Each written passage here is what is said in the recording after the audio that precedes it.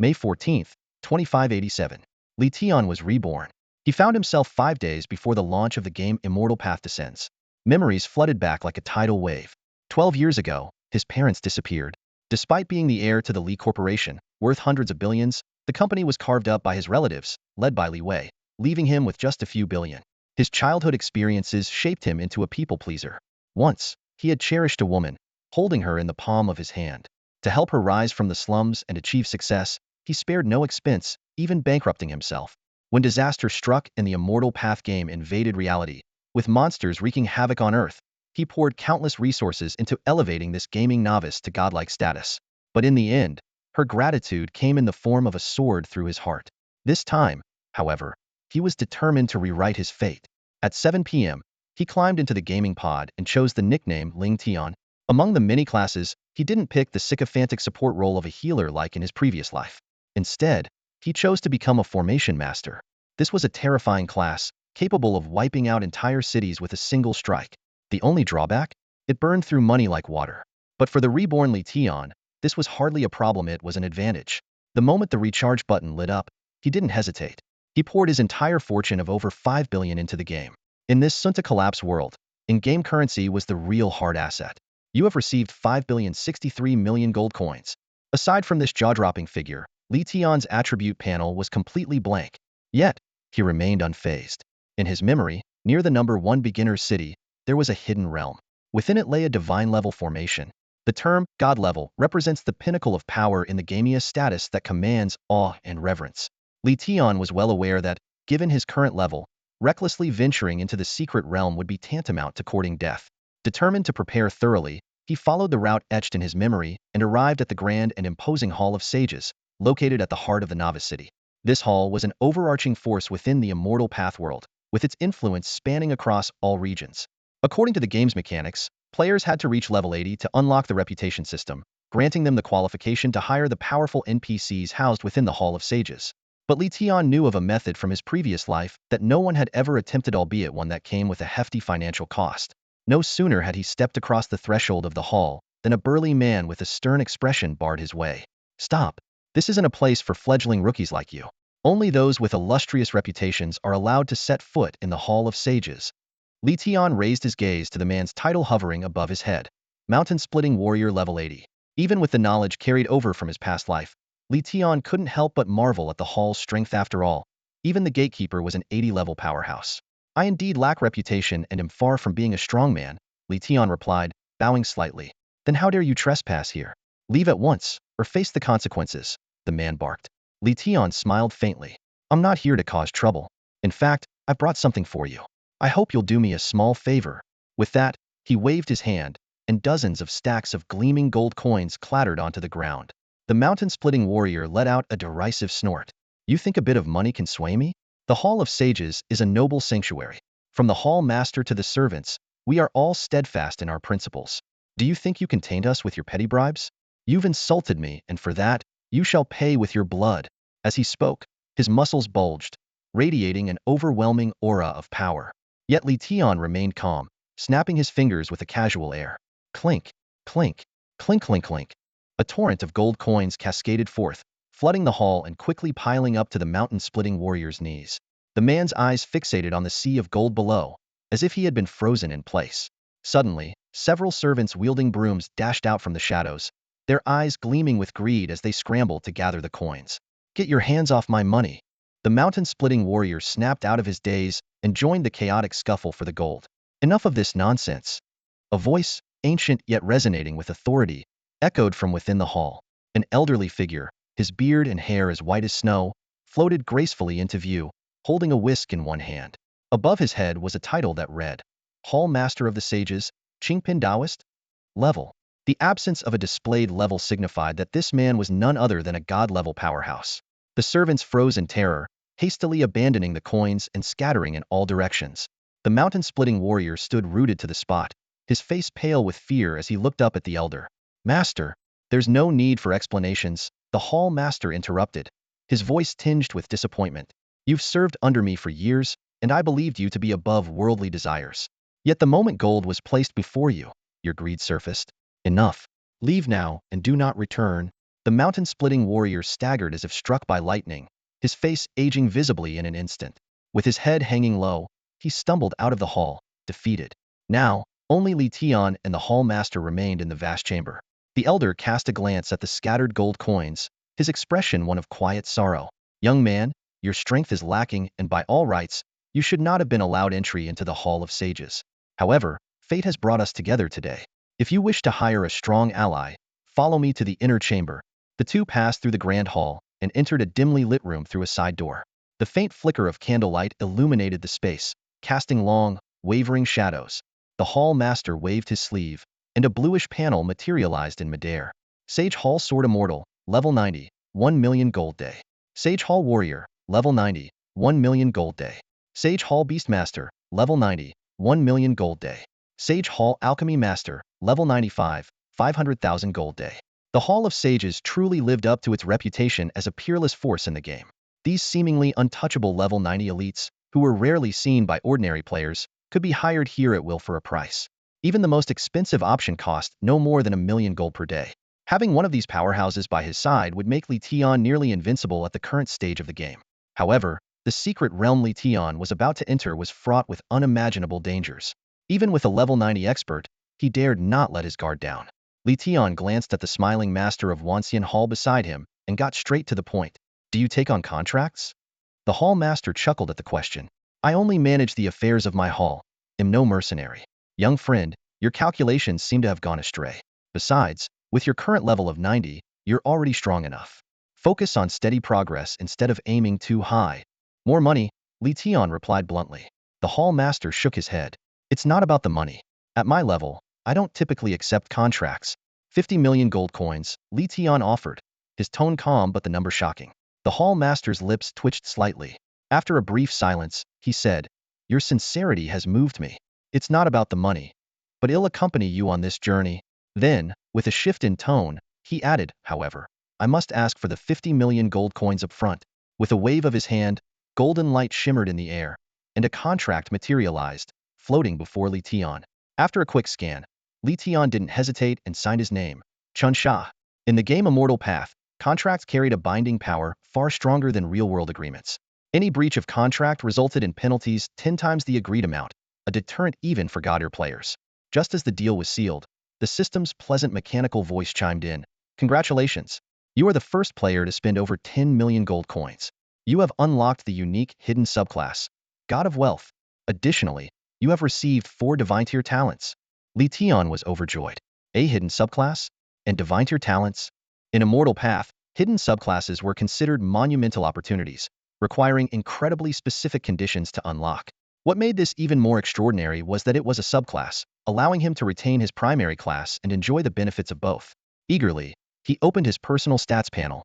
Classes, Formation Master, God of Wealth. Formation Master Talent. Formation Proficiency.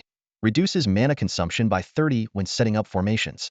God of Wealth Talents, all divine tier. 1. Wealth Security. All assets are stored in a dedicated space and can never be lost under any circumstances. 2. Effortless Fortune. Gold coins automatically grow by 2 daily, with no upper limit. 3. Blessing of Wealth.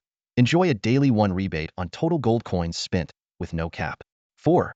Charismatic Wealth. Gifting wealth to others forcibly increases their favorability toward you cannot make them act against their moral boundaries. These divine tier talents were leagues beyond the Formation Master's basic formation proficiency. Wealth security ensured he could play fearlessly in this game where the death penalty was notoriously severe. Effortless Fortune guaranteed exponential growth of his wealth. Blessing of Wealth allowed him to spend extravagantly without diminishing his finances. As for Charismatic Wealth, while it couldn't force someone to violate their principles, it could achieve almost anything else. Li Tian's heart burned with excitement. In his previous life, he had joined the game late and missed out on the initial opportunities to invest heavily. Even so, he had managed to reach level 99 while accompanying Qi Xingyu. But this time, he had already gained an unparalleled advantage right at the start. Seeing Li Tian sign the contract without hesitation, Xian Yang, the master of the Wanxian Hall, couldn't hide his delight, his beard curling with excitement. The more he looked at Li Tian, the more he appreciated him. He praised, young friend, spending so lavishly without batting an eye, your strength truly runs deep. This was no exaggeration. For most people, even the wealthiest, spending 50 million at once would be painful. But for Li Tian, it was nothing. With a daily spending limit of 1 billion, even trying his hardest, he couldn't exhaust it, let alone feel any regret. With the contract signed, Xianyang composed himself and said earnestly, I, Xianyang, will officially serve as your protector for the next 24 hours. I will not act against my principles, but for anything else, you may command me as you see fit. Li Tian responded with a calm smile. It's just to explore a challenging hidden dungeon. I assure you, I won't put you in a difficult position. Xianyang nodded in agreement. In his mind, what kind of danger could a hidden dungeon in the newbie city possibly pose? It was likely a trivial matter. They arrived at the Rocky Valley, which, despite being the lowest level grinding zone near Newbie City 1, was eerily devoid of players. The reason was simple, the absurd difficulty of the game. Even the weakest wild rabbits could match a same-level beginner player in combat. If a group of them gathered, they could easily overwhelm players in an instant. In just over an hour since the game's launch, countless players had already fallen here. The few who persisted were those who had spent money on in-game gear from the start. Even so, they could barely handle level 1 wild rabbits. Encountering level 2 wild dogs meant fleeing in panic. To date, no one had surpassed level 2. With Xianyang carrying Li Tian as they flew through the air, they headed straight for the depths of the Rocky Valley. The creatures there were generally around level 10, offering abundant experience but significantly greater danger. However, with a Godder powerhouse like Xianyang accompanying him, there was nothing to fear. Deep in the valley, a ferocious blood demon wolf was relentlessly chasing 2 players. Turtle bro, didn't you say with this gear, we could dominate? Why can't you even handle a level 9 wolf? Shouted a player named 2 Milk Bun as she ran. How was I supposed to know this game would be so broken? I spent thousands on this gear, and even paying players get treated like trash. Turtle bro roared back in frustration. Just as the two were about to lose hope, the earth suddenly trembled violently. What they witnessed next would remain etched in their memories forever. Every wild creature within several miles was lifted into the air by a mysterious force, forming a massive sphere before disintegrating into dust. Immediately, countless damage numbers over 1 million floated in the sky. Holy crap! Is this a planetary devastation move? Turtle Bro stood there, utterly dumbfounded. The two quickly spotted Li Tian and Xianyang hovering in the air. Recognizing Xianyang as the master of Wanxian Hall, they became ecstatic and rushed forward to inquire. Master Taoist, are you the helper hired by someone? Turtle Bro completely ignored Li Tian and addressed Xianyang directly. Xianyang replied with a friendly smile indeed. If you have enough gold coins, you may come to Wanxian Hall tomorrow to discuss hiring terms. Hearing this, a sly glint flashed in Turtle Bro's eyes. Without hesitation, he shouted, Master Taoist, no need to wait until tomorrow right now. Whatever he's paying you, he'll double it. Li Tian was initially focused on tallying his gains, but his thoughts were abruptly interrupted by the grating remarks below. Taoist Xianyang frowned deeply, his tone stern as he said, I have always upheld the spirit of contracts. I ask that you refrain from forcing others against their will. Hearing this, Turtle Bro let out a disdainful snort and arrogantly declared, there's nothing money can't solve. If there is, it's because there's not enough of it. As he spoke, he casually tossed out a massive pile of gold coins, forming a small mountain on the ground. 200,000. He stood with his hands on his hips, exuding arrogance. Old man, take a good look. This is an offer you simply can't refuse. 2 little sidekicks immediately chimed in. You're unbeatable, Turtle Bro. Coming up with such a brilliant plan. Following you is the best decision we've made in this lifetime. 3 seconds later, Taoist Xianyang erupted in fury. You insolent fools. It's bad enough you're disrupting my work, but now you dare insult me? 2 penniless Rachesco meet your doom. With that, he formed a hand seal, and the clouds above parted as a massive handprint descended from the heavens. Boom. With a deafening crash, everything in the vicinity, including the two who hadn't even had time to react, was instantly reduced to dust. Back at the newbie spawn point, 2 players, now clad only in their underpants, stared at each other in disbelief. Did that old guy just call me a pauper? Are you kidding me? 200,000 isn't enough to hire someone? How much did that other player spend? As Taoist Xianyang continued to seethe with anger, Li Tian could only shake his head with a smile. Finally, the area was quiet again, and he resumed tallying his rewards. Killed a blood demon wolf, gained 6 experience points 60-10. Killed a striped tiger, gained 7 experience points 70-10. Killed a crimson moon rabbit, gained 10 experience points 110. In the world of cultivation, if 2 players in a party had a significant level gap, the lower level player would receive drastically reduced experience points. Even so, with the massive accumulation of experience from the wild beasts, Li Tian's level was climbing rapidly. System messages began to flood in. Congratulations! You have reached level 2. Health increased by 500 points, mana increased by 500 points, and 50 free attribute points awarded. Congratulations! You have reached level 3. Health increased by 500 points. Mana increased by 500 points. And 50 free attribute points awarded. Congratulations! You have reached level 5. Health increased by 500 points. Mana increased by 500 points. And 50 free attribute points awarded. Li Tian was astonished to discover that this extraordinary boost in stats was due to his secondary profession God of Wealth. Not only did it grant him an absurdly overpowered talent, but it also came with such generous perks. Without hesitation, he opened his personal stats panel to allocate his points. Strength 10, Defense 10, Inspiration 10, Agility 10. In the early stages of the game, even magic users needed a certain amount of strength for melee combat in case they ran out of mana. Defense and agility were crucial for survival, providing a chance to escape if ambushed by wild beasts. However, Li Tian made an unexpected decision when Allen on Inspiration. He unhesitatingly allocated all his points into Inspiration, bringing it up to 210. While this approach was risky, his innate financial talent ensured that death held no real consequence for him. 2.5 hours later, with the help of Dawa Xianyang, Li Tian successfully reached level 10 and earned the title Speedster, becoming the first player globally to hit double digits. A system-wide announcement lit up every player's screen. Player Ling Tian has reached level 10. The heavenly rankings have been activated. The level leaderboard is now open. Player Ling Tian. Players across the world, still struggling against various wild monsters, couldn't help but exclaim in disbelief. What? The leaderboard screen suddenly appeared before all players, displaying the rankings. First place, Ling Tian level 10 Xia Country. Second place, vacant. Third place, vacant. On this leaderboard, which had yet to fully open, only Li Tian's name was listed. What was even more shocking was that, apart from him, all other players remained at level 1 without exception. Most players were still struggling in the beginner's village, being relentlessly defeated by wild monsters, with some failing to gain even a single point of experience. Even veteran players in teams, or those with exceptional skills, had barely reached half a level at most. When players saw someone suddenly reach level 10, a wave of astonished discussion erupted across forums in various countries. Players from the Hexagon Star Nation roared in fury. Every inch of land in Shinto belongs to us, granted by God. This Ling Tian is stealing resources and should be burned at the stake. Players from Asen country scoffed. This person might have some skills, but it's only temporary. We, Asen, are the true superpower and will eventually crush this Xia country player underfoot. Meanwhile, players from the states outright cursed. Shit, how can someone from Xia country be stronger than us? Ling Tian must be cheating. The game's discussion boards were ablaze with activity, and Ling Tian became the hottest topic. Doubts and accusations flooded in, as everyone knew just how difficult this game was. At the current pace, it would likely take until the next morning for the first level 2 player to emerge. Yet here was a level 10 player already? If that wasn't cheating, what was? However, the heated debate didn't last long. Players quickly reached a consensus. The game was still in beta testing, and bugs were to be expected after all. Even the payment system hadn't been implemented yet. But not everyone shared this view. In Tianjing, within the office of the Xia Country Cybersecurity Bureau, a middle-aged director in a dark blue uniform sat at the head of the table, his face stern and his brows furrowed. Are you telling me this Shinta game bypassed our review system? A young staff member immediately responded, yes, Director Fong. The game has no license, no registered address, and no traceable information. It's as if it appeared out of thin air.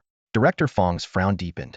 Ever since this game had surfaced, every second of its existence had been weighing heavily on him. What truly worried him wasn't the game itself but the technology behind a technology that even the nation's systems couldn't investigate. If such technology were applied in other areas, the consequences could be catastrophic. Here's what we'll do, Director Fong ordered. Set aside all other tasks for now. Everyone, start playing this game, and see if we can uncover any clues from the inside. For Li Tian, the leaderboard's activation was entirely within his expectations.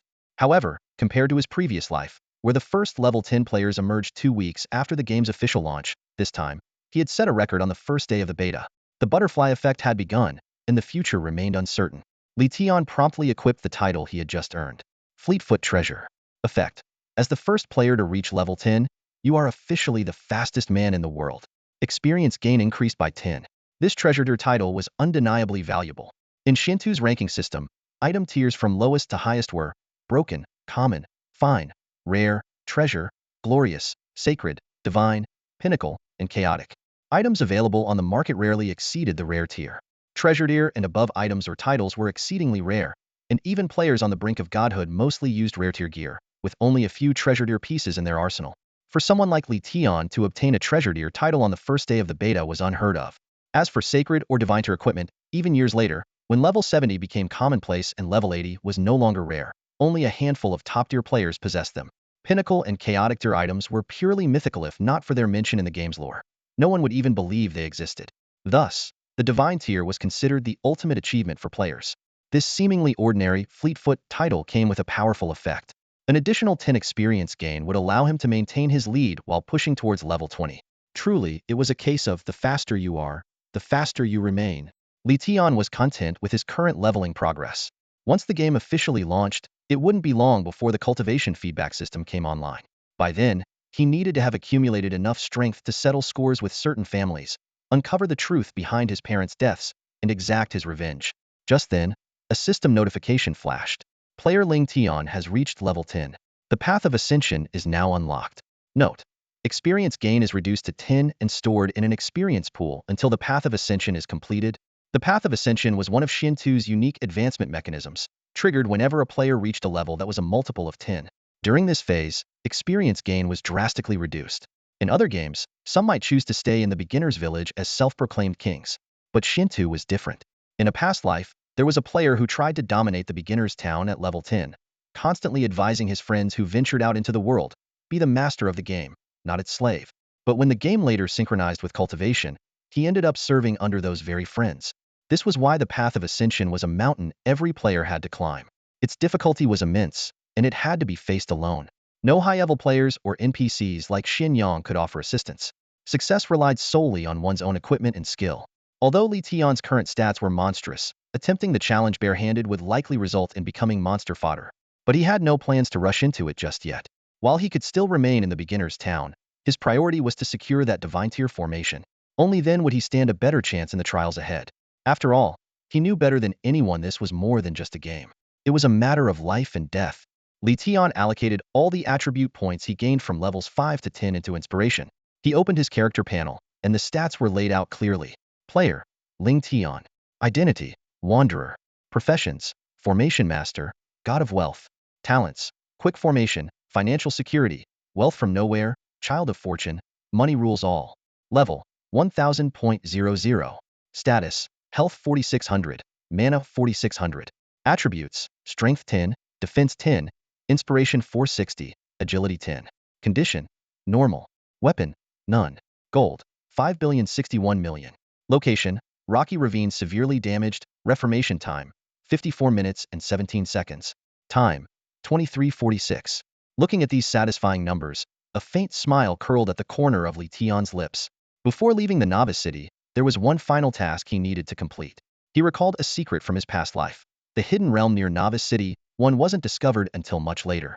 A level 90 sword immortal player had stumbled upon it through a hidden quest, the Lost Secret. Though the player ultimately perished within the realm, the footage he managed to send back shook the entire gaming community. The video revealed a mysterious formation diagram, far surpassing the legendary Starfall Apocalypse Array in power.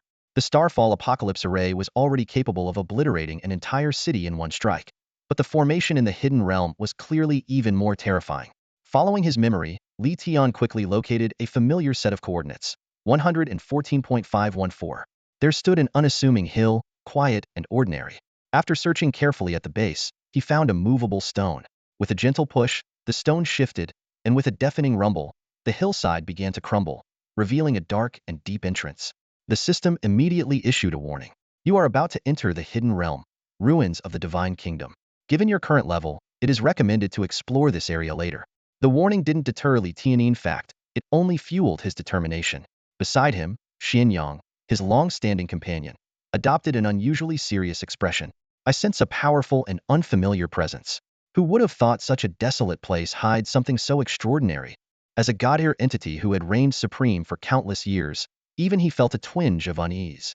Wait, you're not planning to make me fight whatever's inside, are you? Xian Yang asked, his tone heavy. Let me be clear, if it's something in there I can't guarantee you'll win. Li Tian chuckled faintly. Of course not. Just as Xian Yang breathed a sigh of relief, Li Tian added with a grin.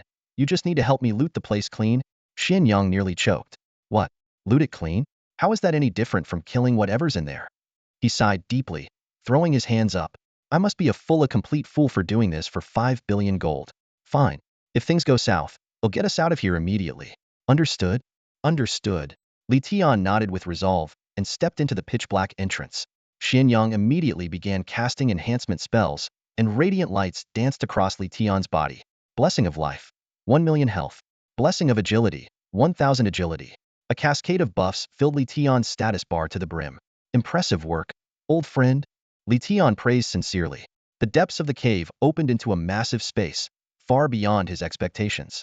It was the size of 3 or 4 football fields, filled with the remnants of an ancient civilization.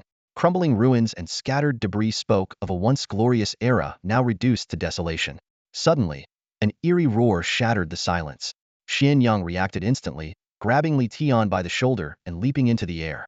Just as they left the ground, the ruins where they had stood collapsed with a thunderous crash. A massive hand, dozens of meters long, burst from the ground. As the earth crumbled further, an enormous figure emerged, a giant hundreds of meters tall. Its hollow eye sockets stared blankly, its body riddled with gaping wounds, and within those wounds lay a breathtaking expanse of stars. The system displayed. Ancient Goding Huang fragmented mind? Can we win? Li Tian asked, his gaze shifting to Xianyang. If we stay, we're 80 likely to die, Xianyang replied gravely. This creature is unlike anything I've ever encountered. Its sheer presence is overwhelming. We have to leave. Facing it means certain death. As Xianyang prepared to teleport them out, Li Tian quickly interjected.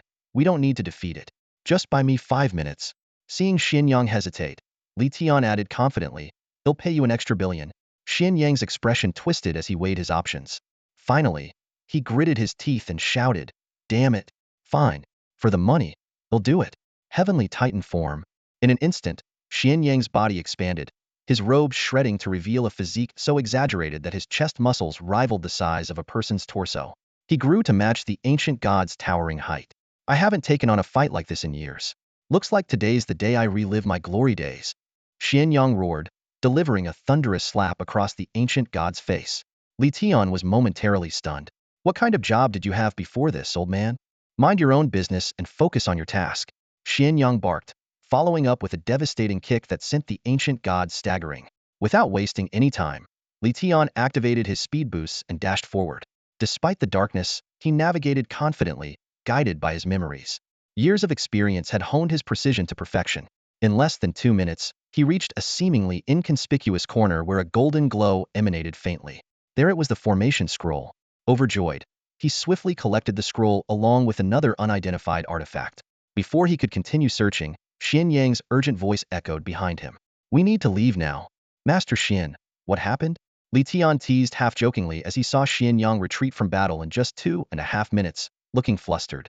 Xianyang ignored Li Tian's remark and swiftly approached him, forming hand seals with his fingers. A blinding white light flashed, and before Li Tian could react, he felt the world spinning.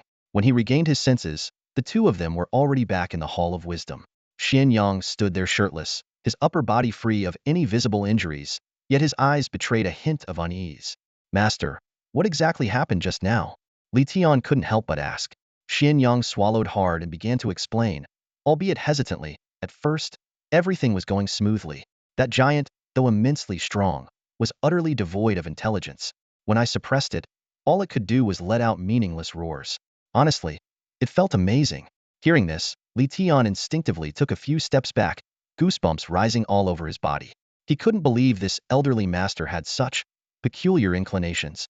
Especially recalling Xianyang's earlier fervent expression, it sent a chill down his spine. But Xianyang's next words quickly dispelled Li Tian's concerns. However, that sensation was far too bizarre, even more intense than the thrill of earning 50 million from you. It defied all logic. He paused briefly, then sighed deeply before continuing. My mind must have been affected somehow.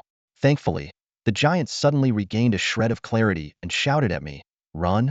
In that moment, I sensed that there was something else in that cave, something other than the three of us. Li Tian listened, feeling as though the temperature in the hall had dropped several degrees. This divine kingdom ruin was clearly no ordinary place. In his previous life, the Sword Immortal player's footage had shown no signs of a giant. That player hadn't encountered any creatures in the secret realm at all, and had died instantly upon capturing an image of the formation diagram. Speaking of which, about the 50 million you promised earlier. Xianyang's tone shifted. Li Tian completed the transaction without hesitation. To him, a billion-dollar hiring fee was trivial compared to the value of a divine-level formation. Besides, the midnight reset had refreshed his free spending limit, making this deal effectively cost-free. Yang grinned from ear to ear as he received the hefty payment. Even for a god or expert, it was rare to earn such an astronomical sum in one go. A system notification informed Li Tian that Yang's favorability toward him had increased to friendly. This caught Li Tian's attention. Favorability levels ranged from stranger, acquaintance, friendly, trusted, to intimate. For ordinary players, raising an NPC's favorability required completing countless time-consuming tasks. But for Li Tian, with his wealth god class, simply throwing money around could elevate a god-tier expert's favorability by 2 levels. This was the sheer power of wealth. Master, do you happen to have any high-grade harmonizing liquid? Li Tian asked with satisfaction. Harmonizing liquid? Yang looked puzzled for a moment before realization dawned. Ah, did you perhaps make some gains in the cave? I obtained a formation diagram, Li Tian replied casually. Yang nodded, explaining, players need time to activate and synchronize with formation diagrams. Harmonizing liquid accelerates this process. The exact amount depends on the diagram's grade. It's divine level. Oh, divine level, you say? Then it would require, wait, did you just say divine level? The elder in the Hall of Wisdom abruptly straightened up, his expression one of utter shock. Even someone of his stature couldn't remain composed upon hearing of a divine level formation. The concept of a divine level formation scroll was unheard of in the cultivation realm. If it were genuine, the boost it could provide to combat power would be beyond imagination. Yang's eyes burned with intensity as he stared at Li Tian, his voice tinged with barely concealed anticipation. Young friend, might I have the privilege of taking a look at this scroll? Li Tian smirked internally, thinking to himself how this old man could certainly adapt to circumstances. When he needed something, he referred to him as young friend, but on ordinary days, he wouldn't even spare him a glance. Still, Li Tian suppressed the urge to mock him. Instead, he retrieved the formation scroll from his storage space. With the heavenly Tao contract binding them, he had no fear that Yang would resort to force. Even a divine-level expert would face the wrath of heavenly Tao if they broke the contract. Yang took the ancient scroll with slightly trembling hands.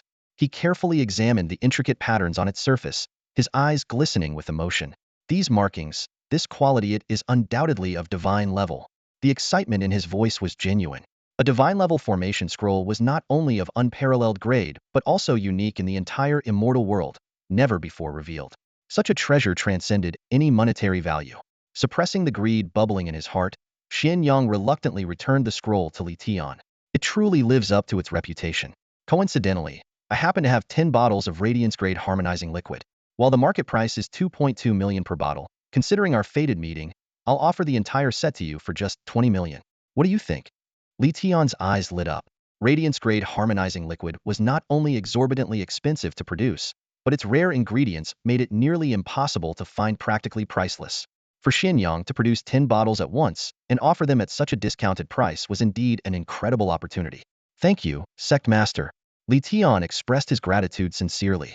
Yang waved his hand dismissively. To witness a divine-level formation scroll with my own eyes, these harmonizing liquids are hardly a big deal. However, he trailed off deliberately, seeming hesitant. However what? Li Tian asked, puzzled. Yang heaved a theatrical sigh. To activate a divine-level formation, I'm afraid even these radiance-grade harmonizing liquids will fall far short. Hearing this, Li Tian couldn't help but chuckle. This sales pitch was no different from those he had encountered back on Blue Star. Let me guess, Sect Master.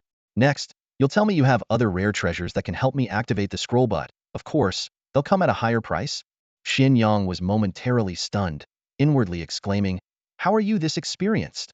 Xuanyang's intentions were exposed, and his old face instantly turned bright red. Pointing at Li Tian, he exclaimed anxiously, how dare you falsely accuse me without evidence? Seeing this, Li Tian decided to stop teasing the old man. Suppressing his laughter, he offered a way out.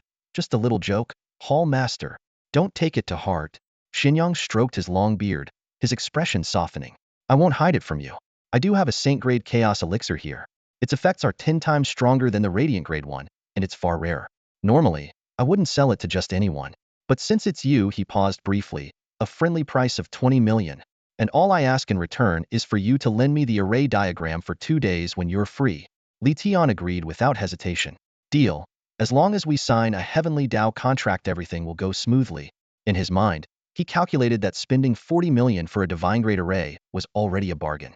But more importantly, building a good relationship with Yang, a divine-level powerhouse, was the greatest gain. The potential benefits of this connection in the future were far beyond what money could buy. Overjoyed, Xinyang immediately brought out the contract. After Li Tian carefully reviewed it, they officially completed the transaction. 40 million gold coins and future borrowing rights to the array diagram in exchange for 1 Saint Grade and 10 Radiant Grade Chaos Elixirs. With the deal done, Xinyang left in a hurry. Li Tian, unable to contain his excitement, immediately examined the array diagram's attributes. Songxing Reincarnation Array unactivated. Activation progress 0.00. Estimated remaining time 9,999 years and 364 days. An eternity in a glance. Li Tian exclaimed. To avoid wasting time, he first poured the Saint Grade Chaos Elixir onto the array. With a flash of light, the remaining time instantly decreased by 5,000 years. He then poured all the Radiant Grade Elixirs onto it, finally filling the progress bar to completion. A few seconds later, the system notification sounded. Congratulations! You have successfully activated the Divine Grade Array Songxing Reincarnation Array. A profound sensation surged through Li Tian as he established a soul-like connection with the array diagram. With a mere thought, a massive black and white array with a 50-meter radius unfolded before him. The array's runes shifted continuously, depicting vivid scenes from the immortal world.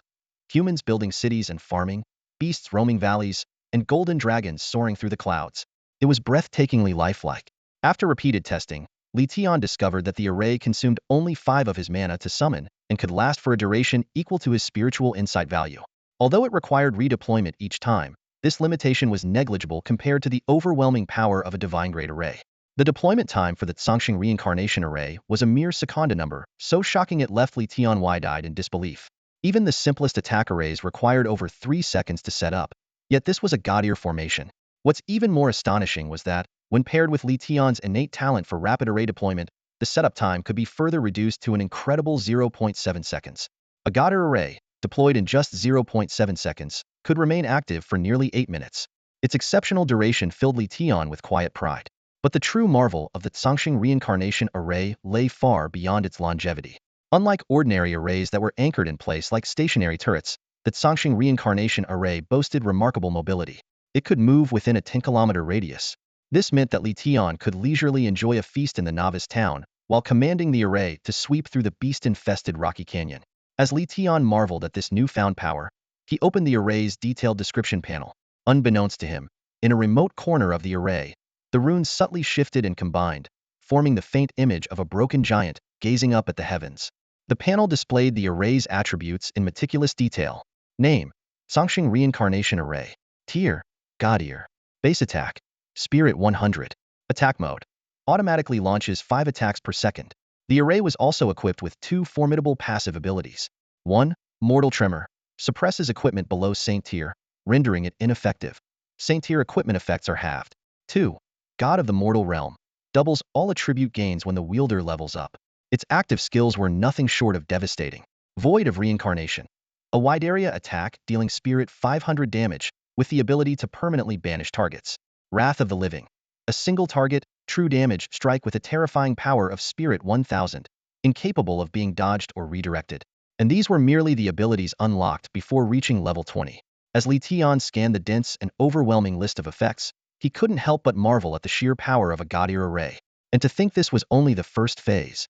Li Tian stared intently at the description of the Samsara array's abilities, his mind struggling to fully comprehend the overwhelming data before him. Its basic attack could fire 5 projectiles per second, each dealing 460 points of damage, totaling a staggering 2,300 damage per second. In the current game environment, where most players had less than 1,000 health points, this represented an absolute, crushing advantage. Even Li Tian himself, with his level 10 status and the support of the Fortune God subclass, only had 4,600 health points, enough to survive the onslaught for a mere 2 seconds. What was even more astonishing was the active skill, Wrath of the Living. Once activated, it dealt 4,600 true damage, completely bypassing all defenses. The skill was guaranteed to hit, with no chance of evasion, redirection, or nullification. This meant that all Li Tian had to do was unleash the skill, and his opponent would fall helplessly before him. As he marveled at this immense power, a sudden thought struck him: had acquired another item in the secret realm. Quickly, he retrieved it from his storage space, and the moment he saw its attributes, he froze in place. Ancient One's Emblem, Grade Supreme. Li Tian sharply inhaled, his breath quickening. Supreme grade items were almost mythical within the game's design. Yet this seemingly ordinary metal badge was undeniably marked with that grade. Its surface was inscribed with faint, indistinct patterns, appearing so plain that it could easily be mistaken for a common trinket. The emblem's attributes were no less extraordinary. It was a wearable item that did not occupy an equipment slot and came with an active skill, Nightmare's Slumber. When activated, this skill allowed the user to select a target, and if the caster survived for 1 minute, the target would die without exception. The skill's cooldown was 15 days. This kind of instant death effect, defying all logic, would even be a death sentence for divine-level beings. Without hesitation, Li Tian bound the emblem to himself. Immediately, its passive skill was revealed. Shields from the gaze of darkness. As he pondered the cryptic description, a system notification chimed, unlocking a hidden quest for him. The Conspiracy of the Stars. The quest description mentioned an eerie warning shared by the mothers of Yuga City. At dusk, they would caution their children not to speak when the stars twinkled, for he is watching. The quest objective was to locate the Ancient One's altar. Though Yuga City was located on the Abyssal Continent, a region requiring level 40 to access, Li Tian's resolve remained unshaken. Letting out a faint sigh, he refocused his attention on the immediate challenge at hand, navigating the path of ascension and leaving the beginner's town as quickly as possible. The tallest skyscrapers begin from the ground up. There's so much ahead in the future. These words resonated in Li Tian's mind. At 1 a.m., the game system suddenly issued a forced logout notification, claiming it was for players' health and announcing a pause until 5 a.m. As Li Tian's vision blurred, his consciousness sank into darkness. When he opened his eyes again, he found himself back in the virtual pod of the real world. He got out of the pod, surrounded by complete silence. The entire city was fast asleep, leaving him as the only one awake. Hungry, Li Tian headed to the kitchen and skillfully prepared himself a simple meal of shredded chicken breast and stir-fried shrimp. After satisfying his hunger, he opened his computer to browse the game forums. The forums were buzzing with activity, with discussions about the game's CN2 reaching an unprecedented level. A flood of players complained about the game's difficulty. Who designed this game? Even a rabbit can kill me. I've given up fighting monsters because I can't win. Guess I'm living a peaceful life now, which is oddly enjoyable. However, what stood out even more were the heated discussions about Ling Tian. How is that guy called Ling Tian already level 10? He's definitely cheating. Report him. The system will ban him soon enough. Reading these comments, Li Tian couldn't help but chuckle. Not long ago, he had been one of those skeptics, mocking top players with sarcasm. Now, the tables had turned, and he found himself on the receiving end of such attacks. Just as he was about to shut down his computer, his phone suddenly vibrated. It was a text message from Qi Xingyu. Li Tian, this is your last chance. Come to my doorstep and kneel there until sunrise, or don't ever think about seeing me again. What an idiot. Li Tian cursed under his breath and immediately blocked her number. He knew full well that, beneath the surface, the gaming world was already filled with hidden rivalries. As the only player on the leaderboard, the name Ling Tian had undoubtedly caught the attention of various factions. With these thoughts swirling in his mind, Li Tian drifted off to sleep. The next morning, at precisely 5:30 a.m., he woke up and logged back into the game immediately. The novice town had become much livelier, filled not only with regular players drawn in by online promotions, but also with some official representatives. The town was flooded with team recruitment messages. Looking for melee fighters for a casual team. Rushing level snow newbies allowed. Scenic exploration team recruiting. No competitive players please. These messages had a unique flavor compared to other games, hinting at the distinctiveness of CN2. Wait, did I see that right? Did his level just gain an extra 0? The moment Li Tian logged into the game world, he was immediately swarmed by a crowd of players. Though these same players had mercilessly criticized him on the community forums, seeing him in person now, they all wore obsequious smiles, each eager to curry favor. Li Tian, however, had no patience for their flattery. Without hesitation, he set his friend request settings to auto-reject and strode purposefully out of the city gates. A few persistent players attempted to follow him, but they were stopped in their tracks by level 1 wild monsters. Frustrated, they could do nothing but stomp their feet in anger, shouting after him. They were convinced that Li Tian had a special connection to this mysterious game. Perhaps he was even an insider working for the developers. Unfortunately for them, the low-level monster zone became an insurmountable barrier. After ensuring he wasn't being followed, Li Tian ventured into a high-level monster zone and summoned the cycle of life and death formation. The formation's wide targeting range didn't just obliterate any nearby monsters, it even annihilated those dozing off in the distance. The few remaining creatures, having witnessed the carnage, fled in terror, triggering an unprecedented migration through the rocky valley. Meanwhile, the instigator, Li Tian, strolled away casually, humming a tune as though nothing had happened. Before long, he arrived outside Jane City, his gaze landing on the Grand Palace at the city's center, the Jane Hall. This was the mandatory checkpoint for all players seeking to embark on the path of ascension. Li Tian dismissed the cycle of life and death formation and confidently walked into the hall. The interior of the hall was resplendent, adorned with gold and jade, bustling with NPCs moving back and forth. Li Tian walked straight to the central platform, where a middle-aged man clad in black combat attire stood the Jane Envoy. Honorable Jane Envoy, I wish to attempt the path of ascension, Li Tian declared. The envoy scrutinized the young man before him with a hint of surprise. Not bad you've reached level 10 so quickly. What difficulty would you like to attempt? A panel appeared in front of Li Tian, displaying 4 options.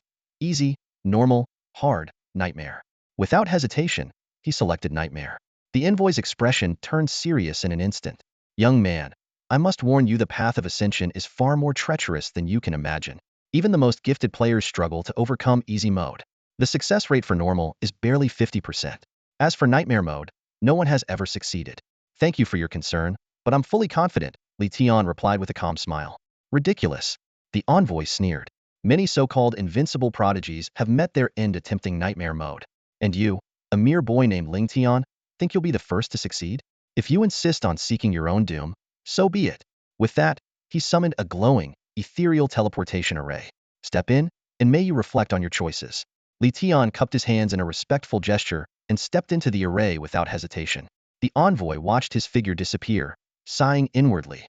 He thought to himself, this young man will regret his decision soon enough. As the blue light of the teleportation array faded, Li Tian materialized in a dense, shadowy forest. He took a deep breath and muttered to himself, well, nightmare-level path of ascension your brother Tian is here.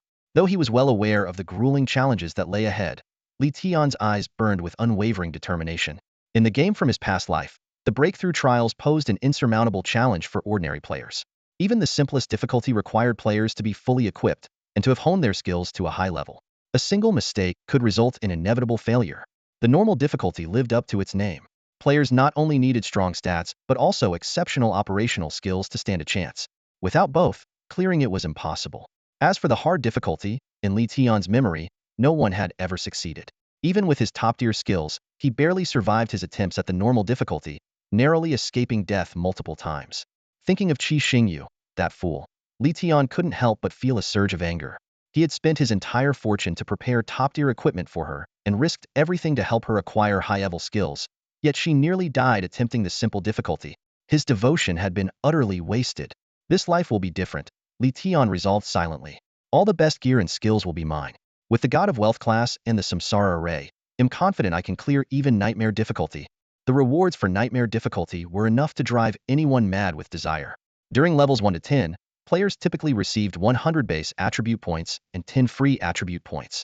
However, clearing the breakthrough trials greatly boosted these gains. Simple difficulty provided a 20 increase, normal difficulty 50, hard difficulty 100, and nightmare difficulty an astounding 200. From level 10 to reaching the pinnacle of godhood, players had to undergo 10 breakthrough trials. The difficulty chosen for these trials directly determined the maximum potential of their future power. Among Godder players, those who chose normal difficulty could effortlessly crush opponents who only cleared the simple difficulty. This was the essence of the strong getting stronger. To become the strongest, nightmare difficulty is the only path.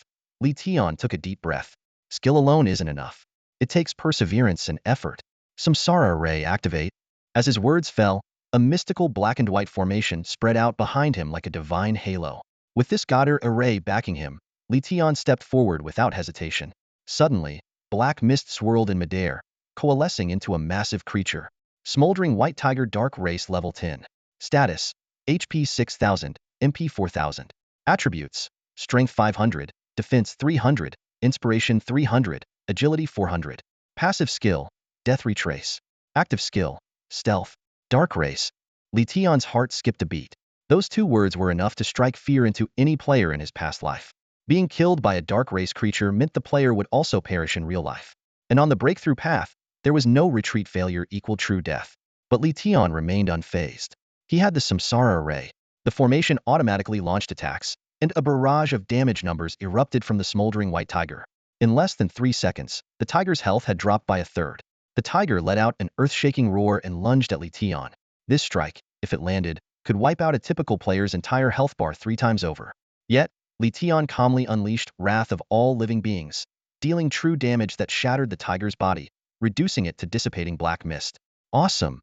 The smoldering white tiger, with an impressive 6,000 health points, collapsed lifelessly before Li Tian. This formidable beast hadn't even managed to unleash a single skill or land a basic attack before meeting its end. Even Li Tian, the one who delivered the fatal blow, found himself in a dreamlike daze. He recalled the struggles of his past life when he attempted the path of breaking limits on the normal difficulty. Back then, his opponents had a health pool of no more than 1,500, yet they had pushed him to the brink of death. Now, the strongest nightmare-level beast on this path had been effortlessly annihilated by a few basic attacks and a single skill. Where the white tiger's body vanished, two dark purple orbs shimmered in its place. Dark sources. These treasure tier materials could only be obtained by defeating members of the dark races, and were used for forging enchanted equipment. While each dark creature typically dropped one or two, their infamy deterred most from hunting them. Furthermore, treasure tier materials couldn't be traded through regular channels, making each small orb worth a staggering 50,000 gold coins in the market. Li Tian collected the dark sources and pressed onward. As he ventured deeper, the dense forest gradually thinned, giving way to an open plain. New enemies emerged: the soul-armored demon wolves. These Timberlong wolves, though inferior in overall stats compared to the white tiger, were protected by spectral armor that not only provided additional buffs but also absorbed one fatal blow. The most troublesome aspect was their tendency to attack in packs of 10. Yet, faced with such peril, Li Tian merely smiled. As the wolf pack spotted him and charged forward, howling in unison, a black and white formation silently spread across the ground. The reincarnation void halo activated, and dazzling white light engulfed a 50-meter radius. When the light dissipated, the wolves were gone, leaving behind a field of dark sources, glimmering like a purple sea of stars. The sight stirred a sense of reflection in Li Tian. In his previous life, he had compromised with Qi Xingyu and chosen the alchemist profession, which lacked offensive capabilities. As a result, he had often played a supporting role during battles against dark races. Now, however, he could single-handedly decimate hordes of enemies. Thanks to the auto-mana regeneration mechanic in the path of immortality during out-of-combat phases, Li Tian advanced with unstoppable momentum. Leopards were cleaved in half, serpents were torn into pieces, and the heads of monkey demons were shattered entirely. If not for the fact that dark creatures left no physical traces upon death, the battlefield would have been a gruesome, blood-soaked scene. Eventually, a massive hall adorned with mysterious carvings loomed into view, its design starkly contrasting the overall aesthetic of the path of immortality. Li Tian took a deep breath. Though he had remained unscathed thus far, the last monkey demon he faced had already tested the upper limits of what he could handle with ease. The upcoming boss battle would undoubtedly be far more challenging. At this life-or-death juncture, Li Tian felt an unexpected sense of calm. Maybe I should have lived for myself like this all along, he thought, stepping resolutely into the darkness-shrouded hall. Inside, dim light prevailed, with a single beam from the ceiling illuminating the rusted throne at the center. The system's warnings echoed 3 times in quick succession, louder than ever. Warning: you have entered a death zone. Survive at all costs. A figure seated on the throne spoke, its voice hoarse yet commanding. Intruder, you shall bear the wrath of 3,000 years of imprisonment. As the surrounding candles flared to life, the boss revealed itself: usurper King Ji Shuchang. However, as the boss stats appeared before his eyes, Li Tian couldn't help but feel a mix of disbelief and amusement. Seriously? After all that mental preparation, is this really how you're going to waste my emotional investment? Upon the golden throne sat a man named Ji Shuchang. His body was encased in a massive suit of gleaming golden armor, yet beneath it lay a withered, skeletal frame. His pallid, bloodless face emitted an eerie green glow, making him resemble a skeleton draped in human skin. Li Tian's eyes darted rapidly across Ji Shuchang's stats panel. Health 100, 050000, mana 10,000, strength 303000, defense 100, 4000, insight 200500, agility 0. These numbers were far beyond the capabilities of any level 10 player to handle. Even with Li Tian's current 2,300 damage per second, it would take him over 20 seconds to bring Ji Shuchang down. Ji Shuchang leaned forward slightly, his gaze cold and condescending as he surveyed Li Tian. You're too weak to challenge me. Honestly, I could break your nose with a single punch. He then erupted into a thunderous, mocking laugh. Faced with such an arrogant adversary, Li Tian opted for the most straightforward strategy: an ambush. Without hesitation, he launched a massive black and white energy sphere, his signature skill, Wrath of the Living, directly at the laughing Ji Shuchang. Futile, Ji Shuchang bellowed. As long as my armor remains intact, I shall never die. I advise you. His words were abruptly cut off as the Wrath of the Living collided with his armor, exploding with a deafening roar. Arg! Ji Shuchang let out a blood-curdling scream, a massive damage number flashing above his head. Pretender King Ji Shuchang 01000. You have no honor. These were Ji Shuchang's final words before his head lolled to the side, his lifeless body slumping on the throne. System notifications flooded the screen in rapid succession. Congratulations. You have successfully defeated the final boss, Pretender King Ji Shuchang. Congratulations. You have completed the nightmare level path of transcendence. Experience lock has been lifted. You are the first player in the world to complete the nightmare level path of transcendence. Reward. Select any equipment and unlock its next stage effect. Though the boss battle seemed straightforward, it was rife with hidden challenges. Ji Shuchang's greatest strength was his golden armor, but it was perfectly countered by Li Tian's Wrath of the Living. This skill dealt true damage and came with properties that rendered it unavoidable, untransferable, and irresistibly an ultimate weapon of pure, unrelenting power. In his previous life, no one had ever cleared even the hard difficulty. Yet today, Li Tian had stormed through the nightmare level with unstoppable momentum. This godlike gaming experience filled him with exhilaration. Ji Shuchang's body dissipated into a wisp of smoke, but his golden armor remained, lying quietly before the throne. Li Tian quickly stepped forward to inspect its attributes. Name: Pretender King's Armor. Grade: Radiant. Base stats: 50,000 health, 3,000 strength, 4,000 defense, 500 insight. Passive abilities: Golden Dragon's Protection. As long as the armor is intact, all damage is absorbed by it. Heavy Plate. Agility reduced to 0. Active skill: Immortality. Consume mana to restore durability 100 mana 1 durability point. Note: the armor's durability is capped at 100. For every 1 point of durability lost, base stats decrease by 1. Durability below 50 disables passive abilities, and below 20 disables active abilities. This was the very piece of armor Li Tian had been dreaming of. The agility penalty was negligible. His agility was already a mere 10 points, making the trade-off entirely acceptable. Without hesitation, Li Tian used his first clear reward to unlock the next ability of the Cycle of All Souls Array. Phase Shift. Instantly teleport to the location of the Cycle of All Souls Array. Cooldown: 7 seconds. Mana cost: 200. Just as Li Tian was about to check his character panel, a system-wide announcement echoed across the game. Player Ling Tian from Xia Nation has become the first player worldwide to clear the nightmare level path of transcendence. Title awarded: Nightmare Conqueror. Congratulations. The announcement repeated 3 times, sending shockwaves through the player base. Every online player found themselves asking the same question: what just happened? The system announcement caused an uproar within the game. Players reacted differently to the term path of transcendence. Some were utterly confused, unable to make sense of it. Others speculated it might be some kind of leveling trial. Meanwhile, a portion of the player base had their attention fixed squarely on Ling Tian. Isn't he the guy who was the first to hit level 10? Yeah, that's the so-called cheater everyone was talking about. Nightmare level? Sounds terrifying. But if it were me, I'd crush it. In a secluded corner of Newbie Town 32, 5 strikingly handsome male players stood silently. In this game world, where appearances were randomly generated, no one could guess their real-world looks. Yet, anyone who caught sight of them instinctively chose to steer clear. Their sharp eyes and the cold aura they exuded made it clear they weren't ordinary players. These 5 were elite members of a task force sent by the Xia Nation, assigned to investigate this enigmatic game that had slipped beyond official control. This player's progression is clearly abnormal. Any insights? The team leader asked, his tone calm yet commanding. Leader, my investigation shows he originated in Newbie Town 1. Judging by the timeline, he might have knowledge of the game's inner workings. However, I've been unable to uncover anything else. One of the men, known as Zhang, reported. The leader's expression turned to surprise. Zhang, even you couldn't dig up more? As one of Xia Nation's top intelligence experts, Zhang was renowned for uncovering anyone's secrets with ease. Yet in this game, his skills seem to hit a wall. That's correct, leader. I've exhausted every method and can only rely on speculation for now. The leader paused in thought before responding. For now, let's focus on leveling up. Perhaps we'll encounter this player in the game. Of course, the investigation must continue as well.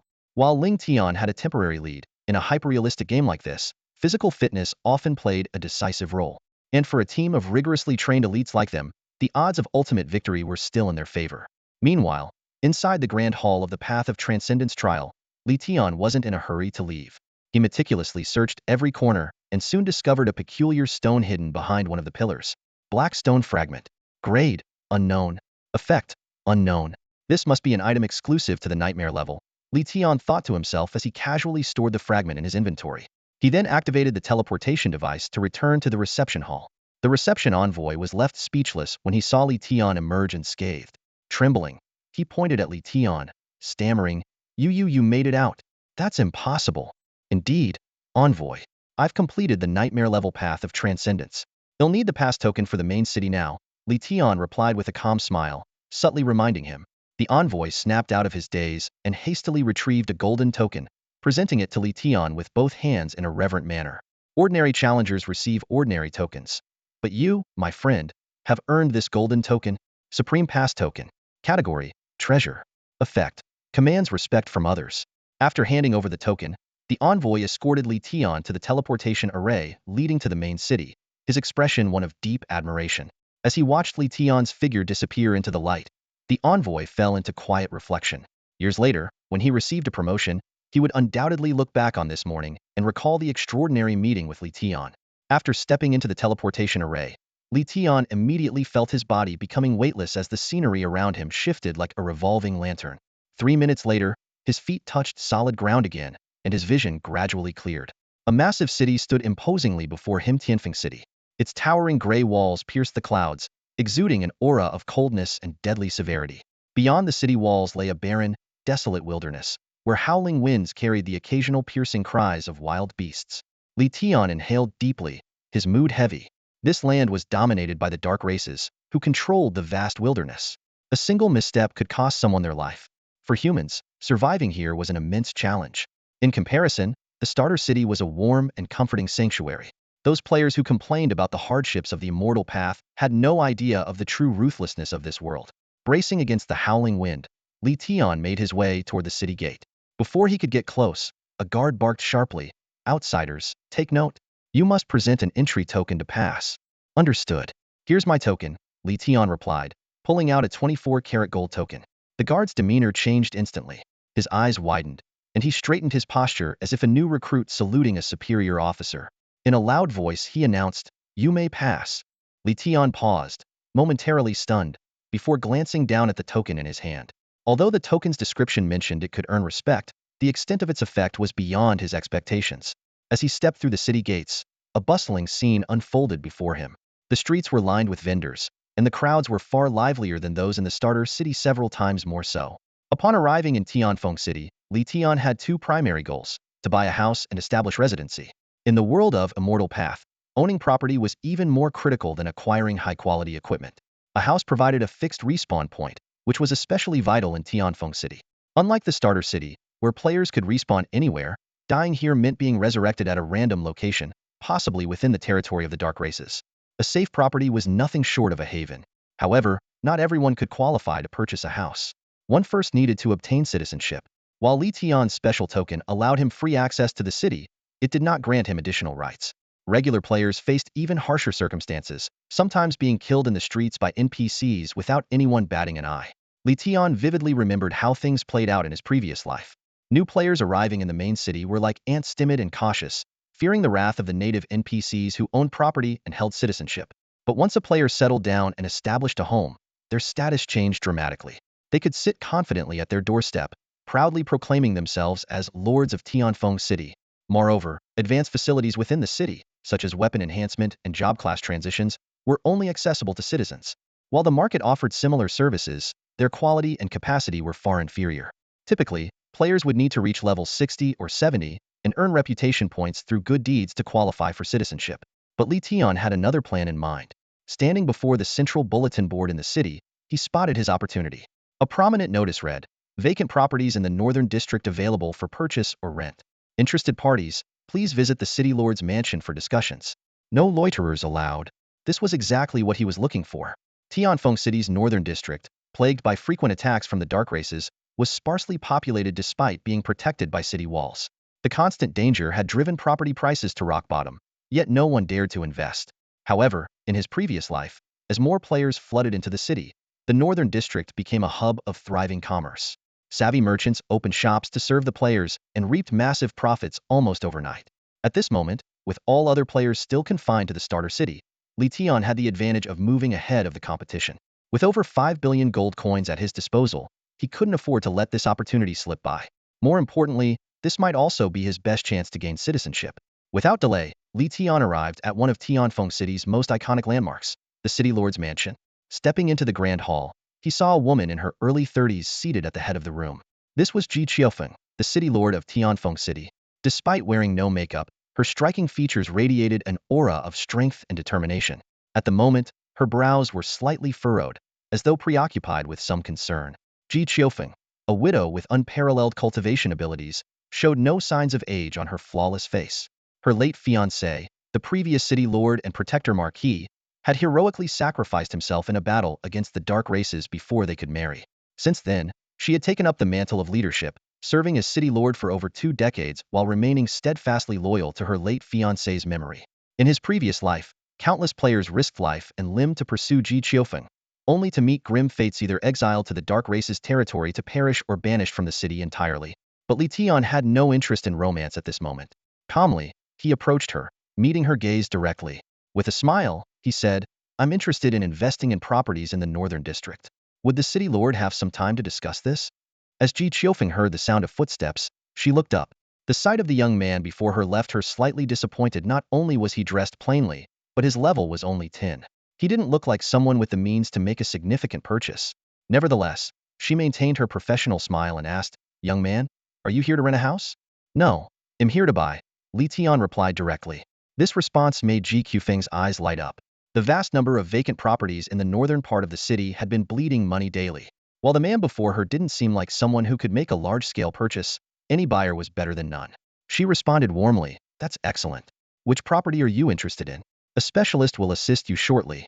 After a pause, she added, "The further north you go, the cheaper the properties are, but I'd advise against buying anything too far up north. It's not very safe there. Thank you for the advice, but I'm not looking to buy just one property. I want to purchase as many as possible. The more, the better." "What did you just say?" Ji Qiufeng shot to her feet, staring at Li Tian in disbelief. A young man at level 10? How could he possibly have the financial resources for such a claim?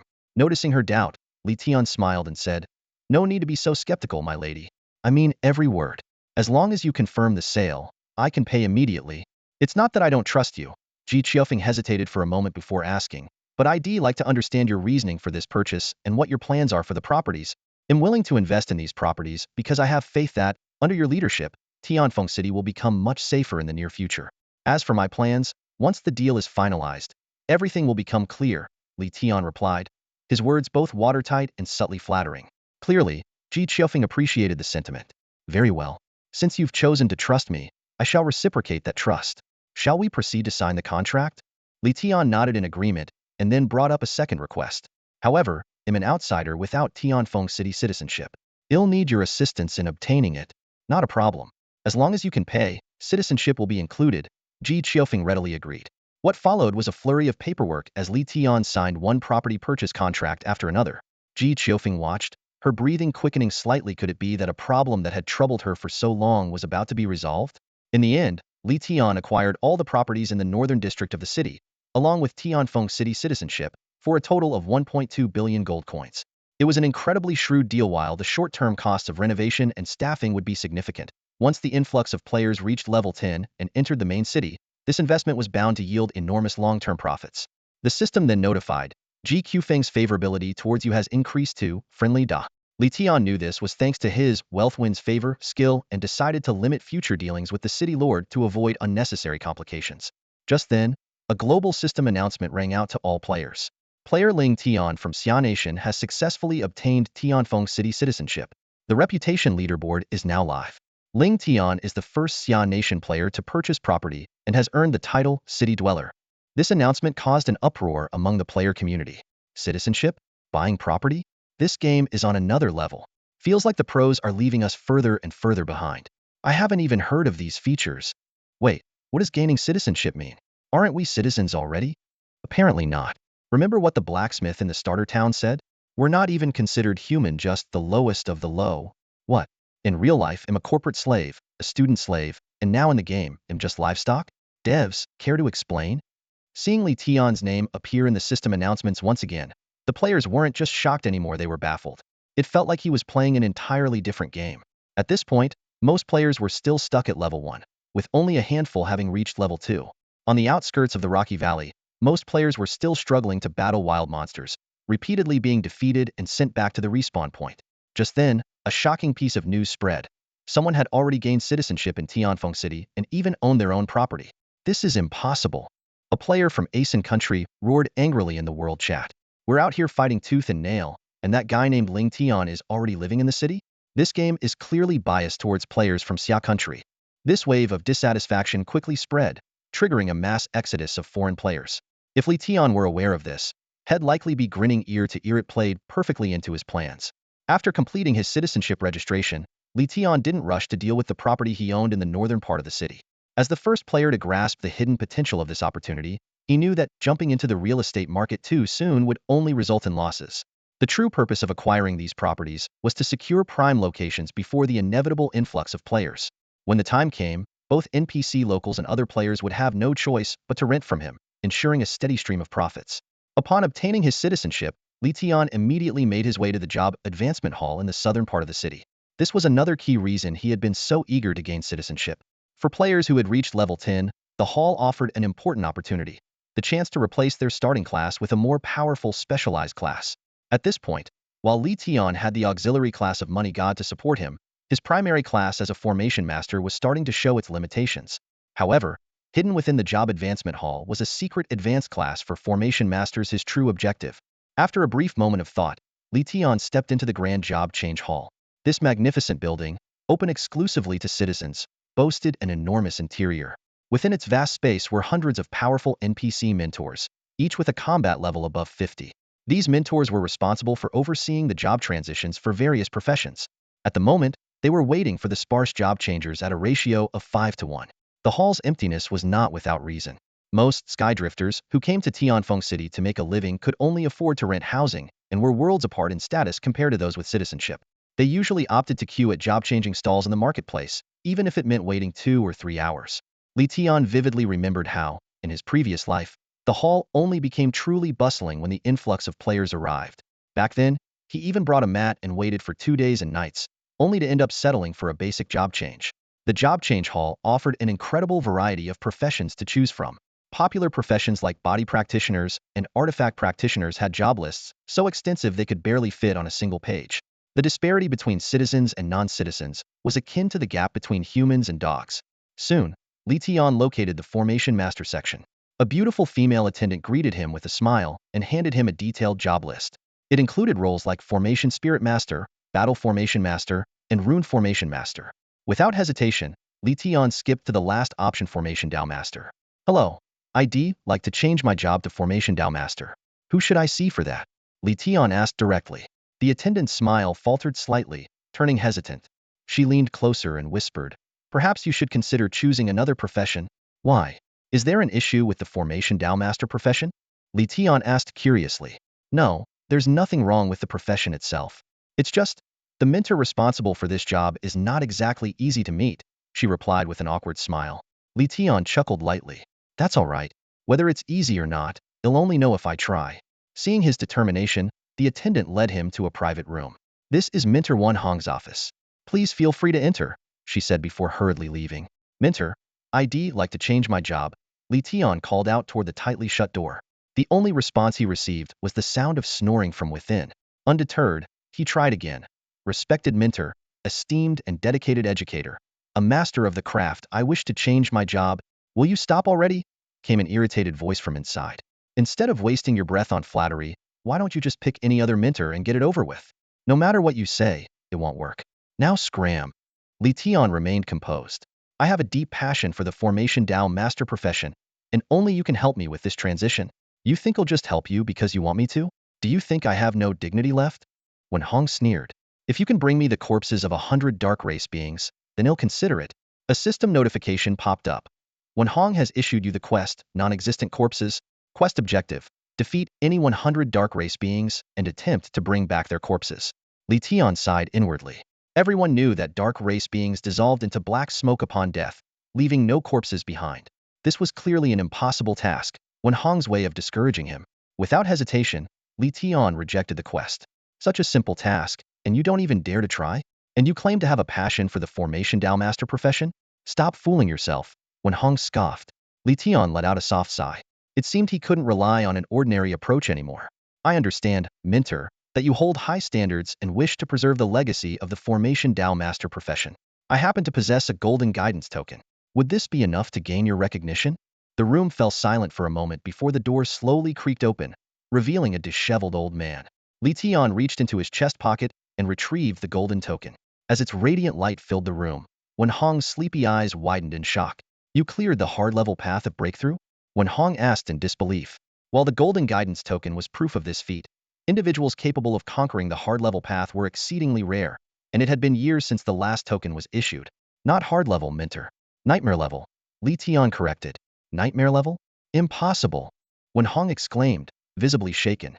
Hard level is already the limit of human capability, requiring a ancient millennium genius to complete. And you're claiming to have cleared nightmare level? Despite the evidence of the golden guidance token, Wen Hong still found it hard to believe. While I respect your ability to earn the token, exaggerating your achievements is unbecoming, he said skeptically.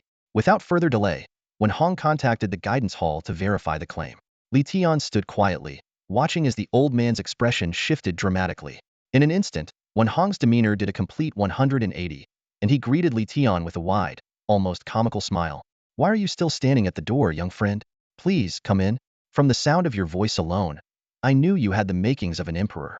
Your future is bound to be extraordinary. Li Tian was speechless. Was everyone in this immortal cultivation world so adept at changing their tune? Thinking back to how arrogant NPCs had been in his previous life, it seemed nothing had changed. As the saying in Xia Kingdom goes, when you look down, all you see are smiles. When you look up, all you see are backsides. It's truly ugly, but somehow, I find it amusing. Wen Hong, with a calm demeanor, inquired about the possibility of Li Tian transitioning into an array master, a stark contrast to his earlier irritable behavior in the room. Although this might touch on your privacy, I need to understand the type of array you specialize in to determine the best growth path for you, Wen Hong explained. Array masters are excellent, but not everyone is suited for the role.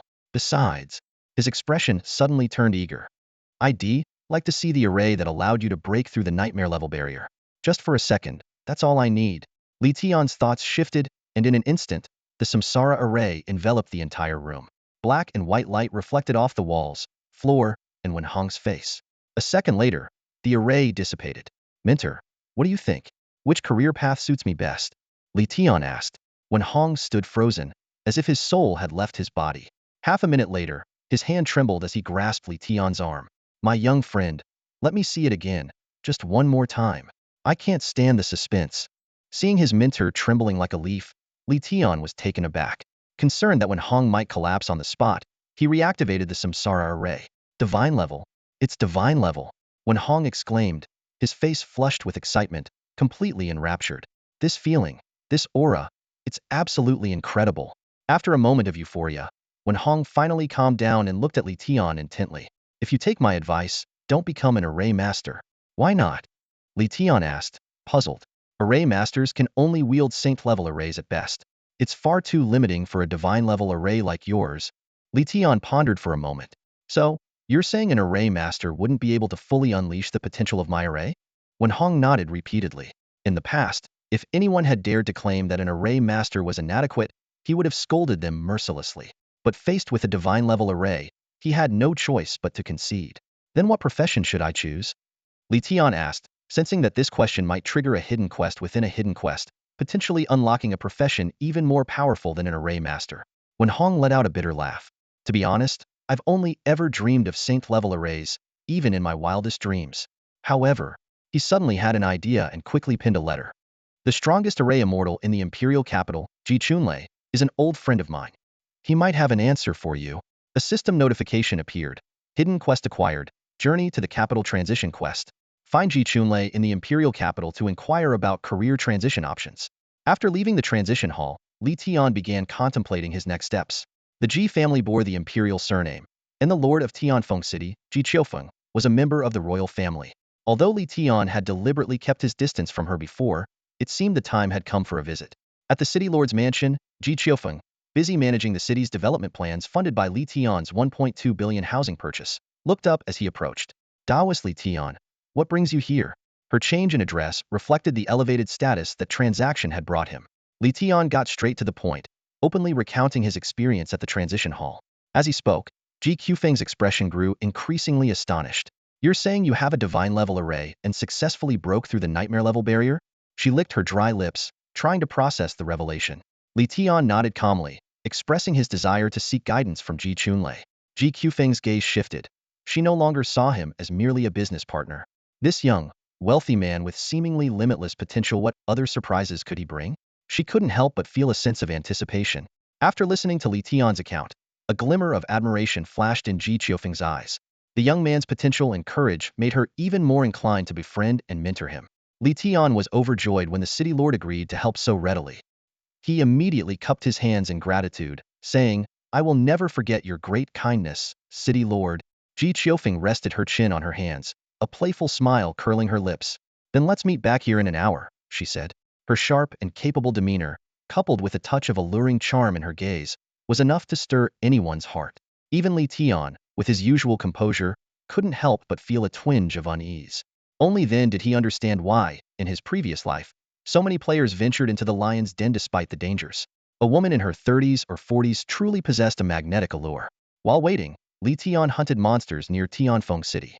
With the automated attacks of the all-life reincarnation array, he seemed like a Gatling bodhisattva, mowing down flamehounds and dark-patterned snakes one after another. System notifications chimed continuously. You have slain a flamehound and gained 147 experience points. You have slain a dark-patterned snake and gained 165 experience points. Congratulations! You have leveled up to LV11. Health increased by 500 points. Mana increased by 500 points. And you have earned 50 free attribute points. Even at this pace, it took him an entire hour to gain just one level. To put it into perspective, ordinary players, even if they fought tirelessly for an entire day, might not level up once. In his previous life, the top-tier players took 2.5 months to advance from level 10 to level 20. Li Tian allocated all his newly earned attribute points to Spirit, and his stats panel updated accordingly. Player: Ling Tian. Identity: Wanderer. Class: Array Master, God of Wealth. Talents: Quick Formation, Financial Security, Path of Wealth, Child of Fortune, Wealth is Power. Level: 11.0.12. Status: HP 5100, MP 5100. Attributes: Strength 10, Defense 10, Inspiration 510, Agility 10. Weapon: All-Life Reincarnation Array. Gold: 5,111,000,000. Location: Gale Wilderness. As the appointed time approached, Li Tian promptly returned to the city lord's manor. Just as he reached the entrance, Ji Qiufeng's melodious voice rang out. "I found the information you needed. What did the array immortal say?" Li Tian asked eagerly as he stepped forward. Ji Qiufeng's expression turned serious. "The location for your class advancement lies at the edge of Tianfeng City's jurisdiction. It's not far from here." This unexpected good news left Li Tian momentarily stunned. He had thought he would need to travel far and wide, only to discover it was so close. However, Ji Qiufeng continued with a subtle shift in tone. "But the task won't be easy." She pointed westward with her delicate hand. "Near the coastline bordering the Sea Abyss continent, there's a place called the Dream Mirage Realm. It not only induces powerful illusions, but also houses a sentient, formidable weapon. What you need is located there." "Is that place called the Dream Mirage Realm?" Li Tian asked cautiously, testing the waters. Ji Qiufeng looked surprised. "That's right. But how do you know about it?" Li Tian paused briefly before replying. "I like to read books about Tianfeng City and came across it by chance. In truth, it was knowledge from his past life. Back then, he had spent 3 days and nights fighting there to help Qi Xingyu obtain a hidden class. Through sheer determination and a stroke of luck, he had emerged victorious over numerous competitors. But this was not something he could explain to Ji Qiufeng." Li Tian gazed at the scene before him, his heart a whirlwind of mixed emotions. The treasure he had schemed so hard to obtain had ultimately fallen into the hands of his nemesis, Qi Xingyu. Not only had he failed to win this contest, but he had also suffered a crushing defeat. Yet, as the saying goes, a blessing in disguise, this experience had inadvertently brought him unexpected gains. However, one question lingered in his mind. The hidden class scroll was clearly meant for a sword immortal. What connection could it possibly have with him, a formation master? Just as he was lost in thought, Li Tian suddenly became aware of Ji Qiufeng's intense gaze, which had been fixed on him for quite some time. The emotion in Ji Qiufeng's eyes sent a chill down Li Tian's spine. "Do you like reading?" Ji Qiufeng asked softly. "I never expected us to share such similar interests. Perhaps we can have a deeper discussion about it sometime." A system notification abruptly popped up. "Ji Qiufeng's affection for you has reached intimacy." "What the?" Li Tian was taken aback. The situation was downright unsettling. He hadn't done anything, yet the affection level had inexplicably risen on its own. Looking at Ji Qifeng, a man in his 40s, attempting to appear coy and youthful, Li Tian felt a wave of discomfort. He silently vowed that once the property issue was resolved, he would leave Tianfeng City as soon as possible. Sure, sure, let's talk about it later, he muttered vaguely, brushing off the conversation.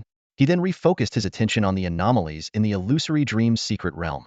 Beyond the mystery of the hidden class scroll, there was another puzzle that troubled him. When he first entered the secret realm, he had only encountered low-level dark races. Though troublesome, they were nothing extraordinary. Feedback from other players also confirmed that the secret realm contained nothing out of the ordinary. So where had the sentient weapon he encountered this time come from? Comparing the differences between his past and present lives, the biggest variable aside from his rebirth was the timing. In his previous life, the secret realm hadn't been discovered by players until 6 months later. Yet now, he had stumbled into it just 2 days after beginning his immortal cultivation journey. Perhaps something had occurred during this time frame that caused drastic changes within the secret realm. Even so, many questions remained unanswered. Forget it, Li Tian thought to himself. When the time comes, the answers will reveal themselves. Am I supposed to give up just because of a few unexpected twists? The quest to change professions has been updated. Li Tian received a message from Ji Chunlei through another channel and now needs to explore the Dream Mirage realm. The quest is renamed to Lost in the Mirage. Seeing tangible progress with the quest, Li Tian nodded with satisfaction and turned to Ji Qiufeng, saying, "Thank you, Lord of the City, and to the Array Immortal for your assistance. If I succeed in obtaining the profession-changing scroll, I will surely repay you handsomely." With that, he stood up, ready to leave. "Wait, are you planning to go now?" Ji Qiufeng hurriedly called out to him. "Indeed," Li Tian replied calmly. "The weapons in that realm are so formidable that even my elder brother highly praised them. Their strength must far exceed expectations. With your current level," Ji Qiufeng said with concern. Hearing this, Li Tian displayed a confident smile. "Don't worry, I have my ways." With those words, he strode out of the city lord's mansion. Watching Li Tian's sturdy figure gradually disappear into the distance, Ji Qiufeng couldn't help but think of the National Protector Marquis who had once ventured forth to slay the dark races. "Come back safely," he murmured softly. After leaving the city lord's mansion, Li Tian headed straight to another iconic building in Tianfeng City, the Hall of Sages. This structure could be found everywhere, from the beginner's town to the imperial capital. With the upcoming challenge in mind, Li Tian already had a plan. "Xianyang, guide me," Li Tian muttered with a wry smile. "A mere weapon? How does it compare to a divine-level expert? Even that ancient god was subdued by him. What is this minor challenge in comparison?" Among all the powerful figures he knew, none surpassed Xianyang in martial prowess. As for the realm itself, Li Tian was already thoroughly familiar with it, thanks to his extensive exploration in his previous life. Striding into the Hall of Sages, he immediately spotted a familiar figure, the projection of the Hall Master. Before Li Tian could speak, Xianyang greeted him with a hearty laugh. "I didn't expect you to reach Tianfeng City so quickly, my friend. Are you here to fulfill your promise and let me examine the formation diagram?" "The formation diagram is no problem, but before that, I wish to discuss a deal with you," Li Tian said as he detailed the situation regarding the Dream Mirage realm. After listening, Xianyang hesitated. "There's nothing like what we encountered last time, is there?" "There shouldn't be," Li Tian replied cautiously. "You'd better be sure. That last encounter drained me significantly, and I can't use that ability again anytime soon," Xianyang said gravely. "Without that trump card, the danger increases dramatically." Seeing that Xianyang was inclined to refuse, Li Tian immediately offered a tempting condition. "If you assist me this time, I'll pay the same as before, 1 billion. Xianyang's expression grew conflicted. After a moment of thought, he shook his head. "I still can't use the Heaven-Earth transformation ability right now. It's too risky. Let me recuperate for a week, and then I'll accompany you." Li Tian frowned slightly. Offering a higher price was an option, but it might encourage Xianyang to demand increasingly extravagant rewards in the future. After contemplating for a moment, Li Tian decided to play his trump card. "If the Hall Master agrees to help me this time, I am willing to reveal the location of the Divine Bright Jade." "What? You know the whereabouts of the Divine Bright Jade?" Xianyang's voice rose sharply. "Of course, and I have the exact coordinates," Li Tian said with a smile. "Can you give me a hint?" Xianyang asked eagerly. "Yuan Hai," Li Tian replied, uttering just that single word before leaving Xianyang to deduce the rest. Moments later, Xianyang's expression turned resolute. "Very well. For the Divine Bright Jade, I will accompany you into the Dream Mirage realm." Li Tian was secretly delighted to have secured his agreement. Although this particular Divine Bright Jade was of average quality and located in a rather tricky spot, its value far exceeded 1 billion gold coins. Besides, Li Tian knew of several other locations with even better Divine Bright Jade deposits. "Hall Master, in that case, let's set off immediately," Li Tian said decisively. "Agreed." As Xianyang's projection dissipated, a rift opened in the air, and his true form slowly emerged. Inside the bustling starter city, The air was filled with the constant clamor of players recruiting teammates. Join the Deathwish squad. Just one spot left if you dare to solo a wild rabbit. Come quick. Pro team needs one more. If you want to hit level 2, follow me to the Rocky Valley. Looking for a healer must have strong heals. Despite the game's grueling difficulty, its near-photorealistic graphics continued to captivate and hold players in thrall. Newcomers, brimming with confidence, would join in droves, only to meet their demise at the claws of the game's lowliest level 1 monsters after a single encounter. I hit level 2. A player shouted excitedly, having narrowly managed to counterkill a wild dog. The glowing number above his head shifted from LV1 to LV2. Overjoyed, he spun in place, punching the air, while nearby players still stuck at level 1 cast envious glances his way. Whoa, a level 2 pro. Indeed, just 10 hours after the game's launch, reaching level 2 was considered the pinnacle of achievement. But as the cheers subsided, the newly minted level 2 player grew contemplative. How on earth did Ling Tian do it? Even with the mandatory offline breaks, he somehow reached level 11 in just 10 hours. That's insane. As more players began to break through to level 2, the staggering gap between them and the leaderboard's top player became all the more apparent. Like frogs at the bottom of a well gazing up at the sky, they hadn't truly grasped the monumental challenge of reaching level 11 until they experienced firsthand the grind of progressing even one level. While the level 2 player was lost in thought, a level 1 player, recently forced to retreat after a failed encounter with a wild rabbit, approached to console him. Hey, don't get discouraged.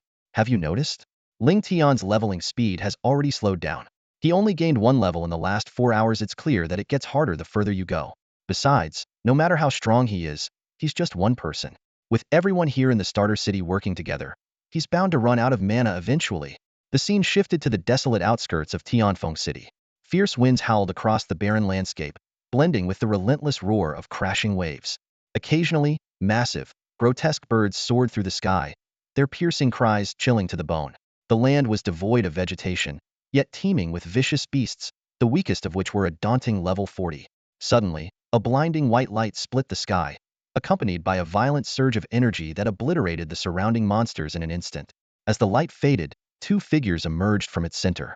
With the Mingxian Jade as my reward, I'm giving this mission my full attention, Xianyang remarked, teleporting himself and Li Tian near the entrance of the Dream Mirage realm in the blink of an eye, a journey that took less than 5 seconds. Standing once again in this forsaken place, Li Tian felt a wave of mixed emotions. In his past life, he had spent weeks planning and 2 grueling months traversing perilous lands, narrowly surviving countless deadly encounters with the dark races, all to secure the sword Immortal class scroll for Qi Xingyu. Yet, in the end, Qi Xingyu had shown no gratitude, not even a simple thank you. Drawing a deep breath, Li Tian let go of his former self, the one who had been willing to sacrifice everything for others. As the wind whipped his cloak, dust clung to its edges. He didn't mind. Being a little dirty was better than striving to remain endlessly purite was far less exhausting. Xianyang observed Li Tian closely, a flicker of surprise crossing his face. Why does this young man carry such an air of weariness, as if he's lived through a lifetime of hardships? Shaking his head, he thought, everyone has their own story, I suppose. The 2 soon arrived at an unremarkable rocky beach. Xianyang surveyed the area and stroked his beard thoughtfully. It seems this realm is concealed by some kind of illusion. He began to chant incantations, his body radiating an ethereal glow. But after half a minute, he stopped and declared with certainty, there's no secret realm here. Found it, Li Tian said calmly from behind him. He had already unearthed a seemingly ordinary rock, revealing a spiral-shaped symbol beneath it. You've got to be kidding me, Xianyang muttered, his expression darkening. I just said there's nothing here, and you find it right away? This is humiliating. He crouched to examine the symbol, his brows furrowing. Though intricate, the symbol emitted no magical energy, more like a doodle than an arcane mark.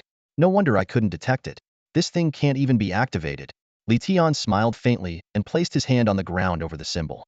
With a resounding rumble, the earth gave way, revealing a deep, seemingly bottomless pit with a staircase spiraling into the darkness below.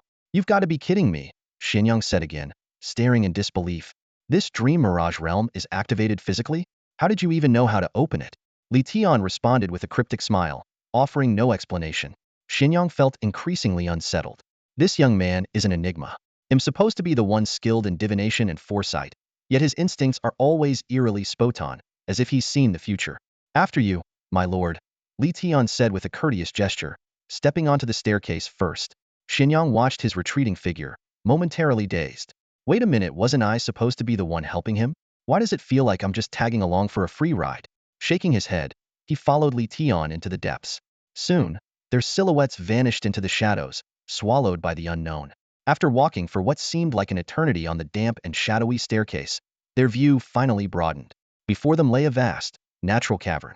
The uneven stone walls stretched outward, and the most striking feature was the 10 symmetrical passageways that encircled the cave, neatly aligned as if awaiting the traveler's choice. What a hidden wonder, Xian Yang murmured in awe.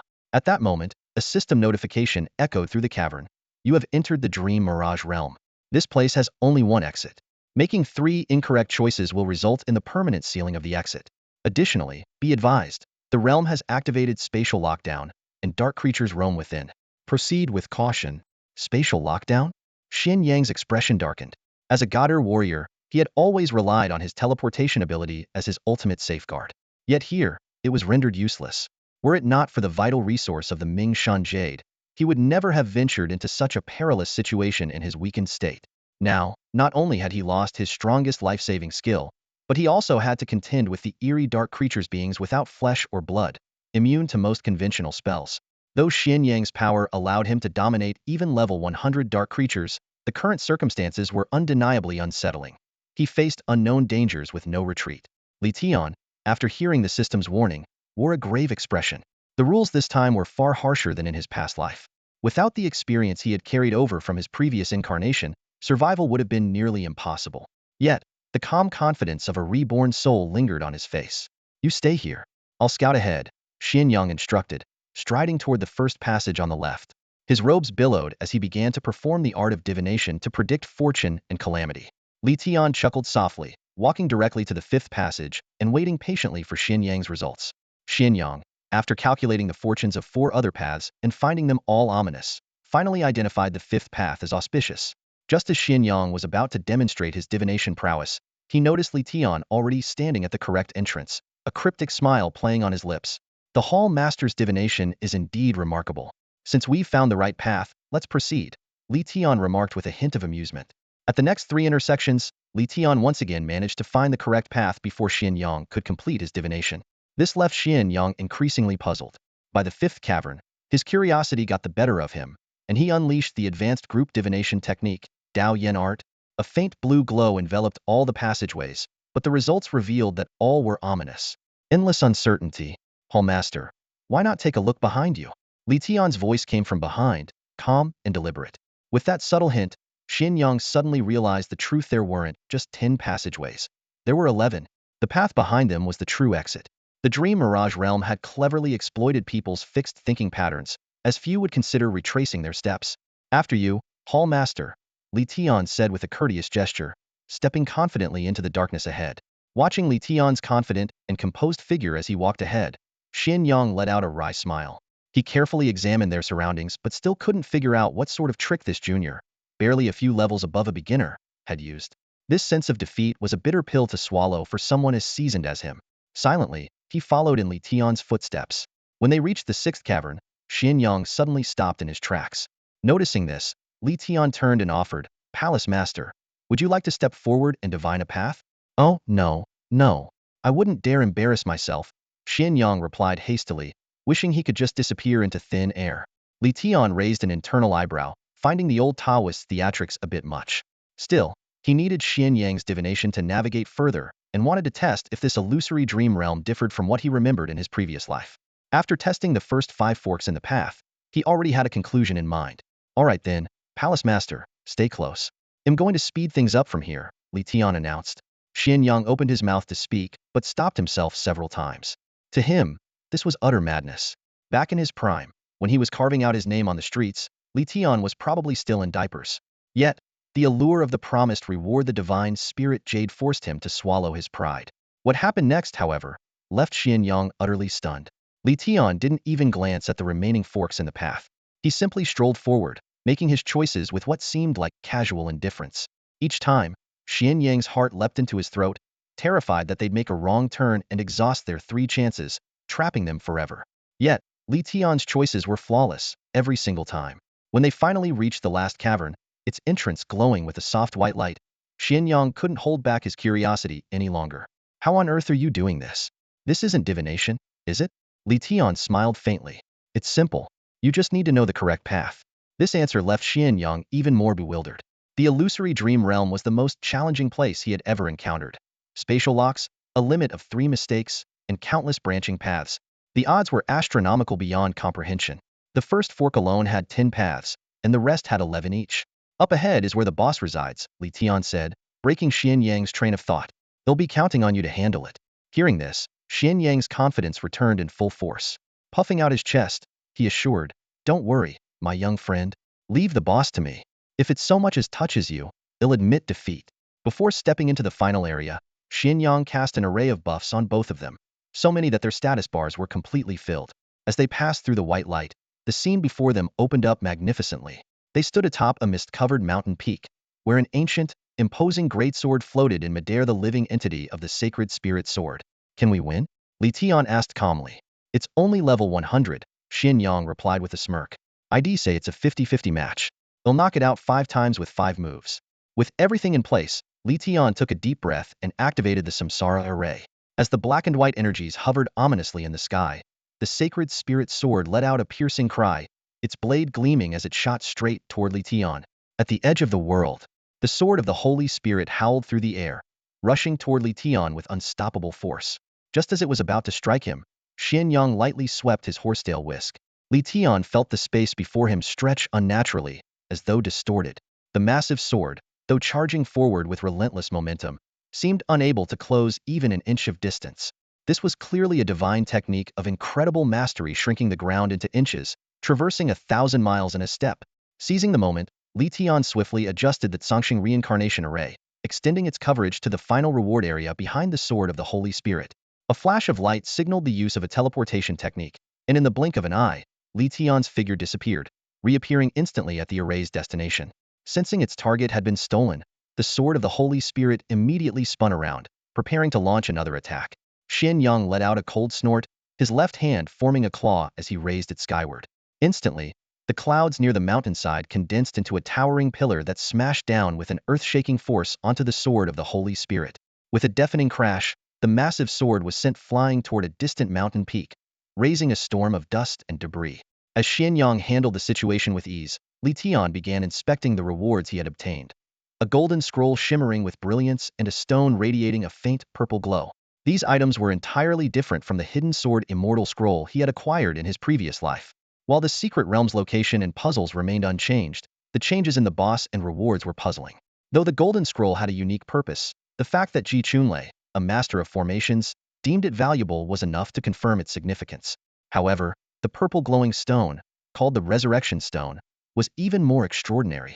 Name: Resurrection Stone. Grade: Supreme.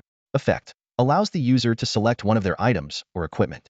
Ignores grade and cooldown to activate an active skill once. In the world of Xiantian, the value of the Resurrection Stone far surpassed even the most legendary equipment in other games.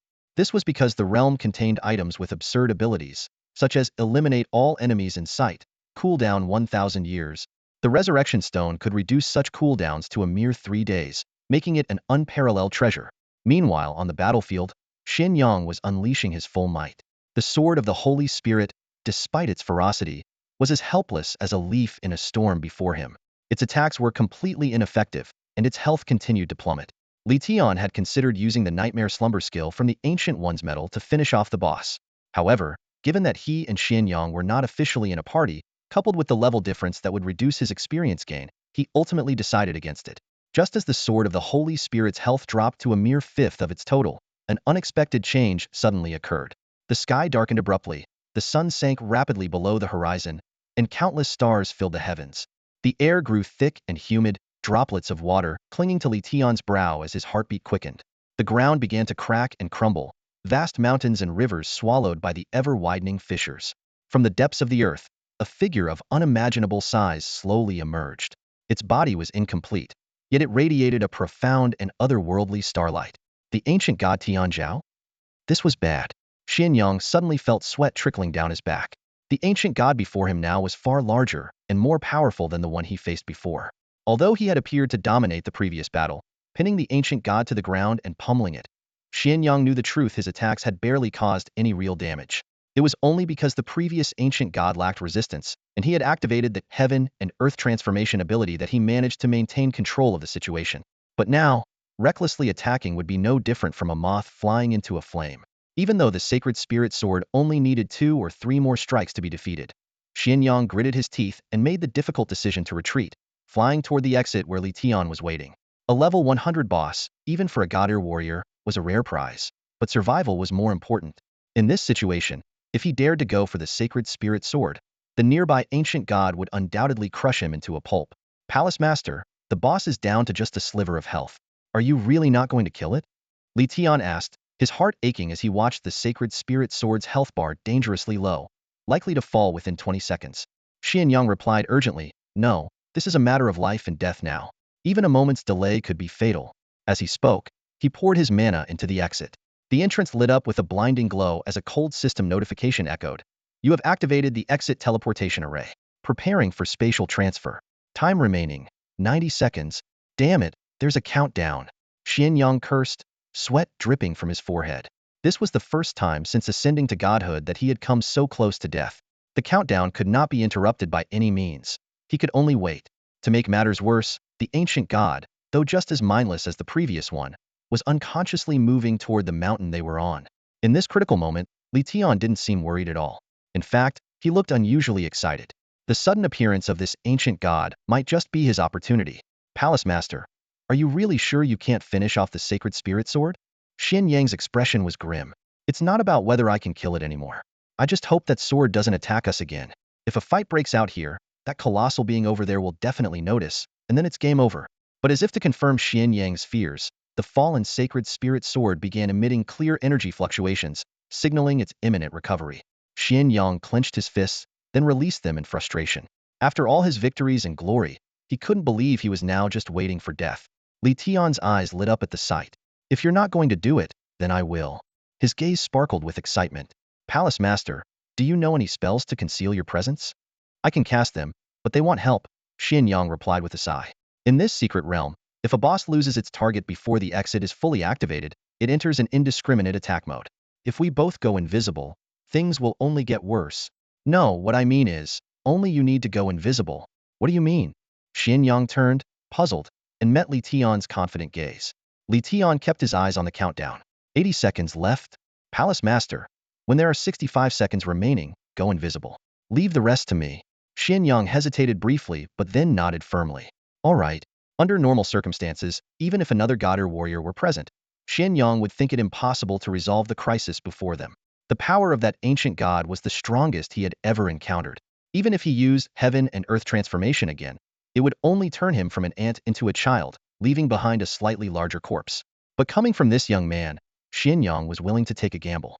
Ever since they entered the secret realm, this person had repeatedly defied his expectations. Perhaps he could do it again. Time ticked away as the ancient god's massive form loomed closer, its oppressive aura suffocating. In the distance, the sacred spirit sword's glow intensified. Finally, a sharp, resonating hum echoed as the sacred spirit sword fully awakened. If it launched an attack, the ancient god's devastating retaliation would surely follow. 67 seconds. 66 seconds? At the 65-second mark, Li Tian shouted, Palace Master, go invisible now. Having witnessed the impossible feats Li Tian had accomplished before, Xianyang now instinctively regarded him as a pillar of support. Without hesitation, he vanished from sight, all the while watching as Li Tian moved the Samsara formation, positioning himself between the ancient god and the sacred spirit sword. With a flash of shifting light, Li Tian landed precisely in place. By this point, the sacred spirit sword had fully recovered, and its primary target was naturally Xianyang, who had dealt most of the damage. However, with Xianyang now invisible, its attention immediately shifted to the closest target, Li Tian. But just as the sacred spirit sword changed its target, Li Tian launched his attack. Nightmare slumber. Countdown to instant death. 1 minute. Eerie black mist rose from the sacred spirit sword, dimming its brilliance. At the exit, Xianyang finally understood, his eyes widening in disbelief. You're not seriously planning to do that, are you? Li Tian smiled faintly. Just as Xianyang suspected, his plan was to steal the kill and simultaneously resolve the life-or-death crisis. This was tied to a core mechanic in the path of immortality. Monsters and bosses typically targeted nearby players and NPCs, but if they were attacked no matter by whom, Even their own kind they would retaliate with relentless fury. Li Tian's plan was simple. Make the two bosses fight each other. In the blink of an eye, the sacred spirit sword flared with dazzling light, ready to strike. Facing the oncoming strike of the sacred spirit sword, Li Tian chose to stand his ground. With his current agility stats, evading or confronting the attack made little difference, especially since his Shadow Step skill was still on cooldown. Initially, he had planned to rely on the passive ability of the usurper's armor to block the fatal blow, even if it meant the armor would shatter completely. The trade-off, however, would be worth it if it meant claiming the sacred spirit sword's life. But now, with the undying buff granted by Xianyang, his chances of victory seemed all but assured. Just as the sacred spirit sword began gathering energy for its strike, Xianyang's urgent voice echoed in his mind. It's about to activate a skill that removes buffs. The undying effect will be nullified. But it was too late. The sacred spirit sword descended like a flash of lightning, striking the ground before Li Tian with a deafening crash, sending dust and debris into the air. Xianyang stared at the battlefield, enveloped in a cloud of dust, momentarily stunned. Scenes of Li Tian casually spending 50 million flashed through his mind, along with the memory of the promised coordinates for the divine jade of Mingxin. He hadn't even had a chance to grieve Li Tian's apparent death before instinctively erecting a defensive formation, bracing for the next wave of attacks. To his surprise, the anticipated follow-up strike never came. As the dust settled, Xianyang was astonished to see Li Tian standing unharmed. Cough, cough. Li Tian brushed the dust off his clothes, his expression relaxed. What seemed like a perilous moment had actually been well within his calculations. The sacred spirit sword, though immensely powerful, required direct contact to unleash its full potential. The moment it moved to strike Li Tian, it entered the range of the Samsara mirror. As a divine-grade artifact, the mirror nullified the sacred spirit sword's active abilities, rendering its attack a mere basic strike. Under the protection of the undying buff, this minor damage was negligible. Perhaps feeling humiliated after being outplayed by an 11th level novice, the sacred spirit sword grew increasingly agitated. Its blade radiated an overwhelming aura, preparing for its ultimate strike. This is the moment I've been waiting for. Li Tian seized the opportunity. As the sacred spirit sword prepared to deliver its most devastating blow, the Samsara mirror emitted a blinding light. Shadow Step. In an instant, Li Tian teleported to Xianyang's side. Deprived of its target, the sacred spirit sword plunged straight into the massive body of the ancient god Tianzhao's Pianzi. A thunderous roar shattered the air as the colossal ancient god turned its wrath upon the sacred spirit sword. Li Tian quickly retreated into Xianyang's protective barrier, only to see cracks forming under the ancient god's furious roar. Shit, Li Tian muttered, his heart racing. A moment's hesitation and he would have been obliterated, sent straight back to the respawn point. The sacred spirit sword, however, bore the brunt of the attack. Already reduced to a mere fifth of its health, it now teetered on the brink of destruction. Do you think the sacred spirit sword can last another 60 seconds? Xianyang asked, his voice tinged with concern. Hard to say. Let's wait and see, Li Tian replied, though both of them couldn't help but feel a twinge of sympathy for the sword. The sacred spirit sword seemed to sense the dire situation it was in. It surged with an even more dazzling light and shot off into the distance like a streak of lightning. Despite its massive size, the ancient god Tianzhao unleashed a burst of incredible speed, chasing after the fleeing sword. The two formidable bosses disappeared from sight, locked in their deadly pursuit. Though the immediate threat had passed, the countdown to 2019's end was still ticking, and the crisis was far from over. Li Tian and Xianyang waited anxiously, their emotions a mix of exhilaration and tension. 210. A flash of white light enveloped them, teleporting both to the entrance of the Dreamscape secret realm. System notifications echoed one after another, announcing Li Tian's successful defeat of the sacred spirit sword. He had leveled up to 20, gaining a wealth of attribute points and experience. Most importantly, the path of ascension was now open to him. We hit the jackpot. This is huge, Li Tian exclaimed, his face lighting up with excitement. Breaking through level 10 under the diminishing experience mechanics, combined with the stored experience in his pool, meant he could level up even further after traversing the path of ascension. This adventure had undoubtedly been a massive success. Xianyang watched as waves of light rippled across Li Tian's body, signaling his continuous leveling. Only now did he fully grasp the magnitude of what had just happened. Li Tian had truly slain a level 100 boss. This was an unprecedented feat in the history of Xian. Tuesday. Moments later, the world announcement blared, declaring Li Tian as the first to slay the sacred spirit sword.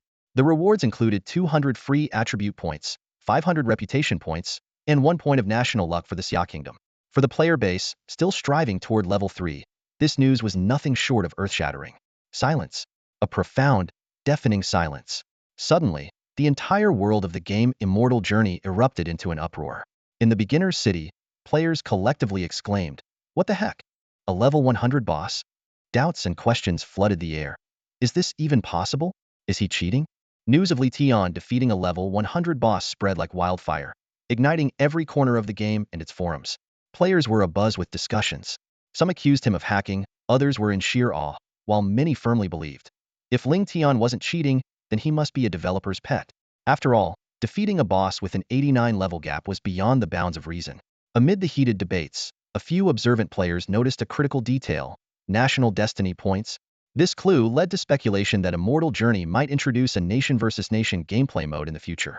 However, concerns arose given the significant loss of international players. Could such an event even succeed? In the Hall of Sages within Tianfeng City, under the dim flicker of candlelight, Li Tian sat across from Xinyang. Both were still reflecting on their harrowing journey through the secret dungeon. Despite being a Godder powerhouse, Xinyang was filled with gratitude. If not for this low-level junior, he might have perished there.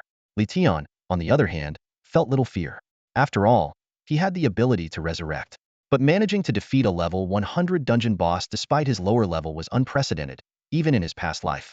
It was well known that the Sword of the Sacred Spirit, as a level 100 dungeon boss, was far stronger than its counterparts in the open world. In fact, there had been cases of elite player teams being completely annihilated while attempting similar dungeons in the past. The key to success this time lay in the supreme priority of the samsara formation of all beings. In the world of Immortal Journey, when skills clashed, their grade determined priority. As a Godder skill, the samsara formation naturally suppressed the Saintier boss's abilities. Xinyang was filled with questions. As a veteran who had traversed the sands of time, he prided himself on his vast knowledge, yet he knew nothing about the two ancient gods they had encountered today. This enigma left him deeply puzzled, and in the end, all he could do was let out a sigh. Li Tian noticed Xuanyang's unease. Despite being a level 99 demigod in his previous life, Li Tian himself knew next to nothing about the ancient god race. However, with so little information available, he decided it was better to focus on growing stronger than to dwell on uncertainties. Shopkeeper, I'll give you the location of the divine jade now. When do you plan to examine the formation diagram? Li Tian asked with a smile. Xinyang waved off the offer of the diagram. Just knowing the location of the divine jade is enough. This time, I didn't help at all and even needed your rescue. Asking for more would be shameless. Master of the Hall, don't say that, Li Tian replied earnestly. Without your company, I wouldn't have dared venture into the dungeon alone. Besides, a contract is a contract. We must honor the terms as agreed. Hearing these words, Xinyang couldn't help but sigh with admiration. Truly, each generation produces its own talents. Looking at the young man before him, bold yet meticulous, loyal to his word, and kind-hearted, Xuanyang realized how rare such individuals had become in this era. Deep within the enigmatic dreamscape realm, an unforeseen calamity was unfolding. The sudden destruction of the sacred spirit sword left the ancient god Tianzhao frozen in shock. It stood motionless, dazed. Then, without warning, it appeared to be struck by an invisible force. Clutching its head, Tianzhao dropped to its knees, trembling in agony. At that moment, a strange voice echoed through the real man, eerie sound that seemed to be one and many at once, originating from nowhere and everywhere. Unbelievable, the voice murmured, tinged with confusion. After all the effort my kin went through to reach this place, layering obstacle upon obstacle, someone still managed to find it? It paused briefly. Was it that false god, the native? No, it can't be him. I can sense it must be someone else. But why? Why can't I see them? The voice hesitated again before continuing. No matter. The plan cannot afford any disruptions. Since instability has already emerged, let's accelerate everything. As the voice faded, silence reclaimed the dreamscape realm, leaving behind only faint echoes. In the Hall of Sages, Li Tian remained as calm as ever, while Xinyang had already been replaced by a clone. Upon learning the coordinates of the divine jade, Xinyang had dashed off with the urgency of an addict chasing their next fix. Taking a deep breath, Li Tian's gaze grew resolute. It was time to find Ji Chunlei. Everything he had endured so far had led to this moment. For the sake of his upcoming class transfer, he could barely contain his excitement to see what lay ahead, a profession said to surpass even the formidable formation master. However, just as he stepped out of the Hall of Sages, chaos erupted. A system notification suddenly blared. Due to special circumstances, the public beta will begin immediately.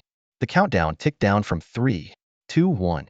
Outwardly, Tianfeng City seemed unchanged, but Li Tian knew that a monumental transformation had already occurred. The chat channels exploded instantly, with messages flooding in faster than the eye could follow. Across the blue star, every human over the age of 5 was abruptly pulled into this unfamiliar world without warning. Students, office workers, even bedridden patients, nearly everyone was thrown into a state of panic. On Blue Star, time seemed to freeze, with everything locked in place. Meanwhile, in the Immortal Path world, the starter cities descended into chaos. Beta testers were transported to their previous logout locations, while others were scattered randomly around the outskirts of the starter cities. In one such city, Qi Xingyu stood frozen, her mind overwhelmed by the flood of system notifications. As she scanned her surroundings, she overheard someone exclaiming in shock, "What the hell? There's no logout button in this game." After checking her game interface, Qi Xingyu confirmed the terrifying truth. But soon, her attention shifted to the lone name atop the leaderboard. A bold idea began to take shape in her mind. If escape was impossible, then she would grow stronger within this game. Her sights quickly locked onto Ling Tian, the strongest player in the game. Surely, with his help, she could rise to the top. Ling Tian, Li Tian, she mused with a cold smile. Such similar names. Li Tian, you think I can't survive without you? Just wait when Ling Tian and I grow strong enough to stand before you. You'll regret everything. Meanwhile, elite players from around the world had already begun strategizing, rapidly piecing together key information. The majority of the global population had entered the Immortal Path world. Everyone had been transformed into healthy young adults, even comatose patients had regained consciousness. The game was inescapable. Player distribution followed national boundaries, and the enigmatic top-ranked player, Ling Tian, might hold vital knowledge. In the tavern of Starter City 0100, a group of individuals exuding an air of authority convened for a meeting. A man labeled as number 001 furrowed his brow and asked, "What actionable intelligence have we gathered since yesterday?" A tall man with sharp, eagle-like eyes immediately responded, "Aside from the publicly available details, we've yet to discover a way to exit the game. As for Ling Tian, we suspect he made significant monetary investments early on, but every attempt to investigate him has been inexplicably blocked. We've made no progress so far." A tall man stood in the conference room, his expression tense as he reported the progress of the investigation to Agent 001. While tracing the flow of bank funds, the team had encountered a series of bizarre obstacles: website crashes, internet outages, and even computer explosions. Even more unsettling, several team members had been lost in the process, yet no substantial progress had been made. Agent 001 furrowed his brows and pressed for details about the offline investigation. The tall man sighed and shook his head, explaining that more than 10 field teams had faced accidents such as car crashes or brake failures during their inquiries, leaving them equally empty-handed. After a brief silence, Agent 001 pinched the bridge of his nose and made a decision. "If this game is hiding something so sinister, we need to shift our focus," he said firmly. "Find Ling Tian." The directive was clear and resolute. Meanwhile, in Tianfeng City, Li Tian stood at the entrance of the Hall of Wisdom, a puzzled look on his face. The sudden early launch of the open beta had disrupted his plans. Based on his past life experience, the beta was supposed to begin in a day and a half, accompanied by a pre-launch announcement from Shinto. Yet in this life, it had been abruptly initiated without any warning, as if hastily pushed forward. Li Tian suspected the change might have something to do with him, but he quickly let go of the thought. His immediate priority was to strengthen himself, so he headed straight to the City Lord's mansion. Inside the mansion, when Li Tian presented the secret realm scroll, Ji Qiufeng was thrilled. She found herself increasingly unable to understand this young man who kept delivering surprise after surprise. Without wasting time, Li Tian directly inquired about the method of class advancement. Ji Qiufeng carefully explained that this was no ordinary class advancement scroll, it was a gateway to discovering a unique path for the user. Ji Qiufeng then led Li Tian through a series of corridors to a secluded chamber. She touched the wall, and a water blue light screen emerged in the center of the room, revealing the projection of a middle-aged man with an extraordinary presence, her brother, Ji Chunlei. Ji Chunlei marveled at Li Tian's ability to obtain the scroll at such a low level and revealed that he himself had been the last person to use this method for class advancement. He explained that the scroll was incredibly rare and possibly the last of its kind. He also made it clear that the outcome of the class advancement would depend entirely on Li Tian's aptitude. Undeterred by the risks, Li Tian chose to proceed without hesitation. Ji Chunlei nodded and extended his left index finger toward the scroll. In an instant, the ancient artifact erupted in a dazzling light. The moment the light erupted, the scroll floated into the air, hovering above Li Tian's head. A sudden wave of intense dizziness swept over him, and he found himself in a boundless, pure white space, devoid of anything. "Ling Tian, don't look back. It's me, Ji Chunlei," a familiar voice came from behind. "The class transition ritual has begun. Relax and let go of everything. Don't hold back, just let yourself go completely." Li Tian took 2 deep breaths to steady his mind. The scroll above his head emitted a faint white glow, and the class transition ritual proceeded steadily. In the projection, Ji Chunlei smiled faintly as Ji Qiuyu stepped forward to stand beside him. Big brother, was this the method you used for your class transition back then? As the city lord, she was deeply intrigued by this nearly extinct method of transitioning. That's right, Ji Chunlei replied, his gaze soft as if reminiscing about his younger, spirited days. Pointing to the white glow emanating from the scroll, he explained, when the ritual is complete, the scroll will display a color that reflects the individual's overall attributes. According to the records, there are 5 colors: white, green, blue, purple, and yellow. What exactly are these overall attributes? Ji Qiuyu asked, frowning slightly. They primarily depend on 2 factors, Ji Chunlei explained.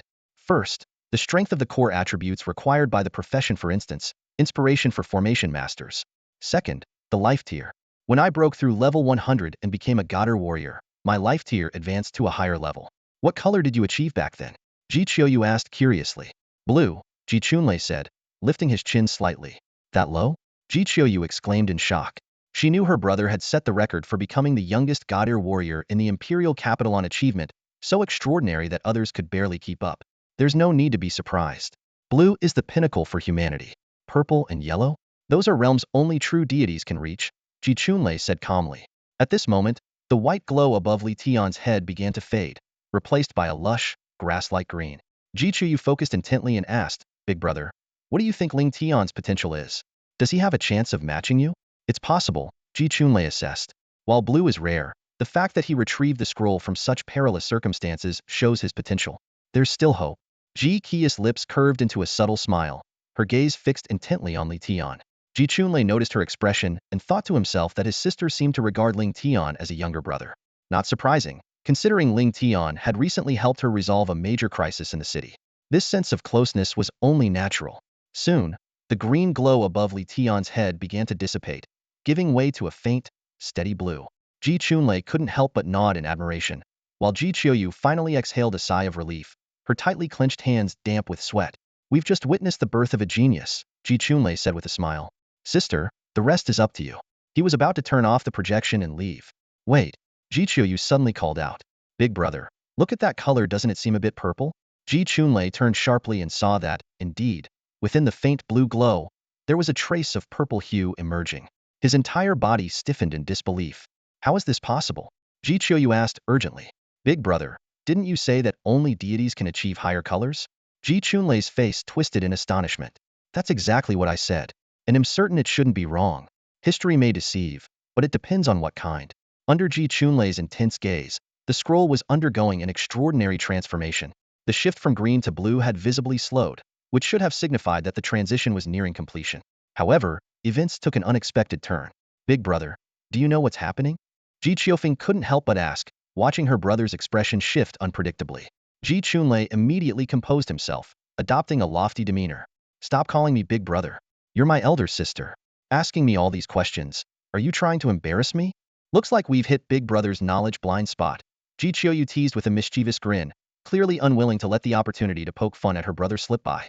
Ji Chunlei quickly defended himself. I'm not clueless. I'm thinking. If I don't know, I can still deduce. Wait, I've got it. According to ancient texts, ordinary humans can, to some extent, break through their limit. Big brother, Ling Tian. He's turning yellow. Ji Qiu's exclamation abruptly cut off his elaborate explanation. Ji Chunlei focused his gaze and froze in disbelief. Amid the room's purple glow, a dazzling golden light suddenly burst forth. What the heck? This is too much. Is there no justice? No rules, he stammered incoherently. You turned purple before, and I could still find a way to explain it.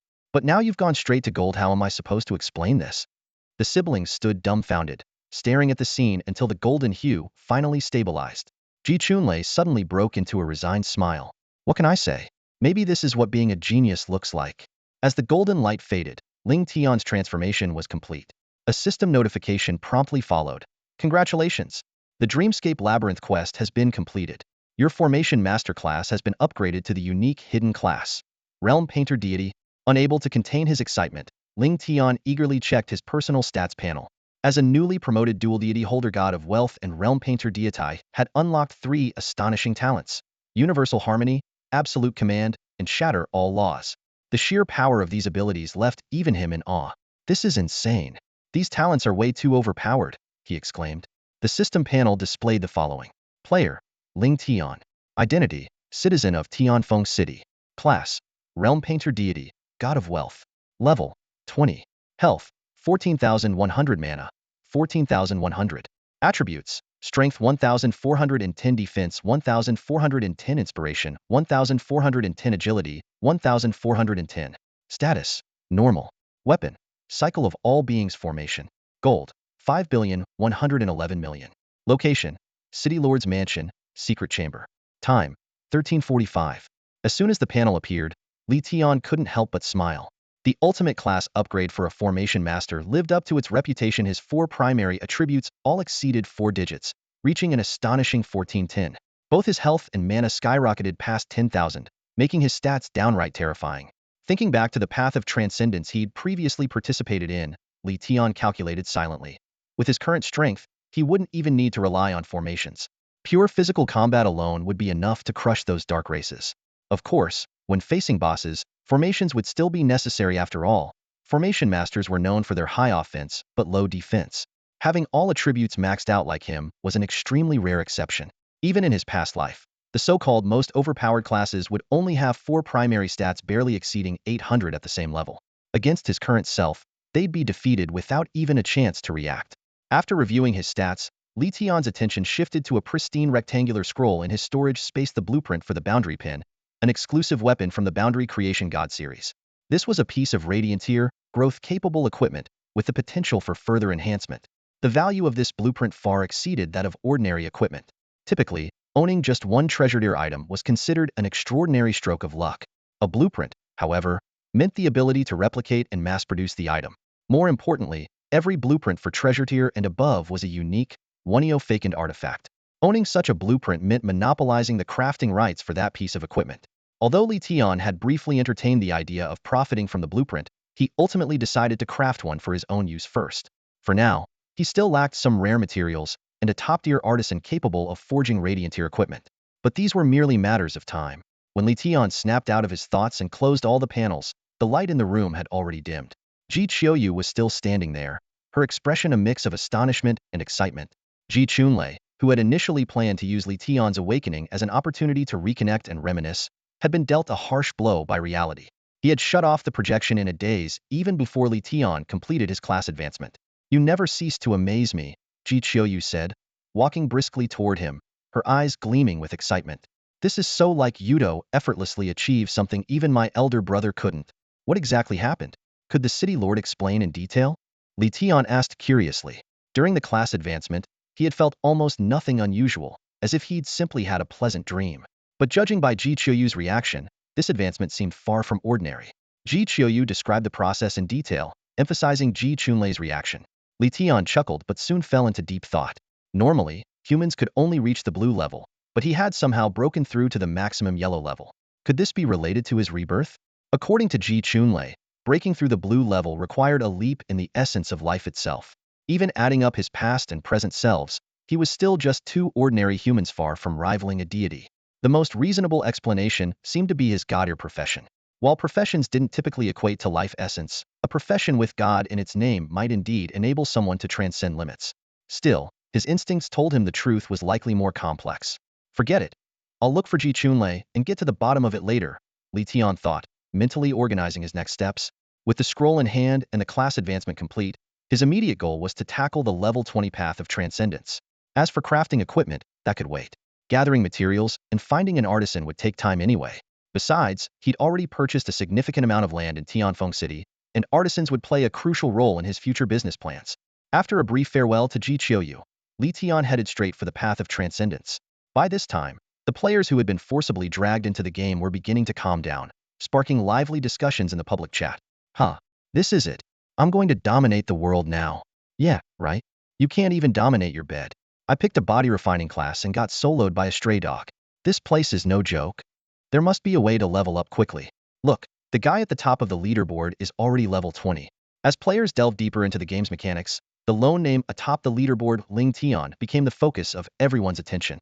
However, Li Tian, focused on his journey, remained oblivious to the fact that he had become the center of discussion. In the dense underbrush, streaks of light zipped through the air like bullets, clearing out an entire area of level 20 monsters. Manipulating the samsara formation, Li Tian yawned. The path of transcendence was indeed tedious.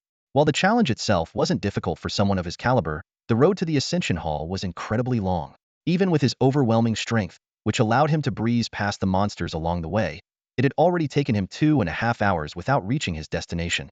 Li Tian recalled the scenes from his past life, where players journeyed along the path of transcendence.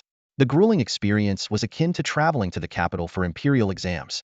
Just reaching the level 20 Ascension Hall required a full day and night of travel. The challenges only grew more intense with higher levels. Later on, players would have to traverse territories controlled by the dark races, where a single misstep could lead to death. And yet, despite the hardships, humanity continued to tread this path. The allure of cultivation feedback was simply too great. Where there were people, there was competition. No one could remain untouched. Without power, one was destined to be trampled underfoot. At the core of the earth lies the deepest realm of the Xian-Tu world. Contrary to being dark and lifeless, this place is a haven for countless slumbering souls. Blue soul flames hover in the void, twinkling like stars and radiating a mysterious glow. Amid this stillness, two unique flames have awakened the ancient god Inghuang and the ancient god Tianzhao. So, according to you, our awakening was caused by the same person? Tianzhao's voice was deep and resonant, like the depths of the ocean, with its soul pulsing gently in rhythm with its words. Yes. Inghuang's raspy voice echoed through the void. And I'm certain it was no coincidence. That person carries a variable of fate. Tianzhao's soul flame flared violently. A false god, a mere pretender, is what you call a variable? Inghuang, you're pinning your hopes on such a fragile existence. No, Inghuang sighed, a note of resignation in its tone. I'm not talking about that false god. I'm referring to the one by their side. The one by their side? That insignificant mortal ant? Tianzhao's voice rose sharply, followed by a prolonged burst of laughter. As the laughter subsided, it spoke with suspicion. You can't be serious. Inghuang's soul suddenly radiated a blinding light. Tianzhao, when I foresaw that great calamity years ago, you reacted the same way. Look where that led us. Have you learned nothing from the past? You and I both know who holds the greater mastery of prophecy and foresight. Tianzhao fell silent. Within their ranks, its strength was indeed unparalleled, but when it came to prophecy and insight, Inghuang's abilities were unmatched. But that variable is so weak right now. I just can't see how they could possibly matter in the future. Its tone softened noticeably. Time is running out, Inghuang said gravely. In countless prophecies, I've seen only endless darkness worlds consumed, life abandoned. The evil spirit we sealed grows increasingly restless. Everything is heading toward the worst possible outcome.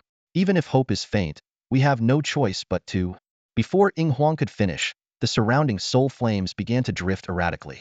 Though the two ancient gods lacked physical forms, they felt a bone-chilling cold pierce their very souls. They fell silent immediately, recalling the ancient clan leader's warning. Hush, don't speak. They're watching. Once the flames settled again, Tianzhao let out a long sigh. You're right. Despite its immense power and pride, it felt helpless in the face of the pure malice emanating from the void. Since we've both awakened, we might as well search for that human together. You're not thinking of? Yes, Inghuang replied. As a prophet, I've witnessed countless despairing futures, but I still choose to believe in hope. As long as the final moment has not arrived, there's always something we can do. Fine. You've convinced me. Tianzhao finally relented. I just hope I won't regret this decision. Thank you, Tianzhao, Inghuang said, a trace of warmth in its voice. However, Tianzhao hesitated, recalling something. That human is an outsider. How will your dreamwalking technique work on them? Ordinarily, it would be difficult, but they carry a relic of our clan. No matter where they are, I can locate them. The voices of the two souls gradually faded, and the heart of the earth returned to its eerie silence. Meanwhile, Li Tian let out a massive yawn. The long journey had left him drowsy and bored, so he absent-mindedly opened the public chat. With the majority of the world now drawn into Xian-Tu, the chat was far more active than it had been during the beta phase. Scrolling through the messages, most were expressions of excitement or fear, with a fair share of comments about him the number one player on the leaderboard. Suddenly, one message caught his eye. New monster species spotted in Starter City 444. 7 top-tier players from Xia Nation are strategizing a takedown. Clicking on the attached screenshot, Li Tian's eyes narrowed. The system's built-in screenshot function clearly displayed a massive serpent, at least 3 meters long, its body shrouded in dark energy. Dark race? In his previous life, starter cities had always been relatively safe, with no such creatures capable of killing through the network. It wasn't until the dark race invaded Blue Star that the true devastation began. Why were they appearing in the starter city so early this time? Some kind of butterfly effect? Li Tian was about to send a warning, but paused when he noticed a few familiar IDs among the players. Leading the group was Dragon King Warlord, a name he knew all too well. In his past life, this 7-person team was among the first in Xia Nation to reach level 10. They went on to build a massive faction, but became infamous for exploiting players, earning a reputation as humanity's scourge. Rubbing his chin thoughtfully, Li Tian decided against sending the warning. Sure, having more strength for the national battles would be helpful, but people like them were more trouble than they were worth. Besides, who could possibly surpass him now? When the time came, he alone could stand as an army. Shaking off his thoughts, he found himself standing before an intricately designed grand hall. This time, with the golden token in hand, the attendant greeted him with deference bordering on reverence, offering tea and water like a 5-star hotel concierge. Without lingering, Li Tian swiftly summoned the difficulty selection panel and unhesitatingly clicked on Nightmare. As the attendant wished him victory and glory, his figure gradually faded from view. 2 flowers bloom, each representing a branch of the story. Let's first take a look at the scene in Newbie Town number 001. On a desolate plain, a massive black-scaled serpent slithered ominously, its entire body shrouded in an eerie black mist. It hissed menacingly, sending chills down the spine. This level 5 dark creature boasted terrifying stats: 1,500 health points, 2,000 mana points, 300 strength, 100 defense, 200 inspiration, and 250 agility. It also possessed a passive skill called Retrace Death and a hidden active skill. Not far away, 7 players observed the abnormal wild monster with extreme caution. They were all level 2 players, just a step away from advancing to level 3. Among them, Liang Neichuanzi nervously swallowed and asked in a trembling voice, "Brother War God, these stats are insane. Are we going to get wiped out instantly?" Liang Neichuanzi was one of the players who had been defeated by Xinyang the day before, along with Haitu and Wugui, losing all their gold and equipment in the process.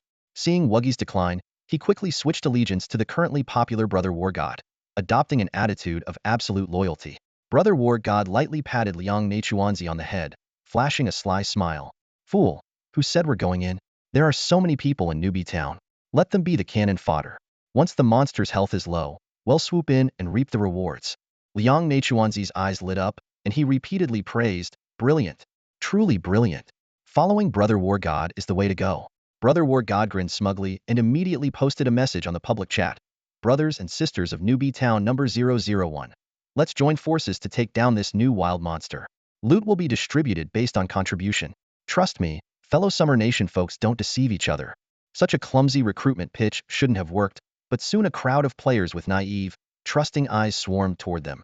"Really? I'm a college student, and I believe Summer Nation folks don't deceive each other.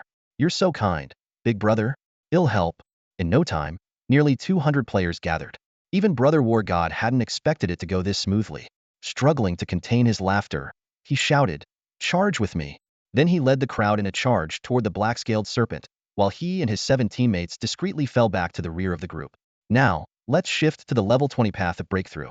Amid a swirling sandstorm, Li Tian was commanding the Cycle of All Beings formation to attack a swarm of giant scorpions.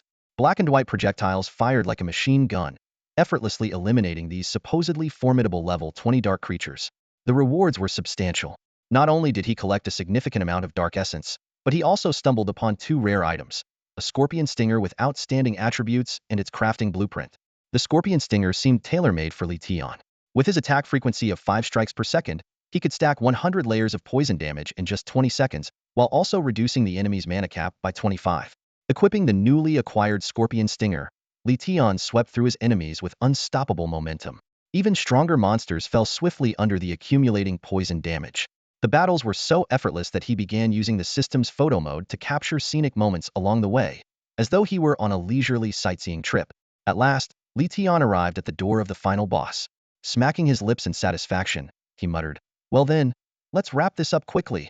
With that, he composed himself and strode confidently toward the final challenge. "Warning, you have entered a death zone. Survive if you can." The familiar alarm echoed 3 times in his ears, but Li Tian remained unfazed. Compared to his last attempt at breaking through, his strength had grown tremendously. Although the boss before him was undoubtedly far stronger than the one he faced at level 10, his confidence remained unshaken. With a single step, Li Tian entered the battlefield. The sight that greeted him was the final boss, Usurper King Ji Shuchang. Boss status: Health, 100,000. Mana, 20,000. Attributes: Strength, 700. Defense, 300. Inspiration, 800. Agility, 400. Skills. Passive skill. Hidden. Active skill. Hidden. How old are you? It's you again. Li Tian exclaimed in surprise as he recognized the boss. It was the same one from his previous journey to break through. However, this time, Ji Shuchang looked much more spirited. His eyes gleamed with vitality, and he no longer appeared as the despondent figure slumped in a chair. Although his attributes were now more balanced, with health soaring to a staggering 100,000, making him a tier stronger, Li Tian found him easier to deal with.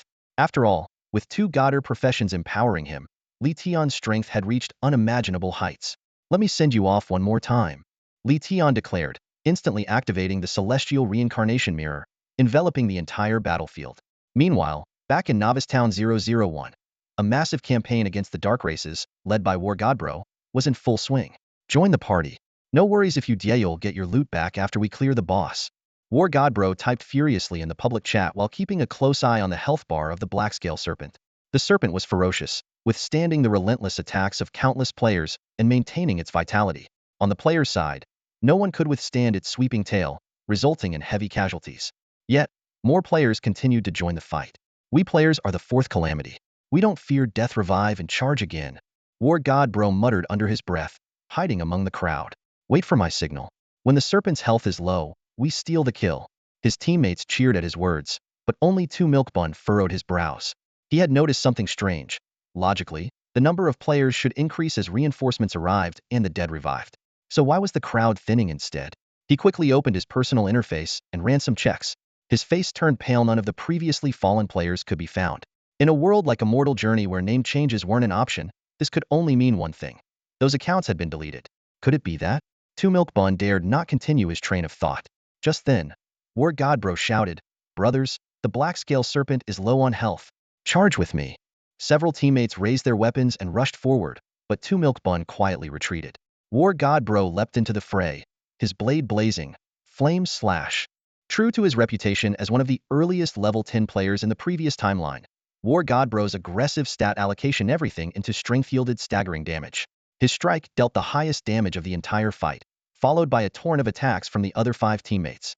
When the Blackscale Serpent's health dropped to just 50 points, War Godbro executed a leaping strike. War God's Ascension. Yes. War Godbro shouted triumphantly. War Godbro, you're the best, the crowd cheered. At that moment, War Godbro noticed that Two Milk Bun had yet to act. Frowning, he yelled, "What the heck? Why are you so slow? The boss is already dead, and you're still standing there. Are you trying to—" Before he could finish, a loud boom erupted from behind him. The Blackscale Serpent's corpse dissolved into black mist, rapidly expanding before exploding, releasing a massive cloud of toxic gas. Poison cloud. War Godbro screamed as he tried to flee, but the gas swallowed him whole. Within just 3 seconds, his health hit 0. War God has fallen. When the poison cleared, the battlefield was littered with the remains of hundreds of fallen players. Only a scattering of beginner ghost catcher bracelets and a few coins were left behind. They're all gone. Everyone's gone. Two Milk Bun sat frozen on the ground, a chill creeping into his heart. From the start of the campaign until now, at least 400 players had participated. Yet every single one of their IDs had vanished, completely untraceable. Around him, a few latecomers chattered curiously, unaware of the grim truth. Two Milk Bun, however, understood those who had disappeared were likely truly dead. The 2 milk dumplings huddled on the ground, their eyes hollow and lifeless as they clutched their knees, their bodies trembling slightly. Regret nodded him, shouldn't have left Turtle Bro to join War Godbrother's camp. Instead, he should have clung tightly to Ling Tian's powerful backing. At the time, the game hadn't yet revealed its supernatural elements, and he couldn't have foreseen the perilous situation he now found himself in. As fear, worry, and uncertainty about the future consumed him, a loud system announcement abruptly broke his train of thought. Player Ling Tian from Xia Nation has become the first in the world to clear the level 20 Nightmare Mode path of Transcendence, earning the title Seeker of Nightmares. Xia Nation's National Fortune Points 1. Congratulations! The announcement echoed 3 times, resonating like the tolling of a great bell. The milk dumpling's vacant gaze sharpened, his eyes quickly filling with resolve. I can't go on like this, he vowed silently. I must grow stronger and break through level 10 as soon as possible. Hanging around with those people was a complete waste of time. Only by becoming powerful myself can I truly hold on to Ling Tian's coattails. Meanwhile, in the path of transcendence, Ji Shuchang let out a final, blood-curdling scream before collapsing once again. A system prompt immediately appeared. Congratulations! You have successfully defeated the final boss, the usurper King Ji Shuchong. Congratulations! You have cleared the level 20 nightmare mode path of transcendence. Experience lock has been lifted. Then came a series of level up notifications. Reached level 21. 1000 HP, 1000 MP, 100 free attribute points awarded. Reached level 22. 1000 HP, 1000 MP, 100 free attribute points awarded. First clear reward received, revival pill. Ling Tian was initially overjoyed, but his excitement quickly gave way to contemplation. Just like last time, he found another item in the corner of the boss room, a black stone fragment. These two identical fragments, which couldn't be stacked together, made him pause and thought. One fragment had dropped after defeating Ji Shuchong in his wheelchair form, and the other after his punching bag form. This seemed to hint at the existence of a hidden quest. The nightmare mode path of transcendence was different from other difficulty levels. It likely contained an undiscovered questline. Although the system hadn't provided any explicit prompts, the pattern was too deliberate to ignore. Ling Tian's anticipation grew. If he could collect all the fragments, what kind of reward might await him? Considering the difficulty of the task crossing multiple levels from level 10 and completing it in nightmare mode, the reward might very well be the legendary Chaos Supreme equipment. Carefully storing the fragments, he retrieved the newly acquired revival pill to examine its attributes. Name: Revival Pill. Grade: Treasure. Effect: upon consumption, revives the user at the point of death within 24 hours, unaffected by dark race abilities. Description: if you had 1000 of these, you could eat them as snacks. This was undoubtedly a life-saving artifact. In the world of Immortal Path, the instant death effects of the dark races had always been a looming threat, with no known countermeasures. But the appearance of the revival pill proved that the dark races weren't invincible. Ling Tian cautiously stored the pill, already considering the possibility of researching its mass production in the future. After allocating his newly earned attribute points, Ling Tian checked his updated stats. Player: Ling Tian. Identity: citizen of Tianfeng City. Class: Realm Painter, God of Wealth.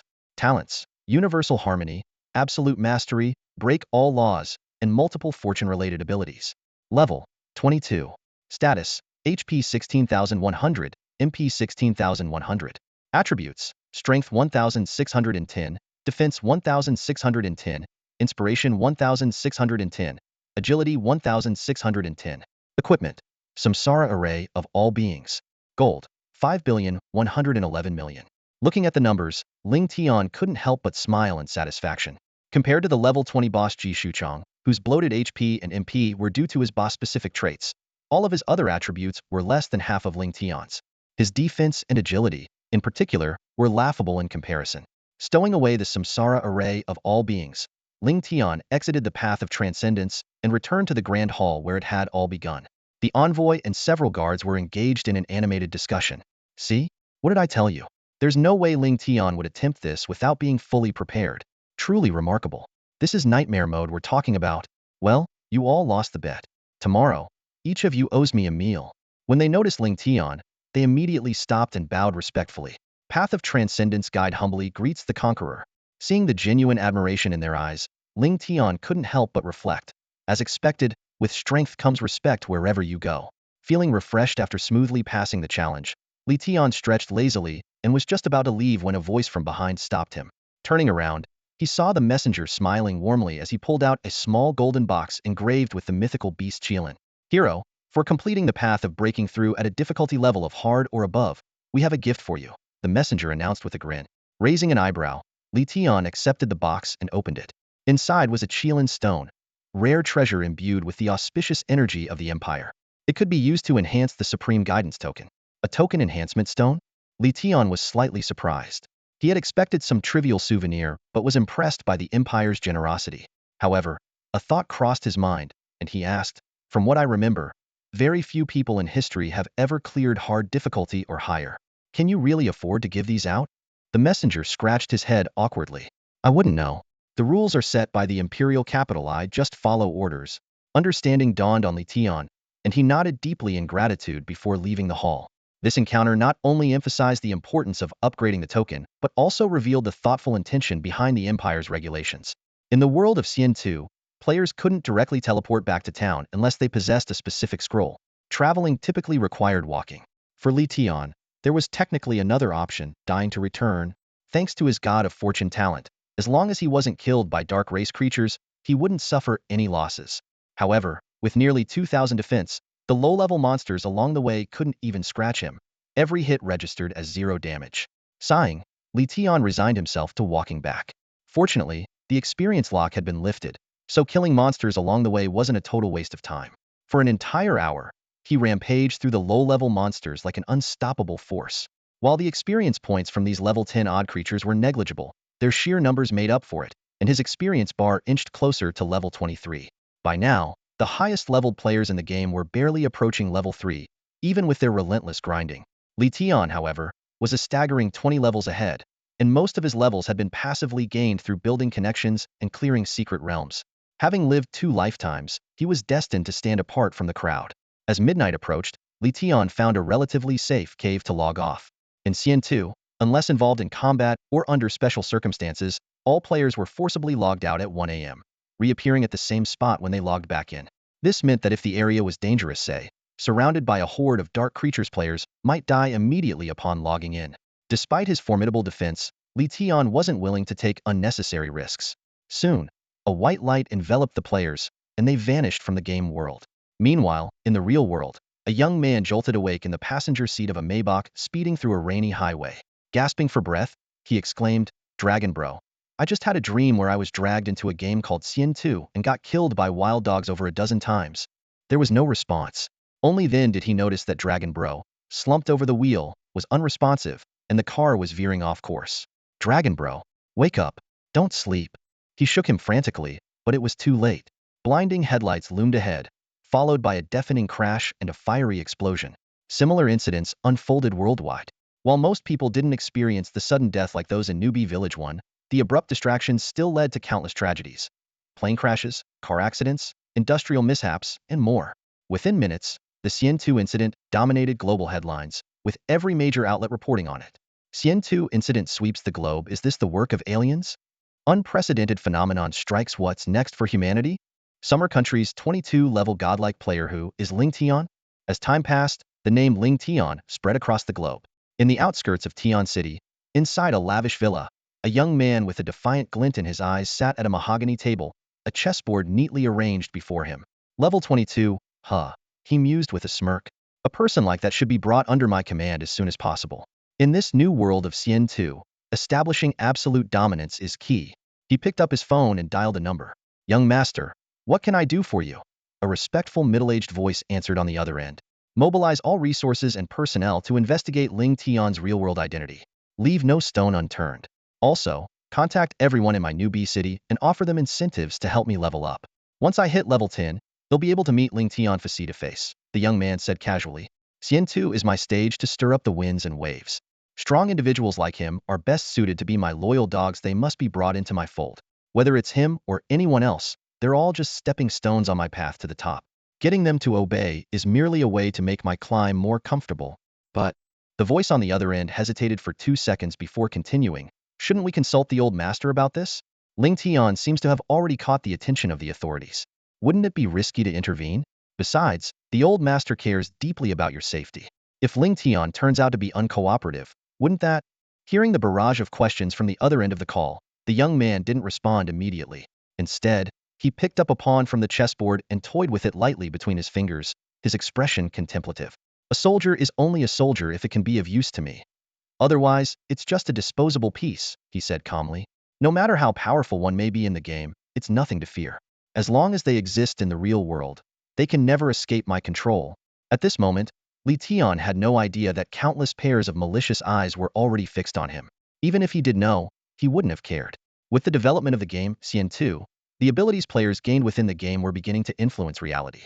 The old elites of the previous era, eager to maintain their dominance, sought to control everything. In fact, the top-ranked players in Xian 2 had all received offers from various factions. Were it not for Li Tian disabling his communication feature, his inbox would have been overflowing with invitations from these groups. This was an era where the old order was crumbling, and new forces were rising. Li Tian paid no attention to the chaos, instead closing his eyes to think. Although Xian 2 had only been online for a short time, it had already shown many unprecedented changes compared to his past life. The most notable of these was the emergence of the ancient gods, beings unheard of in his previous life. Yet now they had appeared twice in rapid succession. As his thoughts grew hazy, drowsiness overcame him. Pulling the blanket over his head, Li Tian drifted into sleep, and soon the sound of his steady breathing filled the room. When he opened his eyes again, he found himself standing in a grand, majestic hall. Everything in the hall was absurdly large, as though he had shrunk to the size of an ant. The flickering flames of enormous golden candelabras added an air of mystery to the space. Suddenly, Li Tian felt a dampness spreading across his body, and the golden candlelight was abruptly extinguished. Two colossal giants materialized in the open space of the hall. "Human, do you recognize us?" asked the slightly smaller giant on the left. Li Tian focused his gaze and immediately recognized them. Internally, he thought, "Oh, I recognize you all right," one suppressed by Xianyang, the other chasing after a flying sword. Of course, he didn't voice these thoughts. Instead, he scratched his head awkwardly, wondering if these two were here to settle a score. In the game Xian 2, no matter how powerful his opponents were, Li Tian had always been willing to fight. At worst, he could respawn after death. But now, faced with these two ancient gods, he could only remain respectful. "I recognize you. You are Lord Yinghuang on the left, and Lord Tianzhao on the right," Li Tian replied respectfully. "Ha ha, you are quite the adaptable mortal." Tianzhao burst into laughter, his voice booming like thunder and causing the hall to tremble slightly. Li Tian remained silent, thinking to himself, "What else could I say? Human, there's no need to be overly cautious. We have entered your dream not to harm you," Yinghuang said, "but to bestow upon you an opportunity." This statement only deepened Li Tian's confusion. By all accounts, these two should have a grudge against him. Why would they be offering him an opportunity instead? Sensing his doubts, Yinghuang smiled and said, "I know you have many questions, but the secrets of the heavens cannot be revealed. All I can say is that when the time comes, you will understand." The two ancient gods brought their palms together, and a powerful energy rippled through the air, lifting Li Tian into the sky. The energy coalesced into a cocoon around him. Then, a faint blue light emanated from the gods, and an immense force surged into the cocoon. "Open your heart and accept the baptism of the primordial gods." The energy flowed like water and burned like fire, surging through the hall before being fully absorbed by the cocoon. The overwhelming power of the ancient gods began to course through Li Tian's entire being. Inside the cocoon, Li Tian felt a chaotic yet comforting sensation, as though he had returned to the womb. A system notification echoed in his mind. "The power of the ancient gods is restoring you." Time seemed to blur in this state, and Li Tian lost track of how long had passed. Though he initially felt a bit restless, he quickly convinced himself to remain patient. Meanwhile, in the real world, it was already noon, well past the game's designated login time. Yet Li Tian's body remained peacefully lying on the bed, breathing steadily, unaffected by the lockdown imposed by Xian Tuesday. At the same time, discussions about him within the game had reached a fever pitch. What do you think that offline status in Ling Tian's profile means? Could he really have forced a logout? The sudden disappearance of Ling Tian sparked heated debates among the players. The forums were abuzz with wild theories. Some speculated he was caught cheating and was being severely punished by the game administrators. Others claimed to have insider information, suggesting Ling Tian was actually a plant sent by the developers. While the discussions were lively, most people were just there for the drama. Yet beneath the surface, a few sharp minds sensed the deeper implications of this event. After all, no one wanted to be forced into the immortal path, leaving behind their peaceful lives. Ling Tian's abrupt logout offered a glimmer of hope, a chance to return to normalcy. Inside the cocoon of air, Li Tian slowly opened his eyes. He had been in this strange place for over 4 hours, his sense of time dulled. Much like someone under full anesthesia, this primordial entity, capable of defying the very mechanics of the immortal path, clearly harbored many unsolved mysteries. In his memories from his previous life, the logout mechanism of the immortal path had always been precise. Even in the depths of hidden realms, players were forcibly teleported out when the time came. This strict mechanic significantly raised the difficulty of the game, especially in large-scale dungeons where time constraints added immense pressure. But now, Li Tian realized he couldn't even open the system interface. Earlier, during the infusion process, he distinctly remembered hearing the system's notification sounds, but now everything was silent. The peculiar nature of this place was becoming more and more evident. Meanwhile, 6 days had passed since the launch of the Immortal Path. Players were gradually adapting to their new routines, and the atmosphere had grown more relaxed. Since the catastrophic wipeout in Novice City No. 1, there had been no further reports of real-world fatalities. Tianqing Fengxiao, leveraging his immense wealth, had mobilized the entire city to aid his progression and had already reached level 6.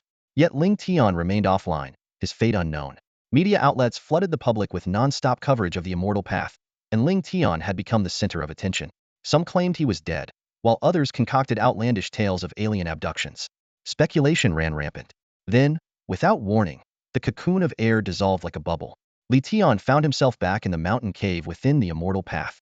A system notification informed him that he had successfully received the infusion of the ancient god's power. Eagerly, he opened his stats panel. While his base attributes remained unchanged, his talent section revealed something extraordinary. The newly acquired Fortune God talent left Li Tian stunned. This passive ability not only filtered buffs but also nullified all special attacks, including damage overtime effects, true damage, and even retroactive injuries. In essence, even the most dangerous dark races could no longer pose a genuine threat to him. Li Tian couldn't have imagined that the ancient god's gift would be this powerful. It completely shattered his understanding of the game's mechanics and opened up a realm of unprecedented possibilities for him. Ha ha ha. Li Tian's sudden burst of laughter startled the birds in the trees, sending them scattering in all directions. Standing at the entrance of the cave, he threw his head back and laughed heartily, his eyes gleaming with an uncontrollable excitement. In the world of Xian 2, the definition of the strongest talent may vary, but the most practical talent has only one answer, one that ensures survival. Whether it's immense attack power, exceptional physical resilience, or astonishing speed, these can all be acquired through continuous effort and exploration. But without life itself, even the greatest power is nothing more than an illusion. The situation had subtly shifted. Reports of murders committed by the Dark Race had surfaced in the Novice City. This foreshadowed the inevitable torrent of bloodshed that would accompany the Dark Race's full-scale invasion of Blue Star. As levels increased, the appearances of these dark creatures grew increasingly unpredictable. Even with constant vigilance, one could be instantly obliterated by a sudden encounter with a high-level Dark Race entity. Not even deity-level powerhouses could guarantee their absolute safety. It was precisely for this reason that obtaining the talent Golden Body left Li Tian feeling a profound sense of relief. He couldn't help but marvel if he had acquired this talent earlier, he might have adopted a far more aggressive leveling strategy. Reflecting on his experience during the level 10 breakthrough trial, while it appeared he cleared it with ease, his success was largely due to a combination of high attack power and sheer luck. If the final boss had been slightly more agile, or if he had made a single targeting mistake, it could have ended in disastrous failure. But with the Golden Body, things were different. This talent rendered all opponent skills as mere physical attacks, no matter how powerful. Even the most devastating abilities were reduced to nothing more than stronger basic attacks.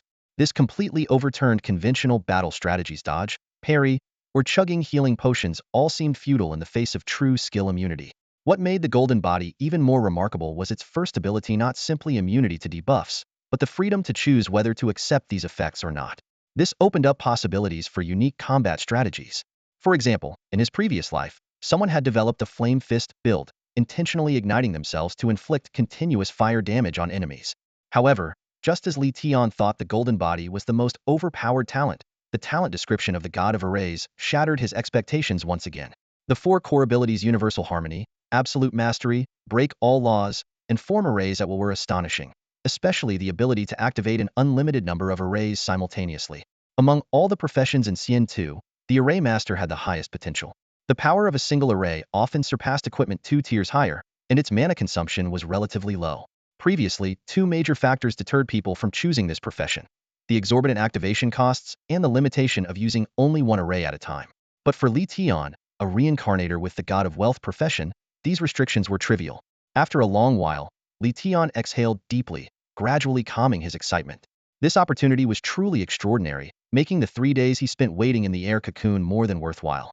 The Golden Body safeguarded his lower limits, while Form Arrays at will pushed his upper limits, paving a clear and promising path forward. His plans became crystal clear. First, to level up and strengthen himself before the cultivation feedback arrived, preparing to settle scores with ungrateful relatives and uncover the truth behind his parents' disappearance. Second, to launch his shop in Tianfeng City and rake in profits as players broke through level 10. And finally, to begin collecting powerful arrays in preparation for the impending Dark Race invasion. Stretching lazily, a confident smile curved on Li Tian's lips. Stepping into the sunlight, he strode out of the cave. Xian 2, your emperor has returned? At the edge of the number 1 beginner's village, Qi Xingyu stood with her arms crossed, her brows furrowed, and an expression of impatience. She occasionally rolled her eyes, clearly unimpressed. In front of her, a group of players was locked in a fierce battle with a pack of wild dogs. Every time one of the dogs attempted to break through their formation, a few burly men would immediately step in to shield Qi Xingyu. Among them, the player with the ID "My Village Most Handsome" was particularly zealous. This self-proclaimed handsome player was so determined to protect Qi Xingyu that he ended up getting bitten by a wild dog, leaving him with only 10 health points. Thankfully, his teammates came to his rescue just in time. After quickly downing a health potion, He struck what he thought was a dashing pose, tilted his chin up, and declared, "Xingyu, I, the great handsome, will ensure your safety." With that, he let out a dramatic howl and charged back at the wild dogs. Watching his exaggerated antics, Qi Xingyu's face twisted in disgust as she muttered under her breath, "Ugh, what a clown." To her, the sight of a man who claimed to be her protector fighting wild dogs was nothing short of pathetic. What truly irked her, though, was the leaderboard, where a player named Ling Tian stood out with a dazzling level 22. If only she had the chance to meet him. Following someone like Ling Tian to level up would be far more efficient. Beside her, her sycophantic companion Huang Jiang was also eyeing the leaderboard.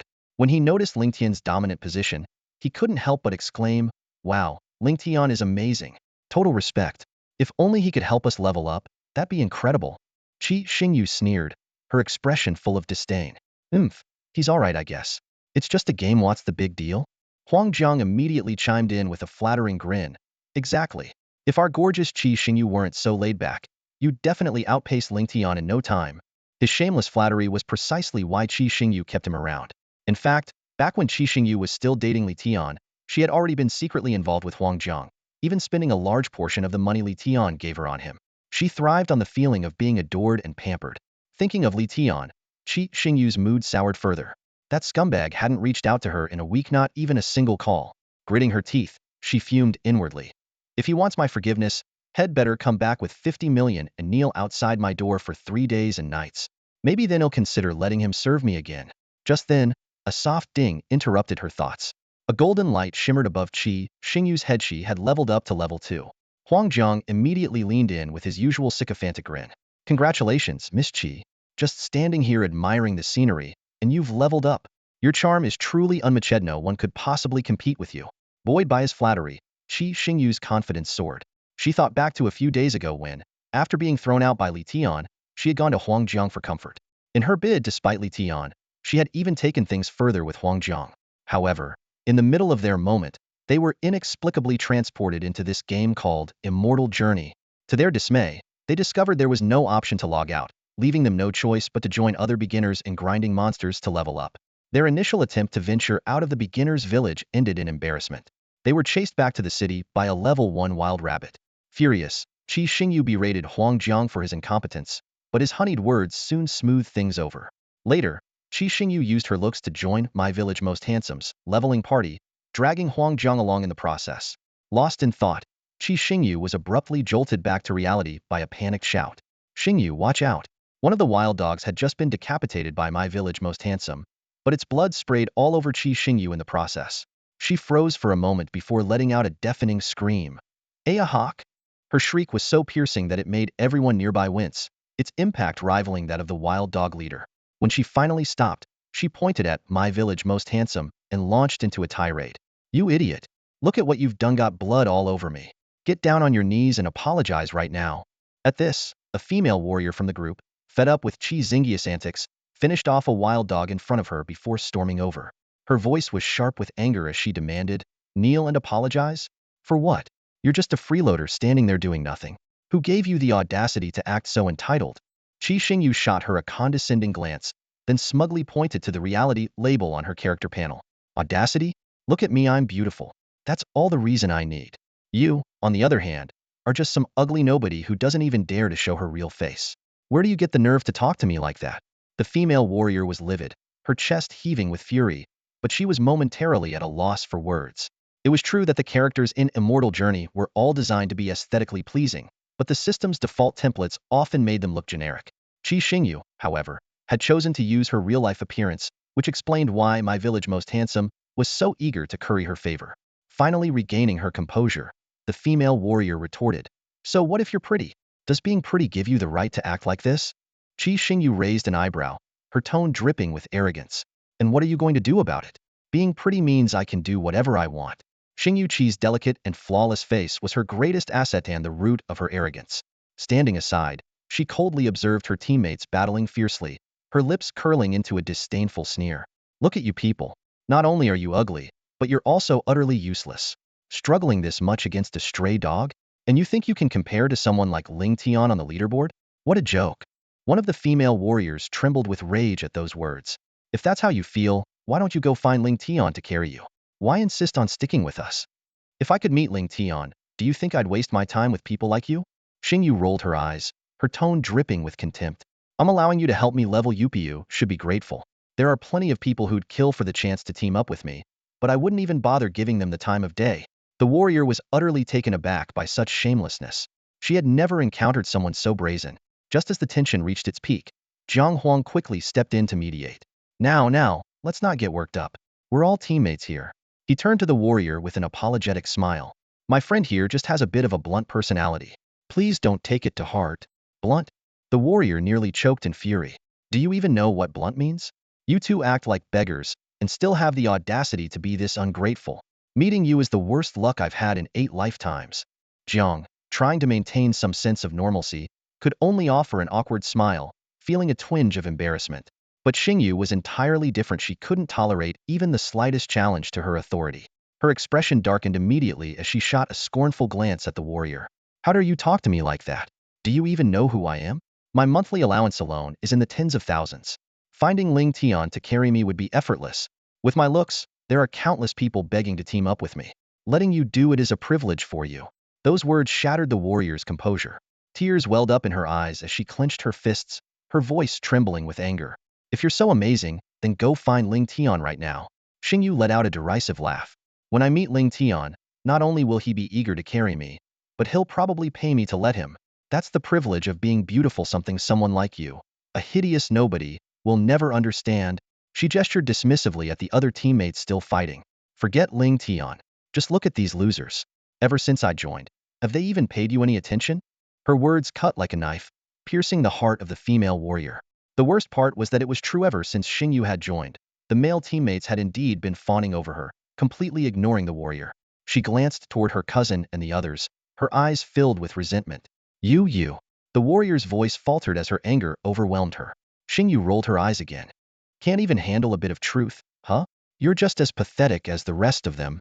Finally, the warrior broke down, collapsing to the ground in tears. Witnessing the entire scene, a storm of emotions churned in Jiang's heart. On one side was his younger cousin, and on the other, a woman he barely knew beyond her name. Was it worth letting his cousin suffer like this for someone so undeserving? He quickly stepped forward and gently patted his cousin's shoulder. Ting, stop crying. Your cousin is here for you. Unable to hold back any longer, the warrior threw herself into his arms, sobbing uncontrollably. Tears streamed down Tingting's face even more intensely, and her sobs echoed through the room. And Siyuan and Zue Shuai, watching the scene unfold, frowned deeply. He gently patted his cousin Tingting on the shoulder, his voice soft as he comforted her. All right, Tingting, I'll make sure you get an explanation for this. He stood up, his gaze locking firmly on Qi Xingyu. His tone was calm, but carried a weight of authority. Qi Xingyu, I expect you to apologize to my cousin immediately, and we'll let this matter end here. Otherwise, don't blame me for what happens next. Before he could finish his sentence, Qi Xingyu exploded with rage. Pointing a finger straight at Siyuan and Zue Shuai's nose, she shrieked. Oh, so you've grown a backbone now, huh? Well, I'm not apologizing. What are you going to do about it? Hands on her hips, she continued smugly. Let me tell you something, Yavi. Already pissed me off. So now, you've got 2 choices. With a self-satisfied grin, Qi Xingyu announced her terms. First, have that pathetic woman kneel down and apologize to me immediately. Maybe I'll be generous enough to forgive you. Second, make her leave right now, and I'll turn a blind eye and let you continue leveling up with me. And Siyuan and Zue Shuai felt his mind go blank as he listened to her outrageous demands. Kneel and apologize? Kick his cousin out? The sheer absurdity of it all made him question if he had heard correctly. But looking at Qi Xingyu's smug, overbearing expression, it was clear she was dead serious. Her attitude treating the act of helping someone level up as some grand favor ignited a fiery rage within him. And Siyuan and Zue Shuai pointed a finger right at her nose, his anger boiling over, and yelled, I choose your grandmother's whistle. Who the hell do you think you are, barging in here and acting like a lunatic? Did your mom drop you and raise the placenta instead? Because that's the only way to explain how someone could grow a mouth just to spew this kind of BS. For the next 10 minutes, he unleashed every insult he had ever learned, firing off an unrelenting stream of creative and scathing remarks at Qi Xingyu. The barrage of curses, delivered with unstoppable momentum, was nothing short of legendary. The young warrior girl jumped up excitedly upon hearing her cousin stand up for her, clapping her hands and cheering. This was exactly the bold and fearless cousin she admired. Qi Xingyu was stunned as she heard, and Siyuan and Zue Shuai, the self-proclaimed most handsome in the village, reprimand her.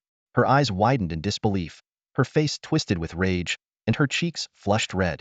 Trembling with anger, she pointed a finger at him and snapped, "You dare insult me? Fine, you've got guts." Without hesitation, she opened her info panel and promptly chose to leave the team. Before storming off, Qi Xingyu gritted her teeth and left some harsh words behind. "Even if you beg me on your knees in the future, I will never let you lead me again. Regret it all you want." Then, she waved at Huangjiang. "Let's go." Huangjiang was completely dumbfounded. This young lady was way too temperamental. She turned on people at the drop of a hat. Now what were they supposed to do about leveling up? Without a skilled player to guide them, they might end up like those poor souls in Newbie City 1, disappearing from the real world altogether. But as her lackey, he could only swallow his frustration, quietly leave the team, and jog after Qi Xingyu. On the way, Huangjiang couldn't help but sigh. "Miss Qi, having someone help us level up is such a blessing. Why escalate things to this point? Now, we're probably stuck in Rocky Canyon with no way out." Qi Xingyu rolled her eyes. "So what? I'll just find someone else. It's as easy as snapping my fingers. As for you." She suddenly stopped, turned around, and leaned in so close that their noses almost touched. Startled, Huangjiang forced a nervous smile. "Huh, what about me?" Qi Xingyu grabbed his collar and glared at him. "You ungrateful traitor. I got insulted, and not only did you not console me, but you even sided with an outsider." Huangjiang avoided her gaze, inwardly cursing his predicament. He had no idea how to handle this fiery young lady, but he also couldn't afford to offend her. After all, she was the one footing the bill, and he hoped to benefit from her generosity. Yes, Miss Qi, I was wrong," Huangjiang said with a fawning smile. "I was just worried that no one would help you level up, so I got anxious." Qi Xingyu finally let go of him with a cold snort. Sensing her mood soften, Huangjiang cautiously added, "Honestly, you can't entirely blame that guy. You did say something about his cousin right to his face.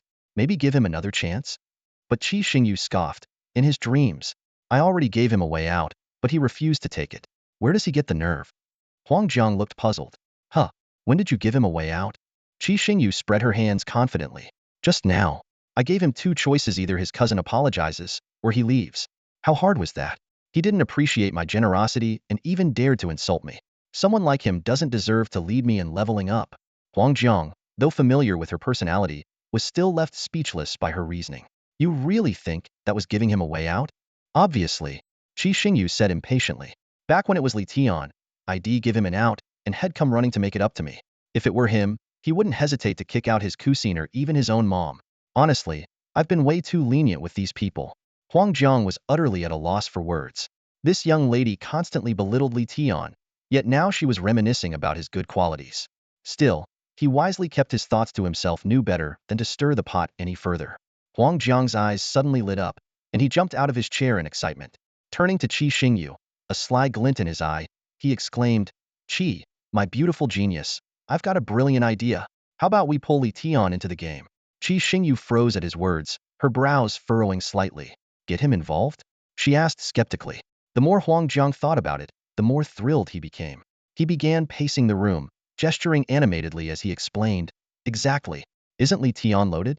Let him top up our accounts so we can buy some killer gear. With top-tier equipment, those low-level mobs would be nothing to us. Heck, we might even catch up to that big shot Ling Tian. Besides, Li Tian's pretty good at gaming, right? Let him grind for us while we kick back and enjoy the view. Sounds perfect, doesn't it?" His enthusiasm seemed to waver Qi Xingyu's resolve. Her expression softened slightly, and a flicker of interest flashed in her eyes. Indeed, leveling up in the game was painfully slow. If Li Tian was willing to throw in tens of thousands, her and Huangjiang's gaming experience would improve significantly. But then, her face darkened again as she snapped, "Don't even think about it. I'm not agreeing to this. That jerk not only hit me, but also had the nerve to ghost me for a whole week. If I go to him now asking for money, wouldn't that just make me look like I'm after his cash?" Huangjiang nearly let out a sarcastic laugh at her words, thinking, "Oh, sure. As if you're not already after his money." But he kept a sympathetic expression on his face, his tone ingratiating as he said, "Come on, who knows you better than I do? You taking his money is purely about saving his pride. It's selfless. Even, you're sacrificing your own reputation for his sake." Someone like Li Tian could never understand such noble intentions. This flattery hit Qi Xingyu right where it counted. She felt a surge of smug satisfaction. "See? Now that's someone who truly gets me. Li Tian, why can't you be more like this? I've been bending over backward trying to turn you into the perfect man, and you just don't appreciate it." Noticing her softening stance, Huangjiang pressed on, "Sure, Li Tian's got his flaws, but shouldn't we give him a chance to redeem himself? The game CN2 is the perfect opportunity. If he performs well, helps us level up quickly, then it proves he's worth saving. And if you forgive him after that, it's only fair, right? Plus, we'd be doing a good deed, don't you think? Qi Xingyu finally relented. After a moment of hesitation, she nodded lightly and said, "Fine, wait here. They'll get Li Tian to top up our accounts right now." Qi Xingyu pulled up her personal information panel, her gaze landing on the small phone icon. This feature allowed her to directly access communication records from the real world. Although the connection between the game and reality felt somewhat unscientific, in this mystical world of CN2, it all seemed perfectly reasonable. She quickly typed out a message. "Here's your chance to make up for everything. Log into CN2 within 3 minutes, top up 500,000 for both me and Huang Jiang, and then come to the Rocky Valley to help us level up." She nodded in satisfaction as she read the message, thinking to herself that this was already giving Li Tian some dignity. Over the past few days, Qi Xingyu had found herself missing the days when she followed Li Tian living a life of luxury, surrounded by servants catering to her every need. Although Huang Jiang could provide her with emotional support now, living without money was undeniably tough. She saw this as the perfect opportunity to get Li Tian to grovel back into her favor.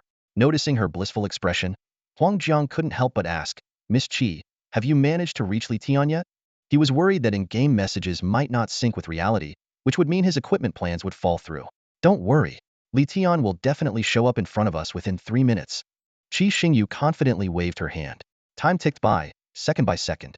1 minute, 2 minutes, 3 minutes. Huang Jiang anxiously scanned the city gates, frowning. What's going on with Li Tian? Why isn't he here yet? Just as Qi Xingyu's expression began to darken, a notification suddenly popped up on her personal information panel. Her face relaxed instantly, thinking it was a reply from Li Tian. However, as she opened the message, her expression shifted from smugness to shock, and finally to uncontrollable rage. System connection attempt failed for the 5th time. Your account may have been deleted. Li Tian, how dare you delete me? Qi Xingyu stomped her foot in anger, shrieking, "You'll regret this for the rest of your life." Meanwhile, within Tianfeng City, Li Tian was wandering the streets, searching for a blacksmith NPC, when he suddenly sneezed. "Achoo! Who's cursing me now?" he muttered while rubbing his nose, before continuing his journey northward. His goal was to find a blacksmith NPC with potential, capable of mass-producing scorpion tail needles. Although players couldn't yet equip these weapons, NPCs could.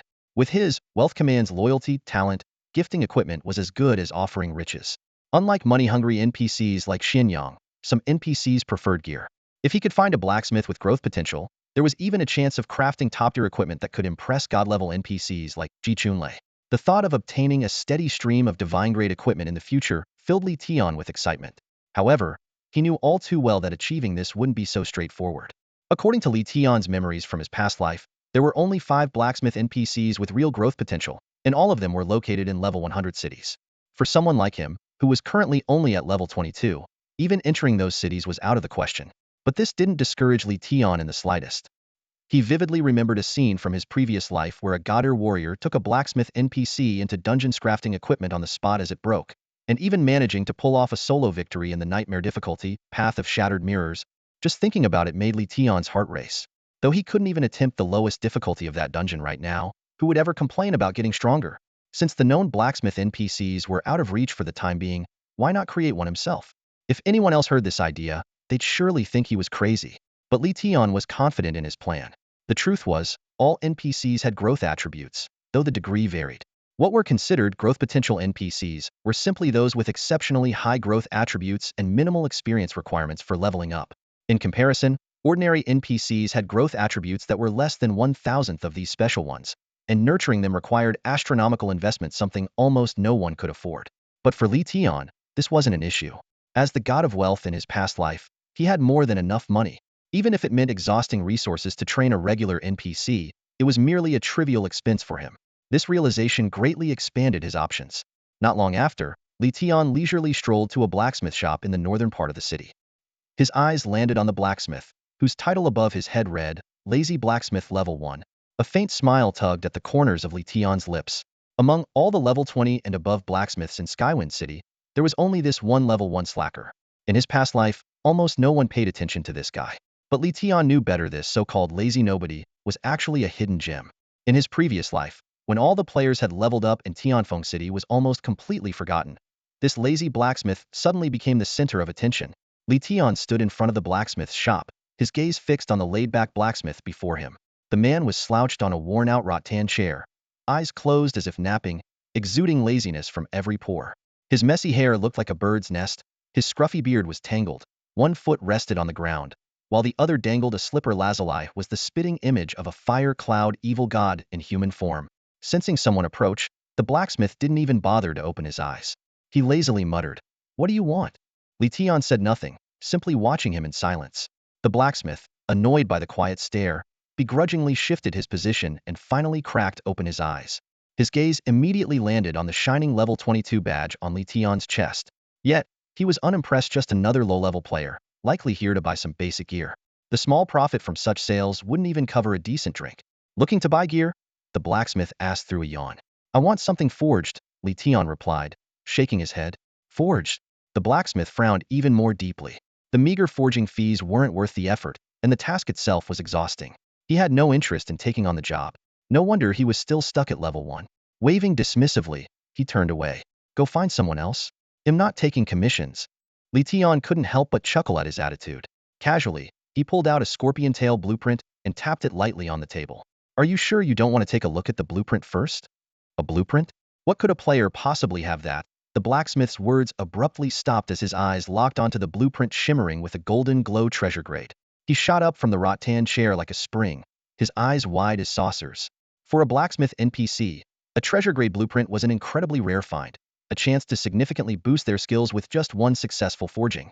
The blacksmith's heart pounded wildly as he rubbed his hands nervously on his pants, trying to maintain a calm facade. "So, you want something forged? What kind of blueprint is it? Let me take a closer look." Leaning in, he carefully examined the blueprint, confirming it was indeed a genuine treasure-grade item. Suppressing his excitement, he forced a nonchalant tone. "Kid, forging equipment requires a lot of materials. Do you have them?" "Nope," Li Tian said simply, spreading his hands. The blacksmith's heart leapt with joy, sensing an opportunity to take advantage.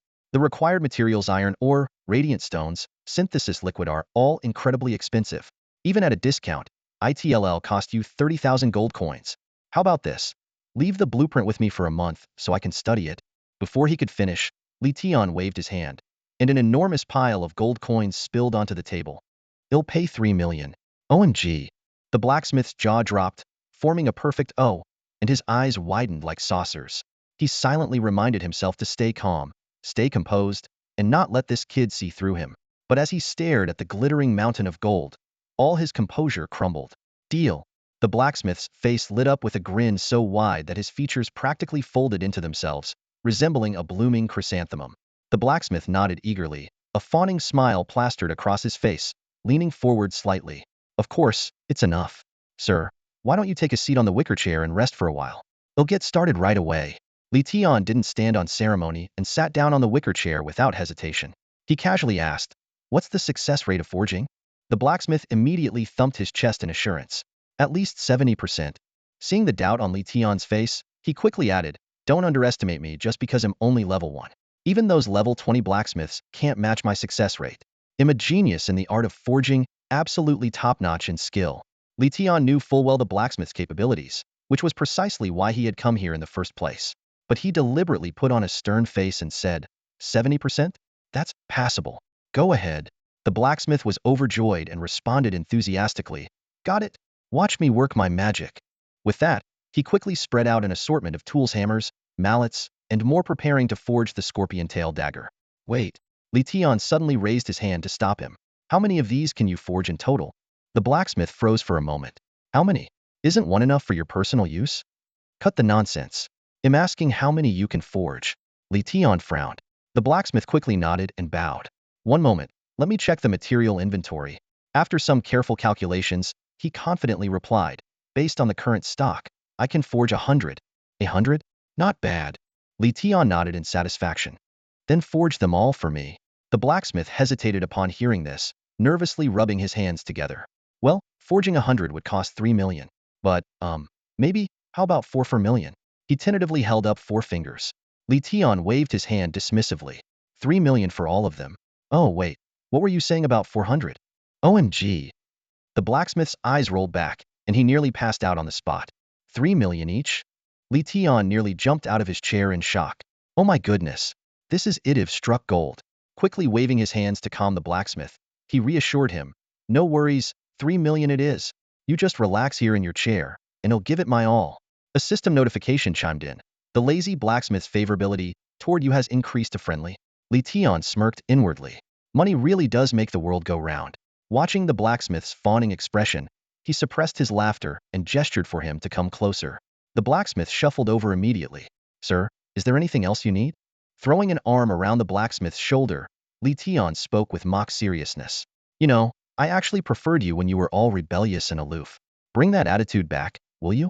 The blacksmith's grin froze for a moment before he reverted to his usual indolent demeanor. Got it. Now go take a nap or something. Great acting. Li Tian nodded approvingly, then reclined comfortably in a rattan chair. With a casual swipe, he opened his personal info panel. Player Ling Tian. Status citizen of Tianfeng City. Profession realm painter. God of wealth. Talents universal harmony, absolute mastery, and various other special abilities. Level 2288.25. Stats HPMP 1610016100. Attributes strength defense creativity agility. All at 1610. Weapon cycle of all beings formation.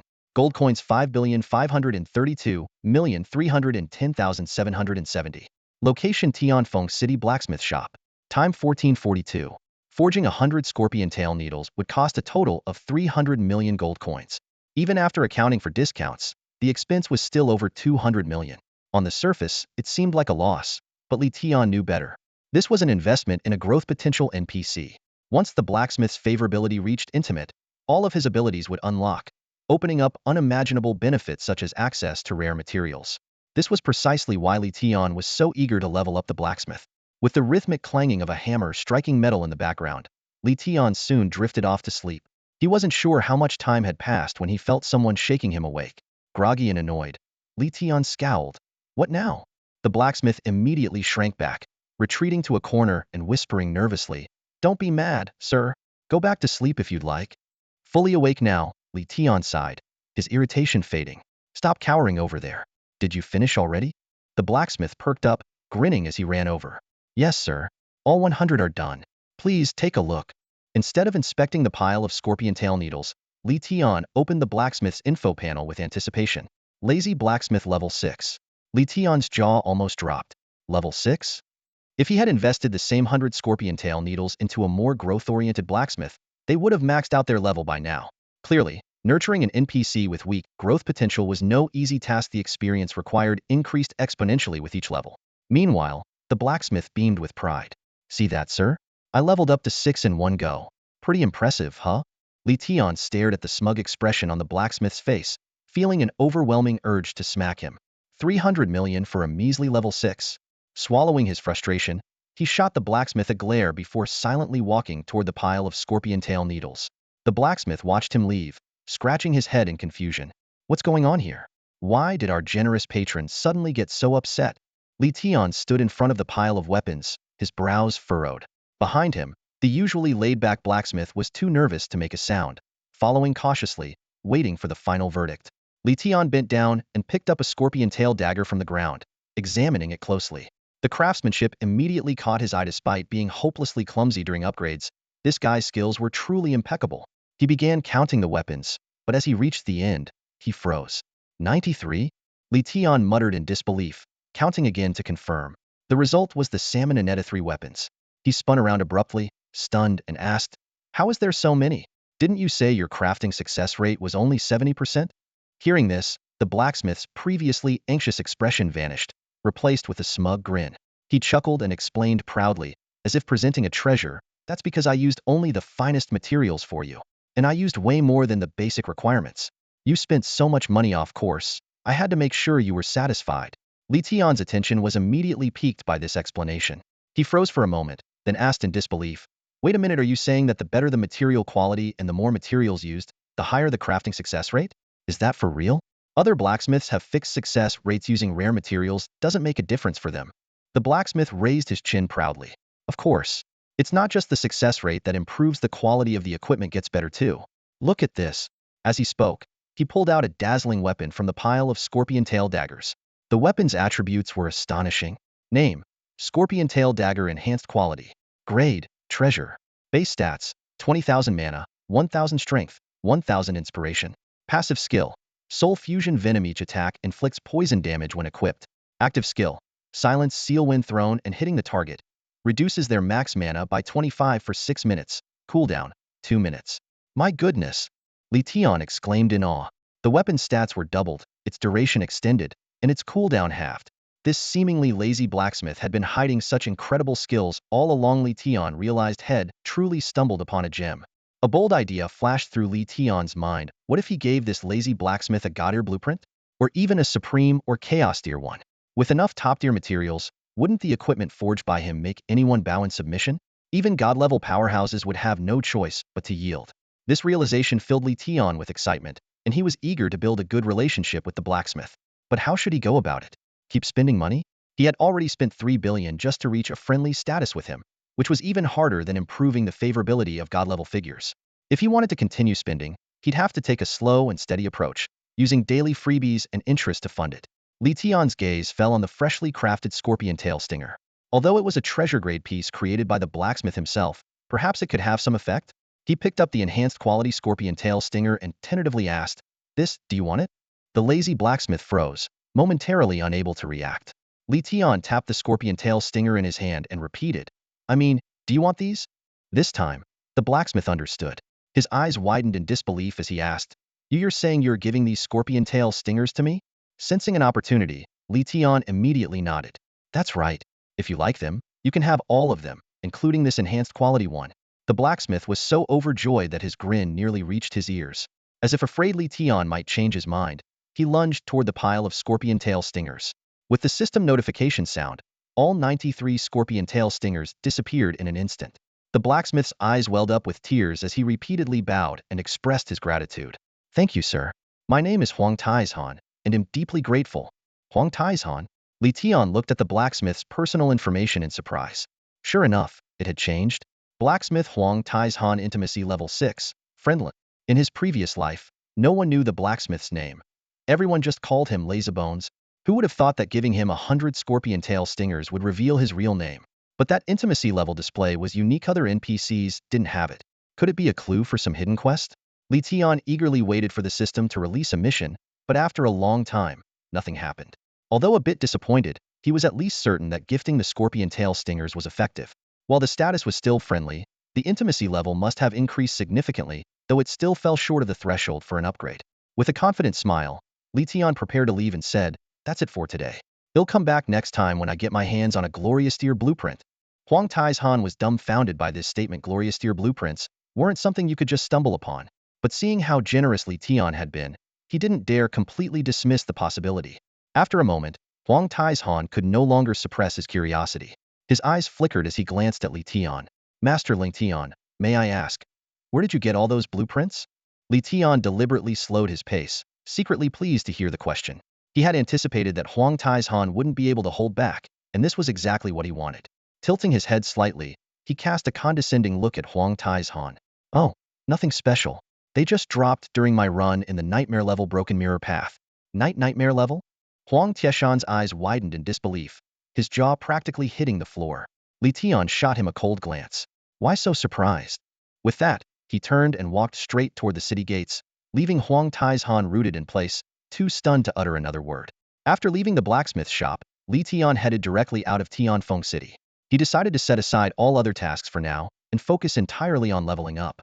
As soon as he hit level 30, he could challenge the nightmare level Broken Mirror Path again to obtain more equipment blueprints. With billions of gold coins invested and hundreds of legendary grade items crafted, Huang Taizhan's favorability level would undoubtedly reach the trust threshold. From trust to intimacy, it would only take one final push. Li Tian could almost picture a god-tier intimate blacksmith, glowing with golden light, waiting to assist him.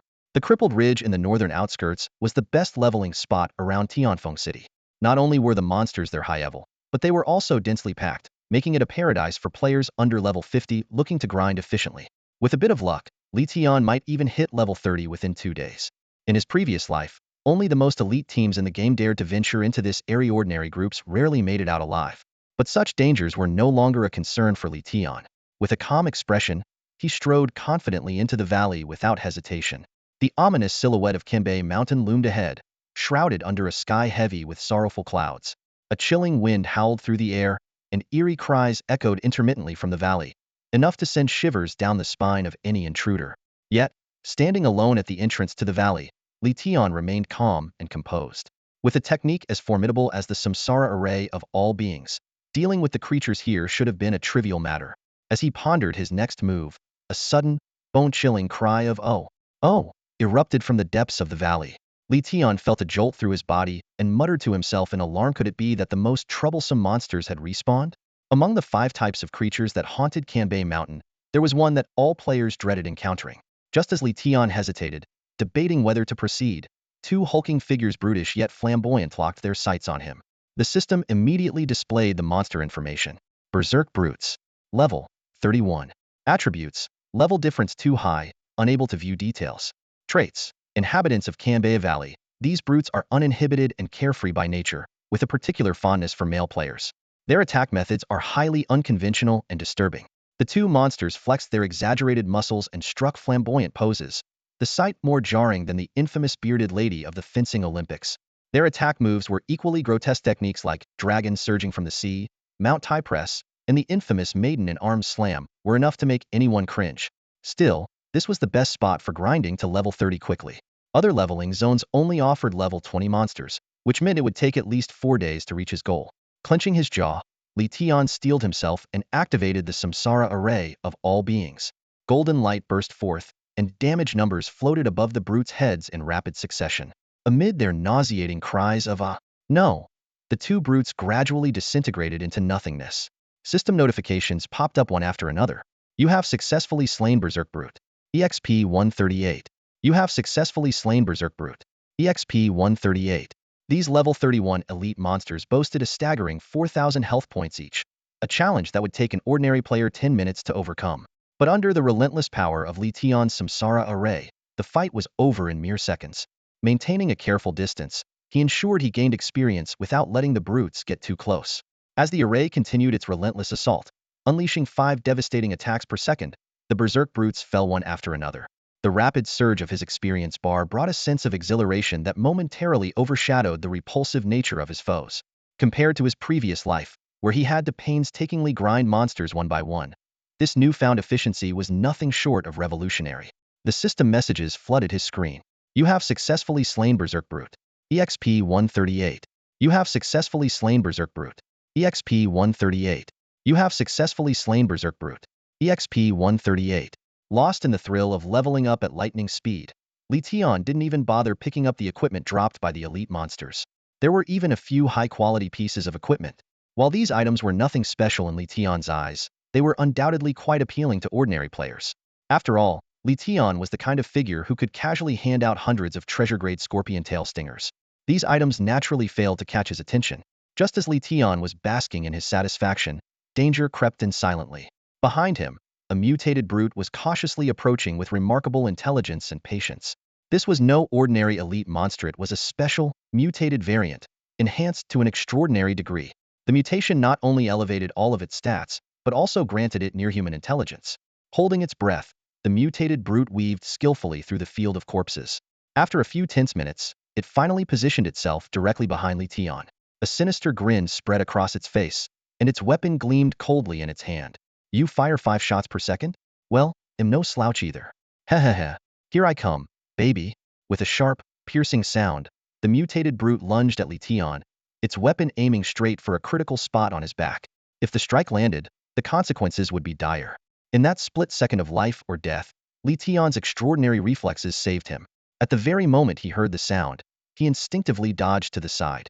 With a swift whoosh, the mutated brute's deadly attack missed its mark, instead taking down a regular brute nearby. Holy crap, that was way too close. Li Tian gasped, his chest heaving as he stared at the terrifying weapon that had nearly ended him, cold sweat dripping down his face. Rage flared within him, igniting his fighting spirit in an instant. You scared me half to death, you bastard, he roared. With a shout, Li Tian activated his skill, Wrath of the Living. White damage numbers indicating true damage floated up in the air as the mutated brute let out a shriek. Arg. No, it cried before collapsing to the ground, lifeless. Ding. The familiar sound of a high-quality equipment drop echoed. Li Tian immediately turned his gaze to the spot where the corpse lay. What the heck is this? A root-severing hammer? Li Tian stared at the bizarrely glowing white hammer on the ground, his eye twitching involuntarily. The hammer was entirely jet black, with a long handle crafted from some kind of smooth, fine-textured mineral. The surface felt polished to perfection, and the hammerhead bore mysterious, intricate carvings. As he examined this loot dropped by the burly brute brothers, an involuntary shiver ran through Li Tian's body, recalling the oversized weapons they wielded. Pulling up the stats panel to inspect the item. Name: Root Severing Hammer. Type: Secondary Weapon.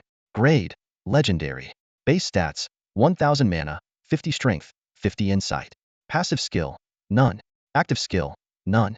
Special effect: Targeted weapon. Deals 300 damage to brute brothers and expands attack range by 50. What a piece of junk, a fighter among garbage weapons. Li Tian muttered disdainfully, curling his lip. A legendary grade weapon with no skills or additional bonuses. Such an anomaly in the world of Immortal Path was unheard of. He was about to toss it aside when something clicked. This was a secondary weapon, meaning it wouldn't take up his primary weapon slot. After a brief moment of hesitation, Li Tian decided to give it a try. With his right hand gripping his trusty scorpion tail blade, and his left now holding the root severing hammer, he cut quite an imposing figure. He approached a nearby brute brother and swung the hammer with all his might. The hammer seemed to have a mind of its own, streaking through the air like a guided missile and striking the enemy's weapon with pinpoint accuracy. Sever the root. A grotesque "oh" escaped the brute brother's lips as his weapon shattered instantly. The hulking brute collapsed to the ground, a disturbing look of satisfaction plastered across his face. The scene nearly made Li Tian gag on the spot. Just as he was about to unequip the unsettling weapon, a sudden realization struck him: this hammer didn't just have an extended attack range, it also featured auto-targeting. If paired with the Samsara array. Excited by the thought, Li Tian quickly activated the Samsara array. In 0.7 seconds, the array expanded dramatically, its glowing golden lines forming a much larger radius. A few fearless brute brothers charged in, triggering the array. In an instant, the golden light transformed into countless miniature hammers, each homing in on the enemy's weapons with surgical precision. You have defeated a brute brother. Experience 138. The notifications began flooding in. The tiny hammers even broke through the array's boundaries, launching indiscriminate attacks on all brute brothers in the vicinity. Li Tian, satisfied with the chaos he'd unleashed, plopped himself down on a nearby rock. He watched in delight as the black streaks of the hammer-shaped projectiles wreaked havoc all around him. By the time the system forced him offline at 1 a.m., Li Tian had leveled up 3 times in just a few hours, reaching level 25. Considering most players were still grinding at level 6 or 7, his progress left him giddy with excitement. If I can hit level 30 and get a blueprint drop from the nightmare level Shattered Mirror trial, I'll finally earn Huang Tieshan's trust, Li Tian mused as he returned to the real world. The thought filled him with boundless anticipation. The future is limitless. After a quick freshen up, Li Tian lay down on his bed and soon drifted into a deep, sweet sleep. However, the real world was in complete turmoil because of his appearance. Ling Tian has shown up again? Wasn't he penalized by the officials for exploiting the game? And the craziest part, the leveled up from 22 to 25 in just a few hours. On social media, players' voices of doubt were relentless. Some speculated that the game itself was designed by Li Tian, calling for an official investigation. The phrase "please investigate thoroughly" quickly dominated the front pages of major platforms, with some even tagging cyber police to intervene. The international reaction was even more intense. Japanese players were convinced it was blatant cheating. Korean players claimed Ling Tian was one of their own, while Indian players declared him a divine incarnation. Media outlets worldwide flooded their coverage with sensational headlines. Xia Nation's player Ling Tian takes the lead. What's the secret behind it? Is the game Immortal Path a new form of weaponry? The US has mobilized elite forces, vowing to surpass Ling Tian. Although nations tried to point fingers at Xia's government, deep down they all knew the truth. The emergence of the Immortal Path game was an enigma, and it possessed a terrifying power capable of wiping out humanity. Governments scrambled to uncover the game's secrets while closely monitoring Li Tian's every move. At precisely 5 a.m., Li Tian woke up on time. The game's login cooldown had ended, marking the perfect moment to widen his lead. There was no room for delay. However, upon returning to Kanbei Mountain, those obnoxious brute-like creatures made him hesitate. Just then, the system erupted with a barrage of notifications, beeping incessantly like a telegraph machine. Frowning, Li Tian opened his personal panel, only to discover tens of thousands of friend requests. It's only 5 a.m., and global players have just logged in. How are there already this many requests? At this rate, I might receive millions in a single day. Although he knew the Immortal Path system wouldn't crash under the strain, Li Tian immediately disabled the friend request feature. The sheer level of attention he was receiving far exceeded anything he had anticipated. As Li Tian was about to log off, he casually opened the message panel, only to be greeted by a flood of pending friend requests. Without hesitation, he clicked Select All, and with equal decisiveness, deleted all the unread messages.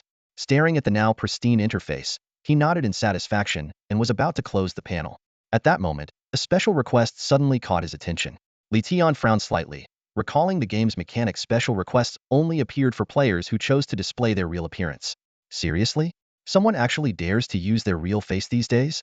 Intrigued, he clicked on the request. A familiar face immediately popped up on the screen. Delicate features, paired with an arrogant expression. It was none other than Qi Xingyu. Li Tian froze as if struck by lightning. His mind buzzed, and his heartbeat quickened. Damn it! The first thought that flashed through his mind was that his real identity had been exposed. This meant that not only ordinary players but also government officials from various nations could easily access his personal information. The best-case scenario? Being treated as a lab experiment. The mere thought of it made his future seem bleak and hopeless. Seething with anger, he clenched his teeth and opened the friend request. But the message awaiting him left him momentarily stunned. You're Ling Tian, right? I'm Qi Xingyu. Here's the deal. Come to Rocky Valley and help me in Huangzhong level up. You've got 3 minutes to respond, or the offer's off the table. For a moment, Li Tian didn't know whether to laugh or cry. Is this woman out of her mind? How can someone be this ridiculous? Infuriated yet amused, he typed 2 simple words into the rejection box. Idiot. After closing the message panel, Li Tian immediately threw himself back into leveling up. At this point, he no longer cared about the grotesque muscle-bound beast he had previously found repulsive. Honestly, was there anything more nauseating than Qi Xingyu? Meanwhile, Qi Xingyu stared at the screen. Her eyes locked on the glaring insult. Idiot. Rage surged through her veins. Ling Tian, you've got some nerve. I, out of the kindness of my heart, asked you to help me level up, and you insult me? Unbelievable. Beside her, Huang Zhang asked eagerly, So, Qi the Great Beauty, what did Ling Tian say? Qi Xingyu's eye twitched, and she quickly closed the message panel with a cold scoff. He accepted the friend request, but I've changed my mind. I don't want him to help anymore. Let's go find someone else. Huang Zhang looked utterly confused. Huh, wait, is that for real? Li Tian rampaged through the desolate valley of Cambay like a tiger among sheep. His iron hammer and venomous sting struck in unison, blending seamlessly with the earth as his enemies fell one after another. The cries of the burly berserkers echoed around him as they collapsed, continuously feeding him experience points. The system notification chimed incessantly. You have successfully killed a berserker. Experience 138. His experience bar was steadily climbing at a speed visible to the naked eye. By midday, Li Tian had already reached level 26.5. With relentless practice, his mastery of the severing hammer had reached an unparalleled level of precision. At this moment, he leaned leisurely against a rock, a blade of grass dangling from his mouth, eyes closed as he enjoyed a rare moment of respite. Suddenly, a crisp system notification broke the tranquility. Li Tian opened his eyes and instinctively pulled up his personal information panel. To his surprise, it was a World Channel announcement. In the game CN2, players above level 10 could post announcements on the World Channel, but only if they used their real identity and appearance. This rule was why few dared to use the feature in his previous life. Li Tian immediately checked the level leaderboard. 1. Ling Tian level 26, Xia Country top of the list. 2. Huang Shan level 10, Xia Country second place. 3. Vacant third place. Other leaderboards were yet to be unlocked. As expected, the second level 10 player had emerged. At a time when most players were still hovering around levels 5 or 6, Huang Shan's achievement of reaching level 10 was undoubtedly impressive. Curious, Li Tian opened the world announcement. I am Huang Shan, real name Huang Xiao, 28 years old, from Xia Country. I hereby announce, tomorrow at 11 a.m., I will officially challenge the nightmare level breaking mirror path, with the entire process live-streamed. Additionally, the Xia Country Tangshan Guild is now recruiting new members. Interested parties, please contact player Fenyong Xiangqian in Newbie Village 1. Li Tian smirked and closed the information panel. In his previous life, the Tangshan Guild was infamous, ranked among the top 5 guilds in Xia Country. Rumor had it that the guild leader had military connections. Known for their domineering ways, they would hunt down anyone who refused to comply with their demands, with punishments ranging from relentless in-game attacks to real-life threats. Li Tian himself had been targeted by them for refusing to join. Clearly, this announcement was a calculated move by the Tangshan Guild to expand its influence. However, given Huang Shan's current abilities, he would likely struggle to even scratch the monsters, and tomorrow's livestream might end in disaster. But none of this concerned Li Tian. He decided to stay focused on his own leveling journey. Unsurprisingly, the announcement caused a massive stir in the game. In Newbie Town 1, Fin Xiangqian, responsible for recruiting new members, was overwhelmed by over 100,000 friend requests. Panicked, he quickly sent a private message to his superior, codenamed Feng Xiao, Young Master. We've received over 100,000 friend requests. How should we handle this? A few minutes later, Feng Xiao replied with a message. Fin Yong stared at the task in front of him, cold sweat breaking out on his forehead. Recruit all players above level 5 into the guild, he muttered to himself, his heart filled with disbelief. Tens of thousands of players, and the number was still climbing. The sheer workload left him momentarily stunned. Despite his reluctance, he knew all too well the young master's vengeful nature and dared not slack off. Just then, a second message popped up. If you hear anything about Ling Tian, let me know immediately. Such a loyal dog is too good to pass up, understand? I understand. As soon as I have any information on Ling Tian, I will contact you right away. Fin Yong replied without hesitation. Feng Xiao closed his personal message panel and turned to the elder standing nearby. Fu Bo, have you found any information on Ling Tian's identity? Fu Bo's expression grew serious. After a brief pause, he slowly shook his head. Not a single trace. How is that possible? Feng Xiao could hardly believe it. With my father's intelligence network, how hard could it be to trace a player's identity? Fu Bo, are you being careless? You know my character, young master. Fu Bo responded calmly, his tone resolute. If I were unwilling to conduct a thorough investigation, I would have told you outright. Feng Xiao frowned in thought, ultimately deciding not to press further. He knew Fu Bo's nature carelessness was not in his character. What on earth is going on? Feng Xiao murmured, deep in thought. Could Ling Tian have some kind of special background? Unclear, Fu Bo replied gravely. All information on Ling Tian is a complete blank. Even the National Security Bureau came up empty-handed, as if this person doesn't exist.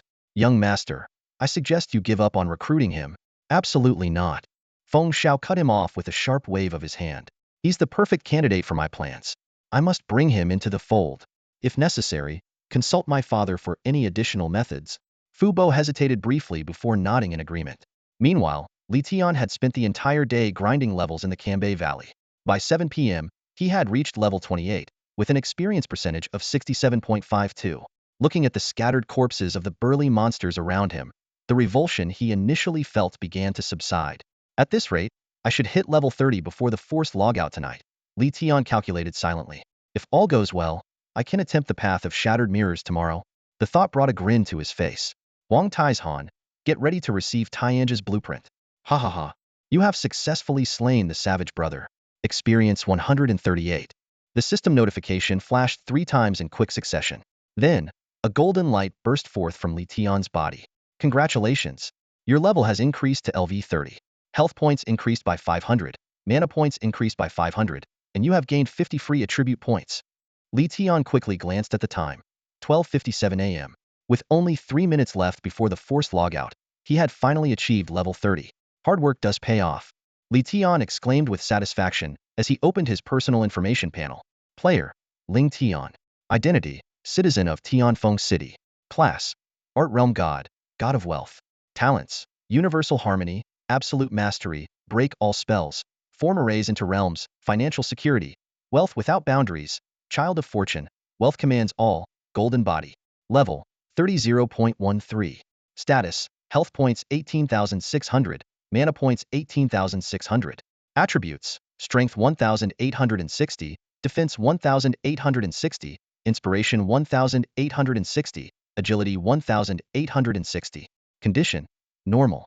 Weapons, Cycle of All Life Array, Scorpion Tail Needle, Rootbreaker Hammer. Gold, 5,438,956,200. Location, Broken Ridge Mountain. Time, 12:57 a.m. The glowing, level 30, on the interface filled Li Tian with pride. His fully enhanced attributes were now more than enough to crush ordinary players, putting him on par with high-tier NPCs. What thrilled him even more was acquiring the Rootbreaker Hammer. Though it appeared to be a mediocre weapon, in his hands, it rivaled a divine artifact, perfectly complementing the cycle of all life array and amplifying its power to unprecedented heights. Tomorrow's path of shattering will be a mere formality, Li Tian thought with delight. Who else in the world could make it look this effortless? While the night passed uneventfully for Li Tian, the entire game world was in an uproar over his breakthrough. Ling Tian has hit level 30? Is this even fair? At this rate, even cheaters can't catch up to him. Game Police, what's the verdict? Is Ling Tian hacking or not? At the same time, another announcement about Quangshan reaching level 10 sparked a separate wave of discussions. Finally, someone else has hit level 10. Shen, you're the pride of all regular players. We refuse to associate with that cheating Ling Tian. Shen is my idol. Long Zai Tian. Shen, how confident are you about the nightmare level path of shattering? Meanwhile, the recruitment efforts of the Tangsan Guild were stirring up their own controversies. Fenyong Xiangqian, is the guild still recruiting? I've been waiting for a response all day. At least send a rejection if you're not accepting. Fenyong Xiangqian was close to breaking down under the flood of messages. With tens of thousands of applications pouring in and barely 3,000 reviewed in a day, he was at his wit's end. Elsewhere in the guild headquarters, Wu Feng, the son of a high-ranking military official, was deep in discussion with top-tier mercenary Huang Xiao about the plans for tomorrow. Huang Xiao, how are the preparations for the path of shattering? I've invested heavily and you don't let me down, Wu Feng said coldly, seated in an executive chair. The towering Huang Xiao gave a slight bow. Rest assured, young Master Feng, success is guaranteed tomorrow. If Ling Tian can do it, so can I. Excellent, Wu Feng said with a satisfied nod. Remember, this challenge will be broadcast globally.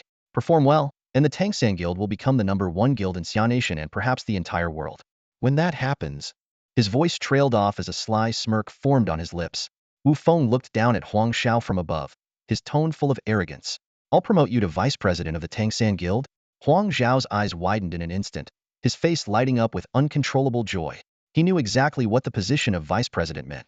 In a global game like this, being second in command of the largest guild was nothing short of a meteoric rise. Overwhelmed with excitement, Huang Xiao dropped to his knees with a loud thud, his voice trembling. Thank you, young Master Feng. It is the greatest honor of my life to serve you with unwavering loyalty. Wu Feng burst into hearty laughter, and then gestured for Huang Xiao to come closer. Huang Xiao immediately crawled forward on his knees, and to his shock, Wu Feng raised his foot and placed it directly on his polished bald head. Huang Xiao's body tensed up at once, but he dared not resist in the slightest. Satisfied, Wu Feng rubbed his shoe against Huang Xiao's head, smirking inwardly. Ling Tian, one day, I'll make you kneel at my feet as well. In this game, Immortal Path, I will become the ultimate ruler of the world. The next morning at 10:50, the #1 Novice City was packed with people. Wu Feng, leading the entire guild, waited in the city center for Huang Xiao's mirror breakthrough performance, set to begin in 10 minutes. The bustling city was crammed with players who had gathered to watch, their excited chatter filling the air. In just 10 minutes, Crazy God will be live streaming his mirror breakthrough journey. Ugh, I was so sick of watching that Ling Tian guy do his breakthroughs. I just hit level 8 yesterday, perfect timing to pick up some high-level tips. Yeah, right? Weren't you just level 3? Haha, bro, don't expose me like that. Man, the nightmare level mirror breakthrough sounds terrifying, but Crazy God has top-tier gear. He should be fine, right? Ugh, he's not even nervous, but I feel nervous for him. As the crowd buzzed with anticipation, a projection screen suddenly appeared in the center of Novice City, displaying Crazy God's perspective. Moments later, an announcement echoed across the world channel. Player, Crazy God, real name Huang Xiao, 28 years old, from Xia Country. Announcement, in 10 minutes, I will officially begin my mirror breakthrough live stream. All players are welcome to watch. The announcement on the world channel instantly sparked a massive uproar among the players. They flocked to the channel, eager to witness Huang Shun's attempt at the nightmare-level path of shattered mirrors. Amid the crowd, Wu Feng's eyes gleamed with ambition.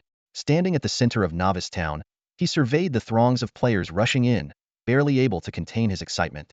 Tangsan Guild is about to become the top guild in the game, and I will be the true ruler of Xia, he thought, unable to suppress a burst of laughter.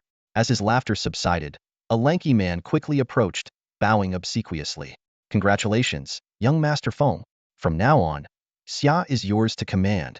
His words seemed to ignite the surrounding players, who gathered closer, chanting, Congratulations, young Master Feng, and long live Tangsan Guild. The cheers echoed throughout Novice Town #1, even drawing in clueless passers-by to join the commotion.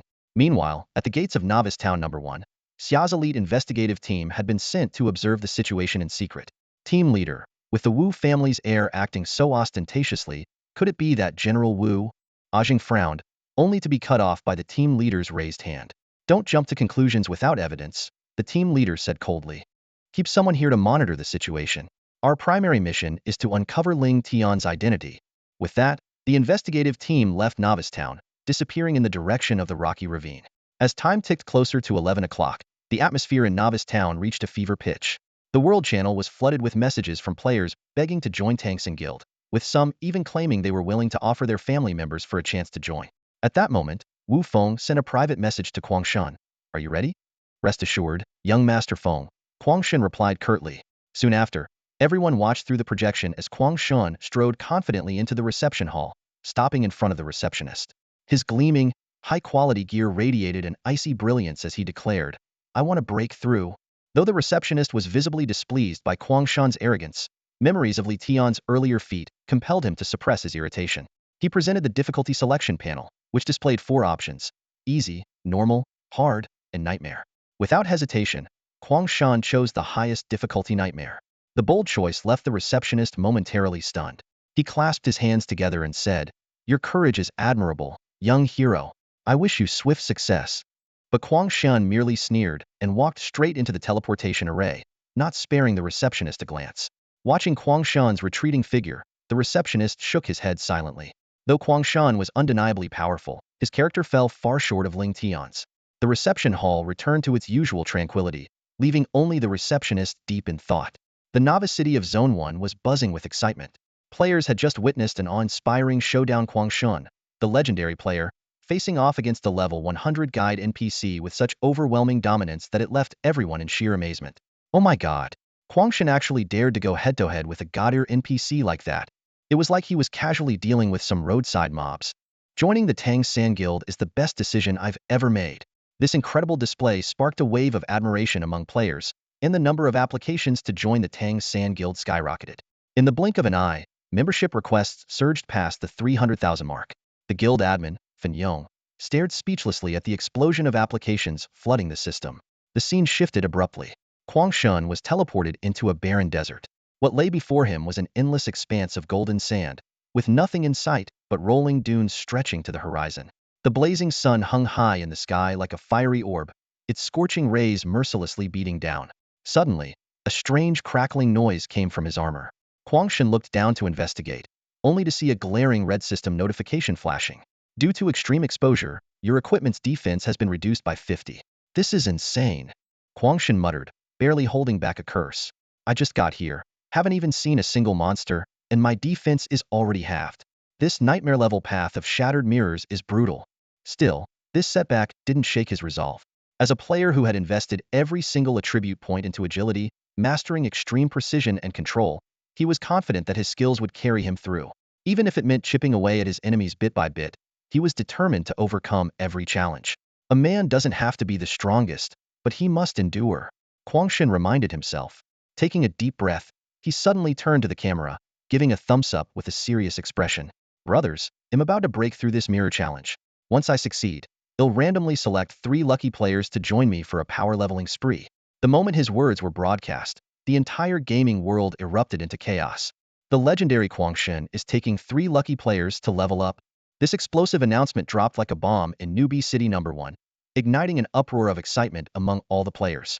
The comment section erupted instantly, flooded with messages begging to be chosen. Some tried to act cute and innocent. Shan, please carry me, I'm just a noob. Others flaunted their supposed advantages. I'm petite, easy to carry, and great at aerial maneuvers. There were even male players shamelessly pretending to be adorable girls. The mix of genuine and fake beauties scrambling for attention was both chaotic and hilarious. Yet, Shan paid no attention to the commotion. His brows furrowed as his sharp gaze locked onto the dry riverbed ahead, the only apparent path through the desert. As he took a step forward, the audience watching the live projection immediately fell silent, their eyes glued to the screen.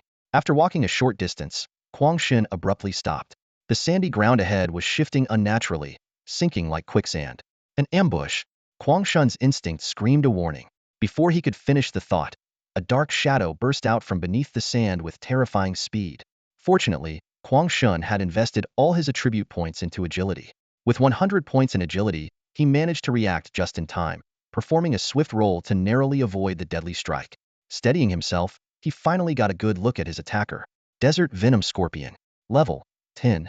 HP 1200 MP 800. Attributes: Strength 80. Defense 30. Intelligence 50. Agility 120. Skills: Passive, Spiked Carapace. Active, Venomous Stinger. This thing is just a regular mob? Shan muttered a curse under his breath. The Scorpion's 120 agility, a full 20 points higher than his own, instantly nullified what he considered his greatest strength. The viewers were equally stunned by the scorpion's intimidating stats. Is this what a nightmare-level monster looks like? That first strike would have killed me instantly. 120 agility? Its attack speed must be insane. But soon, someone noticed a ray of hope. Look, its defense is only 30. Quangshan might not deal massive damage, but he can whittle it down slowly. Quangshan had the same realization. Even if his attacks only dealt 20-30 damage each time, hitting it around 60 times would be enough to take it down. Judging by its previous attack, as long as he stayed alert, he could dodge its strikes. With renewed determination, Quangshan tightened his grip on his finely crafted dagger of ambush, adopting an offensive stance. His front leg bent slightly, back leg taut, ready to spring into action at any moment. The desert venom scorpion, enraged by its failed ambush, let out a guttural roar, venom spraying from its maw. You dare challenge me, Quangshan? I'll show you who's boss. Quangshan smirked coldly before lunging forward. The scorpion retaliated instantly, its stinger moving even faster, glowing with a sinister green light as it struck like lightning toward Quangshan. The audience gasped in unison, but Quangshan remained calm, executing another nimble roll to evade the lethal attack. The battle had only just begun. The berserker let out a thunderous roar and unleashed the most powerful active skill of the assassin class, Throat Seal. This move was his ultimate trump card, one he took immense pride in. He had even managed to land an astonishing 66-point critical hit on elite monsters with it before. The moment the skill connected, the berserker's confidence soared. In his mind, even creatures like the desert scorpion were nothing to fear. His dodges and attacks were fluid, seamless, and precise. This battle felt as steady as his very first kiss. However, when he raised his head with a smug smirk and turned to check the damage number displayed above the desert scorpion, his entire body froze. The number glaring back at him was 0. This is impossible. The berserker's eyes widened in disbelief. How could his active skill fail to even break through the defenses of a mere creature with only 30 defense points? It was then that he finally noticed the eerie glow emanating from the spiked shell covering the desert scorpion's body. A system notification promptly appeared. Spiked shell increases defense by 100 points and reflects 10 of the total damage back to the attacker. At the same time, a mocking number floated above the berserker's head, 0. This time, he was truly broken in the most literal sense. A simple spiked shell had raised the creature's defense by 100 points, rendering his attacks completely ineffective. How was he supposed to win this fight? Even if he battled for 1,000,000 years, victory seemed utterly unattainable. As despair began to take hold, an even more troubling question surfaced in his mind. Who exactly was that guy named Ling Tian? What kind of monster was he to have cleared this stage? And what about the boss waiting ahead? If he couldn't even penetrate the defense of a lowly mob, wouldn't he just become a snack for the boss?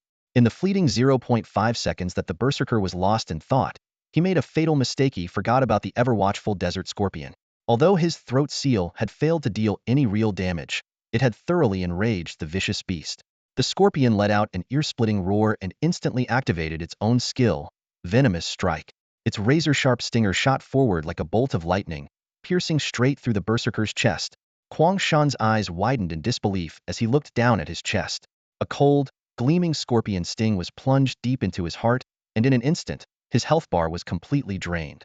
This shocking scene left everyone stunned, whether it was the spectators gathered in front of the projection or Quangshan himself. Who could have imagined that the second-ranked expert under Ling Tian, the well-equipped and renowned Quangshan, would be one-shot killed by a mere minion? Quangshan opened his mouth, but only a few hoarse, rasping sounds escaped before he collapsed to the ground, his face twisted with pain and unwillingness. In that moment, the entire CN2 world fell into a deathly silence. Players in the newbie town number 1 stared at the projection, swallowing hard. Moments later, the air buzzed with chatter. What the hell just happened? Over 1,700 damage in one hit? That's insane. Even the elite spectral wolves only do a couple hundred damage. This nightmare-level broken mirror path is absolutely terrifying. A single minion can one-shot Quangshan. What kind of monster will the boss be? The reputation of the Tang San Guild crumbled instantly. Players quickly changed their attitudes. So much for that guild. Their strongest player can't even handle a minion. Let's move on.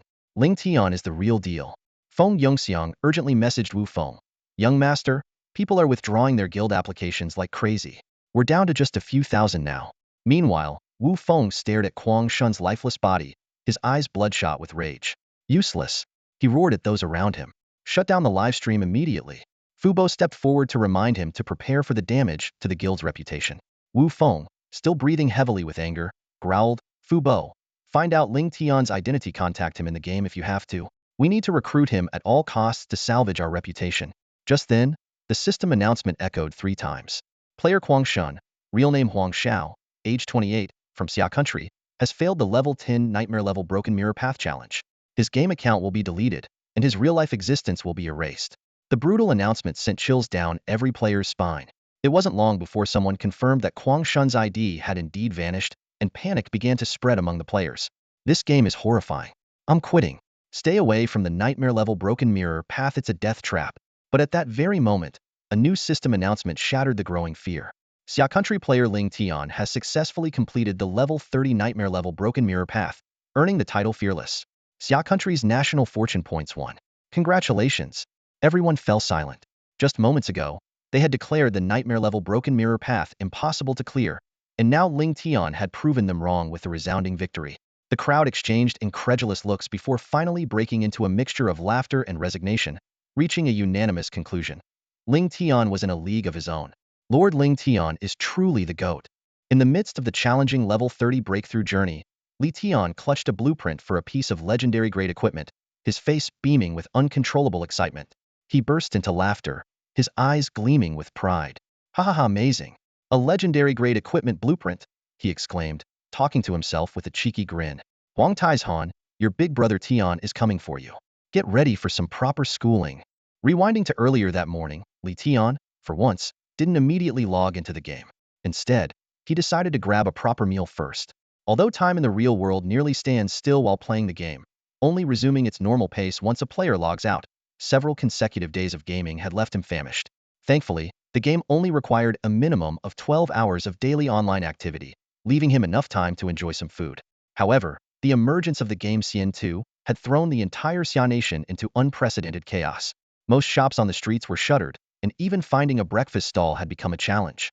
After wandering through alleys and side streets for quite some time, Li Tian finally stumbled upon a small, still operating breakfast stand in a secluded corner. He casually ordered 2 sticks of fried dough with a cup of soy milk, savoring the meal while scrolling through the latest news on his phone.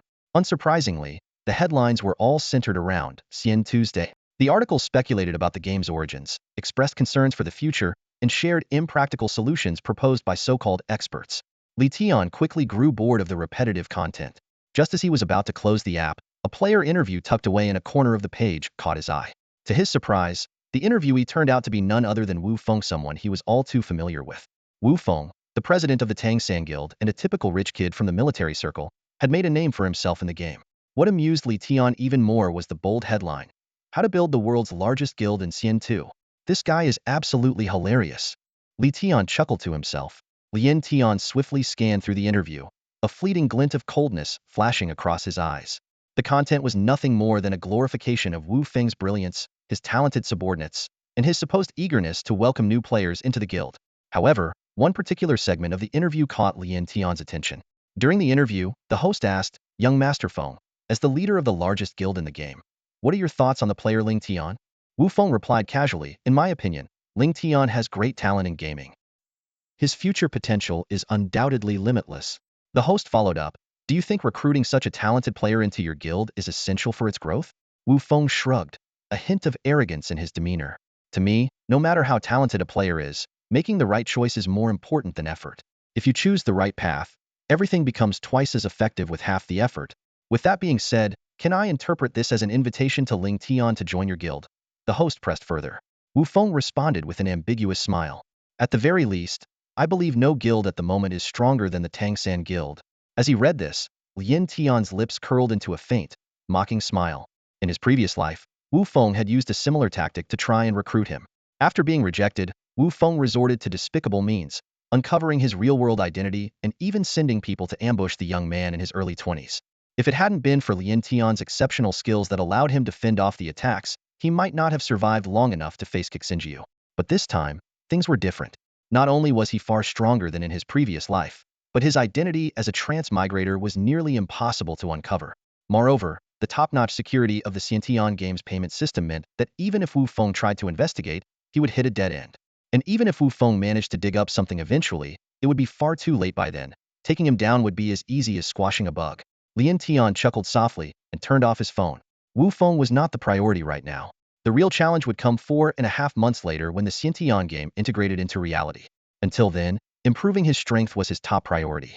Only by becoming powerful enough could he ensure his survival when the apocalypse arrived and uncover the truth about his parents' deaths, as well as the real identities of titans like Inghuang and Tianzhao. With that in mind, Lin Tian quickly finished the rest of his fried dough stick, left the breakfast stall, and headed home. Once there, he immediately logged into the game. Level 30 Breakthrough Challenge, here I come, he declared. Upon logging in, he hurried to the reception hall. The reception attendant was visibly shocked to see him. You again? You've already reached level 30 so quickly? Fast, huh? I'm here to break through. Lin Tian replied with a playful grin. Fast? That's an understatement. It's unbelievable. So, how are you planning to tackle it this time? Nightmare difficulty again? Of course. He'll take the usual package, Lin Tian said with a smirk. The attendant laughed. You're the only one who treats the nightmare difficulty as your usual package. With that, he activated the teleportation array. Go on, young man. Good luck. A system notification popped up. The reception attendant's favorability towards you has increased to familiar da. A pleasant surprise indeed. It seemed increasing NPC favorability didn't always require spending money. After being teleported, Lin Tian found himself in a vast, snowy wasteland. Suddenly, eerie howls echoed around him, and a horde of snowfield wolves surrounded him. Snowfield wolf. Level 30. HP 6000. MP 4600. Attributes: Strength 460, Defense 300, Spirit 550, Agility 420. Skills: Shadow Strike passive, Terrifying Howl active. This was a Sea of Monsters type map, typically only encountered at level 50 or above. Countless strong players had fallen in such maps in his past life, but for the currently in Tian, it was a prime opportunity to farm experience. Cycle of all lives array, he shouted, unleashing a skill. A barrage of auto-tracking hammers flew towards the snowfield wolves, striking them down one after another. With each hit, experience points poured in. 21 experience points per wolf, more than the Savage Brothers. Even though I'm only gaining 10 of the usual experience before breaking through, clearing this entire map will still yield a decent amount. Cycle of all lives array, let's go. In the desolate snowy plains, Li Tian was on vacation. On this map, infamous among players as a sea of terrifying monsters, Li Tian appeared unusually relaxed. With his hands in his pockets, he strolled casually through the vast expanse of snow. Occasionally, when a beautiful scene caught his eye, he would lie down to take a selfie. The howls of snow wolves echoing around him seemed irrelevant, and his samsara array worked like the scythe of death, continuously reaping the lives of these ferocious beasts. After 2 hours, his experience bar had increased significantly, and the surrounding snow wolves had been completely wiped out. Just as Li Tian was about to move forward, a sharp, grating "gah" sound suddenly came from beneath the ground. He immediately recalled his samsara array for protection and scanned his surroundings with heightened vigilance. The ground began to quake violently, and avalanches of snow cascaded down the mountains, forming a massive snow slide in mere moments. Another earth-shattering screech pierced the air as a gigantic worm, towering over 100 feet tall, burst out from the ground. The system promptly displayed the attributes of this snowfield behemoth. Level 30 Elite. Health, 30,000. Mana, 26,000. Strength, 1,120. Defense, 1,400. Inspiration, 1,750. Agility, 620. Passive skill, Heavy Strike on soft armor. Active skills, Death Roll, Corrosive Slime. Seeing these stats, Li Tian couldn't help but chuckle. What might be a nightmare for other players was nothing more than a minor challenge for him now. With a casual wave of his hand, he commanded, Samsara Array, attack. The array instantly enveloped the massive worm, and countless hammer of severance attacks rained down like a storm. As a realm painter, Li Tian's class converted all regular damage into true damage, rendering the worm's impressive 1,400 defense completely useless. The snowfield behemoth was clearly enraged. It couldn't comprehend how its formidable defense had been entirely negated. Without hesitation, it launched a counterattack. The worm rolled aggressively toward Li Tian while spewing highly corrosive green slime, which left enormous, smoking craters in its wake. Faced with the ferocious onslaught, Li Tian frowned slightly. While his defensive stats were high, the corrosive attacks posed a genuine challenge, particularly since they could potentially damage his equipment. Regent armor, Li Tian shouted, summoning the magnificent piece of gear. Base stats, 50,000 health, 3,000 strength, 4,000 defense, 500 inspiration. Passive skills, Golden Dragon protection. As long as the armor remains intact, health will not decrease. Heavy armor agility reduced to 0. The active skill Immortal makes the usurper's armor a truly unique piece of defensive equipment. Not only is it crafted with exceptional precision, but it also has the ability to repair itself by consuming mana. 100 points of mana can restore 1 point of durability. As a piece of armor, it has a total durability of 100 points, and for every 1 point of durability lost, its base bonus decreases by 1. When durability drops below 50, its passive skill becomes inactive, and if it falls below 20, the active skill can no longer be used. The Usurper's armor has a whopping 50,000 health points. I'd like to see how much damage you overgrown maggot, can actually do to me. Li Tian taunted confidently. Boom. The massive body of the snowfield giant worm slammed into Li Tian, its foul, corrosive slime instantly coating him from head to toe. When Li Tian glanced up and saw a staggering 5,300 points of damage appear above his head, along with the steadily stacking corrosive damage, he couldn't help but swallow hard. The damage was absolutely shocking. To put things into perspective, Li Tian's base defense was already an impressive 1,860 points. Combined with the 3,000 points of defense provided by the Usurper's armor, his total defense reached an astounding 4,860 points, far surpassing the stats of many level 100 bosses. Yet, even with this formidable defense, the snowfield giant worm was able to inflict such terrifying damage. Li Tian shuddered at the thought of whether he could have survived the blow without the protection of the Usurper's armor. Fortunately, after unleashing 2 active skills in quick succession, the snowfield giant worm was left in a state of paralysis, unable to move. Seizing the opportunity, Li Tian wasted no time and unleashed 2 of his own skills, Wrath of Life and Void of Reincarnation. As radiant light filled the air, 2 massive damage numbers appeared above the worm. Erg! The snowfield giant worm let out a piercing, guttural cry before its enormous body collapsed to the ground with a resounding thud. The entire mountain seemed to tremble under its weight. Without the stability provided by the Usurper's armor, Li Tian might have lost his footing and plummeted off the cliff. Amid the earth-shaking crash, the snowfield giant worm's lifeless body tumbled down the mountainside. Though the battle had ended, Li Tian could barely contain his frustration. He quickly stored the Usurper's armor and crawled to the edge of the cliff to take a closer look.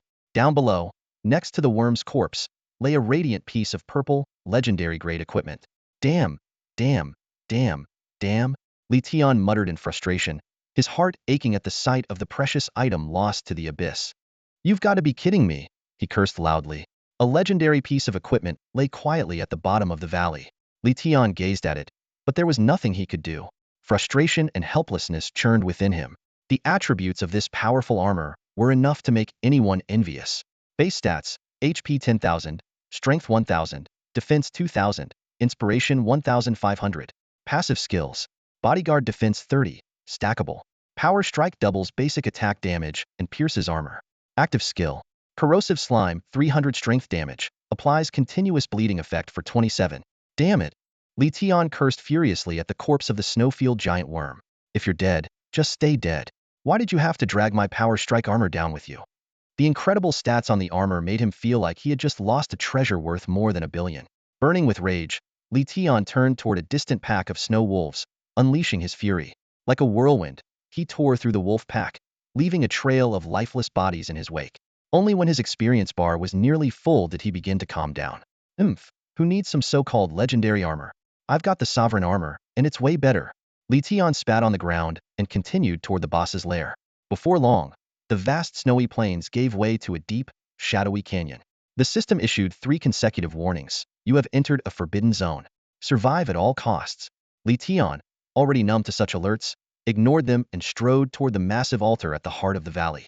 There, he finally saw the figure of the final boss, the Usurper Ji Shuchang. HP: 250,000. MP: 60,000. Attributes: Strength 1,800, Defense 1,300, Inspiration 1,800, Agility 1,400. Skills: all hidden. Ji Shuchang began his usual line of threats. Foolish mortal, how dare you challenge me, the Usurper Ji Shuchang. Prepare to meet your doom. But before he could finish, his expression froze. The two locked eyes in awkward silence for what felt like an eternity, before both shouted simultaneously, "Damn it, not you again." This was the 3rd time Li Tian had encountered Ji Shuchang. The boss, having suffered humiliating defeats in their previous encounters, felt an overwhelming sense of dread under the pressure of Li Tian's bloodline power. Even with his improved stats, Ji Shuchang knew all too well that this monster in front of him was growing at a terrifying pace. Just as Ji Shuchang opened his mouth to speak, Li Tian waved him off impatiently. Enough with the chatter. Let's just get this over with. He summoned the cycle of all beings formation, and countless severed root hammers materialized from the array, ready to strike. A flicker of panic flashed across Ji Shuchang's face. He flailed his hands wildly, his voice trembling and distorted. Wait, wait, don't act so hastily. Li Tian raised an eyebrow slightly, a trace of confusion crossing his eyes. What are you trying to do? Forcing a fawning smile, Ji Shuchang rubbed his hands together nervously and replied in a sycophantic tone, well, I surrender. This statement hit Li Tian like a thunderclap, leaving him momentarily stunned, mouth agape in disbelief. Huh. In his understanding, a boss surrendering was unheard of. It completely upended his conventional gaming logic. Seeing Li Tian's reaction, Ji Shuchang became even more eager to please. He nodded and bowed repeatedly, wiping his sweaty hands on his pants as he stammered, Boss, you have to believe me. I'm surrendering sincerely. Li Tian furrowed his brows, his mind racing. Wait, hold on. Are you serious about surrendering? Aren't you the boss? Since when can a boss surrender to a player? To others, no, but you're an exception. Ji Shuchang's face was plastered with a flattering grin, resembling a merchant offering a prized possession. Li Tian's frown deepened. But if you surrender, what happens to my breakthrough quest? If I don't defeat the boss, doesn't that mean I can't complete the challenge? Ji Shuchang thumped his chest confidently and declared, Boss, don't worry about that. Before his words even finished, he suddenly spun around and, with a dramatic thud, threw himself onto the ground, exclaiming theatrically, I'm dead. Dead as can be. As this absurd scene unfolded, the system notification chimed in. Ding. Congratulations. You have successfully defeated the final boss, Usurper King Ji Shuchang. Congratulations. You have cleared the nightmare level breakthrough quest. Experience lock has been lifted. Player Ling Tian of Xia Nation has successfully completed the level 30 nightmare level breakthrough quest, earning the title Fearless Pioneer. Xia Nation National Fortune Points 1. This is a public announcement. Li Tian stood there, utterly dumbfounded, staring at the notifications. What the? This actually works. He was completely floored by Ji Shuchang's ridiculous antics. Just lying down counts as being defeated? And even more outrageous, the system actually accepted it, declaring the quest cleared. As soon as the system's notifications ended, Ji Shuchang sprang to his feet, dusting himself off while maintaining his ingratiating smile. Boss, are you satisfied now? You didn't even have to lift a finger to clear the nightmare level breakthrough quest. No one before you has ever enjoyed such a privilege. Li Tian nodded in satisfaction and patted Ji Shuchang on the shoulder. Not bad. You did well, I'll give you credit for that.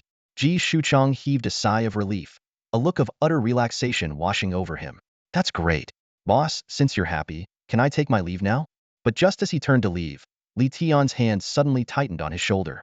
With a mischievous smile, Li Tian said, Hold on, don't be in such a hurry. I'm not done talking yet. Ji Shuchang's face was etched with anxiety, desperate to escape this place as soon as possible. Yet, he dared not show a trace of dissatisfaction. Forcing a smile, he said, Boss, if there's anything else you need, just say the word. Li Tian narrowed his eyes, a sly, enigmatic smile playing on his lips. Ji Shuchang, leaving just like that seems a bit inappropriate, don't you think? Where's my reward? Clearing a nightmare level trial and getting nothing in return, what kind of deal is that? Hearing it was only about rewards, Ji Shuchang visibly relaxed, exhaling in relief. He quickly responded, Of course. Anything you want, as long as Lord Ling Tian spares my life. Without hesitation, he reached into his storage space and began pulling out items. The system notifications chimed in rapid succession. Ding. You are the first player in the world to complete the level 30 nightmare level path to breakthrough trial. Reward. Time extension scroll. Ding. You are the first player in the world to complete the level 30 nightmare level path to breakthrough trial. Title awarded. Fearless Pioneer. Ding. You have defeated the Usurper King, Ji Shuchang. Reward. Black Stone Fragment. As the kill reward was granted, the experience lock finally lifted. Li Tian immediately leveled up to 31, gaining 1,000 points each in health and mana, along with 100 free attribute points. Glancing at the system notifications, Li Tian nodded in satisfaction. The accumulated experience had propelled him up a level, exactly as he'd anticipated. But his gaze sharpened as he fixed his eyes on Ji Shuchang, his tone slow and deliberate. Good thing I remembered to ask for a reward. Otherwise, was that experience meant to stay locked forever? Ji Shuchang, you wouldn't have done that on purpose, would you? Would you like me to continue refining the story in this style?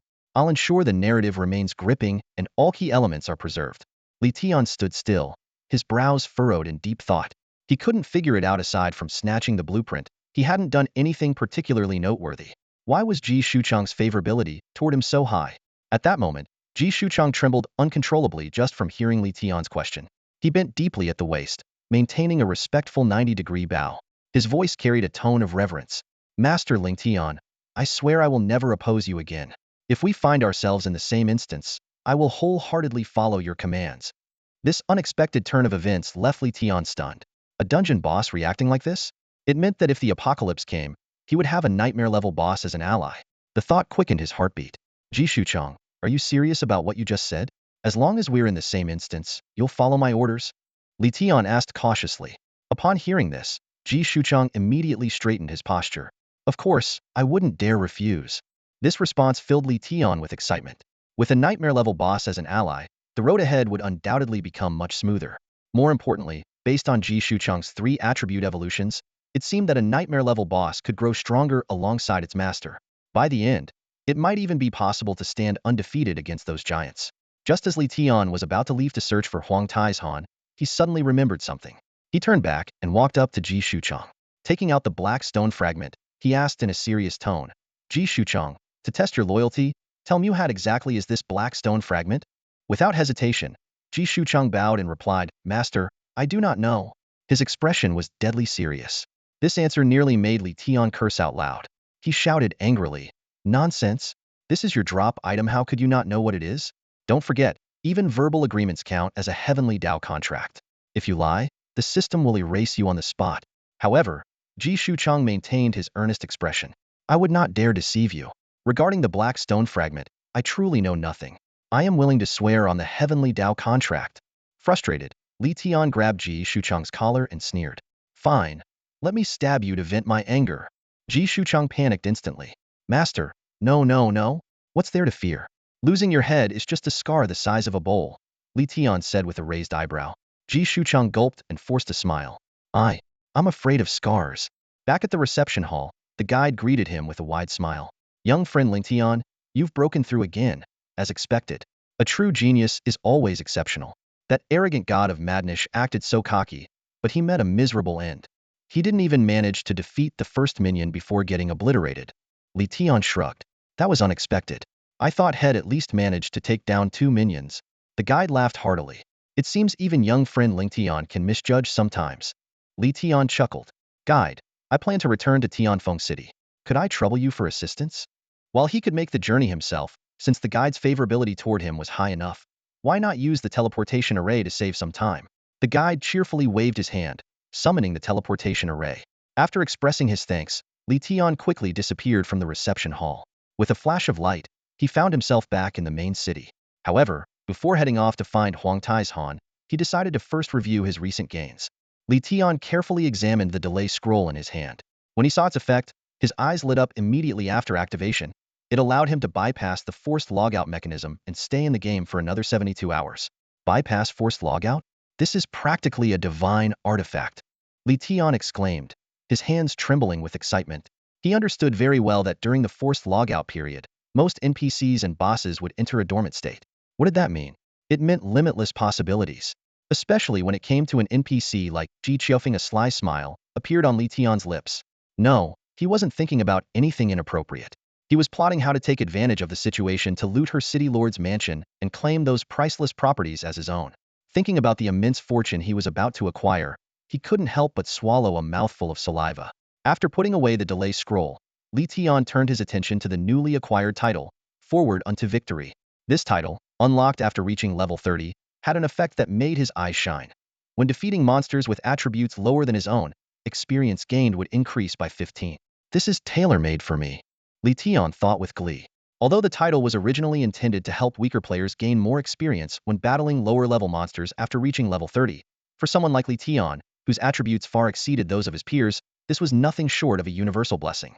What excited him even more was that elite bosses like Ji Shuchang, who relied on equipment to maintain their status, would also be affected by this title's bonus. And everyone knew that the experience points gained from bosses were exponentially higher than those from ordinary monsters. With that realization, Li Tian was already mapping out which bosses to hunt next. The rewards from this breakthrough journey left Li Tian thoroughly satisfied. This was exactly the kind of gaming experience a reborn player should have. Thinking about his next goal, conquering Huang Tai's Han, he raised an eyebrow, his steps light as he headed toward the northern part of the city. To the north of Tianfeng City, a team was making its way towards Huang Tai Mountain. At the front of the group, Wu Feng wore a stern expression as he turned to ask, Fu Bo, are you certain Ling Tian will appear in Tianfeng City? Standing beside him, Fu Bo nodded slightly. I am certain, young master. This is a level 20 main city. I spent a significant amount of gold coins to obtain this information from an NPC. Hearing this, a satisfied smile appeared on Wu Feng's face. Good. As long as Ling Tian meets me, he will definitely join the Tangseng Guild. Fu Bo hesitated for a moment before finally speaking. Young master, what about the compensation for the fallen? Compensation? Wu Feng seemed momentarily puzzled. The guild members behind them exchanged uneasy glances, anger flickering in their eyes. Fu Bo's brows furrowed as he elaborated. To escort you here, the guild has already lost 372 brothers. Not only have they lost all their equipment and suffered significant experience loss, but several of them have disappeared from the character list entirely. In the real world, they might be... Before Fu Bo could finish, Wu Feng waved his hand decisively. This matter must be taken seriously. Each fallen brother will receive 3,000 gold coins in compensation and 300,000 in real-world currency. For the missing brothers, 10,000 gold coins in game and 1 million in real-world compensation. This bold and generous compensation plan instantly stunned everyone. After all, even the highest level players barely had 5,000 gold coins at this stage. The guild members' gazes toward Wu Feng shifted dramatically, now filled with unwavering loyalty and a willingness to lay down their lives for him. Before long, the team arrived at Huangtai Mountain. Among the many level 20 and 30th NPCs, Huangtai Mountain's strikingly low level 6 status stood out. Wu Feng had chosen him for a reassign if the NPC refused to cooperate. Wu Feng believed that even with his group of level 5 and 6 members, they could still subdue him. At that moment, Huangtai Mountain was lazily sprawled on a rattan chair, basking in the sun. His status read, Lazy Blacksmith level 6. Hey, wake up. I've got questions for you. Wu Feng said disdainfully. Huangtai Mountain squinted at the crowd and waved them off impatiently. Get lost. Don't disturb my nap. Wu Feng's face darkened. Just then, a newly joined level 7 warrior stepped forward, eager to prove himself. Feng Xiao is talking to you. Are you deaf? He shouted, launching a brutal charge that sent both Huangtai Mountain and his chair flying over 10 meters. The warrior turned back to Wu Feng with a smug grin, only to be struck down in the next instant by a hammer that seemed to appear out of nowhere, crushing him into a bloody pulp. A system notification rang out immediately. Ding. Player Diaozha Niping Tiu Bengdi has become the first player to be killed by an NPC, unlocking the achievement Clueless and Reckless. Ding. A player has unlocked the first achievement. Achievement system activated. Achievement Clueless and Reckless. You are the first player to be killed by an NPC. All NPCs now despise you. Approaching within 10 meters of any NPC will result in an attack. The scene fell into an eerie silence. Everyone finally grasped the gravity of the situation. There were several level 100 guide NPCs in the starter city. Wu Feng and his team couldn't help but feel a chill run down their spines. The system emitted a series of piercing alert sounds. Ding. Player Bottle Baby Goes Clubbing has been attacked by the newbie guide and is dead on the spot. Announcement. This death notice repeated 4 times in just a few seconds, plunging the entire game world into an eerie silence. Wu Feng felt his heart pounding wildly. Struggling to suppress his growing unease, he whispered to those around him, Quick, check the character list for Bottle Baby's info. Everyone sprang into action, but they soon returned with expressions of terror, reporting, Feng Xiao. Bottle Baby's information is completely gone. The revelation made everyone gasp in shock, whether in the game or the real world. That player had utterly vanished. Damn it, how can an NPC be this strong? That guy was only level 6. Wu Feng muttered, his shock quickly giving way to regret. If that NPC decided to turn its wrath on him, the consequences would be unimaginable.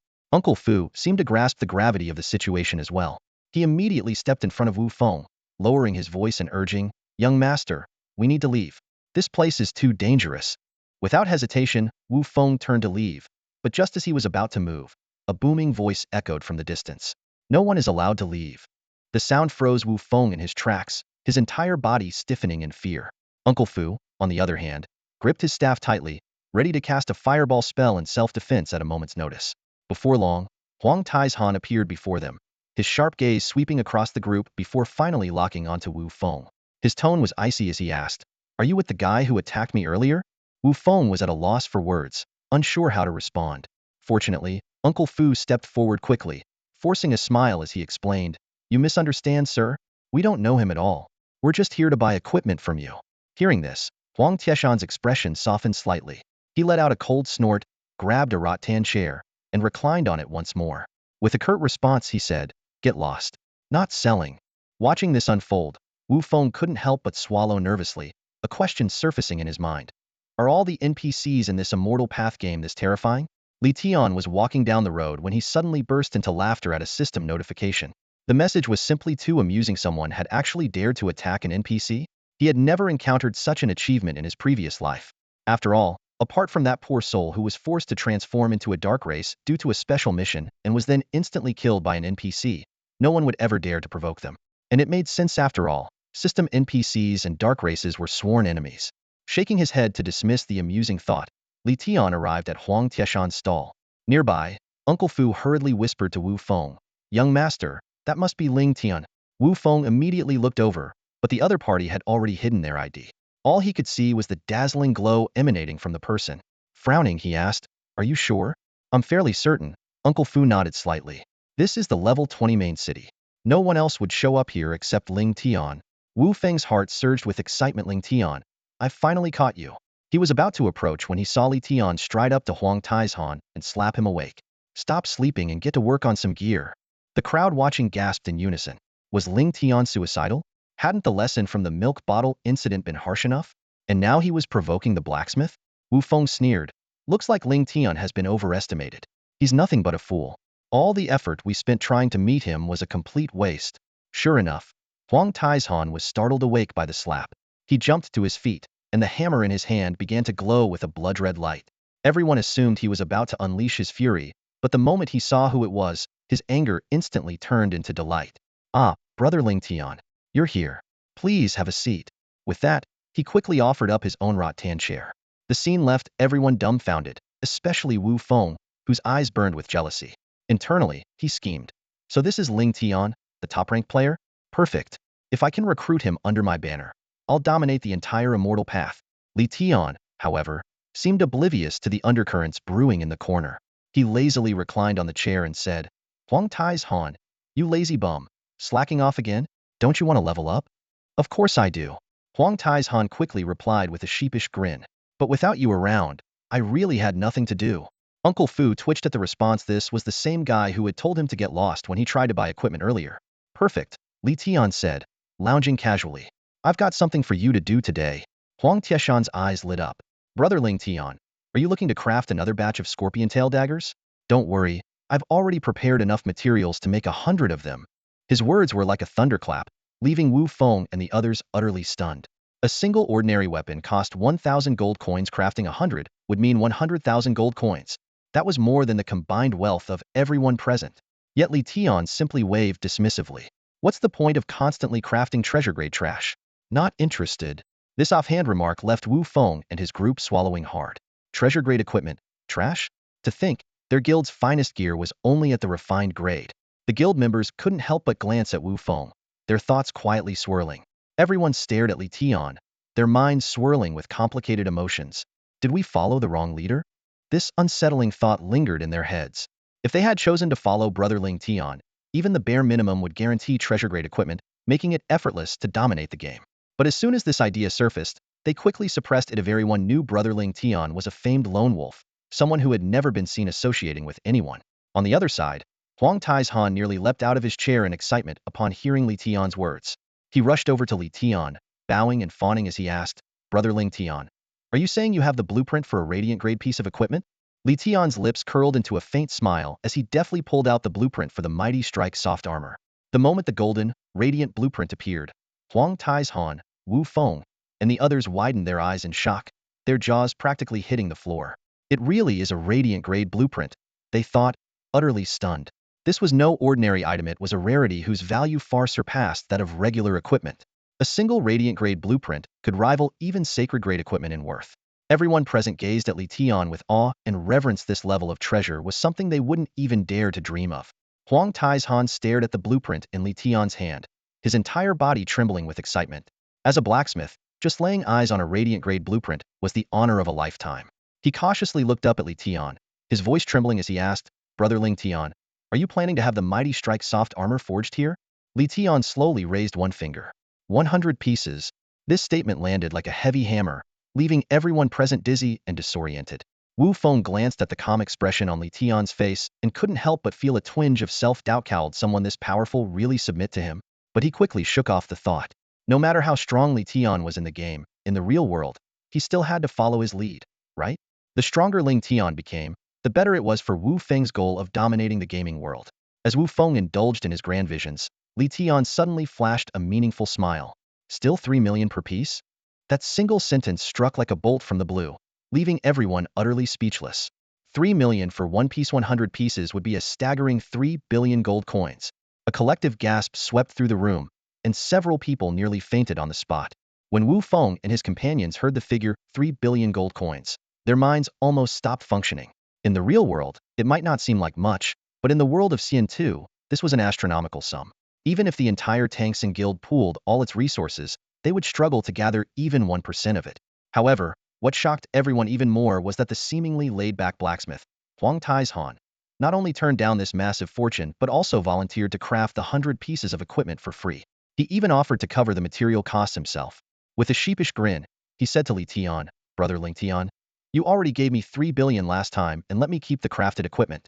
How could I possibly take your money again?" Wu Feng and the others were already numb to the number 3 billion, no longer reacting as strongly as before. In their eyes, the number one player on the leaderboard more than lived up to his reputation. Even NPCs addressed him as brother, and his wealth seemed boundless. Li Tian was pleased with Huang Tieshan's attitude. He nodded lightly and said, "All right, then start crafting. I'll wait." With that, he reclined on a lounge chair and closed his eyes to rest. As the rhythmic clanging of hammering metal filled the air, Li Tian gradually drifted into sleep, his mind calculating how much interest he could earn from saving the 3 billion. As for improving Huang Tieshan's favorability, he already had other plans in mind. Meanwhile, Wu Feng and his group were deep in thought. Uncle Fu whispered his concerns, asking how they should deal with this unexpectedly powerful gaming tycoon. He feared that acting rashly might make an enemy of him. But Wu Feng was dismissive, confident in his status as the child of a high-ranking military official. He was certain he could easily manipulate Li Tian. "What do we do?" "We force him to comply, of course." Wu Feng sneered. With his wealth and fame, the Transcend Guild will undoubtedly reclaim its former glory. Just as Wu Feng was about to step forward and wake Li Tian, Uncle Fu stopped him. He suggested waiting for 3 reasons: to demonstrate sincerity, to avoid unnecessary risks, and most importantly, to let Huang Taizhan finish crafting the 100 legendary-grade pieces of equipment. With those in hand, the Transcend Guild could truly rise to become the world's greatest. After hearing Uncle Fu's analysis, a spark of excitement lit up in Wu Feng's eyes. Uncle Fu's words made Wu Feng's eyes light up. Standing there with a subtle smirk at the corner of his lips, he calculated in his mind. With this batch of equipment, the Transcend Guild would become unstoppable, and even he himself might surpass Ling Tian. This plan was far more brilliant than the thankless task of recruiting Ling Tian. Uncle Fu is right. "Then we'll wait a little longer," Wu Feng said as he leaned against the wall, closing his eyes to rest. Seeing this, the others could only retreat to the corners in silence, waiting patiently. Time passed quietly. Ling Tiange, Huang Tieshan's voice echoed as he approached. This time, Li Tian didn't react with his usual irritation. He knew this could only mean one thing: the reinforced soft armor was finally completed. Instantly, he sat up from the recliner. "The soft armor is ready?" Huang Taizhan grinned ear to ear, nodding and bowing repeatedly. "Yes, all 95 pieces. Please take a look." 95 pieces? Li Tian raised an eyebrow in surprise. "How is the success rate this high? Did you use top-tier materials beyond the limit again?" No. Huang Taizhan shook his head, his face brimming with confidence. "This time, I only used the most basic materials. After you left last time, I melted down those 100 or so scorpion tail stingers, and my forging skill leveled up. Now my base forging success rate is 95. And he eagerly pulled out a piece of reinforced soft armor from the pile of equipment, holding it up like a prized treasure. "Now, even with ordinary materials, I can create enhanced quality gear. Look, this one is an example. Base success rate at 95? Enhanced quality from basic materials?" Li Tian leaned in, astonished, to inspect the equipment's attributes. Reinforced soft armor, enhanced quality. Grade, radiant. Base stats: health, 20,000. Strength, 2,000. Defense, 4,000. Spirit, 3,000. Passive skills: bodyguard, increases defense attributes by 50, stackable. Power strike. Normal attacks become power strikes, dealing double damage and bypassing armor. Active skills: corrosive slime, inflicts 300 strength damage and causes the target to lose 27 of their max health as attack damage over time. Golden body, Grants immunity to all damage and negative effects for 3 seconds. Cooldown, 3 days. My goodness! Li Tian exclaimed in awe. Huang Tai's Han, you're breaking all limits. A reinforced quality strong strike armor materialized before Li Tian, causing his heart to pound uncontrollably. He carefully inspected its attributes. All stats doubled and the ability to ignore all types of defense. These two features alone elevated it to the ranks of near-saint-tier equipment. But what truly stunned him was its attached skill, Golden Body, a 3-second invincibility window, just enough to survive any lethal attack. This piece of equipment was nothing short of extraordinary. In the game, bosses were notorious for devastating single-target skills capable of instant kills. Even with Li Tian's overpowered stats, taking on a level 50 boss was a gamble he wouldn't dare make. But with the 3-second Golden Body, he could nullify the boss's deadliest blow, creating a perfect opening for a counterattack. Combined with his overpowering stats and the formidable Samsara array, he now felt confident he could take on a level 50 boss. This meant massive experience points, unparalleled achievements, and top-tier gear, propelling him to a new league in the game. Li Tian couldn't help but silently praise. Huang Tai's Han really came through this time. Suppressing his excitement, Li Tian took the strong strike armor and nodded at Huang Tai's Han. Congrats. Plenty of level 100 blacksmiths are still stuck at level 1 in forging skills, and here you are already at level 2. Huang Tai's Han scratched his head with an embarrassed grin. It's all thanks to you. Without your help, I'd still be a level 1 nobody. Li Tian nodded to himself. This lazy oaf actually knows gratitude. Guess my efforts weren't wasted. Casually pocketing the reinforced quality armor, he gestured toward the pile of strong strike armor scattered on the ground. Same deal as before, these are all yours. But as for the reinforced one, no way I could part with it. Huang Tieshan's eyes gleamed with barely contained excitement as he swallowed hard, trying to act modest. All for me? Brother Ling Tian, these are all brilliant great items. Wouldn't it be better if you kept them for yourself? Seeing his reaction, Li Tian decided to have a little fun. You make a good point. Maybe I should keep them all for myself. They'll give you more when I forge something next time. With that, he pretended to gather the equipment. Huang Tai's Han's expression instantly crumbled. Brother Ling Tian, come on, my dear brother. I was just being polite. How could you take me seriously? To him, those 90-something brilliant great items represented his best shot at reaching level 3 blacksmith status, a milestone that could crown him the #1 blacksmith in the entire game. Just then, Li Tian noticed Huang Tai's Han's favorability meter shifting from yellow toward red. In this world, favorability levels ranged from black to red, yellow, green, and blue, signifying relationships from stranger to familiarity, friendliness, trust, and intimacy. Li Tian quickly broke into a laugh. All right, calm down. Look at you. All worked up. I was just messing with you. These are all yours. Huang Tai's Han's face lit up with joy as he eagerly scooped up the strong strike armor, bowing repeatedly. Brother Ling Tian, I can't thank you enough. The favorability color on Huang Tai's Han's profile stabilized back to yellow, and Li Tian sighed in relief. He made a mental note to himself. When dealing with this lazy oaf, better cut back on the jokes. One wrong move, and I might lose favorability points. That would be a disaster. Li Tian glanced at Huang Tai's Han and asked casually, is crafting treasure-grade equipment still useful to you? Huang Tai's Han froze for a moment, clearly caught off guard by the question. He quickly recovered, a hint of anticipation flashing in his eyes. Of course it's useful. Treasure-grade equipment may not compare to glorious grade, but its effects are still quite impressive. Are you planning to craft more treasure-grade equipment? Li Tian shook his head with a smile, then retrieved a faintly glowing blueprint from his storage space and handed it directly to Huang Tai's Han. If it's useful to you, then take this scorpion tail needle blueprint. It's just going to waste if I keep it, and you can use it to level up. Huang Tai's Han's hands trembled slightly as he accepted the blueprint, his eyes already misting up. He stared at the treasure-grade blueprint in disbelief, his voice shaking. Brother Ling Tian, are you serious? You're really giving me this scorpion tail needle blueprint? Of course, Li Tian replied with a shrug, a faint smile playing on his lips. What's the matter? You don't want it? As if afraid Li Tian might change his mind, Huang Tai's Han quickly tucked the blueprint into his chest and bowed deeply. Of course I want it. Thank you, Brother Ling Tian. At that moment, a system notification chimed in. Ding, Huang Tieshan's favorability towards you has increased to trust. A wave of satisfaction surged through Li Tian. All his hard work over the past few days had finally paid off. 100 glorious grade pieces of equipment, plus a treasure grade blueprint, had successfully raised Huang Tai's Han's favorability to the trust level. Only one step remained to reach close friendship, but that step wasn't something that could be achieved overnight. At the current level cap, even taking on nightmare-level challenges wouldn't yield saint-grade blueprints. That opportunity would likely only come after reaching level 70. Stretching lazily, Li Tian said with a hint of contentment, all right, You get back to work. I'm off. Huang Tai's Han quickly bowed again. Safe travels, brother Ling Tian. Do come again. Li Tian chuckled and shook his head, thinking to himself that it might be a long time before he returned.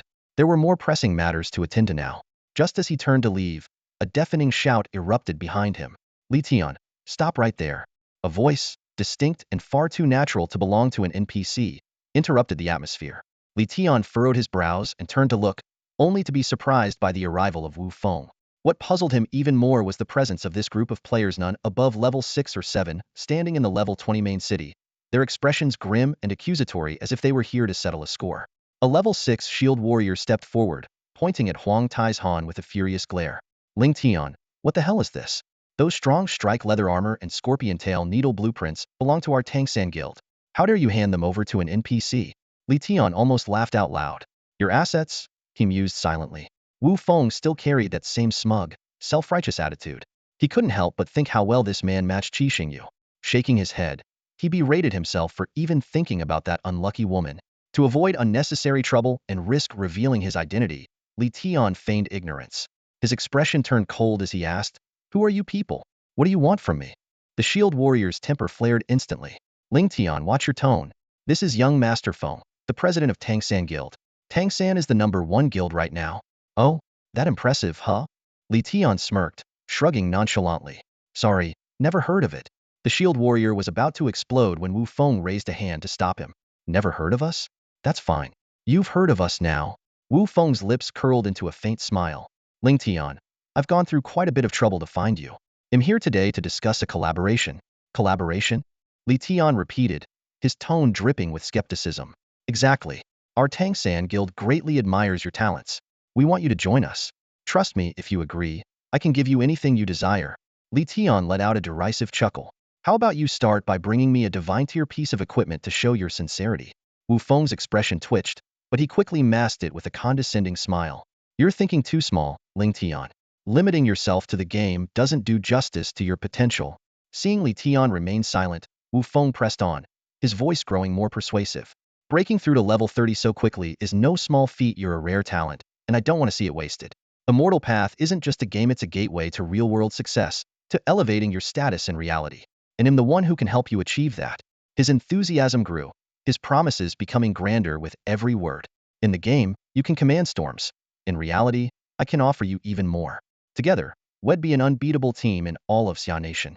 Wealth, women, power, anything you want. I can help you get it. All you have to do is one simple thing. Join Transcend Guild. What do you think? A fair deal, isn't it? Wu Feng stood there, brimming with confidence, awaiting Li Tian's response. But instead of answering, Li Tian turned and walked away. Not interested, he said flatly. Wu Feng's expression darkened, his pride taking a heavy blow. With a cold snort, he signaled the shield warrior, who immediately understood. The warrior activated Shield Bash Charge and blocked Li Tian's path, glaring at him menacingly. Ling Tian, are you looking for death?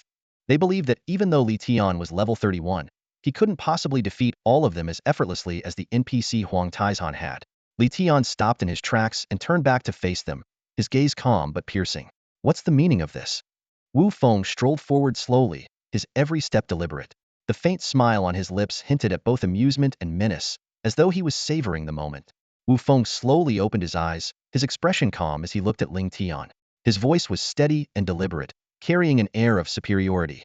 Ling Tian, your hostility and resentment toward us haven't escaped my notice. But none of that matters. After all, with your limited understanding, how could you possibly grasp the concept of, there's always a higher mountain? The level I operate on is far beyond anything someone like you could imagine. He took a deep breath, a flicker of disappointment crossing his eyes. I had hoped you might understand the loneliness of standing at the top, but it seems I overestimated you. Since you can't comprehend it, let me show you something more tangible. The Huang. Wu Feng suddenly called out sharply. The level 6 shield warrior immediately dropped his combat stance and hurried over to Wu Feng's side. Responding respectfully here, Wu Feng pointed to the ID above De Huang's head, which read Feng Xiao's De Huang, and commanded, level 6 De Huang, tell him what you've gained by following me. De Huang straightened up, his eyes filled with gratitude. Back then, I was addicted to gambling and ended up owing millions. My family was shattered, and even my daughter was on the verge of being left homeless.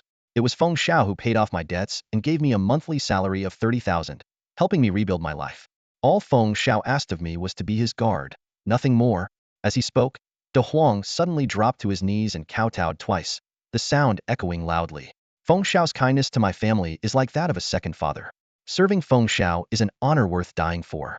His impassioned declaration was clearly heartfelt, but his servile demeanor was unsettling.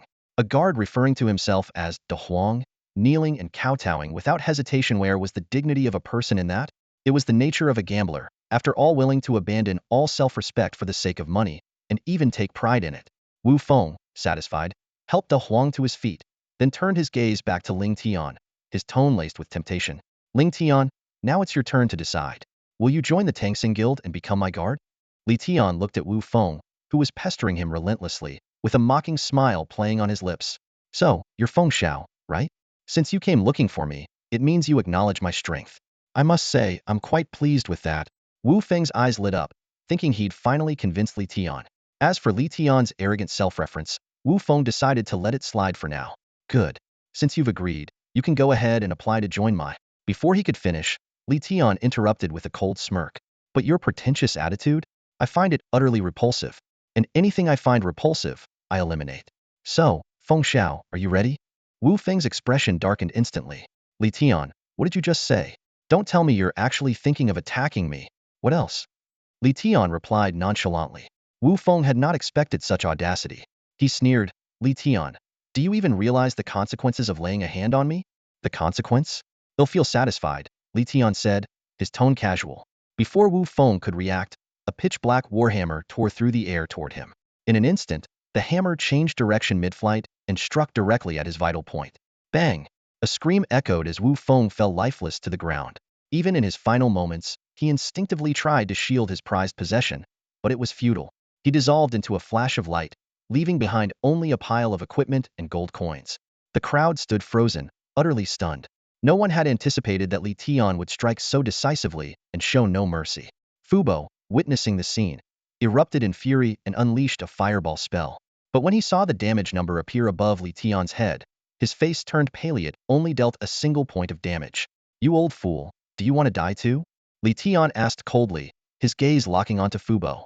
Despite his fear, Fubo gritted his teeth and threatened. Li Tian, you're insane. How dare you kill my young master? You won't get away with this. You've brought disaster upon yourself. Li Tian chuckled disdainfully and swung his warhammer again. Fubo tried to evade, but his efforts were in vain. He met the same fate as Wu Feng. With both leaders dead, chaos erupted among the guild members as they scrambled to snatch up the scattered loot. Fights broke out as greed overtook them. Just as Li Tian was about to leave, a trembling guild member named De Huang stepped forward and launched a desperate charge. Li Tian, slightly impressed by the courage, nevertheless showed no mercy.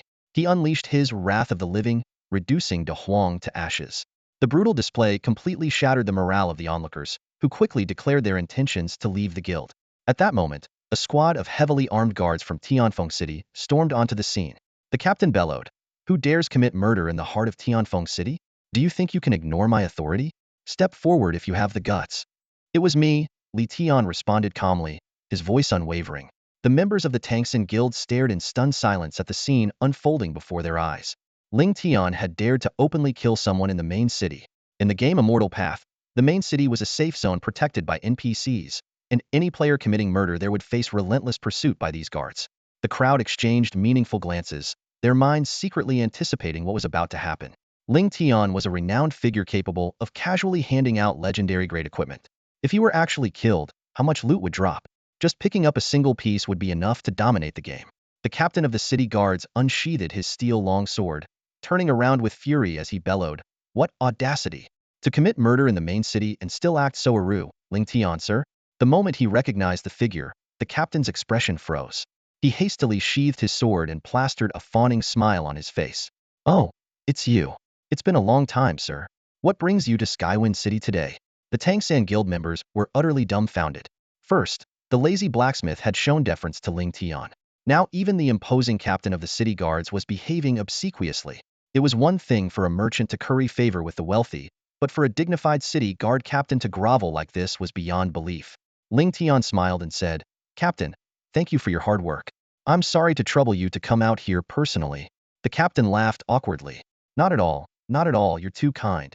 He glanced down at the ground and, noticing only coins and equipment but no citizen corpses, let out a sigh of relief. Sir Ling Tian, if I may be so bold as to ask what exactly happened here? It's my duty to inquire, so I hope you'll be honest with me. Oh, it's nothing serious, Ling Tian replied with a shrug. I was just ambushed while coming back to the city to craft some gear. I found it troublesome, so I dealt with them on the spot. The captain's eye twitched. He thought to himself, a big shot is a big shot. Even their reasons for killing people are so unique. Still, he smiled and flattered him. Sir Ling Tian, you're truly a role model for Skywind City, even taking it upon yourself to handle bandits such dirty and exhausting work. Spotting the members of the Tangsan Guild nearby, the captain straightened up and added, but in the future, please leave such minor issues to our patrol teams. It would be our honor to serve you. Ling Tian nodded in agreement, and the captain, visibly relieved, quickly led his subordinates away. A heavy silence hung over the scene, as everyone was deeply shaken by what they had just witnessed. Ling Tian's status was far beyond anything they had imagined. Even entertaining the thought of looting his dropped items now seemed laughable and suicidal. After leaving the scene, the lieutenant finally couldn't hold back his question. Captain, we are the proud guards of Skywind City. Why would you lower yourself like that to a mere player? The captain smacked the back of his head. What do you know? Do you have any idea who Ling Tian is? He's someone that Lord Ji, the city lord, highly values. Seeing the lieutenant's confused expression, the captain leaned in and lowered his voice. The city lord has been widowed for years. You get what I'm saying, right? The lieutenant's eyes widened in realization. He quickly changed his tune. Captain, you're brilliant. We should report this immediately, maybe we'll even get rewarded. The other guards chimed in enthusiastically. Long live the captain. After leaving the blacksmith shop, Li Tian had a plan in mind. He headed straight for the novice respawn point, determined to teach Wu Feng a lesson he'd never forget. Li Tian knew Wu Feng's nature all too well. Offending him would undoubtedly invite relentless retaliation. Instead of waiting to be attacked, it was better to strike first. However, knowing that Wu Feng had powerful military backing, Li Tian couldn't afford to act recklessly. He decided on the simplest and most direct approach. Wait at the novice respawn point and finish things quickly. This way, he could eliminate the threat while minimizing the risk of exposing himself. Meanwhile, the city lord's mansion was unusually quiet. Ji Qiufeng lounged lazily on the grand city lord's chair, a faint fragrance lingering in the air around her. Yet her brows were furrowed, her expression heavy with thoughts. Ever since she had met Ling Tian, she had felt unusually distracted, especially after witnessing his astonishing talent during his class transition. Every time she thought of it, a strange feeling stirred in her heart. Ugh, what am I even thinking? Ji Qiufeng shook her head, trying to dispel the thoughts, but it was futile. Ling Tian's image seemed to have taken root in her mind, refusing to go away. What worried her even more was that Ling Tian had disappeared for 3 whole days without logging in. Although he had reappeared now, the unusual absence still left her uneasy. She just wanted to see him, even if only from afar. As Ji Qiufeng was lost in her thoughts, the voice of the captain of the guards suddenly came from outside the door. City Lord. Great news. Come in, Ji Qiufeng replied weakly, her interest piqued only by news of Ling Tian. The captain of the guards rushed in, kneeling on one knee as he reported excitedly, My lord, I just saw Lord Ling Tian at the blacksmith shop in the northern part of the city. What? Ji Qiufeng sat up straight, her expression instantly alert. Where is he? Did you bring him back? The captain froze awkwardly. I didn't think of that. Useless. Ji Qiufeng's face darkened with anger. You're fined a month's salary. Now go and bring Ling Tian back to me immediately. At the same time, just outside Novice Town No. 1's respawn point, a flash of white light signaled the reappearance of Wu Feng, accompanied by De Huang and Fu Bo. Wu Feng's face was dark with fury as he gritted his teeth. That Ling Tian is truly reckless. How dare he lay a hand on me? Fu Bo frowned deeply and said in a low voice, The young master is right. Ling Tian's actions are indeed outrageous. This time, we must teach him a proper lesson. He'll mobilize the master's intelligence network right away to uncover his true identity. After securing Uncle Fu's promise, a sinister glint flickered in Wu Feng's eyes. He narrowed them, a twisted grin spreading across his face. Ling Tian, just you wait. It won't be long before you realize the kind of force you've provoked. When that time comes, you'll die drowning in tears of regret. Before his words even settled, a cold chuckle suddenly echoed in his ear. Oh, then why not show me right now? Wu Feng whipped around in shock, his face draining of color. Not far away stood Ling Tian, a smirk tugging at his lips as he watched him with icy disdain. Ling Tian, you dare kill me and still show your face before me? Wu Feng's furious rant was cut short as Ling Tian unleashed a wrath of the living skill. The devastating blow struck instantly, and Wu Feng was obliterated into fragments on the spot. The surrounding crowd gasped audibly in disbelief. No way. Who is this guy?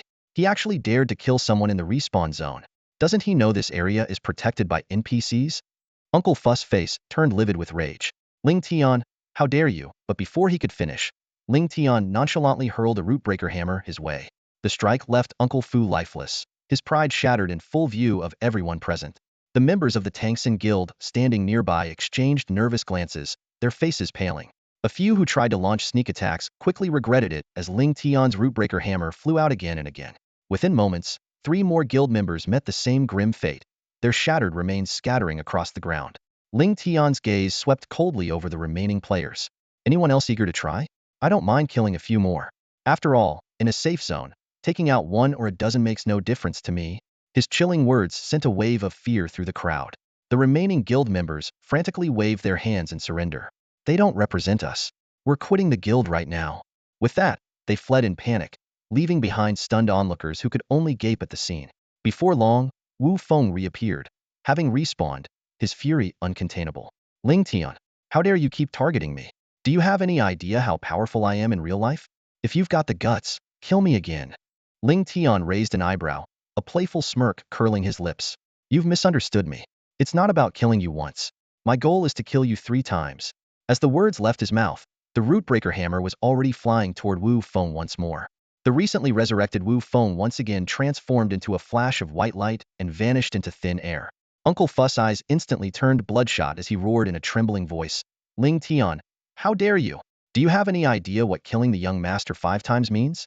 If the young master dies, the master will definitely wipe out your entire family. Before he could finish, the crippling hammer whistled through the air. Fear and unwillingness were etched onto Uncle Fuss' face as his body fell heavily to the ground, following Wu Feng to his demise. At this point, both men had been killed 3 times already. It was common knowledge. 2 more deaths, and their real-world lives would come to an end as well. The crowd surrounding Li Tian felt a wave of fear rising within them. Killing someone in a safe zone was already insane, but what shocked them more was his apparent intent to annihilate his enemies completely. What made it even more terrifying was Wu Feng's identity, president of the Tangxin Guild, commanding countless top players in the game, and a near-omnipotent figure in the real world, controlling both legal and illegal realms with impunity. The onlookers instinctively took a step back, not daring to get involved in this clash of titans. Moments later, Wu Feng resurrected for the 4th time, completely losing his sanity. He charged at Li Tian with clenched fists, screaming, Ling Tian, you dare kill me 3 times? You're dead. You deserve to die 1,000 deaths.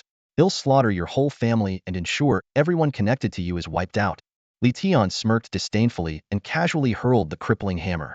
Wu Feng's fists froze midair, his face contorting before he turned into white light and disappeared. Uncle Fu, who had just resurrected, was filled with terror and frantically waved his hands. No, please don't, but the crippling hammer mercilessly struck him down as well. It was then that Li Tian recalled Wu Feng's earlier threats, and a cold smirk crept across his lips. His parents were long gone, and aside from Qi Xingyu, only those greedy relatives who had coveted his family fortune and even plotted his parents' deaths remained. If someone were to clean house for him, it wouldn't be such a bad thing. The bystanders watching Li Tian's expression couldn't help but feel chills run down their spines. From the earlier exchanges, they had pieced together Ling Tian's identity, and their understanding of this name deepened. They began speculating that for someone to kill so recklessly in a safe zone, Ling Tian's real-world status must be even more terrifying than Wu Feng's. This notion quickly became a shared conclusion. Even the investigative team stationed outside the respawn point shifted their focus. The team leader, with a grim expression, instructed, Ah Zhang, it seems we've been looking in the wrong direction. Start secretly investigating those high-profile figures, and report back immediately with any findings. When Wu Feng resurrected for the 5th time, his entire body trembled as if on the verge of collapse. He attempted to forcefully log out, but the system wouldn't allow it since his daily online time hadn't expired. Tears of fear rolled down his cheeks.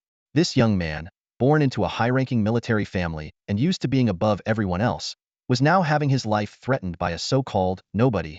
In the end, Wu Feng disappeared from the void of reincarnation with overwhelming hatred, regret, and despair, never to be seen again in either world. Uncle Fu, upon his final resurrection, immediately dropped to his knees and began kowtowing frantically. Ling Tian, please spare my life. He'll do anything you want.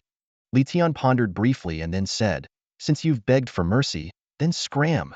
Killing a coward like you doesn't interest me. Uncle Fuss' face lit up with apparent relief, but malice lingered in his eyes. He retreated cautiously, his expression darkening with hatred. Ling Tian, I won't forget this. You killed the young master and humiliated me.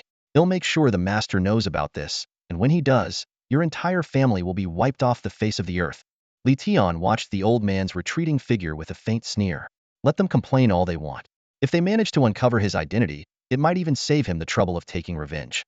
If not, then they could only stand by helplessly while he reigned supreme in this game world. The crowd murmured amongst themselves as they processed what had just transpired.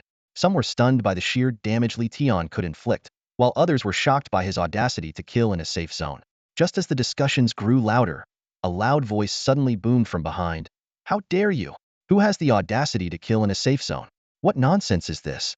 A thunderous shout erupted among the crowd, sending a chill down everyone's spine. NPC patrols had arrived. All eyes instinctively turned to Li Tian, and in their minds, they could already foresee the grim fate awaiting him. Just like that bottle-wielding player from before, even a master like Ling Tian couldn't escape death when facing the patrols. Yet, Li Tian's expression remained calm, unperturbed by the looming threat. A squad of NPCs stormed over with an imposing presence. When the crowd finally recognized the leader of the group, they collectively gasped. Standing before them was none other than Elder Xiang Hong, one of the renowned enforcers. Within the world of the Immortal Path game, all patrol squads operated under the command of the immensely powerful Royal Guard Corps. Even the lords of major cities tread carefully around them, and Xiang Hong, ranking among the top 3 enforcement elders of the Corps, was a figure who inspired awe and fear among all players. Xiang Hong's face was dark with anger as he stopped in front of Li Tian. His gaze swept over the ground before coldly questioning, "Young one, was it you who killed someone in the safe zone just now?" "It was me," Li Tian replied with a casual shrug, his tone indifferent. Seeing his lack of remorse, Xiang Hong's fury deepened. "Do you not realize that killing is strictly forbidden in the safe zone?" Li Tian spread his hands nonchalantly. "Elder Xiang, if I recall correctly, when a vagrant attacks a citizen, the citizen has the right to kill them in self-defense. Am I wrong?" Xiang Hong paused for a moment, slightly taken aback. "You're not wrong. But what of it?" He was certain that a player still active near the novice town couldn't possibly hold the status of a citizen from any major city. Without another word, Li Tian pulled out a radiant, golden token, the supreme summoning emblem. The appearance of this legendary item left the crowd utterly stunned. While the system had previously informed them that Ling Tian was a citizen of Tianfeng City, no one could have imagined he possessed such a prestigious artifact. Even Xiang Hong's eyes widened in surprise as he caught sight of the token, a flicker of respect crossing his face. He gave a slight nod. "So, you are an esteemed citizen of Tianfeng City. It seems I misjudged you." But then his expression hardened once more. "However, you are still guilty. While it's true that a citizen may defend themselves against vagrants, you killed him 4 times in succession. Even with the supreme summoning emblem, you won't escape punishment today." As Li Tian contemplated his next move, a sudden voice called out urgently from the distance. "Elder Xiang, please show mercy." The crowd turned toward the source of the voice, spotting a Royal Guard squad captain rushing over. It was the same captain Li Tian had encountered earlier in Tianfeng City. Upon reaching them, the captain saluted Xiang Hong and cautiously pleaded on Li Tian's behalf. Xiang Hong's anger flared even hotter. He grabbed the captain by the collar and bellowed, "You, a mere squad captain, dare to beg for him?" Though pale with fear, the captain mustered his courage and replied, "Even if he is guilty of a capital offense, it should be up to the city lord of Tianfeng City to decide his fate." Smack! Xiang Hong struck the captain hard, sending him sprawling to the ground. "Guards, lock this insolent captain in the death cell. As for that criminal brat, execute him without mercy." Realizing he had no choice, Li Tian immediately activated all the powers at his disposal. The Samsara Array, the King's Defiance Armor, and the Scorpion Tail Dagger were all unleashed, with a revival pill ready in hand. It was clear that a fierce battle was inevitable. Just as the confrontation reached a boiling point, a commanding yet melodious voice rang out from the back of the crowd. "Let me see who dares to lay a hand on Ling Tian. Someone else is here to defend Ling Tian?" The crowd turned toward the voice, only to see a graceful figure approaching slowly. The newcomer was a stunning woman, exuding an air of nobility despite wearing no makeup. Ji Qiufeng. Every gesture she made carried the aura of someone in power, and her flawless figure left the surrounding players swallowing hard. She wasn't just any ordinary NPC. She was a jaw-droppingly beautiful presence. As Ji Qiufeng drew closer, her cold gaze swept over Xiang Hong. "Xiang Hong, did I hear you say that this city lord should give you some face?" The moment Xiang Hong saw Ji Qiufeng, his face twitched, and he had no choice but to bow deeply, forcing a smile. "Greetings, madam. This old man, Xiang Hong, pays his respects to you." This scene left the players on site utterly stunned. The dignified elder of the Imperial Guard Corps, showing such deference to a beautiful woman? Ji Qiufeng let out a cold scoff. Xiang Hong, I asked you a question. Are you the one who suggested the city lord should give you face? Xiang Hong regretted his words deeply, wishing he could slap himself. He awkwardly chuckled, Madam, you must be joking. This old man truly didn't know you were the city lord of Tianfeng City. If I had known you were of royal lineage, how could I have dared to speak so disrespectfully? Ji Qiufeng's expression softened slightly, her hands resting gracefully at her sides. Elder Xiang, Ling Tian is a close friend of mine. I'd like you to ensure he receives fair treatment. Xiang Hong hesitated for a moment. While openly showing favoritism might not be ideal, it was clear that appeasing the madam was the top priority. Adopting his elder's demeanor, he said, Madam, as a citizen of Tianfeng City, Ling Tian naturally has the right to defend himself against vagrants. It was my mistaken judgment, and am grateful for your correction. As for the deceased vagrant, it seems they brought it upon themselves. Ji Qiufeng nodded in satisfaction. Very well. Thank you for your efforts today, Elder Xiang. Do you have other matters to attend to? Catching her meaning immediately, Xiang Hong bowed and excused himself. As he walked away, he silently berated himself. What he had intended as a display of authority had backfired spectacularly. The players exchanged bewildered glances, unable to believe what they had just witnessed. Ling Tian had killed someone in a safe zone and emerged completely unscathed? After seeing Xiang Hong off, Ji Qiufeng's expression softened. Ling Tian, are you all right? Ling Tian nodded gratefully. Thank you, City Lord Ji, for your help. We're friends, aren't we? Ji Qiufeng said with a sweet smile before asking, You didn't log in for 3 days recently. Is everything okay? Ling Tian hesitated briefly. Should he mention what happened with Tian Zhao and Ing Huang? While Ji Qiufeng, as an NPC, might be able to help, the current setting wasn't the right place to discuss something so sensitive. He chuckled lightly. It's nothing, really. I just couldn't get into the game, probably a system bug. A system bug? Ji Qiufeng frowned slightly. Such issues could range from trivial to significant. Thankfully, it turned out much better than he had expected. Li Tian let out a sigh of relief, his gaze sweeping across his surroundings. Standing before him was Ji Qiufeng, dressed in pure white robes as immaculate as freshly fallen snow. Her ethereal demeanor made her seem out of place, even in a place like Newbie City No. 1. As the city lord of Tianfeng City, her presence here was undoubtedly surprising. City Lord Ji, what brings you to a place like this? Li Tian couldn't help but ask. By all accounts, someone of Ji Qiufeng's status had no reason to appear here. Yet here she was, and not only that, she had saved his life at a critical moment. Hearing his question, a faint blush appeared on Ji Qiufeng's fair cheeks. She gave a slightly flustered smile and replied, Well, I heard from the guards that you were in danger, so I decided to come and take a look. After all, we're friends, right? Her words warmed Li Tian's heart. Ever since his parents passed away, his life had been surrounded by people like Qi Xingyu and his uncle Li Wei, people who only brought him disappointment. He had almost forgotten what it felt like to be genuinely cared for. Yet here was a woman he had met by chance in a game, showing such concern for his safety. A strange and unfamiliar emotion welled up inside him. That's right. We're friends. Li Tian nodded firmly, his tone sincere. For a brief moment, a flicker of disappointment crossed Ji Qiufeng's eyes, but she quickly composed herself. With a faint smile, she said, Li Tian, there are still matters in Tianfeng City that need my attention. I'll head back now. If you run into any more trouble, don't hesitate to come to me for help. She was afraid that if the conversation continued, she might say something she would regret, something that could make their relationship awkward. It was better to leave before that happened. City Lord Ji, thank you once again. Li Tian extended his hand. Ji Qiufeng glanced down at his hand before gently placing her delicate hand in his. As she turned and walked away, her figure exuded a sense of grace and confidence. But from an angle where no one could see, her face was flushed red, and her fingertips trembled slightly. Li Tian's hand, it's so strong. The departure of Ji Qiufeng and Li Tian left the scene in an eerie silence. The players remained stunned, unable to recover from the breathtaking events they had just witnessed. Ling Tian had proven himself to be a top-tier expert. Not only had he demonstrated the power to kill the chairman of the Transcend Guild within the safety zone, but he had also managed to retreat unscathed right under the enforcement captain's nose. Such skill left everyone present in absolute awe. Now that is what you call a real gaming master. Compared to Ling Tian, we're nothing but amateurs. Who was that stunning NPC? Someone of our level could never get to know an NPC of her caliber. Ling Tian isn't just leagues ahead of the entire server in terms of level. Even an exceptional NPC like her seems to have a close connection with him. All eyes instinctively turned toward Ji Qiufeng. This NPC, with her unmatched beauty, flawless figure, and high status, captivated every player on the scene. What shocked them even more was that she had traveled all the way from Tianfeng City just to help Ling Tian out of a difficult situation. Such a deep bond left the players feeling both envious and inadequate. Meanwhile, in a secluded corner of Newbie City Number 1, Fu Bo was desperately evading Li Tian's relentless pursuit. It wasn't until 5 p.m. that he finally logged off in haste.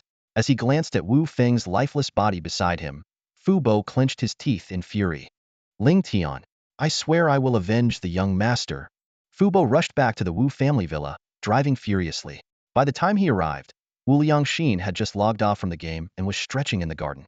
Suddenly, the front door was slammed open, and Fu Bo stumbled in, his face streaked with tears. Master, I've failed you. Fu Bo cried, dropping to his knees in anguish. What happened? Wu Liangxin's heart sank. The young master was publicly killed 5 times by Ling Tian in the safety zone. The devastating news caused Wu Liangxin to spit out a mouthful of blood. Overcome with rage, he let out a furious roar. Ling Tian, I will never forgive you.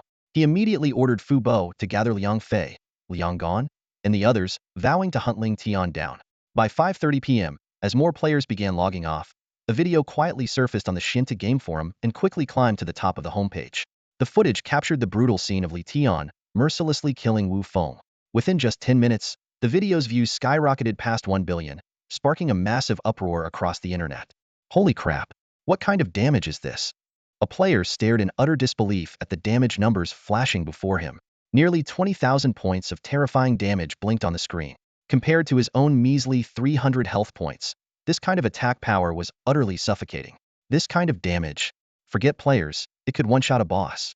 Another player exclaimed in shock. The crowd of onlookers immediately began speculating about Ling Tian's attributes. Could he be wearing a full set of treasure tier gear? Treasure tier? That's not even close to this level of absurdity. It's got to be divine tier gear. But we're still at such low levels. Where would divine tier gear even come from? Ling Tian is level 32. Do you think small fries like us can compare? A calm voice interrupted their heated discussion. Think about it. You only get 10 attribute points per level. At level 30, that's just 300 attribute points. To deal 20,000 damage, just how much attribute boosting would his gear need to provide? This analysis sent everyone into deep thought. 20,000 points of attribute boosts? The number was mind-boggling. Even more unsettling was the fact that every one of Ling Tian's attacks displayed pure white damage numbers indicating it was true damage, completely ignoring any kind of defense. True damage with every hit? This guy is an absolute monster, gasped the crowd in unison. But what really shook the entire gaming community wasn't just the horrifying damage numbers. It was the fact that Ling Tian dared to ambush and kill other players within a safe zone. This act shattered the psychological safety net that players had relied on. Everyone knew the stakes. While the game was linked to reality, dying in game up to 5 times would result in death in the real world. Yet players had always clung to the comforting thought, at worst, well, just hide in the safe zone. Nothing will happen there, right? However, with the spread of this video, everything changed.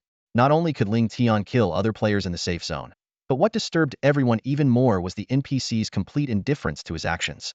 This raised a chilling question among the players. In this game world, who or what can truly protect their lives? On the gaming forums, a heated debate was unfolding over a shocking incident. Someone had been killed in the safe zone. This is serious. We need to report this to the developers immediately. One player posted in an outraged tone. If even the safe zones aren't safe, how are we supposed to play the game? Exactly. Another chimed in. What if my boyfriend's boyfriend finds me and kills me in the safe zone someday? Wait, your boyfriend's boyfriend?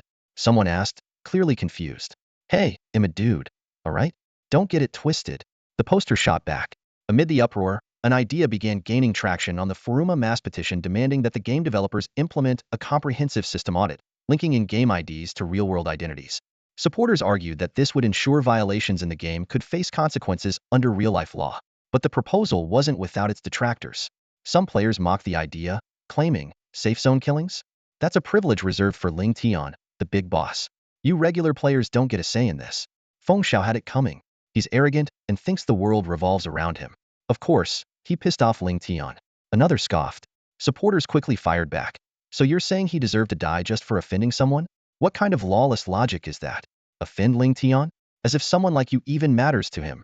The dissenters jeered, fueling the tension further. Meanwhile, in the underground conference room of the Wu family estate, 3 brothers Wu Liangxin, Wu Liangfei, and Wu Liangen were locked in a tense discussion. As influential figures in the military sector, their decisions carried weight throughout Xia Nation. Liangfei, have you managed to dig up any information on this Ling Tian? Wu Liangxin asked, his expression grim. Nothing. Not a single lead, Wu Liangfei replied with a shake of his head. The game, Xian 2, is too enigmatic. It's completely untraceable and unhackable. What about the financial side? Didn't Afu say Ling Tian has billions in gold coins? I've already reviewed every major transaction from the game's early days, Wu Lianggan said, frustration evident in his voice. But they all check out as legitimate business deals. He must funneled money in small increments using multiple accounts. Just then, Fu Bo, who had been quietly scrolling through the forum, spoke up. Master, why not take advantage of the players' petition and push for a nationwide information audit? Initially, the brothers dismissed the idea as unnecessary. But when they saw the growing panic and support for the petition sparked by Ling Tian's actions, their perspective shifted. This is a golden opportunity, Wu Liangxin exclaimed, his eyes lighting up. Not only can we expose Ling Tian, but we can also expand our administrative authority in the process. And so, in the dimly lit room, a plan began to take shape in operation targeting not just Ling Tian, but the entire nation of Xia. What appeared to be a simple information audit on the surface was, in truth, the start of a high-stakes power struggle, one that would send ripples far beyond the gaming world. After taking down Wu Feng in the safe zone, Li Tian felt a wave of relief wash over him, a sense of exhilaration rising from within. At that moment, he had finally avenged the vendetta from his past life, where he was relentlessly hunted in the real world. There were now less than 5 months left before the game would merge with reality.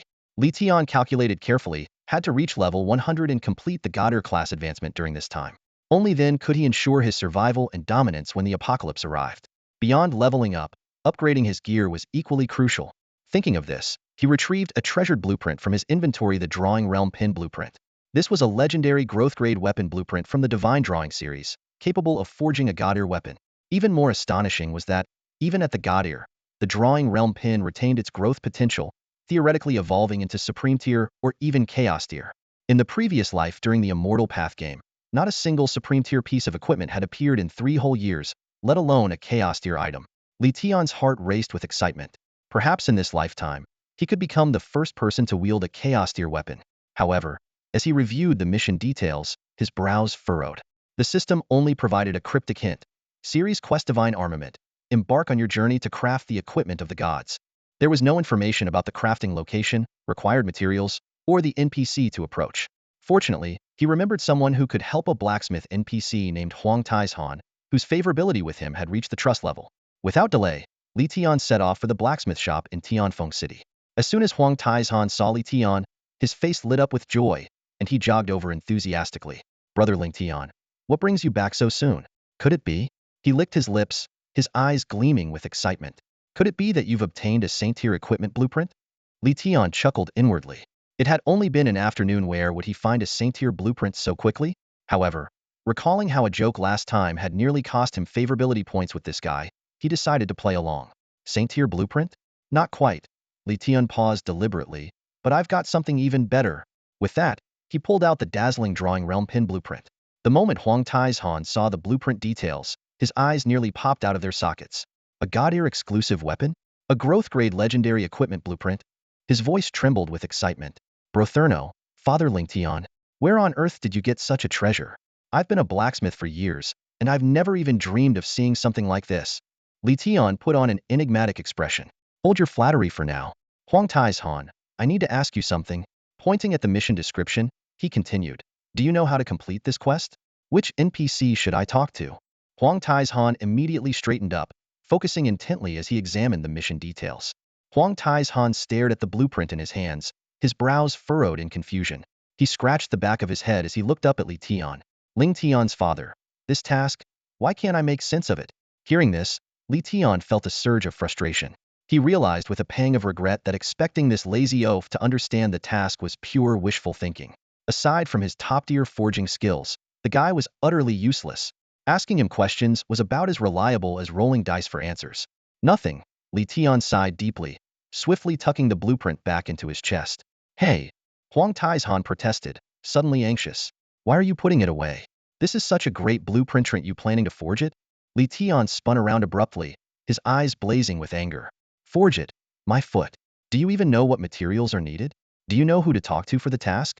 Huang Taizhan froze for a moment, then replied matter-of-factly. Materials? Of course I know. Now it was Li Tian's turn to be stunned. He gave Huang Taizhan a skeptical once-over. Just moments ago, this guy didn't have a clue about the task, and now he claimed to know the materials? Alright then, tell me what materials are needed to forge the boundary pin? To Li Tian's surprise, Huang Tai's Han began counting on his fingers without hesitation. Moonstone, amber crystal, frost essence, flame essence. He rattled off over 20 rare and extraordinary materials, each one a priceless treasure in the market.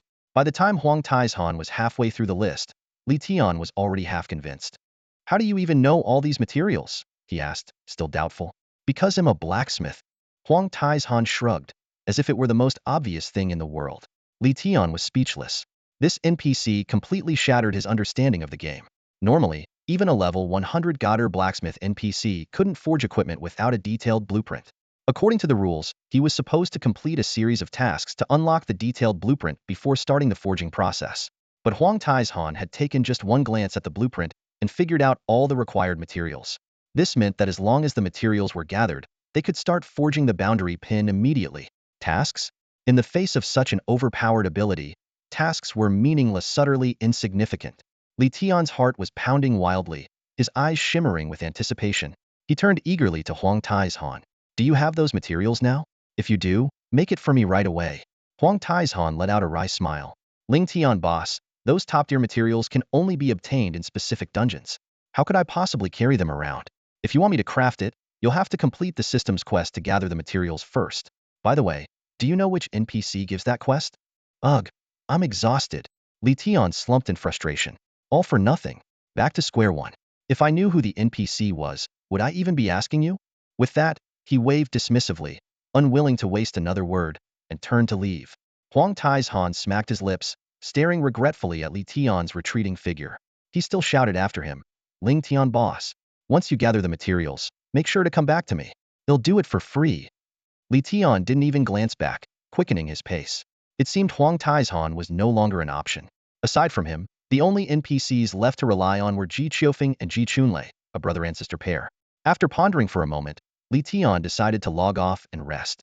He had been running on fumes lately and definitely needed a break. A good night's sleep would do him some good, and he could visit Ji Qiufeng tomorrow. With that thought, he opened his personal interface, clicked the logout button, and exited the game. Back in reality, Li Tian took a long, refreshing shower, feeling instantly revitalized. As he enjoyed his dinner, he browsed the forums. The debate about conducting an information census was in full swing, with both sides locked in fierce arguments. Li Tian, however, had zero interest in the controversy. Go ahead and investigate all you want, he thought. An information census would take months at least. By the time the game merges with reality, no one will care about such trivial matters. Survival will be the only thing that matters. He chuckled to himself, shaking his head as he switched to the news section. Unsurprisingly, the headlines were all attacks aimed at him. Player killed in safe zone, leading to real-life death. The Ling Tian phenomenon, twisted humanity or moral collapse. Game reality. Games must not become breeding grounds for evil. A challenge to the law, a disregard for life. Time is of the essence. Restore a safe gaming environment for all. Clearly, they were trying to paint him as a public enemy to justify unearthing his real identity with minimal resistance. Wu Liangxin, are you dreaming? Li Tian sneered, closing the news page. I'm right here, come and find me if you can. Let's see if you can figure out who I am before the game merges with reality. After that, who's the hunter and who's the prey? That'll be a different story entirely. After finishing his meal, Li Tian went to bed early, determined to recharge for the grind awaiting him at 5 a.m. the next day. However, as soon as he drifted into sleep, he found himself standing in a grand, magnificent palace. Everything around him was colossal candelabras, candles, and Ing Huang and Tian Zhao. What the hell? Why am I here again? Li Tian's eyes widened as he looked up at the two towering figures. He let out a bitter laugh. Honored deities, are you here to bestow divine power upon me again? Or is this about settling a score? Tian Zhao burst into laughter. Haha, mortal. If we wanted revenge, why would we wait until now? Li Tian let out a sigh of relief and joked. So, does that mean you're planning to grant me more divine power? Ing Huang snorted coldly. Even if we did, do you think you have what it takes to wield it? How would I know unless I try? Li Tian retorted, his temper flaring. Come on. I'm currently a fusion of the god of wealth and the god of creation. I might not be as strong as you two now, but give me some time to grow, and who knows? Seeing the tension rise, Tian Zhao chuckled softly, trying to mediate. All right, Ing Huang, why bother arguing with a mortal? We didn't summon him here just for a quarrel. Ing Huang merely responded with another cold snort. Little one, obtaining our divine power is not entirely out of the question. Ing Huang spoke calmly, a hint of meaning flashing in her eyes. But as you are now, you are far from qualified. At the very least, you must survive 3 days from now. Li Tian was momentarily stunned, his brow furrowing. 3 days? He searched through his memories from his past life, but couldn't recall any significant event. Just as confusion clouded his thoughts, Tian Zhao spoke in a deep and solemn tone, revealing the truth to him. Mortal, listen carefully. Ying Huang's expression grew serious, her brows knitting tightly. 3 days from now, the Dark Race will launch their first invasion. At that time, the entire Xian 2 world will face an unprecedented trial. What? Li Tian's body trembled, and cold sweat instantly soaked his back. How could this be? In his past life, the Dark Race had begun their invasion 5 months later, coinciding with the game's fusion with reality. That devastating event claimed the lives of 1/3 of the global population. But now, the Dark Race was going to invade ahead of schedule? Alarms blared in Li Tian's mind.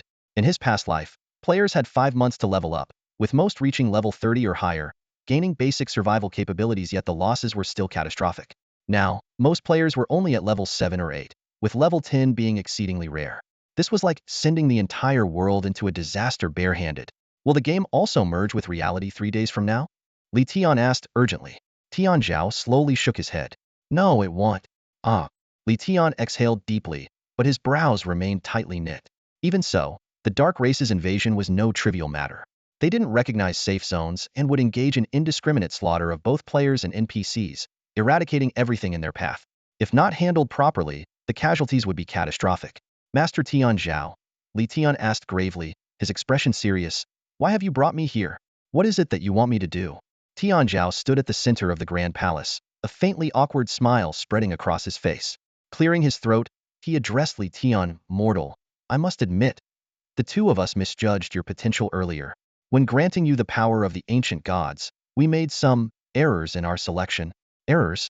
Li Tian's brows furrowed tightly, a sense of vigilance rising in his heart. Were these two treating him as some sort of experiment? His voice turned cold as he demanded, what kind of errors? Tian Zhao hesitated for a moment before offering a light chuckle and an explanation. Well, we didn't anticipate that your growth would be this rapid. So, during the process of granting you the power, we opted for a milder approach. Before Tian Zhao could finish, Ying Huang interrupted impatiently. In short, we need to retransfer the divine power to you to prepare for the Dark Race invasion 3 days from now. The power of the ancient gods is the most effective weapon against them. As he spoke, he moved forward, ready to act. Li Tian quickly stepped back a few paces, his tone guarded. Hold on. You'd better explain everything clearly. If you're asking me to risk my life, at least let me understand why. Inwardly, he thought to himself, I've lived a second life, there's no way I'll let myself be manipulated so easily. Ying Huang's impatience boiled over as he slammed a palm onto the table, causing the entire palace to tremble. How dare you? We are offering you aid out of goodwill, and yet you respond with such insolence. Li Tian suppressed the shock in his heart and replied in a steady voice, Goodwill? I don't believe you're helping me purely out of kindness. There's definitely another agenda at play. His words hit the mark. Ying Huang's expression faltered for a brief moment, and Li Tian immediately sensed an opening, gaining confidence in his position. Tian Zhao, noticing the tension, quickly stepped in to mediate. Li Tian, there's no need for suspicion. Do you recall the battle with the desert scorpion? When Tian Zhao mentioned the scorpion fight, Li Tian suddenly remembered a critical detail. The golden body was supposed to be immune to special attacks, yet he had suffered corrosive damage from the scorpion at that time. Let me guess, you've been using me as a test subject all along, haven't you? Li Tian fixed Tian Zhao with a sharp, questioning gaze. Tian Zhao patiently replied, that's not the case. As I said, we misjudged your potential. To prevent you from being overwhelmed, we initially chose a gentler method. The full activation of your powers was designed to occur only after you reached level 50. So now, because the Dark Race is invading ahead of schedule, you're planning to use a more aggressive method to activate the ancient god power within me? Li Tian quickly pieced the situation together. Tian Zhao nodded solemnly. That's correct. Li Tian, we ancient gods do indeed need your strength. While the battle 3 days from now might not require your full power, we hope you can adapt quickly to prepare for even greater challenges in the future. Li Tian weighed his options carefully. If fully activating the golden body could give him a significant edge against the impending Dark Race invasion, it might indeed be worth the risk. Li Tian shot a glance at Ying Huang, the corner of his mouth lifting slightly in a teasing smirk. His tone carried a hint of mockery. Why didn't you just say so earlier? Coming at me ready to fight, I almost thought you guys had some peculiar hobbies. Those words hit Ying Huang like a sledgehammer to the chest, leaving him so stifled he nearly spat blood. Tian Zhao, noticing the situation, quickly interjected to calm things down. Then, his expression grew serious as he fixed his gaze on Li Tian. Ling Tian, are you ready? The transfer is about to begin. But let me warn you, this time it will be far more painful than the last. You must prepare yourself mentally. Painful? Li Tian responded with a calm smile, a flicker of determination flashing in his eyes. I've already endured the pain of having my heart pierced by Qi Xingyi's sword. What could possibly be worse than that? Whatever you've got, bring it on. Tian Zhao and Ing Huang exchanged a knowing glance before taking their seats on either side of Li Tian. They began chanting incantations, and the air around them grew thick with an unusual energy. Arg! A wave of excruciating pain surged through Li Tian's entire body, as if every fiber of his being was being torn apart. Damn it! This is nothing like last time when I was completely knocked out. This hurts like hell. Minutes felt like hours as the intense pain gradually subsided, only to be replaced by the grueling and prolonged process of the transfer. Unlike the previous time, this time Li Tian found himself unable to drift into unconsciousness. The ancient god's power relentlessly coursed through his body, not unbearable but leaving him in a constant state of discomfort. Tian Zhao wasn't exaggerating. This transfer was on a completely different level, far harsher than before. The physical pain and mental exhaustion were unrelenting, testing Li Tian's limits. Yet his resolve was unshaken.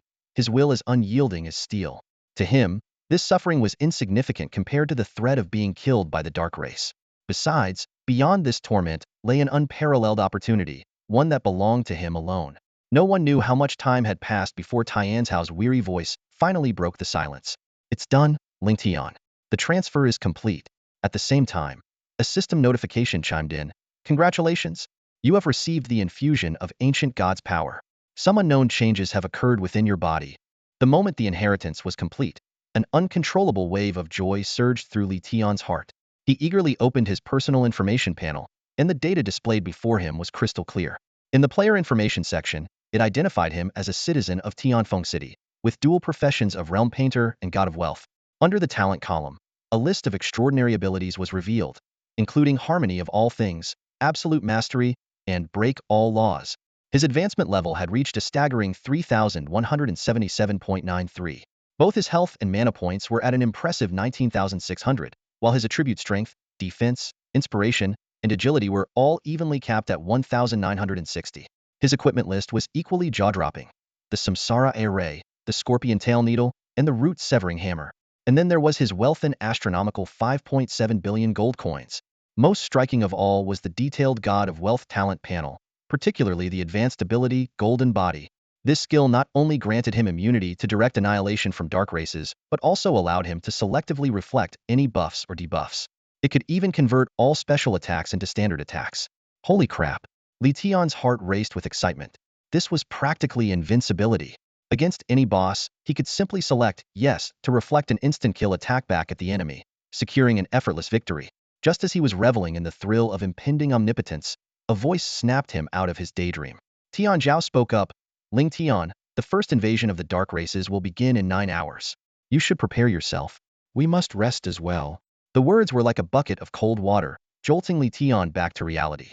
He abruptly woke from his euphoric haze, grabbed his phone, and checked the time. It was 4:22 a.m. on May 24th, 2587. After a quick calculation, he realized the dark races would launch their attack at 1 p.m. That's plenty of time. Li Tian quickly began devising a strategy in his mind. Not only could he ensure a flawless defense, but he might also seize the opportunity to gain a reputation boost and perhaps even more wealth. With half an hour still to go before he could log back into the game, he decided to fuel up, cooking himself a bowl of noodles. After all, he'd need his energy for the battle ahead.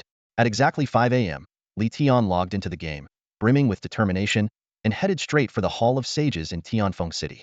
The guards at the entrance, recognizing him immediately, greeted him with utmost respect. Welcome, Lord Ling Tian.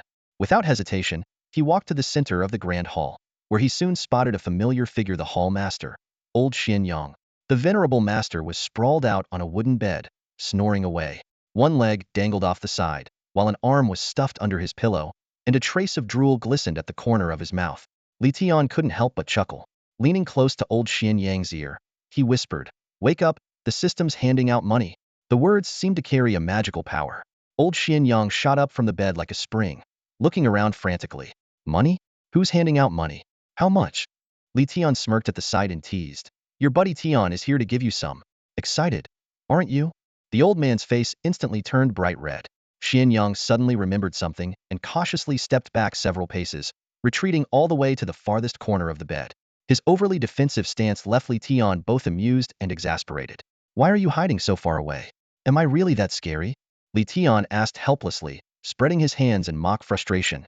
Yes, you're terrifying, Xianyang exclaimed, stroking his beard nervously as a flicker of fear flashed in his eyes. Just 2 times working with you. The first time we ran into Ing Huang, and the second time it was Tian Zhao. Both times I was this close to losing my life. Not to mention, the second time you even snatched my level 100 boss. He wiped at imaginary tears with exaggerated grievance, adding, oh, don't you know that stealing someone's boss is like killing their parents? The fact that I haven't held it against you is already showing great magnanimity. Xianyang widened his eyes and pointed a trembling finger at Li Tian. I'm warning you, don't come any closer, or else I won't hesitate to fight you. His defensive posture clearly showed how deeply he was scarred by their past encounters.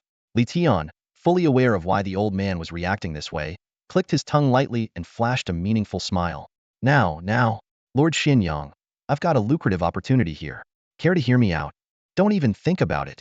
Xianyang rejected him outright without a second thought. I've barely regained my strength after these few days of rest. There's no way I'm letting you trick me into fighting some ancient god again. His reaction was the very picture of someone once bitten, twice shy. Li Tian chuckled softly and quickly waved his hands in reassurance. No, you've got it all wrong. This time, it's not about fighting ancient gods. I just need a little favor from you. He held up his thumb and index finger, gesturing to emphasize, a very, very small favor. Hearing this, Xianyang's expression softened slightly, though he still looked skeptical. Are you serious? Come on, with the bond we share. Would I lie to you? Li Tian thumped his chest confidently. Relax, there are no ancient gods involved, heck. You don't even need to leave the main city. Just stay in Tianfeng City for one day, that's it. He raised an eyebrow and added with a sly grin, and the pay will be the same as before. This immediately piqued Xianyang's interest. Just staying in Tianfeng City for a day and still getting paid the same as before? How could he not be tempted? Xianyang squinted his eyes, scrutinizing Li Tian with a wary expression. You, kid, how could you possibly run into such good fortune? He asked, his brows tightly furrowed. Li Tian shrugged nonchalantly, a faint smile playing on his lips. I told you, I'm staying right here in Tianfeng City. I'm not going anywhere. With the Heavenly Dao contract in place, what's there to worry about? That statement seemed to strike a chord with Xianyang. Ah, that's right. The Heavenly Dao contract. The old man's face lit up with realization, and the tension in his expression gradually eased. The contract was absolute. It punished anyone who broke it. Li Tian wouldn't dare deceive him. If you're staying in Tianfeng City, then why are you giving me so much money? Xianyang asked, suspicion creeping into his tone. You're not planning to have me take out City Lord Ji, are you? Let me make this clear, I'm not doing that. City Lord Ji is my friend. Why would I even suggest such a thing? Li Tian chuckled, waving his hand dismissively. Relax, I don't need you to take down anyone.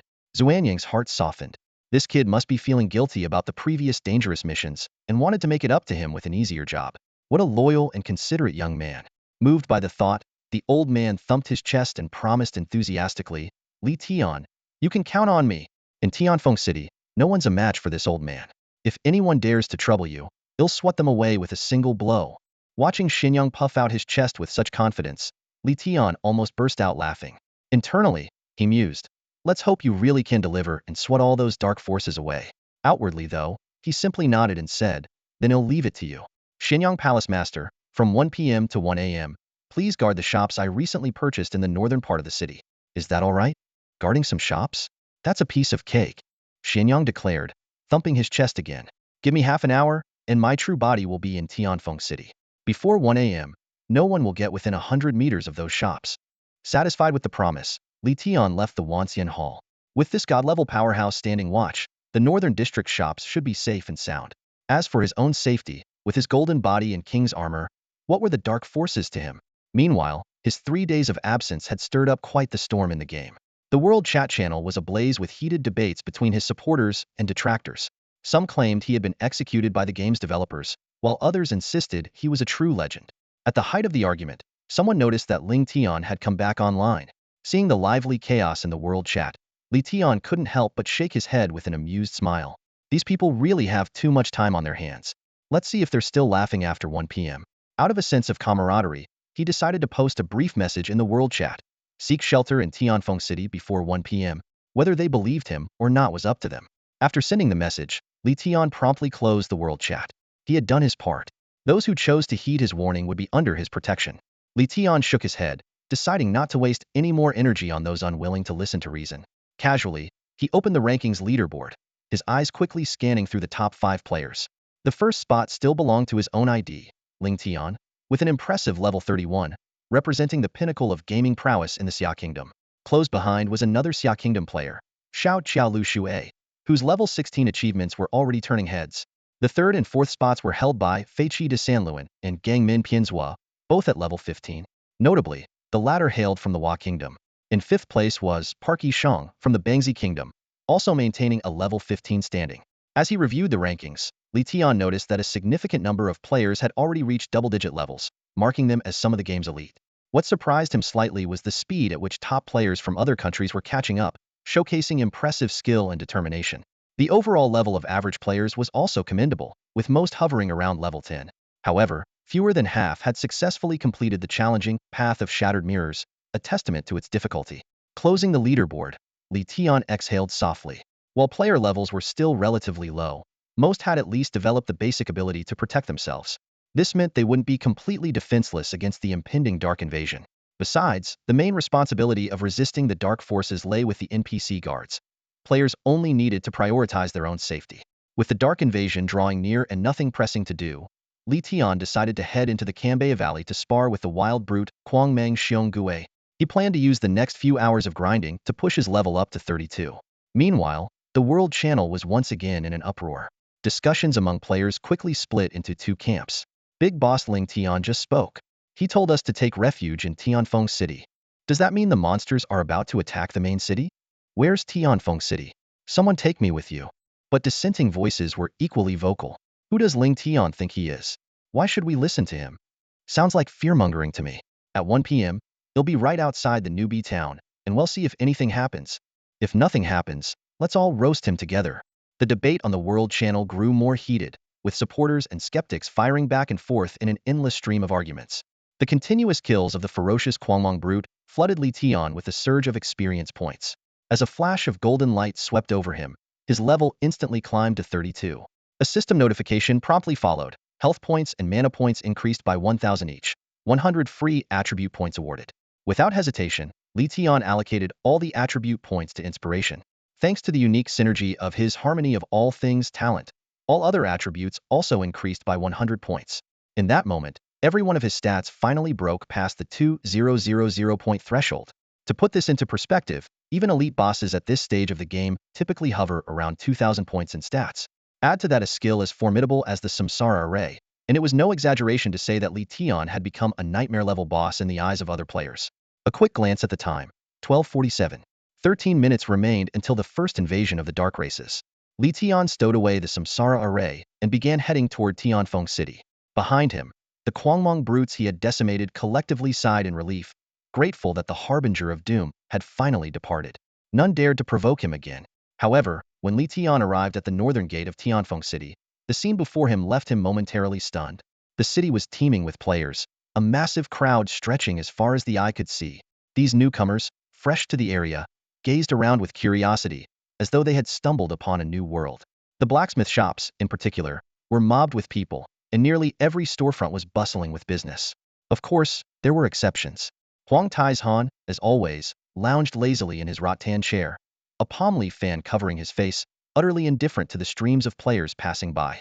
Seeing this, Li Tian couldn't help but chuckle. Clearly, Huang's high standards had left him unimpressed by mere novices. But that was finite saved Li Tian a lot of hassle. To avoid the bustling crowds, Li Tian deliberately took the side streets back to his own shop.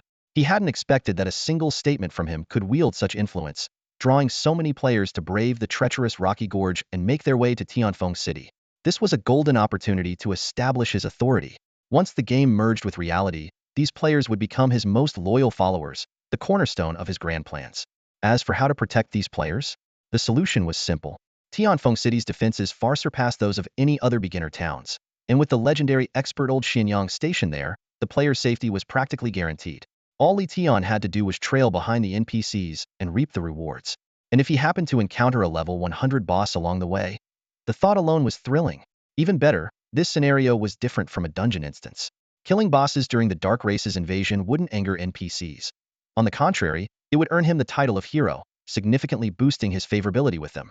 As Li Tian reveled in his thoughts, a familiar voice called out from up ahead. Young friend Ling Tian, you're finally back. Looking up, he saw old Xianyang standing in front of a shop, beaming at him with a warm, almost unsettling enthusiasm.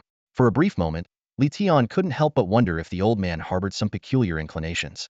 Master Xianyang, long time no see, Li Tian greeted with a smile, raising a hand in acknowledgement.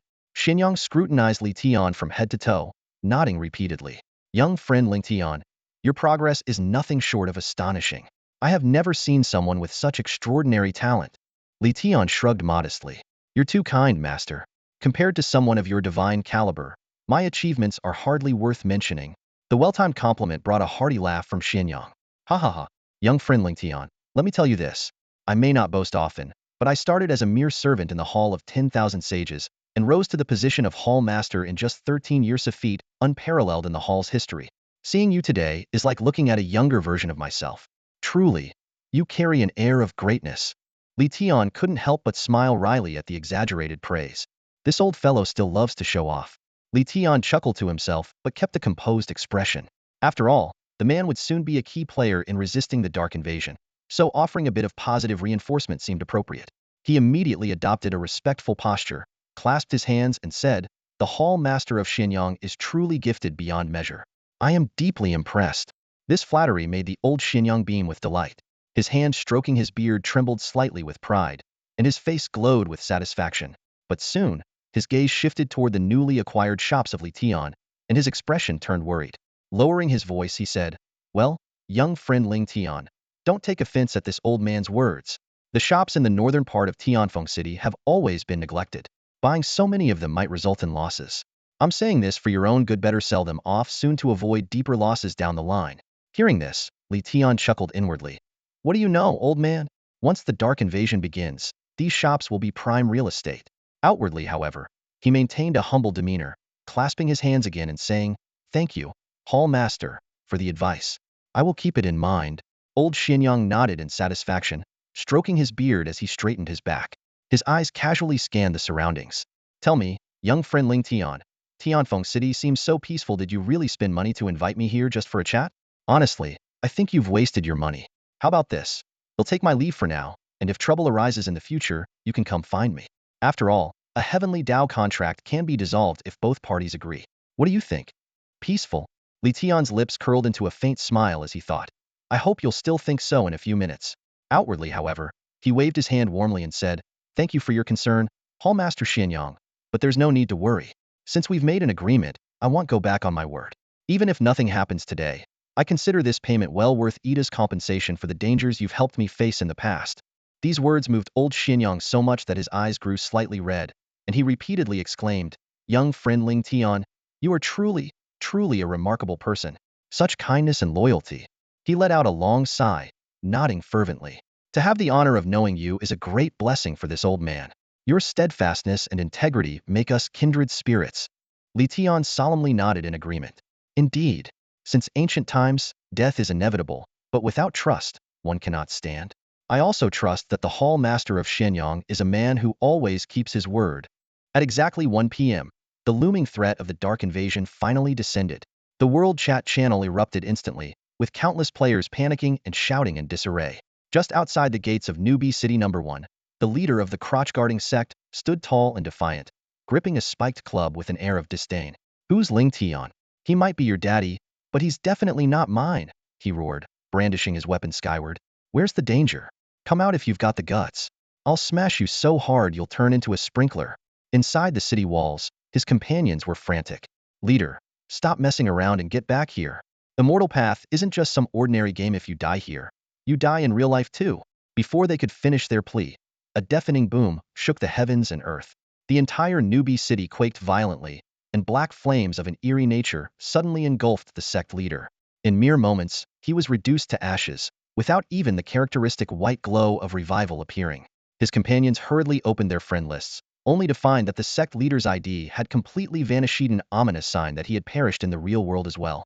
Even more terrifying, This marked his very first death since entering the game. While everyone was still reeling from shock, the sky was abruptly torn apart by a massive black hole. Out of it poured countless grotesque creatures of the dark, emitting bone-chilling screeches as they surged toward Newbie City. Blood Crypt Skeletons level 15. Blazing Hellhounds level 20. Wraith Zombies level 25. The NPC guards of the city quickly sprang into action, scrambling atop the walls to fortify defenses. Players, fall back. Mages and archers, provide ranged support, they commanded. Meanwhile, in Skywind City, Lition glanced at the time and spoke coldly. Palace Lord, prepare for battle. Old Xianyang, however, seemed at ease. Young friend Ling Tian, you're far too tense. With me here, not even a single brick from these shops will fall. No sooner had he finished speaking than a brick shattered to the ground. Furious, old Xianyang turned to unleash a tirade, only to freeze in place as he saw a swarm of dark creatures emerging from the sky. Startled, he jumped in place. Skywind City immediately entered a state of high alert. The NPC guards swiftly assembled, their defensive capabilities far superior to those of Newbie City. Players were instructed to stay safely in the rear. However, precisely because of this, the Dark Invasion concentrated even greater forces on this city. Blazing Hellhounds level 20. Rotting Spectre Fiends level 30. Underworld Vines level 50. These monsters came in horrifying forms, some stitched together with rotting flesh, others canine with exposed fangs, and still others covered in writhing tendrils that exuded highly corrosive substances. Wherever they passed, all life was obliterated, and even solid stone was left riddled with holes. Old Xianyang quickly assumed a combat stance, but after observing for a few moments, his expression grew relaxed. So this is all they've got? I could wipe them out with a single thought. Piece of cake. Li Tian watched the surrounding dark creatures warily and turned to the master of the Xianyang Hall to inquire about the battle situation. Stroking his beard with a casual smile, the hall master reassured him that these low-level monsters were hardly worth mentioning. The battle erupted in an instant. The NPC guards of Tianfeng City, with their level 50+ strength, effortlessly cut down the dark races that charged at them, leaving dismembered limbs in their wake. However, after the cannon fodder was cleared out, more formidable foes emerged. Level 70 Yellow Springs Ghouls, level 80 Twin Shadows, and even level 100 Enchanting Skinwalkers appeared one after another. The Hall Master's expression shifted slightly, his brows furrowing. Though these high-level elite monsters were still no match for him individually, their overwhelming numbers were undeniably troublesome. Maintaining a calm facade, he assured Li Tian that no creatures would be allowed to threaten him or his shop. Before he could finish speaking, a piercing, bone-chilling screech echoed from the heavens. The black rift in the sky tore open further, and 5 nightmare-level dark bosses emerged one after another. Their blood-red forms were nightmarish. A leopard-tailed fiend, a bird-beaked horror, a guild monstrosity, a wasp-like abomination, and a fearsome Yakshal level 100 apex predators. It was then that the Hall Master realized Li Tian's true intentions for keeping him around. Gazing at the seemingly innocent yet undeniably cunning young man, he sighed in resignation and offered a reluctant compliment. Ling Tian, I have to hand it to you, you really are a good person. Li Tian grinned mischievously, taking the praise in stride while urging the Hall Master to begin the battle. Internally, the Hall Master was seething, his thoughts a torrent of frustration and regret. He wanted nothing more than to curse this sly, unprincipled youth. But bound by his earlier promise, he had no choice but to steel himself and prepare to fight. Just as he opened his mouth to declare his resolve, a sudden burst of dark flames flew out of nowhere, landing squarely on his head. While the attack caused no real harm, his once proud beard and eyebrows were scorched into a comically curled, charred mess. Li Tian and the Hall Master locked eyes for a moment, both stunned. Then, unable to hold back, Li Tian burst into laughter, hurriedly waving his hands in apology. Old Xuanyang's eyes turned red, his voice filled with deep resentment. Palace Master, this isn't about strength, you were ambushed. His tone was laced with fury, as if someone had not only poured salt on his wounds, but also added cumin, MSG, and Sichuan pepper powder for good measure. To hell with all of you. I'll fight you to the death. Old Xianyang roared. If I don't beat you back into your mother's wombs, I'll write my name, Xianyang, backward. You filthy scum, go to hell. With that, old Xianyang leapt into the air, his eyes wide with rage, arms raised high toward the sky. He began chanting under his breath, seemingly preparing some kind of forbidden spell. The sight was so awe-inspiring that even Li Tian, standing nearby, felt his blood boil with anticipation for the earth-shattering power that was surely about to be unleashed. But then, spirits of all living things, heed my call. Black Tortoise, shield me. Vermilion Bird, descend. A series of powerful buffs suddenly illuminated both old Xianyang and Li Tian. Li Tian froze in disbelief, feeling as though he had punched a cloud of cotton. After all that furious shouting, was this it? Just a few buffs? Where was the raging inferno of destruction? The forbidden spell? If not that, couldn't he at least have done a dramatic sliding attack against the dark boss? To everyone's surprise, old Xinyang spent a full 3 minutes applying buffs. Li Tian, still reeling, noticed that his own stats had skyrocketed tenfold, to an astonishing 20,600 points across the board. He couldn't help but imagine, if these effects lasted forever, wouldn't he become unstoppable in the game? With the spell complete, old Xinyang looked down at Li Tian. Kid, wait for the good news from me, he declared before shooting into the sky like a cannonball. Li Tian wasn't about to sit idle, though. With stats this powerful, how could he not put them to good use? He quickly summoned the wheel of Samsara formation, which automatically flew toward the swarm of monsters. In the air, countless hammer-like weapons spun and smashed down, leaving nothing but destruction in their wake. As the unstoppable warrior title enhanced his efforts, his experience points began to soar at a breakneck pace. Level up, baby. As Xinyang charged toward the main battlefield, Li Tian chose to stay behind in the northern part of the city, clearing out the smaller monsters. These high-attack, low-defense creatures were essentially walking targets, perfect for farming experience points. With buffs enhancing his stats, his total attributes surged to an impressive 20,600 points, far surpassing most of the monsters in the area. The effect of his Fearless Pioneer title was fully activated, allowing him to cut through enemies like a hot knife through butter. Watching his experience bar climb rapidly, Li Tian couldn't help but feel a surge of joy. Compared to the life-and-death struggle during the first Dark Invasion in his previous life, this time, he was not only safe but had turned the disaster into a prime leveling opportunity. His weapon, the Rootbreaker Hammer, danced in his hands, leaving destruction in its wake. The sheer power made him sigh with emotion. Being invincible is truly lonely. Just as he was reveling in the thrill of combat, a deafening, monstrous roar echoed from the distance. A massive figure came into view. It was a dark boss with blood-red glowing eyes, the Envoy Minotaur. Envoy Minotaur. Race, Dark Race. Level, 50. HP, 20,000. MP, 2,000. Attributes, Strength 4,000, Defense 800, Intelligence 600, Agility 750. Skills, Passive, Flesh Scale Shield, Earth-Shaking Strength. Active, Earthquake 750 AoE damage, stun for 3 seconds. The Minotaur's staggering 4,000 strength attribute made even Li Tian pause in surprise. Its mere 800 defense, however, seemed laughably fragile, especially when compared to the 1,400 defense of the level 30 elite boss, the Snowfield Giant Worm, he had encountered earlier. Nearby NPC guards immediately tensed up at the sight of the creature, swiftly forming a defensive formation. Lord Ling Tian, please retreat at once. Allow us to take down this monster together. Shield warriors, mages, archers, and healers quickly took their respective positions with practiced precision. The players in the vicinity were equally alarmed by the sight. Oh my god, 4,000 strength? That thing could one-shot any of us. Lord Ling Tian, get out of there. But Li Tian merely smirked and uttered 3 calm words. Wrath of Life. In an instant, over 200,000 true damage erupted from his attack. The Envoy Minotaur's ferocious expression froze on its face as its massive body crashed to the ground with a thunderous impact. The battlefield fell completely silent. Both players and NPCs stood in stunned disbelief, their eyes glued to the terrifying damage number. Moments later, a system notification broke the silence. Ding! You have successfully slain the level 50 Dark Boss. Envoy Minotaur. Experience gained. 5,380. This single boss was worth as much experience as 34 Berserker Brutes combined. And with Li Tian's current strength, hunting bosses like this was a breeze. Gazing at the Minotaur's lifeless body, he couldn't help but grin inwardly. At this rate, leveling up once every hour isn't a dream. By the time the Dark Race invasion is repelled, I should easily reach level 37 or 38. If I push myself, I might even hit level 40.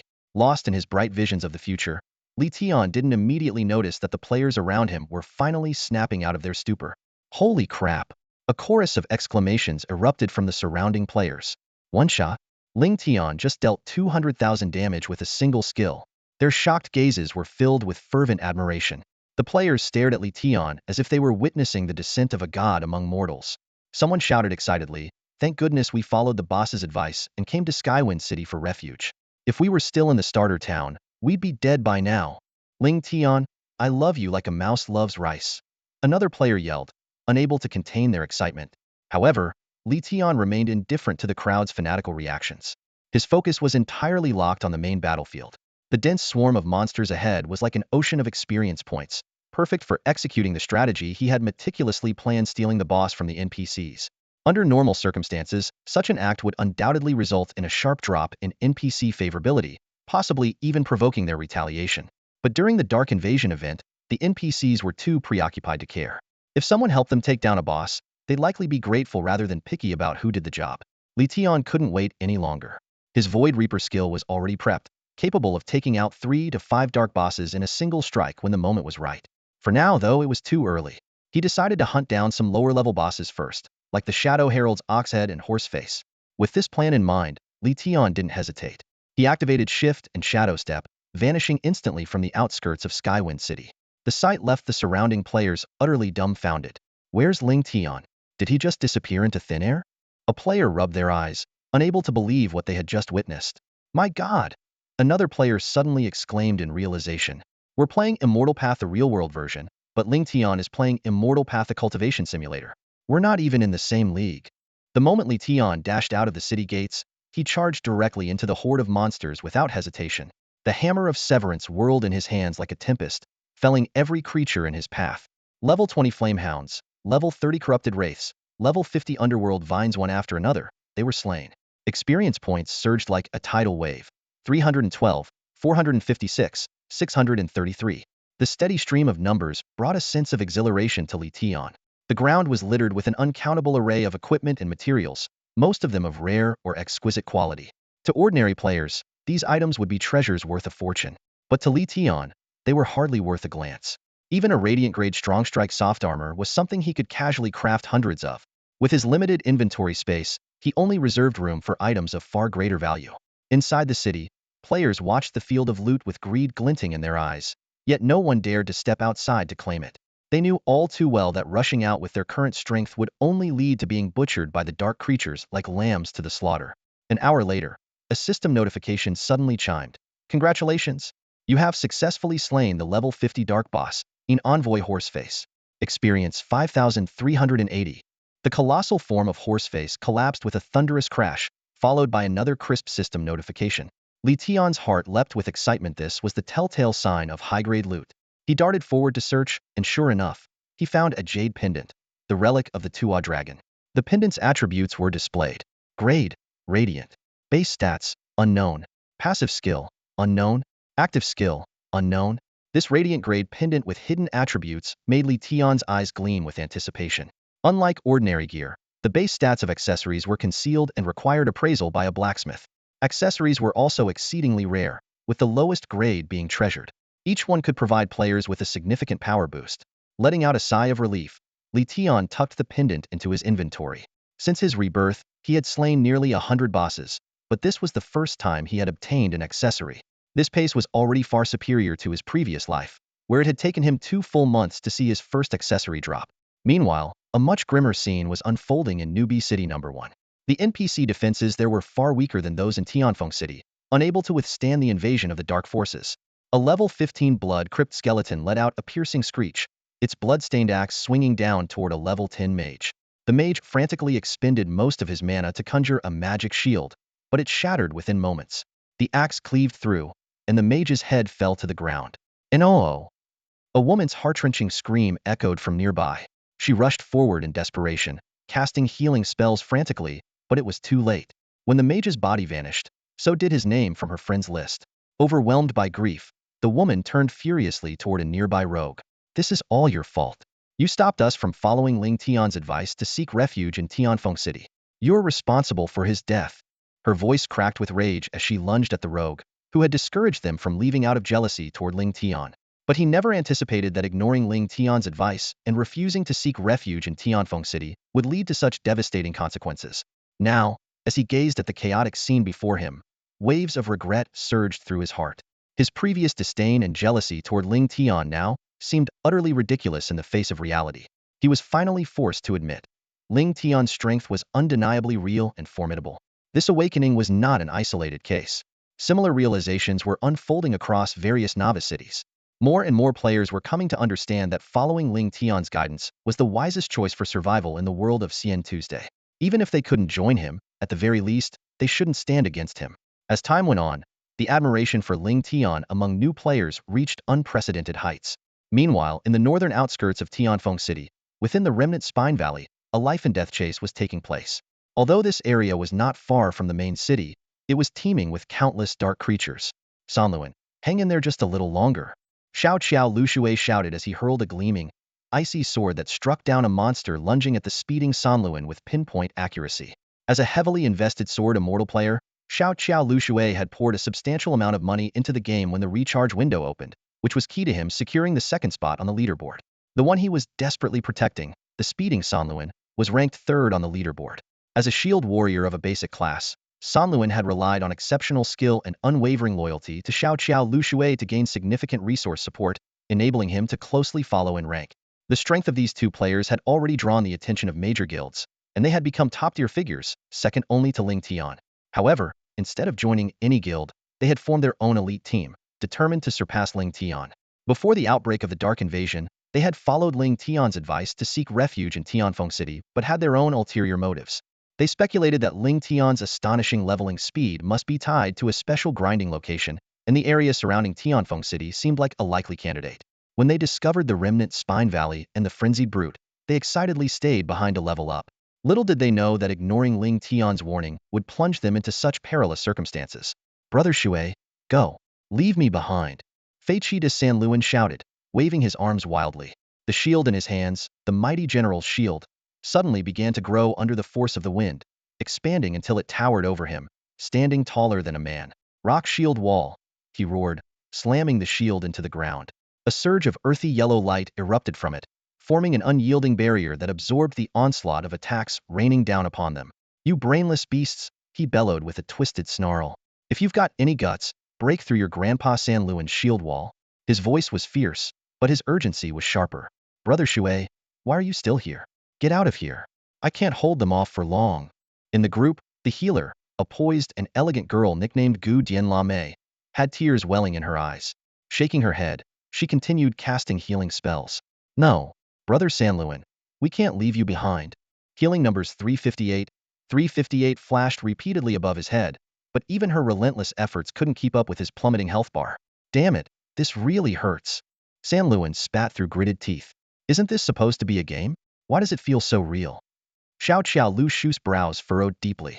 Sanluan, we just got word from the starter town anyone killed by these dark creatures dies in real life too. There's no 5 lives respawn system here. What the hell? San Lun's face twitched as he cursed under his breath. No wonder it hurts this much. I can't believe we managed to take down a level 31 berserk brute, only to get wiped out by these damn beasts. Enough talking.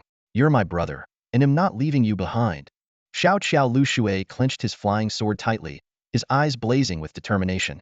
Rain of 1,000 blades. With a swift motion, hundreds of flying swords materialized in the air, descending upon the dark creatures like a torrential storm. The sound of blades piercing flesh echoed as dozens of monsters were impaled. Yet, instead of falling, the creatures seemed to grow even more frenzied, their movements becoming erratic and violent. A cacophony of guttural screeches filled the air as the monsters launched a more ferocious assault. San Lun's eyes turned bloodshot, and he clenched his jaw. He knew all too well if they stayed to fight any longer, none of them would make it out alive. Brother Shui, take the others and go. If you don't leave now, it'll be too late.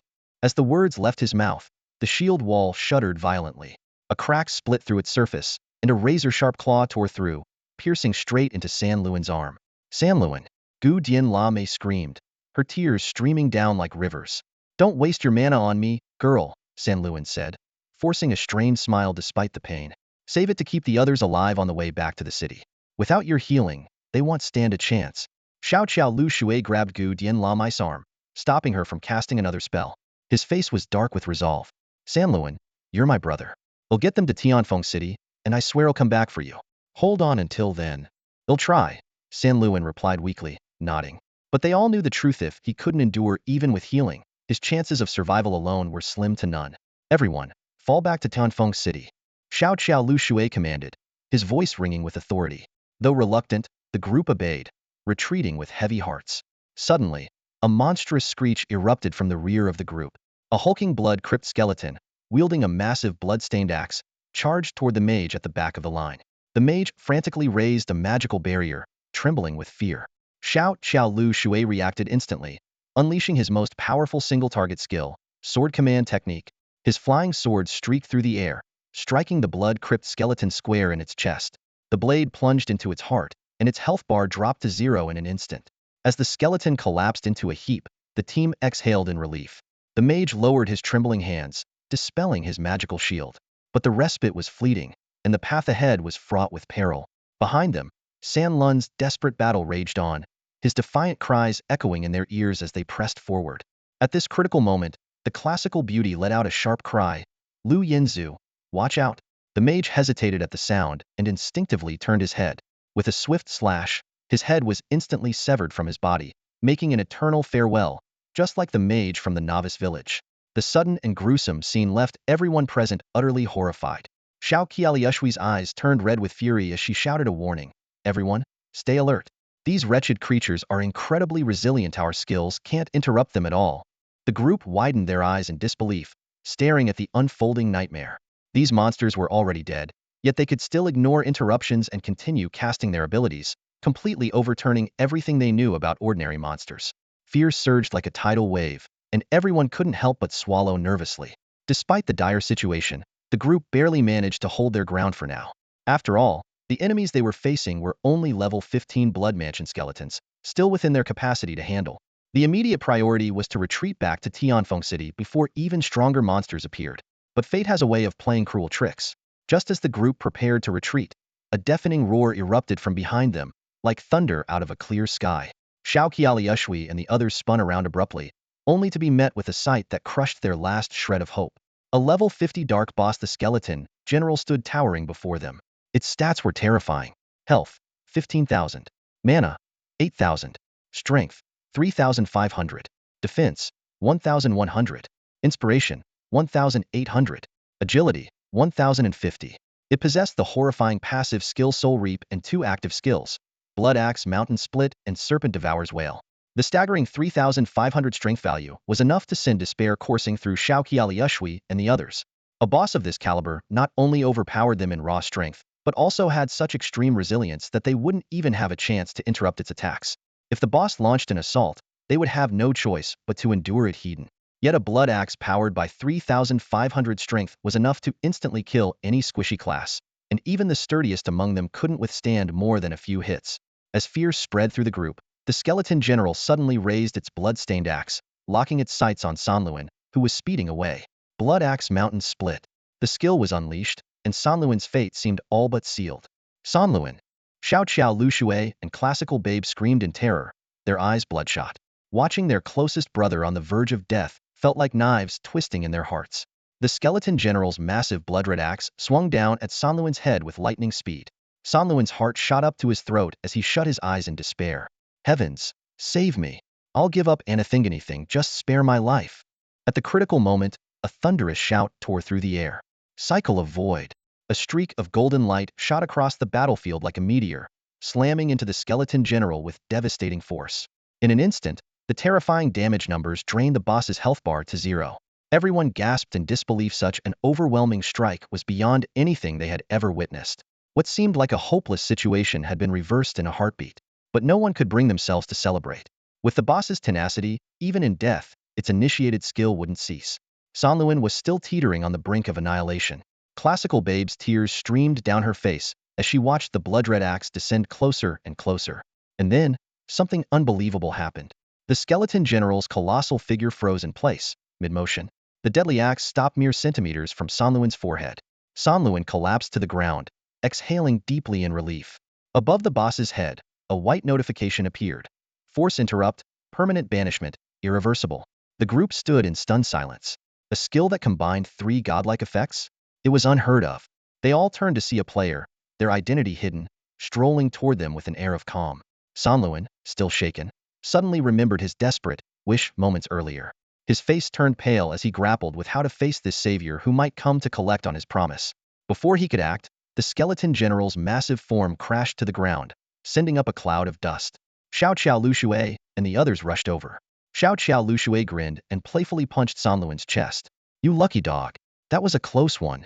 Classical Babe's eyes sparkled as she looked at the mysterious figure. If I'm not mistaken, are you Ling Tian? At the mention of the name, everyone's eyes widened in astonishment. Was this the legendary top-ranked player? Ling Tian didn't confirm or deny it. He merely said calmly, "This place is too dangerous. You should head back to the city." Xiao Lushui clasped his hands in gratitude. "Ling Tian, you saved my brother's life today. That makes you a benefactor to all of us. From this day forward, if you ever need anything, I'll do whatever it takes, no matter the cost." Ling Tian waved dismissively and replied casually, "I was just grinding levels. Killing the boss was incidental, not an effort to save you. Don't overthink it." With that, he slowly raised his hand. Teleportation. Before the words had fully settled, Ling Tian's figure vanished into thin air as if he'd never existed. The sudden and mysterious display left everyone present utterly dumbfounded, dropping to their knees in awe. Ling Tian is the real deal, a true master. Feiqi de Sanluan scanned the surroundings, confirming that Ling Tian was nowhere to be found, and let out a long sigh of relief. Though his life was no longer in danger, an inexplicable sense of emptiness crept into his heart. This strange feeling sent a shiver down his spine, and he quickly shook his head to dispel the odd thoughts. Xiao Lushui squinted her eyes, her tone filled with admiration.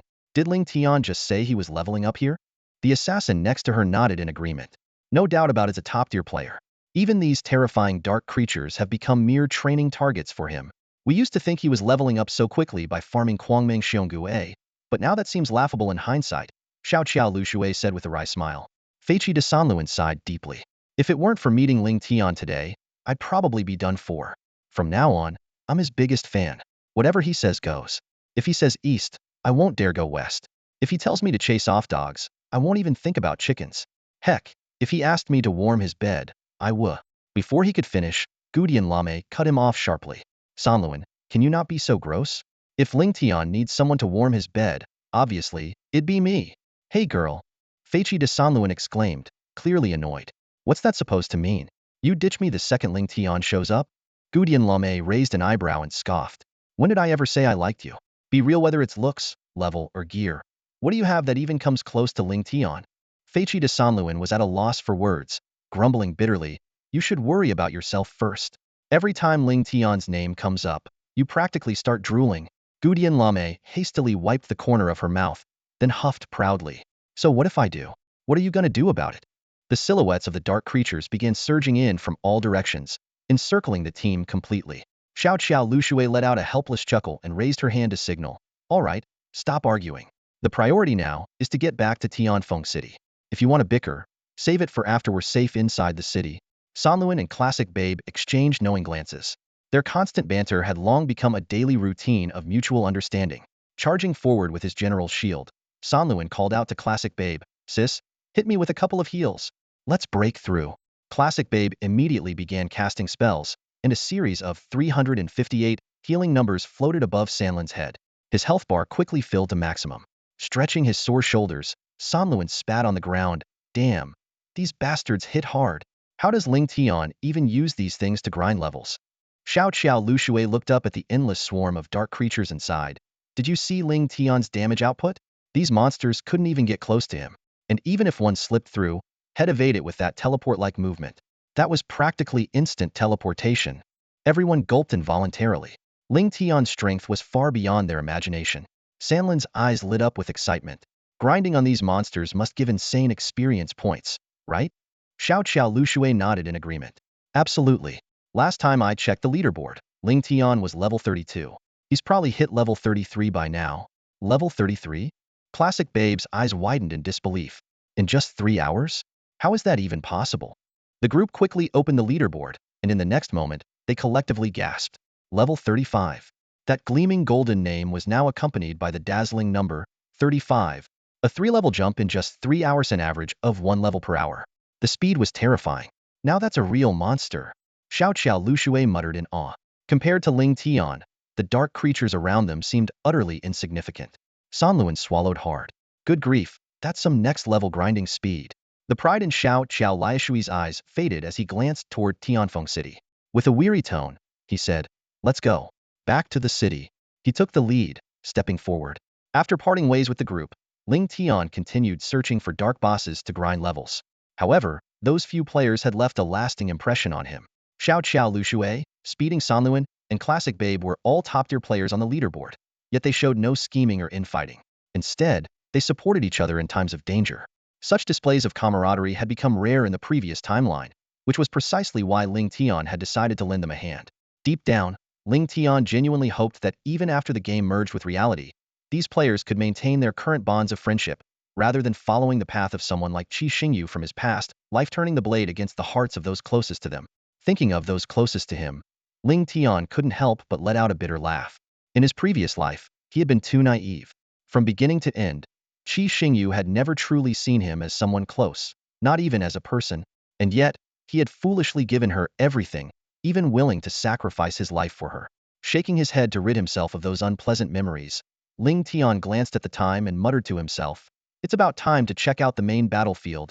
In the previous timeline, the first Dark Invasion had lasted 5 hours, with NPCs only managing to push back the assault in the 4th hour. But this time, with Xianyang, a god-level powerhouse, present, 3 hours should suffice. With that thought, Ling Tian turned and headed toward Tianfeng City.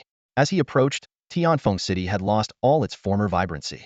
The once bustling streets were now scenes of utter devastation, shattered buildings, mutilated corpses, and pools of crimson blood.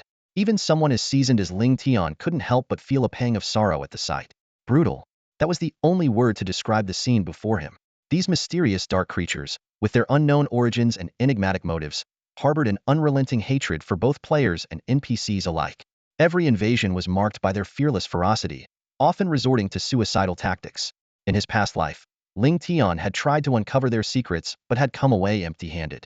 In this life, Li Tian's thoughts were suddenly struck by an astonishing idea. There was a high possibility that the dark race might be intricately connected to the ancient gods clans like Tianzhao and Yinghuang. This speculation made his heart race. Why were these two ancient gods so adamant about bestowing their divine powers upon him to combat the dark race?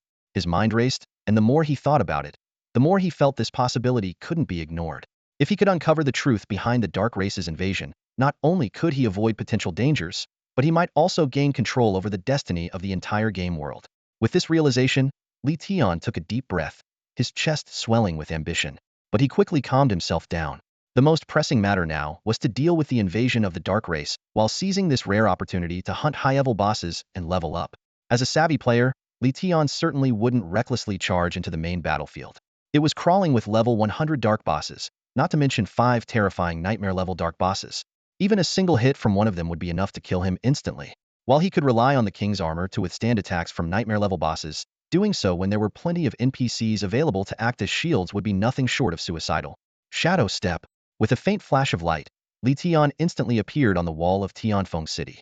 The mobility granted by this skill, with only a 7-second cooldown, made him feel quite pleased with himself. Looking up at the main battlefield, he saw an intense and breathtaking battle unfolding.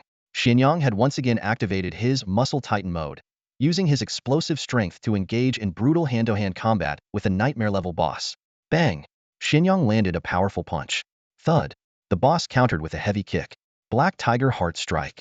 Monkey steals the peach. Eagle Claw snatches the chicken. Thunderbolt Groin Kick. Watching this perilous duel, Li Tian couldn't help but instinctively clamp his legs together, silently marveling. These two, absolute maniacs, through and through.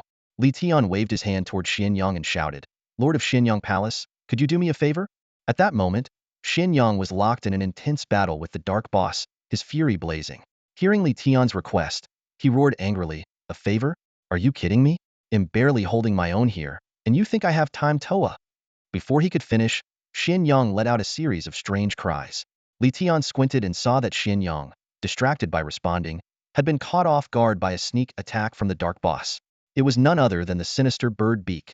Known for its deadly single-target skill, Eagle's Beak devours the sky. The creature crouched beneath Xianyang, its sharp beak viciously latched onto a vital spot, a sinister grin spreading across its face. Xianyang was instantly overwhelmed by excruciating pain. His face contorted, cold sweat poured down his forehead, and his eyes nearly crossed. "Let go! Let go of me, you damn beast!" Ah! Enraged, Xianyang swung a heavy punch at the boss head. However, the force of the blow caused the boss to fall, dragging the targeted area in the process, eliciting another gut-wrenching scream from Xianyang. Li Tian watched in horror, his heart pounding. If Xianyang weren't a god or warrior, Li Tian thought, he himself might not have survived such an attack unscathed.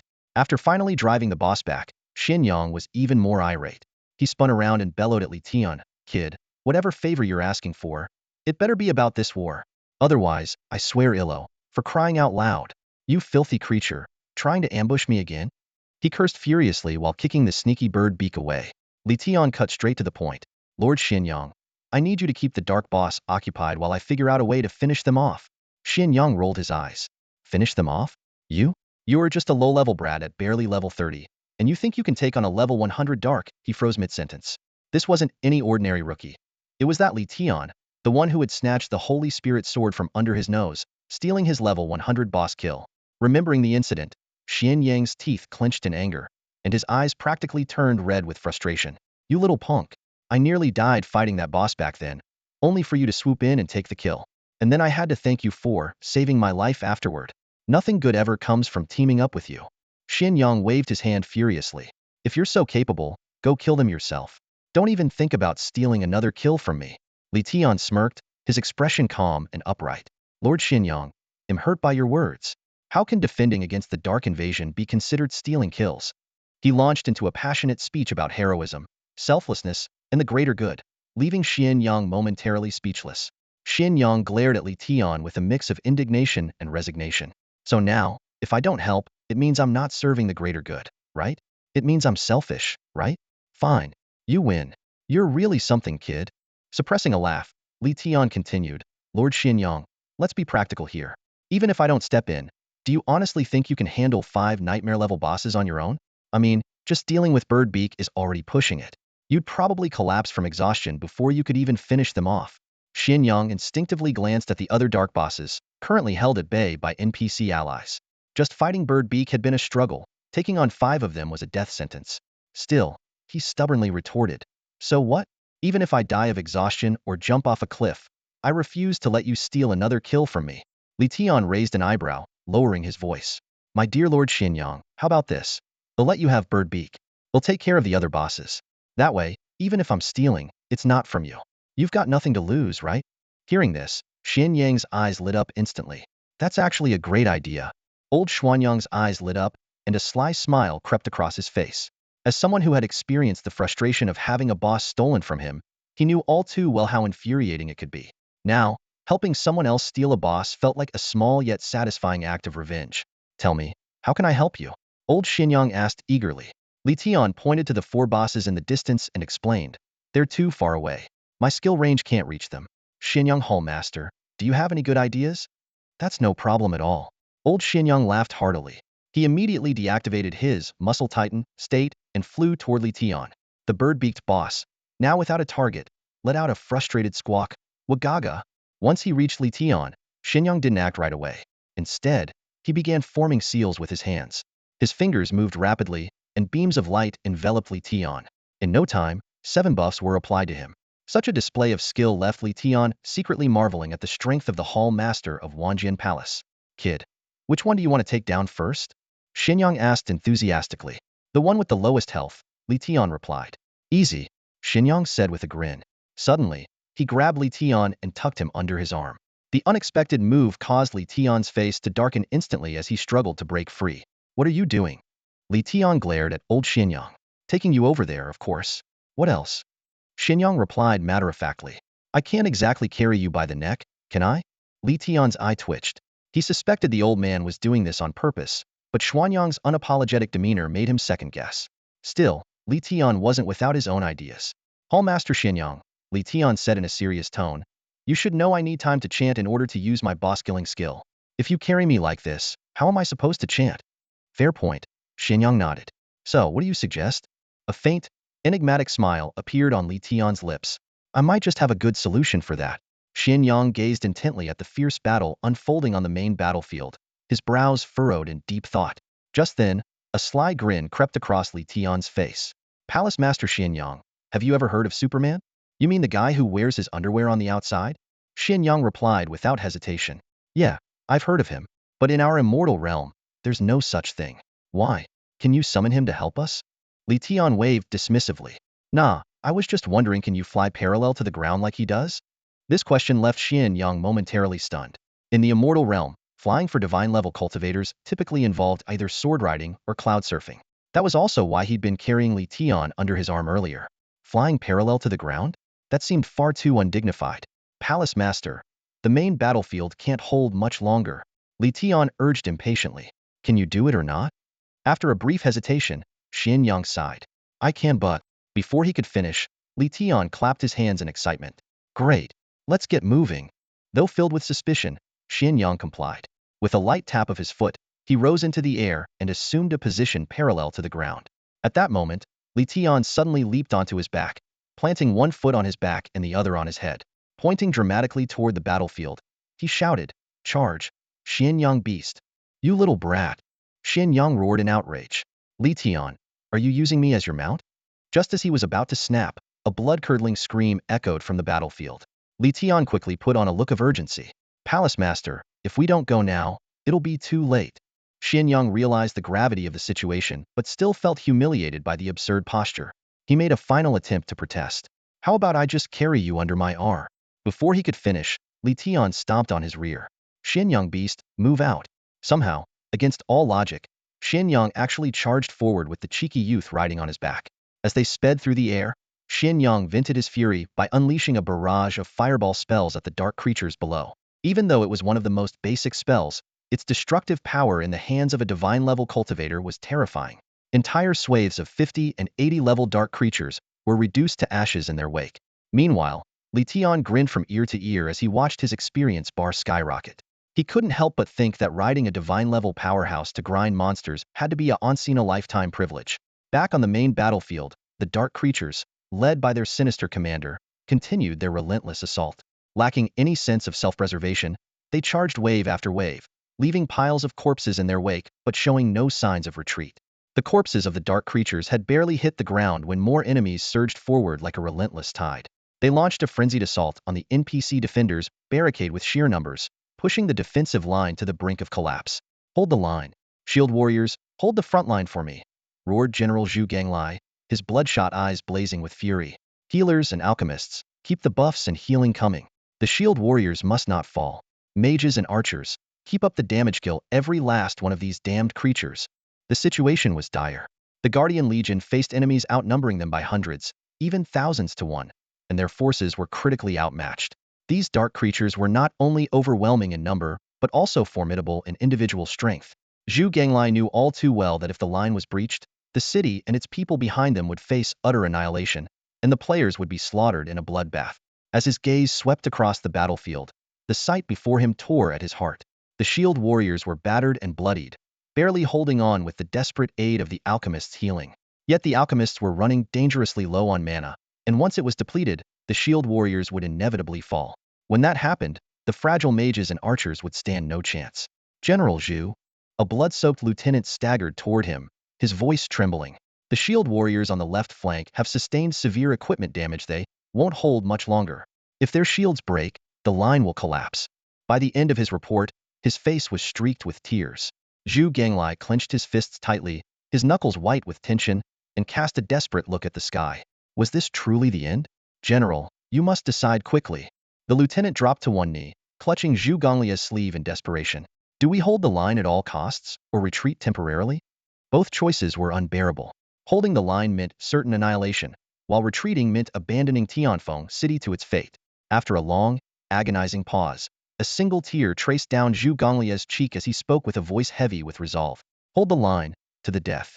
I will stand with my brothers and... Before he could finish, his eyes widened in shock. A high-speed object hurtled toward them with immense power, its sheer force astonishing. But what left him utterly speechless was the figure standing atop the object. What in the world? Is that a savior? Kill, kill, kill. Old Xian Yang's hands danced with fiery orbs, incinerating every dark creature that crossed his path. The area within dozens of meters became a scene of utter devastation, instantly easing the pressure on the city guards. That's the master of the Xianyang Hall, Zhu Ganglai exclaimed, his voice trembling with a mix of shock and joy. He was about to shout, "Help is here," when his eyes froze on an unbelievable sight. There was someone standing on top of the Xianyang Hall master's head. The surreal image left Zhu Ganglai utterly dumbfounded. Xianyang was a god-tier powerhouse. Who in the world would dare to stand on his head? Then, realization struck him like lightning. If someone could stand atop a god-tier being, they must be even more powerful. May I ask for your esteemed name, Great One? Zhu Ganglai quickly bowed, his tone filled with reverence. Ling Tian, the figure replied coolly. Ling Tian has arrived. Tianfeng City is saved. Zhu Ganglai shouted with newfound hope, his voice echoing with fervor. The city guards joined in unison, their cries shaking the heavens. Thank you, Ling Tian. Ling Tian is here, and the skies are clear. Another synchronized cheer erupted, so powerful that even the dark creatures hesitated in their advance. The cheers reached the city of Tianfeng, igniting a frenzy among the players within. Ling Tian is unstoppable. Even the city guards revere him.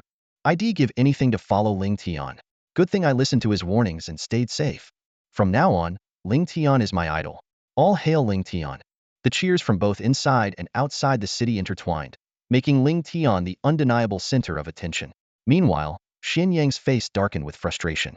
He had been the one clearing the creatures all the way here, yet somehow, all the credit was being stolen. His gaze bored into Zhu Ganglai, full of silent reproach. Feeling the weight of Xin Yang's glare, Zhu Ganglai scratched his head awkwardly and stammered, Master Xin Yang. Xin Yang snorted coldly and turned away, clearly displeased. Zhu Ganglai, now thoroughly flustered, turned to Ling Tian for an explanation. Esteemed Ling Tian, may I ask what brings you here? Ling Tian pointed toward the looming figure of the Yin commander ahead. General Zhu, take your forces to guard the northern gate. Leave the Yin commander to me and Master Xin Yang. Zhu Gangli's jaw dropped. A level 30 warrior taking on a level 100 nightmare-class boss? It sounded absurd. But then he remembered if Ling Tian could stand atop a god or powerhouse, what couldn't he do? His doubt transformed into awe. Falling to his knees, Zhu Ganglai bowed deeply. Thank you, great ones, for your life-saving intervention. Ling Tian quickly helped him to his feet. General Zhu, there's no need for this. Now go quickly. Zhu Ganglai wasted no time, leaving half of his troops to assist Ling Tian while leading the rest toward the northern gate. Deputy General Chu, who remained behind with the city guards, stood respectfully, awaiting Ling Tian's orders. Suddenly, a chilling screech echoed from the distance as waves of dark creatures surged forward like a relentless tide. Master Xianyang, escort me to the boss and clear the minions along the way. Ling Tian shouted, charging ahead without hesitation. Though Xianyang was still simmering with annoyance, he knew the urgency of the situation. Hurling fiery blasts to clear the path, he couldn't help but grumble internally. Meeting this brat has to be the worst luck of my life. Within moments, a path to the boss was cleared. Activating his full power, Xian Yang barreled toward two formidable figures, the panther-tailed Yin commander and the Nightshade Yaksha. Ling Tian, they'll handle these two. The rest is on you. Li Tian respectfully cupped his hands in gratitude toward the master of Xianyang Palace. Without hesitation, he retrieved two extraordinary treasures from his inventory, an Ancient One's emblem and a revival stone. The Ancient One's emblem, a wearable item that doesn't occupy an equipment slot, boasted an unparalleled passive ability, shields the wearer from the gaze of darkness. However, its active skill was even more terrifying, nightmare slumber. Upon selecting a target, if the wielder survived for 1 minute, the target would die instantly. This fearsome ability came with a cooldown of 15 days. The revival stone was equally remarkable. Though it lacked a passive skill, its active effect was astonishing. It could refresh the active ability of any item or equipment, regardless of its tier or cooldown status, at the cost of the standard resource consumption. Its cooldown was a mere 3 days. As Li Tian held these two divine artifacts in his hands, his heart surged with excitement. These were his ultimate trump cards, a lethal combination of an unavoidable instant death attack and a cooldown reset ability.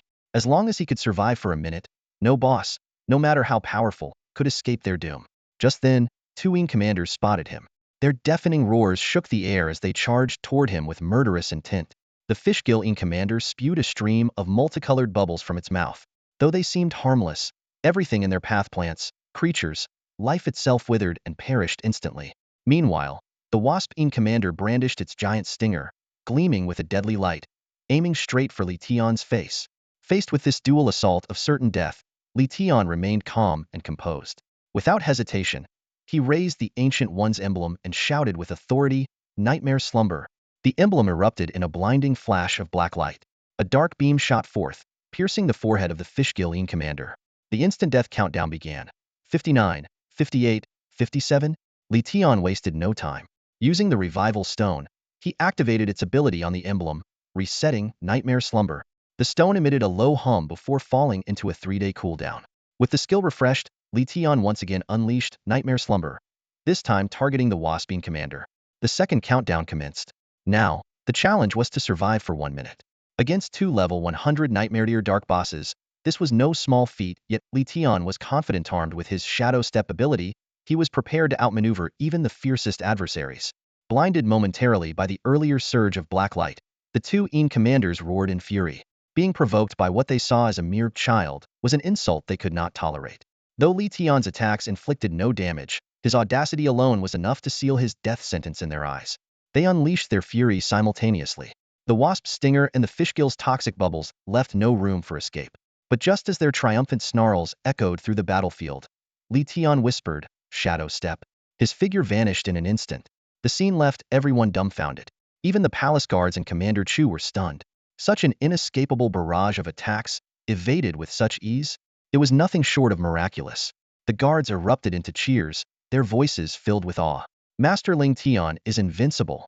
The two commanders were beyond enraged, their wrath fueling their relentless search for Li Tian. Each time they located him, they unleashed devastating assaults, only to be thwarted time and again by his shadow step. The process of locating him often consumed precious seconds, far exceeding the cooldown of his skill. In the blink of an eye, 50 seconds had passed.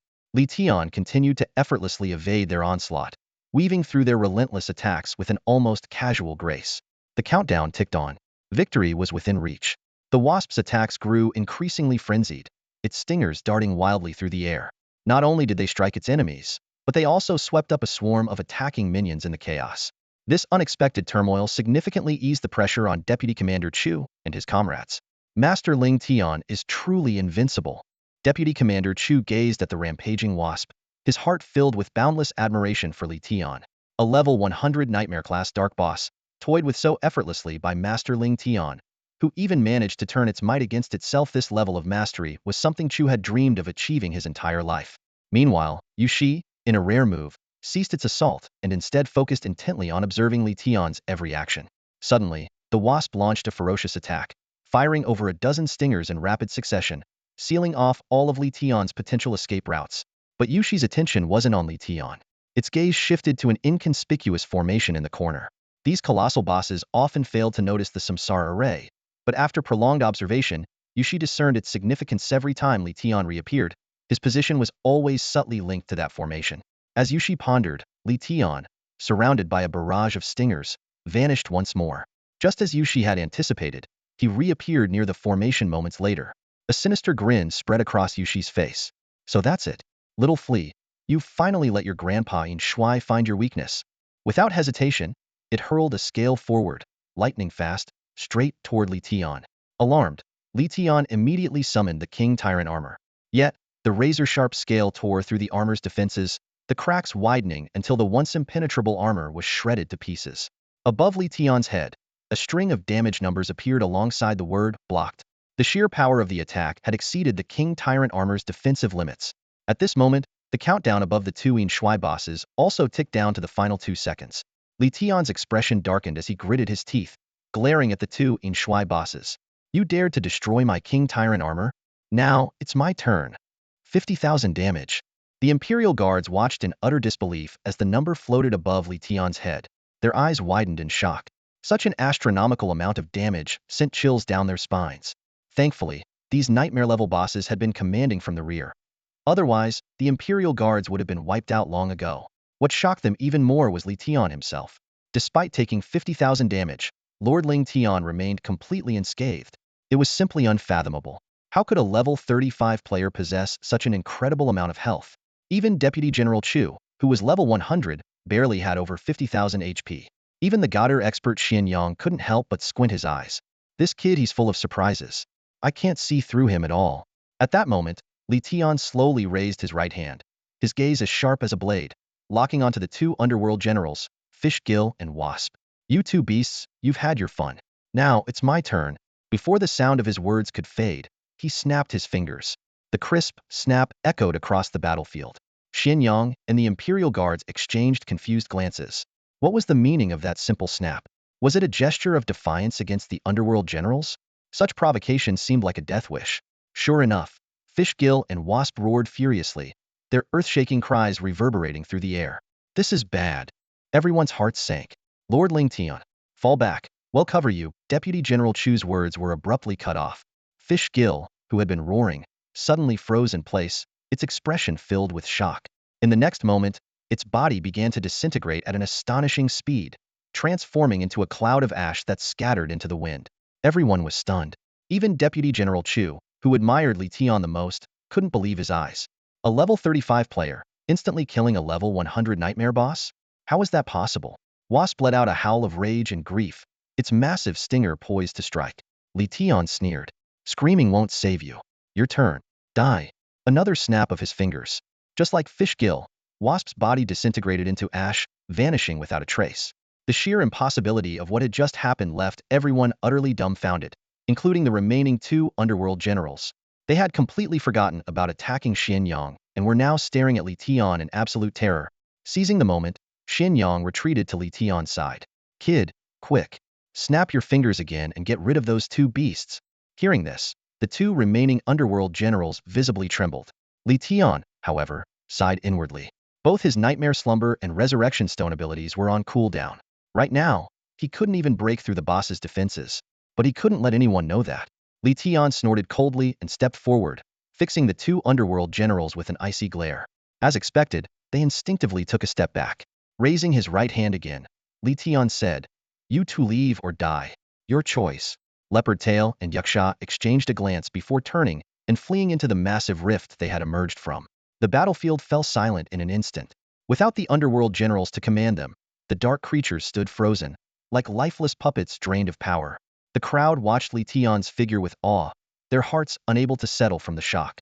The four infernal wardens, those fearsome, level 100 nightmare tier dark bosses, had been reduced to 2 dead and 2 fleeing in the span of just 2 finger snaps by the formidable Ling Tian.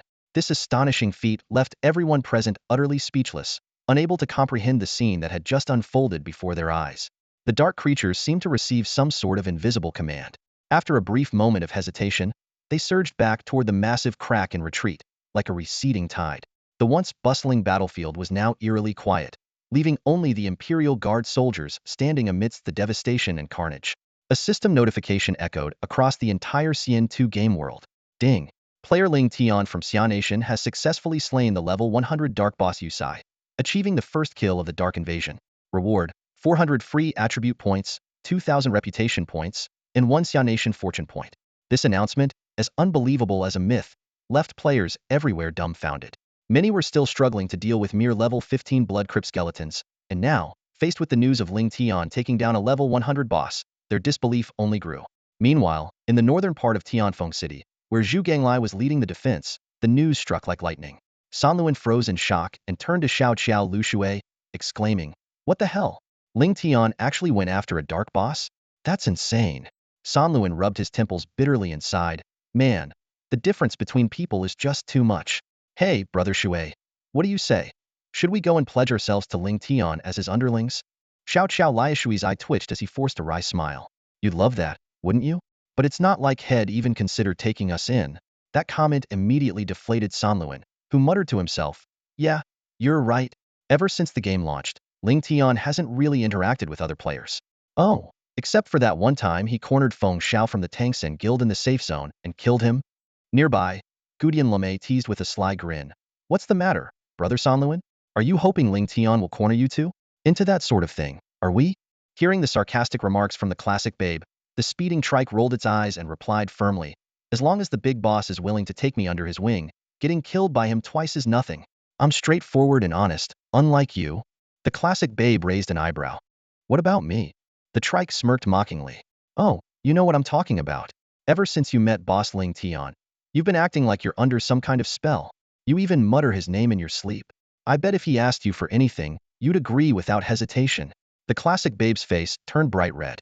She grabbed the trike's arm and snapped, "Nonsense. I haven't even slept, how could I talk in my sleep?" The trike yelped from the pinch, but still teased with a mischievous grin, "Girl, I think you should change your name to Classic Moonlight." Classic Moonlight? She let go, intrigued. "What does that mean?" The trike chuckled wickedly, "You know, like in the poem, Moonlight before the bed, panicking when seeing Ling Tian. Look up and invite him to stay. Bow your head and dream of the bridal chamber. You're dead meat." The classic babe roared in fury, twisting the trike's ear in a dramatic 180-degree turn. Amid the playful scuffle, the tension of fighting the dark invasion seemed momentarily forgotten. Xiao Qiao Lushui intervened just in time. "All right, that's enough. Cut it out."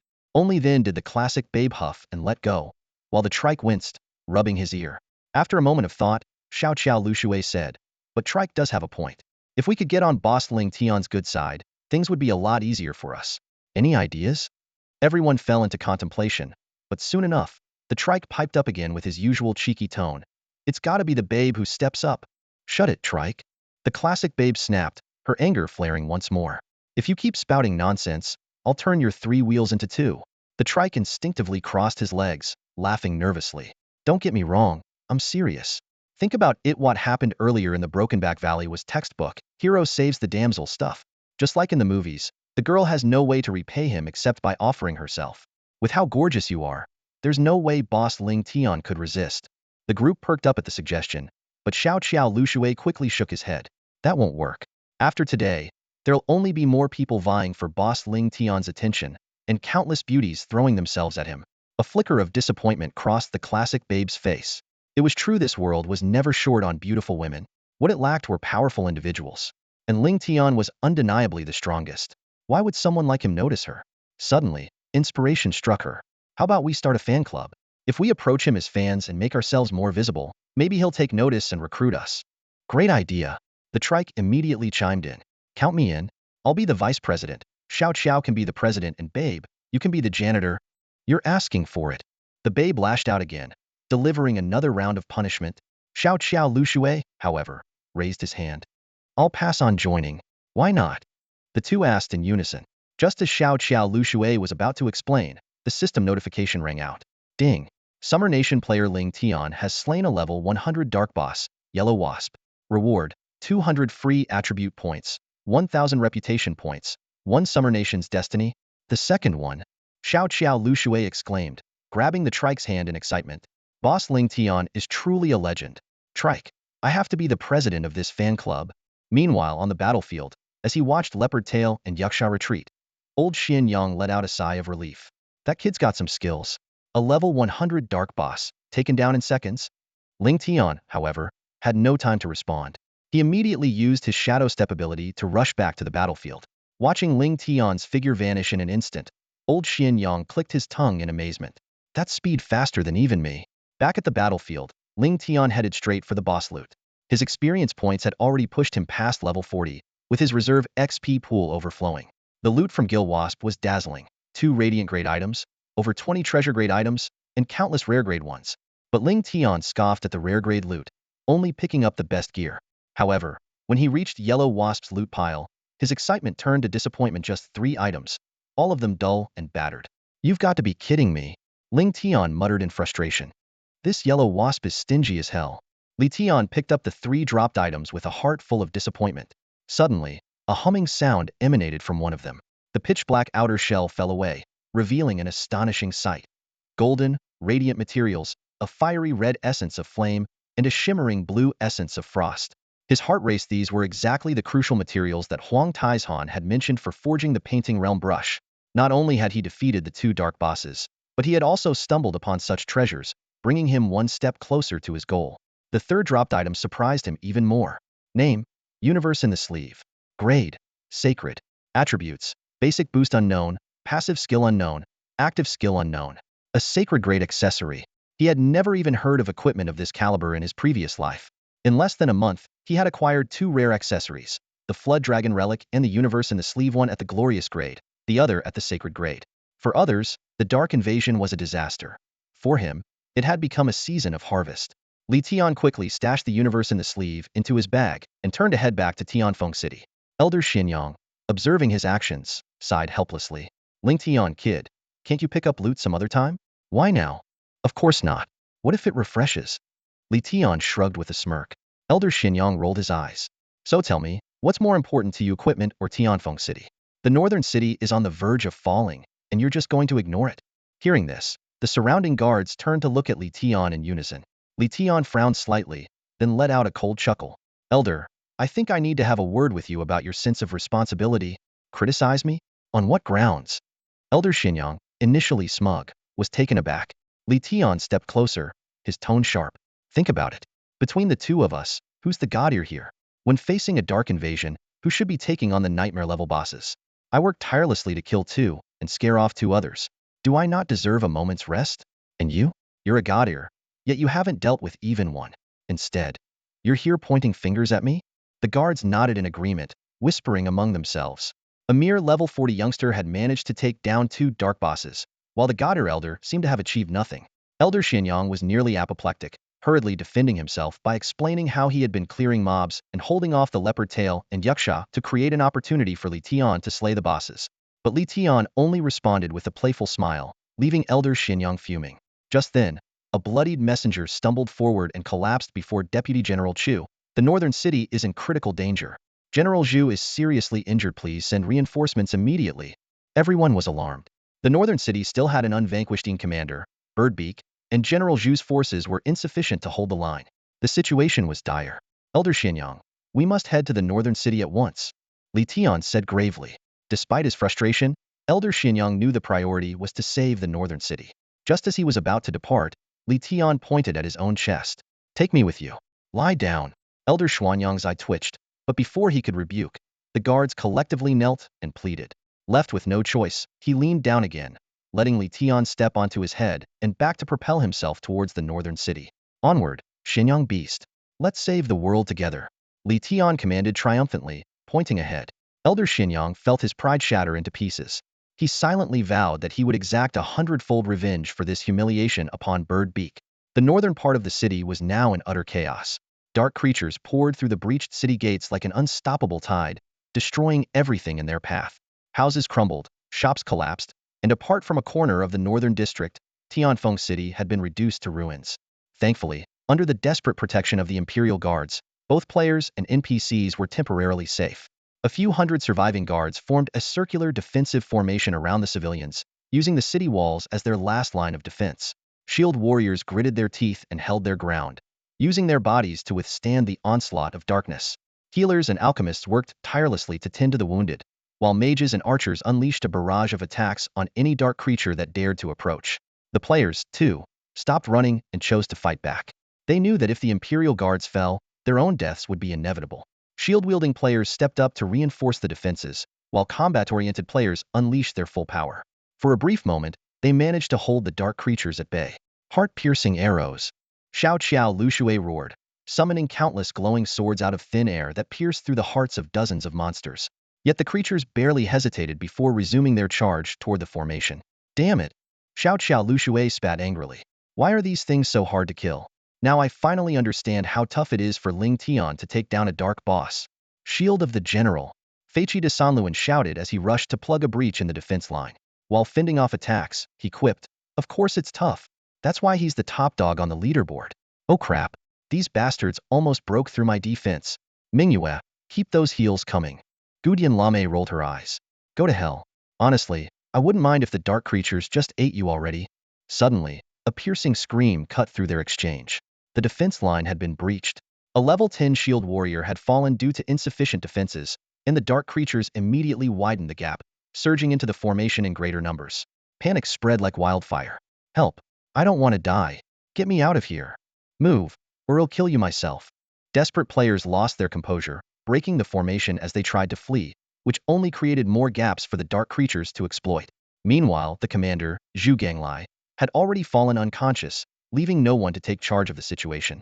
As the defensive line teetered on the brink of collapse, a bloodied Imperial Guard suddenly shouted with fiery determination, "Brothers, fight to the death with these damned dark creatures. We will not disgrace the name of the Imperial Guard. We will not disgrace the name of the Imperial Guard." The other guards echoed in unison, abandoning their broken formation and preparing for a last stand. Gudian Lame, trembling with fear, burst into tears. Brother Xiao Qiao, I don't want to die. Xiao Qiao Liashui's expression grew serious as he nodded firmly. As long as I'm alive, I won't let you die. At that moment, Feiqi de Sanluan also retreated to regroup with them. He desperately licked his cracked lips, his cheeks flushed with a deep red as he looked at the elegant, vintage-styled beauty. Determination burned in his eyes. Since I'm about to die anyway, if I don't say it now, they'll never have the chance. Miss Sanluan Gulike. Before he could finish, a thunderous voice echoed through the air, cutting him off. The samsara array of all beings. In an instant, a mysterious yet intricately beautiful array pattern appeared beneath everyone's feet. As the array activated, countless shimmering silver hammers shot out like a torrential downpour, striking down the surrounding dark creatures with deadly precision. The invaders who managed to breach the formation were instantly annihilated, their severed limbs scattering across the ground. Fireball spell. Another voice, aged yet powerful, rang out. Moments later, fiery spheres rained down from the sky, hitting every single dark creature with unerring accuracy, yet miraculously sparing all allies. Quaerarg. The dark creatures let out their final, agonized cries as their lifeless bodies littered the battlefield. The circular formation is holding, someone exclaimed in astonishment. The figure floating midair bellowed once more. Nobody move. Hold the formation. Leave the dark creatures to me. Everyone froze in place, struggling to process the surreal events unfolding before their eyes. Xiao Xiao Lu was the first to recover, her gaze fixed on the figure in the sky with disbelief. Is that Ling Tian? Did Ling Tian just come to save us? San Luan Gu let out a strangled cry of disbelief. Holy crap! Ling Tian is riding a godder powerhouse like it's a mount? This world's gone mad. Cats and mice are probably getting married by now. The vintage-styled beauty, still trembling from the ordeal, stammered in excitement, barely able to form coherent words. Thank you, Lord Ling Tian, for saving us. Long live Ling Tian. Her shout snapped the Imperial Guard soldiers out of their daze. When they realized that the figure in the sky was none other than Lord Ling Tian, the hero who had vanquished foes on the main battlefield and rushed to their aid, tears of gratitude welled up in their eyes. Long live Lord Ling Tian. The soldiers' unified cheer rose like a thunderclap, shaking the heavens and earth. The deafening cheers on the battlefield left the old Xianyang feeling utterly stifled. Watching everyone showering their gratitude solely on Ling Tian, his frustration reached its peak. After all, it was he who had taken down most of the dark creatures. So why did they only remember Ling Tian? What infuriated him even more was that, at this very moment, Ling Tian was standing firmly on his back, striking a cool pose as he waved to the cheering crowd. You've got to be kidding me. Do you really think I'm your mount now? Old Xianyang fumed with rage. With a low growl, he suddenly twisted his body and shot toward the dark commander bird's beak at an incredible speed. He moved so fast that a dazzling trail of light followed him, like a meteor streaking through the night sky. Ling Tian froze for a moment, watching the scene unfold. He thought to himself, has this old guy lost his mind? Charging in at that speed, does he plan to take the bird down with him? Ling Tian kid, old Xianyang's voice was steady yet intense. Get ready. I'm about to unleash my ultimate move. But don't worry, I'll do my best to protect you. Although, that might weaken the attack a bit. Before he could finish, Ling Tian interrupted with a smirk. Lord Xianyang, don't worry about me. Just go all out. Old Xianyang was stunned. Kid, are you serious? Do you even know what a full power strike from a godder warrior means? Piece of cake. Seriously, don't hold back. Ling Tian shrugged casually. Fine. Xianyang's expression turned grim. Kid, if you get hurt, don't come crying to me. With that, he accelerated again, letting out a powerful roar. Meteoric firestorm. His entire body transformed into a massive fireball that collided directly with the dark commander bird. A thunderous explosion shook the heavens and the earth. Already weakened, the bird's remaining health was obliterated by the devastating attack, and it collapsed to the ground with a resounding crash. Finally, old Xianyang's eyes welled with tears. At last, I got a kill for myself. No more letting that Ling Tian kid steal all the glory. As he stood there basking in his moment of triumph, he suddenly remembered Ling Tian's well-being and turned back in concern. But what he saw left him utterly speechless. Ling Tian was radiating a golden light, his entire body shining like a statue cast from pure gold. The surrounding flames couldn't harm him in the slightest. As the golden light gradually faded, Ling Tian opened his eyes and looked at the dumbfounded Xianyang with a smile. Lord Xianyang, why that expression? Did something happen? Golden body? Xianyang's heart raced as he swallowed hard. Yeah, pretty cool, right?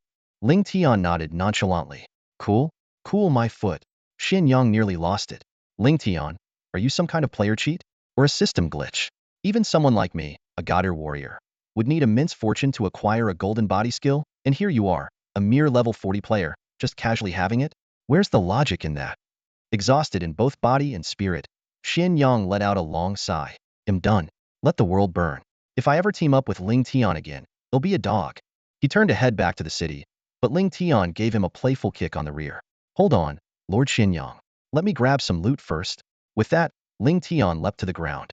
Despite the battlefield still being swarmed with countless dark creatures, without their boss to command them, they had lost their ability to act independently and retreated like waves receding from the shore. In no time, the battlefield was cleared of all enemies. A deafening cheer erupted from Tianfeng City. Long live Lord Ling Tian. Standing beside the dark commander bird's corpse, Ling Tian clicked his tongue. Seriously? You called yourself the Dark Commander? And all you've got is a measly handful of rare items? Not even worth the space in my inventory. Ugh. He spat on the ground, then called for Xin Yang to descend. Hopping back onto Xin Yang's back, they made their way back to Tianfeng City. Deputy Commander Chu led the soldiers to meet them, his eyes red with emotion.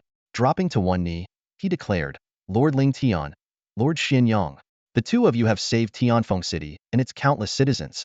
On behalf of the entire city guard, I extend our deepest gratitude. The other guards followed suit, kneeling as a thunderous chorus of gratitude echoed through the city. At last, Xin Yang felt a sense of satisfaction. Even though he was second to Ling Tian, it was still better than being treated as a nobody. He silently vowed to seize the kills next time they teamed up, then paused, remembering his earlier oath never to work with Ling Tian again. Woof woof woof. Meanwhile, the players gazed at Ling Tian's towering figure, awestruck. To them, he was a true protagonist of the game. Unlike their own struggles, constantly at the mercy of NPCs, Ling Tian was adored wherever he went. No boss was too tough for him to crush with ease. This was the ultimate gaming experience they all dreamed of. Lord Ling Tian, you're our hero. 3 hours after the battle, inside one of the few surviving houses in the northern part of the city. Hold the line. Hold the line, roared Zhu Ganglai, the commander of the Imperial Guards, as he suddenly sat up in bed. This was his first outburst after being unconscious for several hours. Apart from the northern district, nearly all of Tianfeng City had been reduced to rubble, including his own general's residence. General Zhu, you're awake? The guard stationed by his bedside exclaimed in joy and rushed forward to assist him. Ugh. Zhu Ganglai winced in pain, clutching his head. Damn it, that cursed bird-faced creature was so strong. I can't imagine how Lord Ling Tian and Lord Xin Yang are handling the 4 commanders on the main battlefield. His bloodshot eyes glinted with fury as he gritted his teeth. Even if my leg is broken, I can't just hide at the back. Bring me a pair of crutches immediately. With that, he slammed his fist down onto his leg. Ah! The excruciating pain nearly caused him to pass out again. That punch had almost broken his leg a second time. Cold sweat poured down his face as he hastily pulled back the blanket to inspect his injury. What's going on? Wasn't my leg bitten off by that bird-face thing? How is it back again? Zhu Ganglai was both shocked and overjoyed. Could it be that I've unlocked some kind of unknown power? Back in Yuga City, wasn't the Fire General's rise to a top-tier warrior just as miraculous? In his excitement, he leapt to his feet and shouted, Armor me up, prepare to follow me into battle and wipe out those cursed dark creatures. The guard quickly intervened. No need, General. The dark creatures have already been repelled. Zhu Ganglia's spirits soared even higher. So quickly? Could it be that I defeated them unconsciously while I was out? Such incredible talent, Lord Xin Yang, and even Array Immortal Ji Chunlei might not be my match. The position of National Protector General is within my grasp. Noticing the guard's awkward expression, Zhu Ganglai frowned. What's with that look? The guard hesitated before responding cautiously. It was Lord Ling Tian and Lord Xin Yang who drove them back. Deputy General Chu is currently organizing a victory feast and instructed that you attend as soon as you wake up. An awkward silence filled the room. Zhu Gangli's face flushed red with embarrassment. Just moments ago, he had been so confident about inspecting his own handiwork, and now he wanted nothing more than to disappear into the ground. Clearing his throat to compose himself, he said, Very well. Take me there at once. The two lords have accomplished a great feat and must be properly thanked. Besides, the rebuilding of Tianfeng City will also require their help. By the way, has City Lord Ji arrived? He has. City Lord Ji is personally overseeing everything. Zhu Gangli's eyes lit up. The usually solitary City Lord Ji taking charge personally was a promising sign for the city's reconstruction efforts. Before long, they arrived at the largest shop in the northern district. The guard knocked on the door and announced, General Zhu has arrived. Inside, a dozen or so weary but jubilant high-ranking officials of Tianfeng City had already gathered. At the center of the room sat Ji Qiufeng, Xin Yang, and Ling Tian, the player whose deeds had earned the admiration of countless NPCs. Zhu Ganglai strode forward and bowed deeply, clasping his hands in respect. Lord Ling Tian, Lord Xin Yang, my deepest gratitude for saving Tianfeng City from destruction, especially you. Lord Ling Tian achieving such an earth-shattering feat at just level 40 is truly awe-inspiring. A system notification immediately chimed in. Ding. Zhu Ganglia's favorability towards you has increased to trust. Ding. You have earned the recognition of all Imperial Guards and gained the achievement. Savior of Tianfeng. Ling Tian's eyes lit up. This was the first time Zhu Ganglai had reached the trust favorability level with him, and it hadn't cost him a single coin. Eagerly, he opened the achievement details. Savior of Tianfeng. By risking your life to save Tianfeng City in its darkest hour, you have earned the goodwill of all its residents. With this achievement, the minimum favorability of all Tianfeng City natives towards you is now friendly. Anyone who has ever played a game knows how difficult it can be to raise an NPC's favorability. Li Tian was well aware of this endless quests, substantial investments of money and gear, and yet the results were often uncertain. But things were different now. With the Skywind Savior achievement, everything became clear and manageable. As long as an NPC's favorability reached the friendly threshold, he could precisely identify who had hidden quests or could provide special items. In this cultivation world where time was life, this dark invasion was nothing short of an unexpected blessing for Li Tian. Old Xianyang, however, didn't share Li Tian's triumphant mood. What does especially Lord Ling Tian mean? He thought bitterly. Am I just some disposable side character? Even after I took down a dark boss, am not even worth a mention. General Zhu, you're too kind, Xianyang said with a cold snort, clasping his hands. I dare not take the credit. My presence here is solely due to my employment by young friend Ling Tian and has nothing to do with aiding Skywind. Your gratitude should be directed entirely to him. Upon hearing this, Zhu Ganglai turned to Li Tian with a look of deep respect. Lord Ling Tian, your dedication to the people is truly admirable. A system notification immediately followed. Zhu Gangli's favorability towards you has increased. So that's how it is. To protect Skywind, Ling Tian had even spent his own money to hire a Godder expert. How could anyone not be moved by such selflessness? Li Tian waved his hand with a smile. General Zhu, you're too kind. It was nothing. Nothing? Zhu Ganglai thought in astonishment. To face a crisis that could destroy a nation and its people, and yet remain so composed. He bowed again and quietly returned to his seat. Well then, now that everyone is here, Ji Qiufeng cleared her throat and pulled out a few damage reports. I've just received the statistics from the Dark Invasion. The room fell silent instantly. This was a matter that affected everyone present. Ji Qiufeng furrowed her delicate brows as she began reading aloud. 90% of the shops and 80% of the residences in the Western District have been destroyed. The Eastern District fared even worse. Almost all shops were obliterated, and over 90% of the residences are gone. As for the Southern District, she let out a long sigh. The Southern District has been completely wiped out. Not a single building remains. A collective gasp filled the room. The devastation was staggering, and this was with the protection of two powerful figures, Ling Tian and Xianyang. Without them, the consequences would have been unimaginable. What about the Northern District? Zhu Gangli's voice trembled slightly. This was their last glimmer of hope. The Northern District is in relatively good shape, Ji Qiufeng replied. Thanks to the efforts of the two lords, losses are under 10%, mostly limited to abandoned houses. Everyone exhaled a sigh of relief. Though the Northern District was underdeveloped, preserving it was a major victory.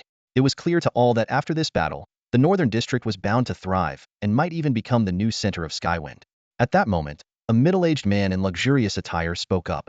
It was Viscount Sun, his expression arrogant. City Lord Ji, since the Northern District remains intact, shouldn't we discuss its redistribution? Ji Qiufeng cast him a sidelong glance. Redistribution? Viscount Sun, as far as I recall, the Northern District has never been associated with your Viscount's estate. Viscount Sun gave a smug smile and bowed slightly in the direction of the capital. City Lord Ji, my family has been honored by the late emperor for generations, granted the title of Viscount, with our estate located in the most prosperous area of the Southern District. Now that the Southern District lies in ruins, my estate has been destroyed as well. Surely, you wouldn't expect a Viscount to live on the streets? Ji Qiufeng nodded slowly, her tone laced with amusement. So what exactly are you proposing? Noticing her apparent openness to negotiation, Viscount Sun's face lit up with satisfaction. Viscount Sun lightly tapped his finger on the map of Tianfeng City, a sharp glint flashing in his eyes. My request is quite simple, just allocate the largest shop on the main avenue to me, and I'll use it as my Viscount's residence. That's all.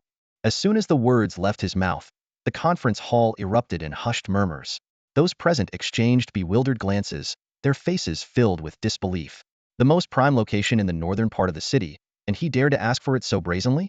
Li Tian observed Viscount Sun's arrogant demeanor with a cold stare, a sneer forming in his mind. In the Tianqiong Kingdom, noble titles were exceedingly rare, and these titled lords often exploited their special status to monopolize the best resources in every city. Even in front of someone like Ji Qiufeng, a member of the imperial bloodline, they rarely showed the respect that was due. After the destruction of the southern city, Li Tian had anticipated that Viscount Sun wouldn't remain idle. However, he hadn't expected him to act so quickly and so blatantly. A plan was already forming in Li Tian's mind, and the corners of his mouth lifted slightly. You want to take something from Tian? You're not even close to being qualified. Ji Qiufeng's gaze was as sharp as a blade, locking onto Viscount Sun's eyes. Viscount Sun, it's clear to anyone with eyes that the northern part of the city will become the heart of Tianfeng, she said, her voice cold and piercing. If you were the owner of a shop in the north, would you choose to sell it or worse, give it away under these circumstances? Her words sparked another wave of commotion. The merchants in the room began whispering to one another, their expressions indignant. Wasn't it obvious that he was trying to take advantage of the situation? Who in their right mind would let go of such a prime location now? Holding on to these properties would yield unimaginable wealth within just a decade of development. Everyone could see the value in that. Viscount Sun, however, didn't bother with pretense. Of course I wouldn't, he admitted without hesitation, a sly smile curling at his lips. But, City Lord Ji, don't forget, I am a Viscount. Surely am entitled to the privilege of choosing a residence, am I not? Hearing Viscount Sun's words, everyone present nodded in agreement. In their eyes, the status of a noble in the Tianqiong kingdom was indeed lofty, and choosing a residence seemed like a trivial matter unworthy of discussion. However, upon hearing this, Ji Qiufeng's lips curled into a faint, meaningful smirk. She stepped forward slowly, stopping beside Li Tian, and pointed at him with resolute determination. Her voice rang out firmly, as the lord of this city, I hereby decide to recommend Lord Ling Tian to my imperial brother for the title of Marquis of Tanfeng. Ladies and gentlemen, who agrees and who objects? Her words caused the entire shop to fall into a stunned silence. Everyone's eyes widened in disbelief, as if they had just heard something utterly inconceivable. Even Li Tian himself couldn't help but feel a jolt of shock. After all, in his previous life, the highest title any player had ever achieved was that of a baron. And now, Ji Qiufeng was proposing to have him directly granted the title of Marquis, specifically the Marquis of Tianfeng, who would oversee the prosperous Tianfeng city. The oppressive silence in the shop was broken by a heavy, labored breath. Viscount Sun slammed his hand on the table and stood up abruptly, pointing angrily at Li Tian. My ancestors served the late emperor, fought in countless battles, and only earned a viscount title. What makes him, Ling Tian, so worthy of being made a marquis? The millions of citizens in Tianfeng city will never accept this. Ji Qiufeng, unfazed by his outburst, merely responded with a cold smile. Why? Let me tell you why. Lord Ling Tian defeated 2 dark commanders and scared off 2 more. Without his intervention, would Tianfeng city even still stand? Furthermore, he spent his own wealth to hire Lord Xinyang to aid us. With such courage and selflessness, does he not deserve the title of Marquis? Viscount Sun's face turned beet red as he retorted, he's nothing but a lowly player. What right does he have to receive such an honor? Titles are the pride of Tianqiong kingdom and should only belong to those of noble birth. Noble birth? Ji Qiufeng interrupted sharply. May I ask where you, this so-called noble, were during the Dark Invasion? Did you slay even a single monster? Viscount Sun was left speechless, resorting instead to repeating the merits of his ancestors. But Ji Qiufeng slammed her hand on the table, her voice like thunder. Those were the achievements of your ancestors, not yours. If all the nobles of Tianqiong kingdom were as cowardly, indulgent, and useless as you, what future would our kingdom have? If we don't promote heroes like Ling Tian, should we just surrender the next time the darkness invades? Her words resonated powerfully, and the crowd nodded in agreement. Without Ling Tian guarding Tianfeng city, who else could stand against the forces of darkness?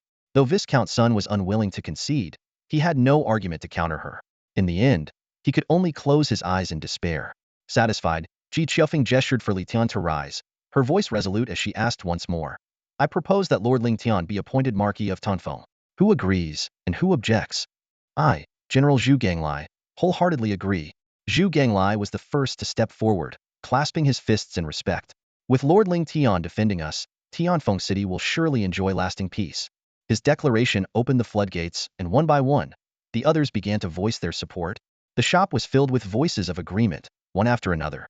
Lord Ling Tian is truly deserving, someone shouted enthusiastically. Soon, more voices chimed in, one after another. I'm willing to recommend him jointly. Count me in too. Except for Viscount Sun, whose face had darkened, everyone present expressed their support. Ji Qiufeng finally showed a satisfied smile, her large eyes curving into adorable crescent shapes. She turned to Li Tian and playfully asked, Ling Tian, what about you? Are you willing to accept the title of Marquis of Tianfeng? Li Tian felt a surge of excitement in his heart, but maintained a composed demeanor. He stepped forward with a calm smile, cupped his hands and said, I humbly accept City Lord Jai's arrangement. Congratulations, Marquis of Tianfeng. The entire shop erupted into deafening cheers of celebration, echoing endlessly. Only Viscount Sun stood in a corner, his face ashen, remaining silent. Ji Qiufeng, her face brimming with delight, looked at Li Tian. Ling Tian, why don't you say a few words to everyone? Li Tian did not decline. He stepped forward, straightened his posture, and looked around with a firm gaze. As a citizen of Tianfeng City, my only wish is to contribute to this city, because this is my home. With that, he lifted his head, his expression solemn. I seek not the title, but only peace for our land. The room fell silent for a moment before erupting into an even louder round of applause. The crowd's eyes were filled with admiration and fervor as they looked at Li Tian. In stark contrast, Viscount Sun appeared even more insignificant in his corner. Ji Qfeng's eyes sparkled with approval. Well said, Ling Tian. I look forward to the day the official decree is announced. Realizing the tide had turned against him, Viscount Sun heaved a long sigh and cupped his hands.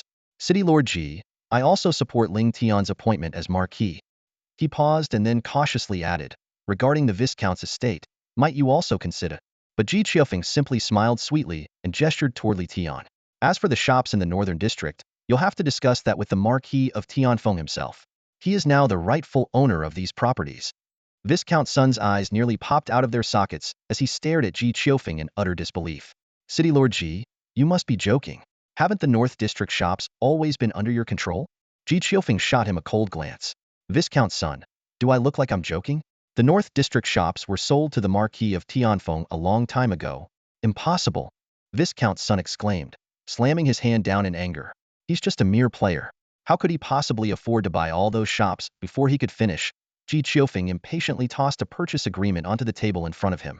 Viscount Sun scrutinized the document, his face gradually turning pale. The agreement clearly confirmed that Ling Tian had indeed purchased the North District shops. He looked up at Ling Tian in shock, unable to fathom how a player could amass such wealth or why he would buy so many properties. City Lord Ji, Viscount Sun gritted his teeth and asked, why would you sell all the North District shops to the Marquis of Tianfeng? Shouldn't you prioritize us, the native residents of Tianfeng? Ji Qfeng's expression darkened instantly, her sharp gaze flashing with anger. Prioritize you? The North District shops were in my hands for 3 years. When Tianfeng City was struggling the most, I begged you all to buy them. Who stepped up? Now that other districts have been destroyed, you have the nerve to question me?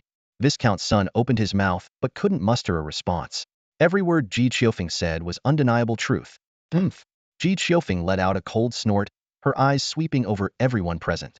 In any case, all the shops now belong to the Marquis of Tianfeng. He's practically the co-owner of the North District. If you want to buy a shop, talk to him directly. With that, she turned and returned to her seat of authority. The room fell into an awkward silence. After a moment, Zhu Ganglai mustered the courage to step forward and bow respectfully. Marquis of Tianfeng, I know this may be an unreasonable request, but would you consider selling me a shop? The general's manor was destroyed, and I need a place to train my troops. Just as Viscount Sun was about to mock him, Ling Tian unexpectedly nodded. General Zhu, training soldiers is a priority. You can choose any of the largest shops. The room erupted into murmurs of astonishment. Zhu Ganglai was overjoyed and repeatedly expressed his gratitude. Ling Tian waved it off with a smile. But the price might be a bit steep. After all, I didn't acquire them cheaply. Of course. Zhu Ganglai responded immediately. I'm willing to pay 3 times the market price. To everyone's surprise, Ling Tian nodded without hesitation. Deal. Thank you, Marquis of Tianfeng. Zhu Ganglai exclaimed, dropping to one knee and bowing deeply in gratitude. A system notification rang out. Ding? Zhu Ganglai's favorability toward you has increased. Viscount Sun stood dumbfounded, utterly unable to comprehend why Ling Tian would so willingly part with what was essentially a gold mine. Meanwhile, the others in the room began to see a glimmer of hope. Another individual stepped forward tentatively. Marquis of Tianfeng, I, too, am interested in purchasing a small shop. Would you be willing to? Before Ling Tian could reply, Viscount Sun sneered, dream on. Zhu Ganglai is the captain of the guard. Ling Tian is clearly trying to win him over. You, a mere sanitation officer, what reason does he have to sell to you? The Minister of Works flushed with embarrassment and prepared to retreat, his hopes dashed. Li Tian smiled and grabbed Lu Shilang, who was about to leave, his eyes shining with sincerity. Master Lu, you are welcome to choose a shop as well. This statement was like a thunderclap, leaving everyone stunned. Even Lu Shilang, who oversaw city sanitation, could purchase a shop? The officials present exchanged glances, their eyes lighting up with excitement. If Lu Shilang could partake, didn't that mean they all had a chance to? In an instant, the previously quiet shop turned into a hub of commotion. Officials swarmed forward, eagerly voicing their desire to buy. Lord Tianfeng, I want one shop. Give me 3 adjacent ones. The air buzzed with voices, transforming the space into a lively marketplace. Li Tian remained calm and unhurried, patiently attending to each official who came forward to make a purchase. A series of system notifications chimed in his mind. Ding. The Deputy Minister of Public Works' favorability towards you has increased. Ding. The Minister of Revenue's favorability towards you has increased. Ding. The Assistant Minister of War's favorability towards you has increased. Standing to the side, Viscount Sun's expression grew darker by the moment. Gritting his teeth, he muttered under his breath, that cunning Li Tian, using such tricks to win people over. I, for one, will never stoop to his level. Before long, everyone had chosen their desired shops, their faces brimming with satisfaction. However, Viscount Sun noticed that the largest and most prime locations had been deliberately left untouched by Li Tian. His face turned even grimmer as fury ignited within him. You sly Li Tian, are you saving the best ones, hoping he'll take the bait? After a moment of internal struggle, Viscount Sun found himself unable to resist the temptation. He convinced himself, I am a Viscount of noble standing.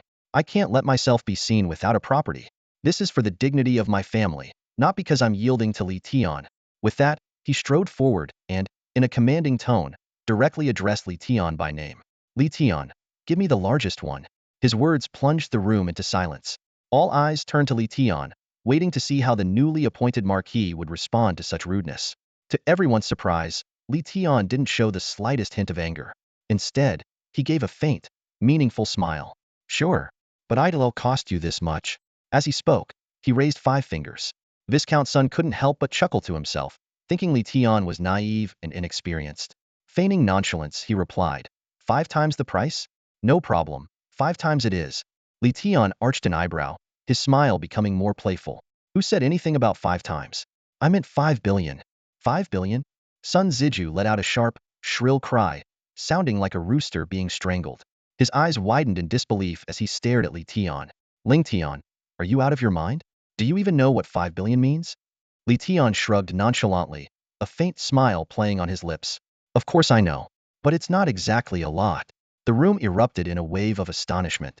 Everyone exchanged incredulous glances, their eyes filled with disbelief. These were the wealthiest merchants in Tianfeng City, yet even if they pooled their entire fortunes, they could barely muster a few million or tens of millions to purchase a property. 5 billion was an astronomical figure to them. Seeing Li Tian's composed demeanor, the crowd quickly rallied to his side, turning their scorn towards Sun Ziju. If you want Lord Ling Tian's property, you'd better follow the rules. Exactly. If you can't afford it, stop making a fuss here. The Tianfeng Marquis is far more distinguished than a mere viscount like you. 5 billion? That's nothing, should be asking for 50 billion. Voices of agreement echoed one after another, and Sun Ziju's face grew increasingly ashen. He gritted his teeth, clinging to the last shreds of his dignity. 50 billion? You lowly fools have no idea what you're talking about. Even after a century of managing the Viscount's estate, we've never seen that kind of money. He turned to Ji Qiufeng with a sneer. City Lord Ji, has your treasury ever held 50 billion gold coins? Ji Qiufeng's expression darkened, but before she could respond, Li Tian interjected casually, 50 billion? That's pocket change, it wouldn't even fill my personal stash. Surely someone as esteemed as you, Viscount, has seen 50 billion before? The room fell into stunned silence. Everyone stared at Li Tian in shock, their faces frozen in disbelief. Even Ji Qiufeng's delicate features betrayed her astonishment. She had always known Li Tian was wealthy, but the sheer audacity of claiming 50 billion as pocket change was beyond comprehension. Sun Ziju seized the moment, his lips curling into a vicious smirk. Ling Tian, your arrogance knows no bounds. A lowborn will always be a lowborn, speaking nonsense without thinking. He turned back to Ji Qiufeng. City Lord Ji, is this the Tianfeng Marquis you intend to recommend to His Majesty? His words tied Li Tian's credibility directly to Ji Qiufeng's reputation. If Li Tian failed to back up his claims, not only would his own standing be destroyed, but the honor of the royal house Ji Qiufeng represented would also be dragged through the mud. Ji Qiufeng's expression shifted unpredictably as she desperately searched for a way to defuse the escalating crisis. Moments later, Ji Qiufeng's voice resonated deeply through the hall. Her petite face flushed slightly with anger as she fixed her gaze on Viscount Sunday. You'd better get one thing straight. Whether the Marquis of Tianfeng has 50 billion or not has nothing to do with the matter of the Northern City shops. Facts are facts. The owner of the Northern City shops is none other than the Marquis of Tianfeng. If you want to buy them, you must meet his terms. Before she could finish, Viscount Sun interrupted her, a disdainful smirk playing on his lips. City Lord Ji, are you deliberately taking sides? The issue now is no longer about the Northern City shops, it's about Ling Tian's identity. He is the Marquis of Tianfeng, after all. If even the Marquis of Tianfeng turns out to be someone who speaks without proof, where does that leave the honor of our Tianqiong kingdom, of our royal family? He raised his voice deliberately, as if intending for the entire city of Tianfeng to hear his words. Ji Qiufeng, infuriated by his blatant disrespect, flushed with anger and was about to retort. Just then, Li Tian, who had been silently observing from the side, raised a hand lightly to calm her. City Lord Ji, please don't get upset, he said in a soothing tone. Then, turning to face Viscount Sun, he smiled faintly, though his expression carried a hint of provocation. Viscount Sun, what if I can produce 50 billion? Then what? You? Produce 50 billion? Viscount Sun burst into unrestrained laughter, his voice filled with mockery. If you can actually do that, I'd willingly give up my title as Viscount. Li Tian nearly laughed at the sheer arrogance. Are you sure about that? He asked, his tone calm but edged with amusement. Viscount Sun's laughter faded, and his expression turned grim. He gritted his teeth. Of course, my noble status as a Viscount is not something I would gamble on lightly, unlike you, a lowly commoner who spouts nonsense. No sooner had he said this than a few sycophants in the crowd jumped in, accusing Li Tian of being disrespectful to the Marquis of Tianfeng. They figured that by defending the Marquis, they might earn some favor and rewards in the future. But Li Tian simply waved his hand dismissively, his eyes brimming with defiance. Viscount Sun, how about we make a bet then? A bet? Viscount Sun raised an eyebrow, his tone dripping with scorn. What kind of bet? Li Tian pointed to himself, enunciating each word clearly. We bet on whether or not I have 50 billion. Hey, race the wager. They'll put up myself and all the northern city shops. You'll wager your family's title and all of the Sun family's assets. If I lose, the shops will be yours, and I'll become a servant of your family. But if you lose, City Lord Ji will revoke your title as Viscount, and you'll hand over all your family's wealth to me. So, what do you say? Do you dare take the bet? The atmosphere was suffocatingly silent. Everyone exchanged bewildered glances, staring in disbelief at the scene unfolding before them. The wager proposed by Marquis Tianfeng, Li Tian, was simply staggering. Had bet the entire estate of the Viscount. Ji Qiufeng's delicate face showed a trace of worry. This gamble wasn't just about pride. It could determine Ling Tian's future potential. If they lost, as a servant of the Viscount's estate, he would forever lose the chance to become a top-tier powerhouse. She was just about to stop them when the Viscount's son spoke up first. Fine, this lord accepts your bet. The moment his words fell, a white halo appeared between the two, signifying the formation of a heavenly Tao contract. Everyone's hearts sank. The deal was now sealed. Viscount Sun let out a triumphant laugh, even casting a mocking glance at Ji Qiufeng. Ling Tian, it's too late for anyone to stop this now. Show me your 50 billion. If you can't produce it, don't blame this lord for being ruthless. Li Tian, however, maintained his calm and composed smile. Very well, Viscount Sun. Prepare to witness a miracle. With a low hum, Li Tian's account balance materialized in midair 5,814,000,000. The dazzling, golden digits left everyone present utterly stupefied. This can't be real. Viscount Sun's legs gave out as he desperately counted the numbers, only to despairingly confirm that it was indeed a 10-digit figure. He screamed hysterically, "This is impossible! Ling Tian, you fraud! My ancestors earned this viscountcy through blood and sweat, serving the late emperor in countless battles. It cannot be lost in my hand." Before he could finish, a bolt of heavenly lightning struck beside him, leaving a charred, bottomless crater. Viscount Sun clamped his hands over his mouth in terror. It was a warning from the heavenly Tao contract. Any further violation would result in the lightning striking him directly. Tears streaming down his face, Viscount Sun collapsed to the ground, but no one paid him any attention. All eyes were fixed on Ling Tian, their gazes burning with fervent admiration. This was the hero who had repelled the dark invasion, the newly appointed Marquis Tianfeng, and, perhaps most impressively, a man whose wealth could rival an entire nation. Li Tian dismissed the glowing account display and turned to Ji Qiufeng, bowing slightly. City Lord Ji, I must trouble you to dispatch someone to take over the Viscount's estate. Ji Qiufeng snapped out of her daze and nodded lightly before summoning Zhu Ganglai. General Zhu, you will personally oversee the transfer of the Viscount's estate. Zhu Ganglai eagerly accepted the task and dashed out at once. After all, once the estate's wealth was secured, he would have the honor of delivering it directly to the Marquis Tianfeng himself. This is a golden opportunity to build a good relationship with the Marquis of Tianfeng. Li Tian thought to himself with delight, already envisioning a promising future ahead. Right on cue, a system notification chimed in. Ding! Zhu Gonglia's favorability toward you has increased. Watching Zhu Gonglia's retreating figure, Li Tian couldn't help but smile. The power of wealth to influence others was truly astonishing. Without spending a single coin, he had managed to improve someone's impression of him, even to the extent of making the other party willingly self-reflect. It was nothing short of remarkable. Turning to Ji Qiufeng, Li Tian cupped his hands and said respectfully, City Lord Ji, regarding Viscount Sun's title, I leave the decision entirely in your hands. His words carried a subtle implication. Viscount Sun, relying on his hereditary title, had been arrogant and dismissive of everyone in Tianfeng City, including Ji Qiufeng himself. By saying this, Li Tian was effectively giving Ji Qiufeng the perfect justification to deal with Viscount Sunday. After all, in the Tianqiong Kingdom, hereditary titles couldn't be revoked lightly, but with the contract in hand, the timing was perfect. This was also, in a way, Li Tian's repayment for the title granted by Ji Qiufeng. Ji Qiufeng cast him a grateful look and then declared loudly, according to the heavenly contract, Viscount Sun has lost the wager and must forfeit his hereditary title.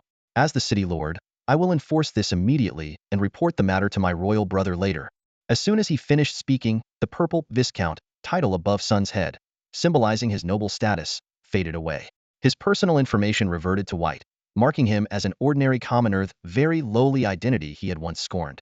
The irony was overwhelming, leaving Viscount Sun slumped on the ground, dazed and torn between laughter and tears.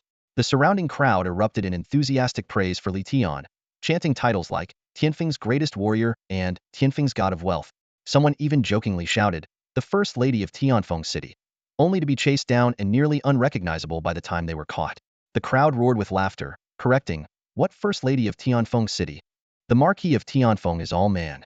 If anything, it should be the first prince consort of Tianfeng City. After completing all the formalities, the others gradually left the temporary city lord's mansion. Ji Qiufeng stayed behind alone, her eyes blazing as she stared into Li Tian's, a faint, incredulous smile playing on her lips. Li Tian, why are you willing to sell these shops to them? Anyone with a discerning eye can see you're selling at a huge loss. Li Tian chuckled softly and countered, what does City Lord Ji think my reason might be? Ji Qiufeng's gaze grew even more intense. After a moment of silence, she solemnly said, Li Tian, I hereby officially represent Tianfeng City to thank you for your noble act. In Tianfeng's time of crisis, you chose to sacrifice your own interests to aid in the city's reconstruction. Such generosity and magnanimity are truly admirable. A system notification immediately sounded. Ji Qiufeng's favorability toward you has increased. Li Tian secretly clicked his tongue, thinking, her favorability increased again? This beautiful city lord, could she actually want me to become Tianfeng City's first consort? He quickly shook his head with a wry smile. Focus on the important matters, there's no time for romantic entanglements. With a modest bow, he replied, City Lord Ji, you overpraise me. I'm simply trying to make some money. Nothing more noble than that. This was indeed his honest thought. Selling off the shops was purely a move to leverage his boundless wealth, god-ear talent. With a capital of 3 billion, the future returns would far surpass clinging to those shops. However, Ji Qiufeng misunderstood his humility, assuming he didn't want to owe anyone any favors. Her eyes reddened slightly. Li Tian, thank you. Another system notification sounded. Ji Qiufeng's favorability toward you has increased. Li Tian was so startled his jaw nearly dropped. He quickly waved his hands. No need to thank me. City Lord Ji, I still have matters to attend to, so will take my leave for now. Once General Zhu has finished receiving the Viscount's estate, please contact me. With that, he grabbed the bewildered old Xinyang and hurriedly left. Just as he was about to step out the door, Ji Qiufeng called out again, Li Tian, I now understand why you purchased the North District shops in the first place. Without you, the North District might have been destroyed like the other areas. Thank you for preserving the last piece of safe ground for Tianfeng City. The system chimed for the third time. Ji Qiufeng's favorability toward you has increased. Hearing this, Li Tian quickened his pace, leaving Ji Qiufeng behind in a silent daze. She sighed softly. Why does Li Tian react this way? Could it be he doesn't think I'm good enough for him? She shook her head abruptly. Bah, bah, bah. I am the city lord of Tianfeng, the widow of the former protector Marquis. How can I be distracted by such trivial emotions? Work. Focus on work. After leaving the temporary city lord's mansion, Li Tian and old Xinyang walked along the desolate streets. The oppressive atmosphere still bore witness to the horrors that had unfolded, but old Zuanyang's attention was entirely on Li Tian. Just how many secrets is this kid Li Tian hiding? Old Xinyang was utterly shocked. To him, someone capable of effortlessly defeating a nightmare-level dark boss and possessing an unfathomable amount of wealth was no ordinary player. As someone who had personally encountered the 5 Dark Commanders, he knew their terror all too well. Even at his best, he could only take down one. Yet Li Tian had easily killed 2, scared off another 2, and he was only level 40. If he reaches level 100 and ascends to godhood, just how powerful will he become? By then, would I even stand a chance against him? Old Xianyang pondered deeply, realizing that Lin Shen's abilities and the mysteries surrounding him were beyond anything he could fathom. In the mysterious dream realm, that brat had already displayed an uncanny ability to foresee the future, pinpointing every fork in the road with astonishing accuracy. And now, he had laid down an intricate trap well before the imminent invasion of darkness. The more old Xianyang thought about it, the more something felt off. How could this possibly be a coincidence? Amidst this catastrophic disaster, where countless lives were lost, Ling Tian not only emerged unscathed but also managed to amass an immense fortune. Could such events really be chalked up to mere luck or happenstance? Reflecting on how he had once felt guilty for earning money just by staying in the city, old Xianyang now wanted to smack himself in the face. How could he have been so naive? He had practically been sold off, and still helped count the profits for the one who sold him. Li Tian was right. Compared to that cunning little rascal, he was still far too green. Just as old Xianyang was lost in his self-reproach, Li Tian suddenly broke into a sly grin and said, "I've got a great opportunity for you. Don't even think about it." Old Xianyang cut him off instantly, crossing his arms over his chest like a fortress and glaring as if facing a mortal enemy. "Trying to con this old man again? Do you take me for a 3-year-old child?" Li Tian blinked innocently, a hint of regret flashing across his face as he nodded. "Oh, is that so? I was going to give you, well, never mind. Let's go." With that, he turned and started walking away. Watching his retreating figure, old Xianyang couldn't help but smirk with satisfaction, a cold, triumphant grin curling at his lips. He thought to himself, "Playing hard to get? Hoping to lure me in? That kind of trick won't work on this old fox." He even exaggeratedly mimicked Li Tian's tone under his breath. "I was going to give you, ha, nice try." But as he followed Li Tian's steps, a seed of doubt began to sprout in old Xianyang's mind. Wait a minute. What if that rascal was actually going to give me something good? Could it have been money? Or no, a Goddard artifact? Impossible, right? If it really were something valuable, wouldn't he just say so outright? Why the cryptic act? Then again, wasn't it me who cut him off before he could finish? Unable to bear the nagging thought any longer, old Xianyang finally blurted out, "Hey, you little brat, what exactly were you going to give this old man? Spit it out." Li Tian glanced at Elder Xuanyang's somewhat comical face, a faint, knowing smile playing at the corners of his lips. Elder Xianyang sat upright, deliberately putting on the air of a reclusive master. Stroking his graying beard, he spoke in a measured, authoritative tone. "Whether you've lied or not, this old man can tell. Ling Tian, even if you wanted to deceive me, you wouldn't succeed." Li Tian chuckled softly. "That's good to hear. Palace Master, the collaboration I wish to discuss with you concerns the largest shops in North City. That area is a chaotic mix of characters, but with a Goddard expert like you overseeing things, no petty criminals would dare covet them." Overseeing. Elder Xianyang narrowed his eyes, a trace of disdain curling his lips into a sneer. What a fancy way to put it. Isn't that just being a bodyguard? I, the esteemed palace master of the Hall of 10,000 Sages, a Goddard expert, and you want me to babysit your shops? Preposterous. He let out a heavy snort, his expression filled with righteous indignation. This old man cannot agree to such a thing. The Hall of 10,000 Sages has clear rules forbidding external appointments. Li Tian, having already seen through the old man's excuses, shrugged casually. "Oh well, that's that then. I was considering sharing any future leads on Goddard equipment with you as compensation, but since you can't take on external roles, I suppose I'll have to find someone else." The moment those words left Li Tian's mouth, Elder Xuanyang's eyes lit up with an almost blinding intensity. He grabbed Li Tian's hand in excitement. "Please, allow me to oversee your shops. Goddard equipment. Why didn't you say so earlier? You sly little rascal. Teasing this old man's heartstrings like that." Li Tian raised an eyebrow, amused. "Palace Master Xianyang, wasn't the Hall of 10,000 Sages strictly against external appointments?" Elder Xianyang immediately switched to a flattering smile. "Rules? What rules? In the Palace Master I'll just revise them. Let's see who dares to object." Suppressing his laughter, Li Tian maintained a serious expression. "However, let me clarify something up front. Leads on Goddard equipment are rare and unpredictable. I can't guarantee when or if I'll find one to share." Elder Xuanyang's face fell instantly, but the disappointment was quickly replaced by a glimmer of hope. Though inwardly grumbling about being played by this young man, the allure of Goddard equipment was too great to resist. Gritting his teeth, he reluctantly agreed. Watching the swift changes in Elder Xuanyang's expression, Li Tian felt assured that everything was going according to plan. With a Goddard expert's avatar stationed at the shops, anyone intending to cause trouble would think twice. This was a carefully calculated move in Li Tian's grand strategy. In the world of Xian 2, no lone wolf, no matter how powerful, could withstand the overwhelming numbers of a top-tier guild. An elder Xinyang was the key piece in Li Tian's efforts to build his own faction. More importantly, Li Tian needed Elder Xuanyang's assistance to complete the cosmic conspiracy mission tied to the Ancient One's emblem. This unique, hell-level task required him to venture to Fisherman Song City to locate the Ancient One's altar. Now that he had reached level 40, it was the perfect time to head to the Abyssal Continent.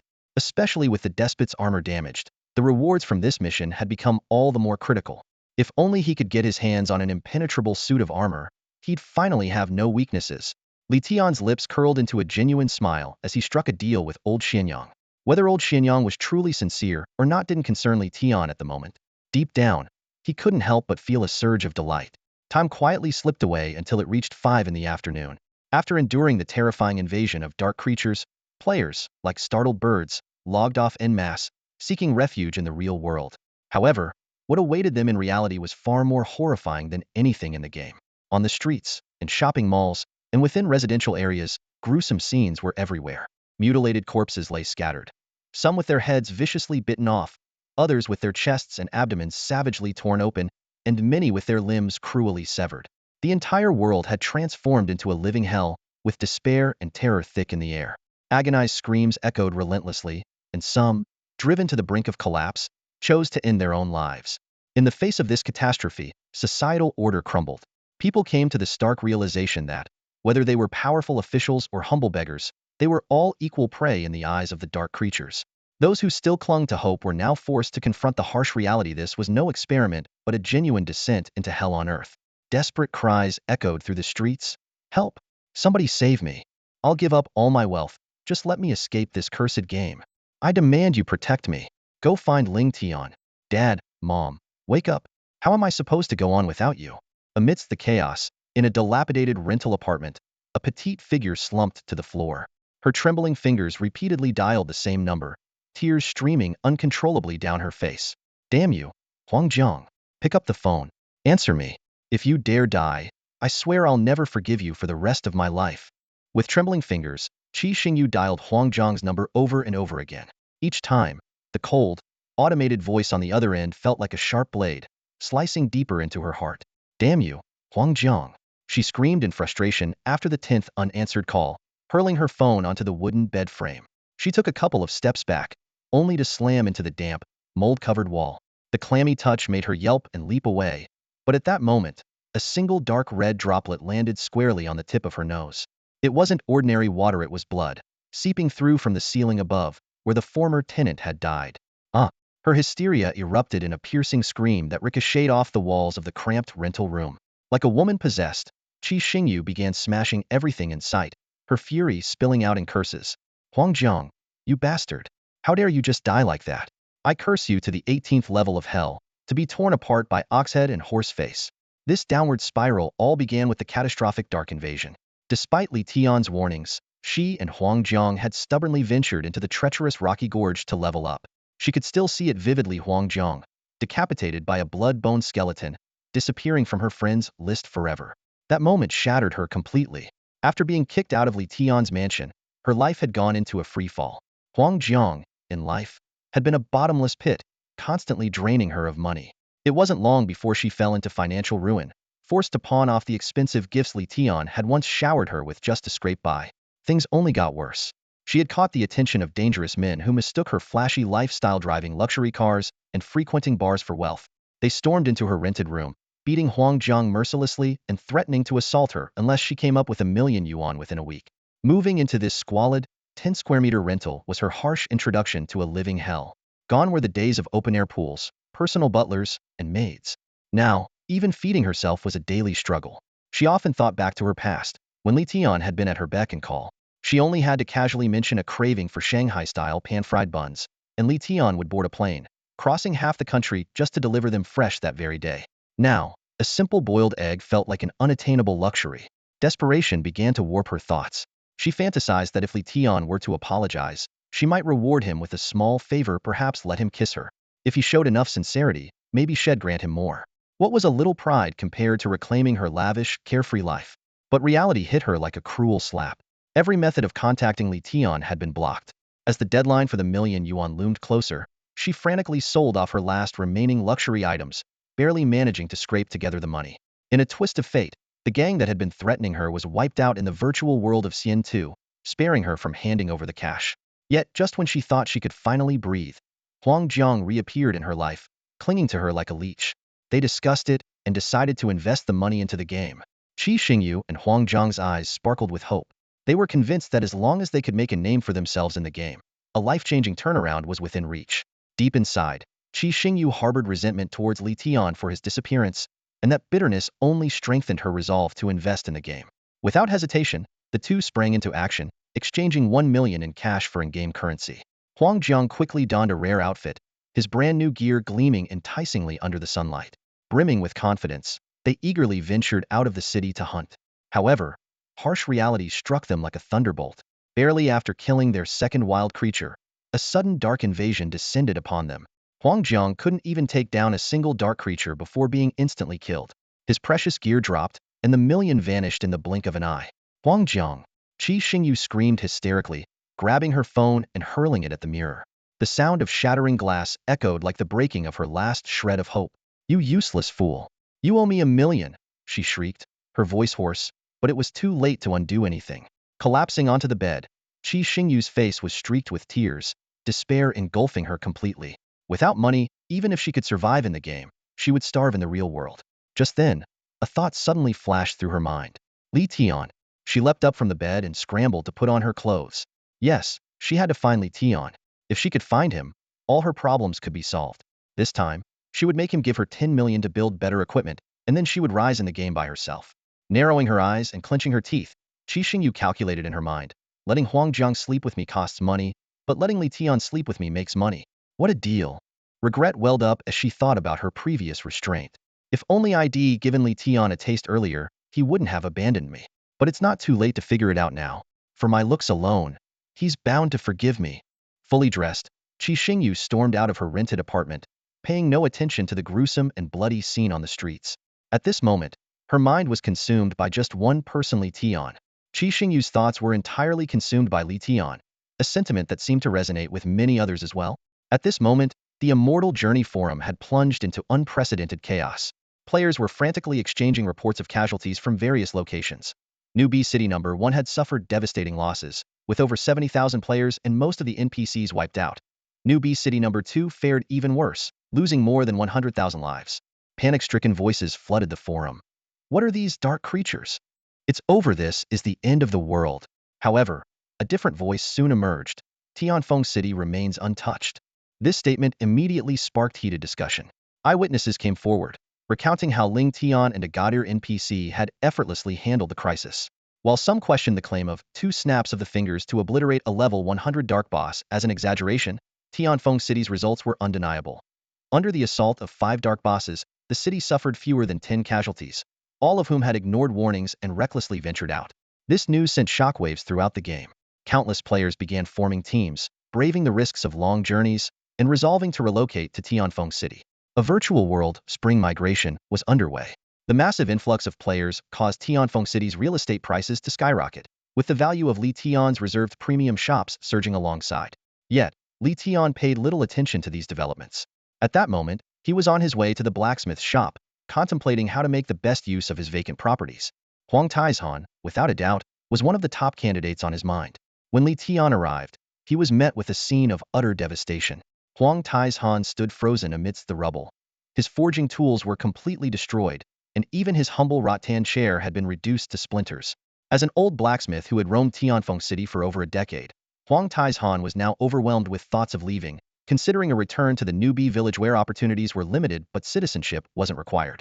Just then, he noticed a soft chuckle behind him. Ready to lash out, he spun around, only to see Li Tian. His anger instantly transformed into a fawning expression. After all, the man before him was now a legendary figure, having just become the undisputed leader of the northern city with his feat of annihilating dark bosses. Li Tian glanced at Huang Tieshan's disheveled state and teased. "Huang Taizhan, enjoying the view?" Huang Taizhan forced a wry smile and replied, "Brother Ling Tian, you jest. My entire livelihood is in ruins, I might as well sleep on the streets. You're here to forge equipment, aren't you?" "I'm afraid I can't." Before he could finish, Li Tian waved him off and interrupted. "I'm not here to forge equipment today. I need your help identifying some gear. Any issues with that?" Huang Taizhan immediately pounded his chest with confidence. No problem at all. If it were anyone else, I might not even bother. But for you? Consider it done. You're like a real brother to me. Li Tian exclaimed passionately, his eyes shining with sincerity. No matter how many challenges lay ahead, he was willing to overcome them for the man standing before him. Huang Taizhan hesitated for a moment upon hearing these words, a trace of doubt flickering across his face. Li Tian noticed immediately and grinned. If you had a proper forging furnace and an anvil, would your success rate in appraisals improve? He asked. Huang Taizhan sighed deeply and admitted with a nod. Of course it would, but unfortunately. Before he could finish, Li Tian waved his hand with a knowing smile. Come with me, he said, turning and heading deeper into the northern part of the city. Huang Taizhan, puzzled but intrigued, quickly followed. Before long, the two of them arrived in the bustling marketplace. In front of them stood an enormous, ornately decorated shop. Huang Taizhan's eyes widened with astonishment. This was the kind of store he had dreamed of owning during his years of wandering, though he had never managed more than a humble street stall. Licking his lips nervously, he cautiously asked, Brother Tian, why did you bring me here? Li Tian didn't answer. Instead, he pushed open the door, revealing the treasures inside. Huang Taizhan gasped audibly. Right in front of him stood a golden forging anvil and an equally impressive golden furnace. Overwhelmed, he rushed forward, his hands trembling as he ran his fingers over the flawless craftsmanship and exquisite design. This is every blacksmith's dream. Huang Taizhan murmured, his voice filled with awe. If only I could use it just once. It's meant for you to use, Li Tian replied simply. Huang Taizhan froze, then pinched himself hard, yelping in pain. This wasn't a dream? He stared at Li Tian in disbelief, afraid it was all too good to be true. Li Tian stepped closer and patted him on the shoulder. No need to doubt it. This anvil and furnace were prepared just for you. Tears welled up in Huang Taizhan's eyes as he grabbed Li Tian's hand. Father, from this moment on, you're my sworn father. Father. Li Tian chuckled, shaking his head. Well, I suppose that's close enough to family. Huang Taizhan stood in front of the golden forging platform, a radiant smile lighting up his face. He gently ran his fingers over every inch of the platform's surface, like an old patron revisiting a cherished place. Occasionally, he leaned in to catch a whiff of its scent, his eyes filled with fascination. Li Tian casually pulled out two accessories and tossed them to him. Can you appraise these? Lost in his admiration of the forging platform, Huang Taizhan didn't even glance up. With this golden forging platform, I could appraise even saint-grade accessory. Perfect, Li Tian interrupted, a sly smile playing on his lips. Because these are saint-grade accessories. What? Huang Taizhan whipped his head around so fast it seemed his jaw might hit the floor. In Li Tian's hands, the two dazzling accessories gleamed with an otherworldly light. Tuo Dragon Relic, brilliant grade. Universe in the sleeve, saint grade. Godfather, am not worthy. Huang Taizhan exclaimed, his hands trembling and tears welling up in his eyes. Seeing a brilliant grade accessory in my lifetime was already my greatest dream, let alone a saint grade one. His excitement was understandable.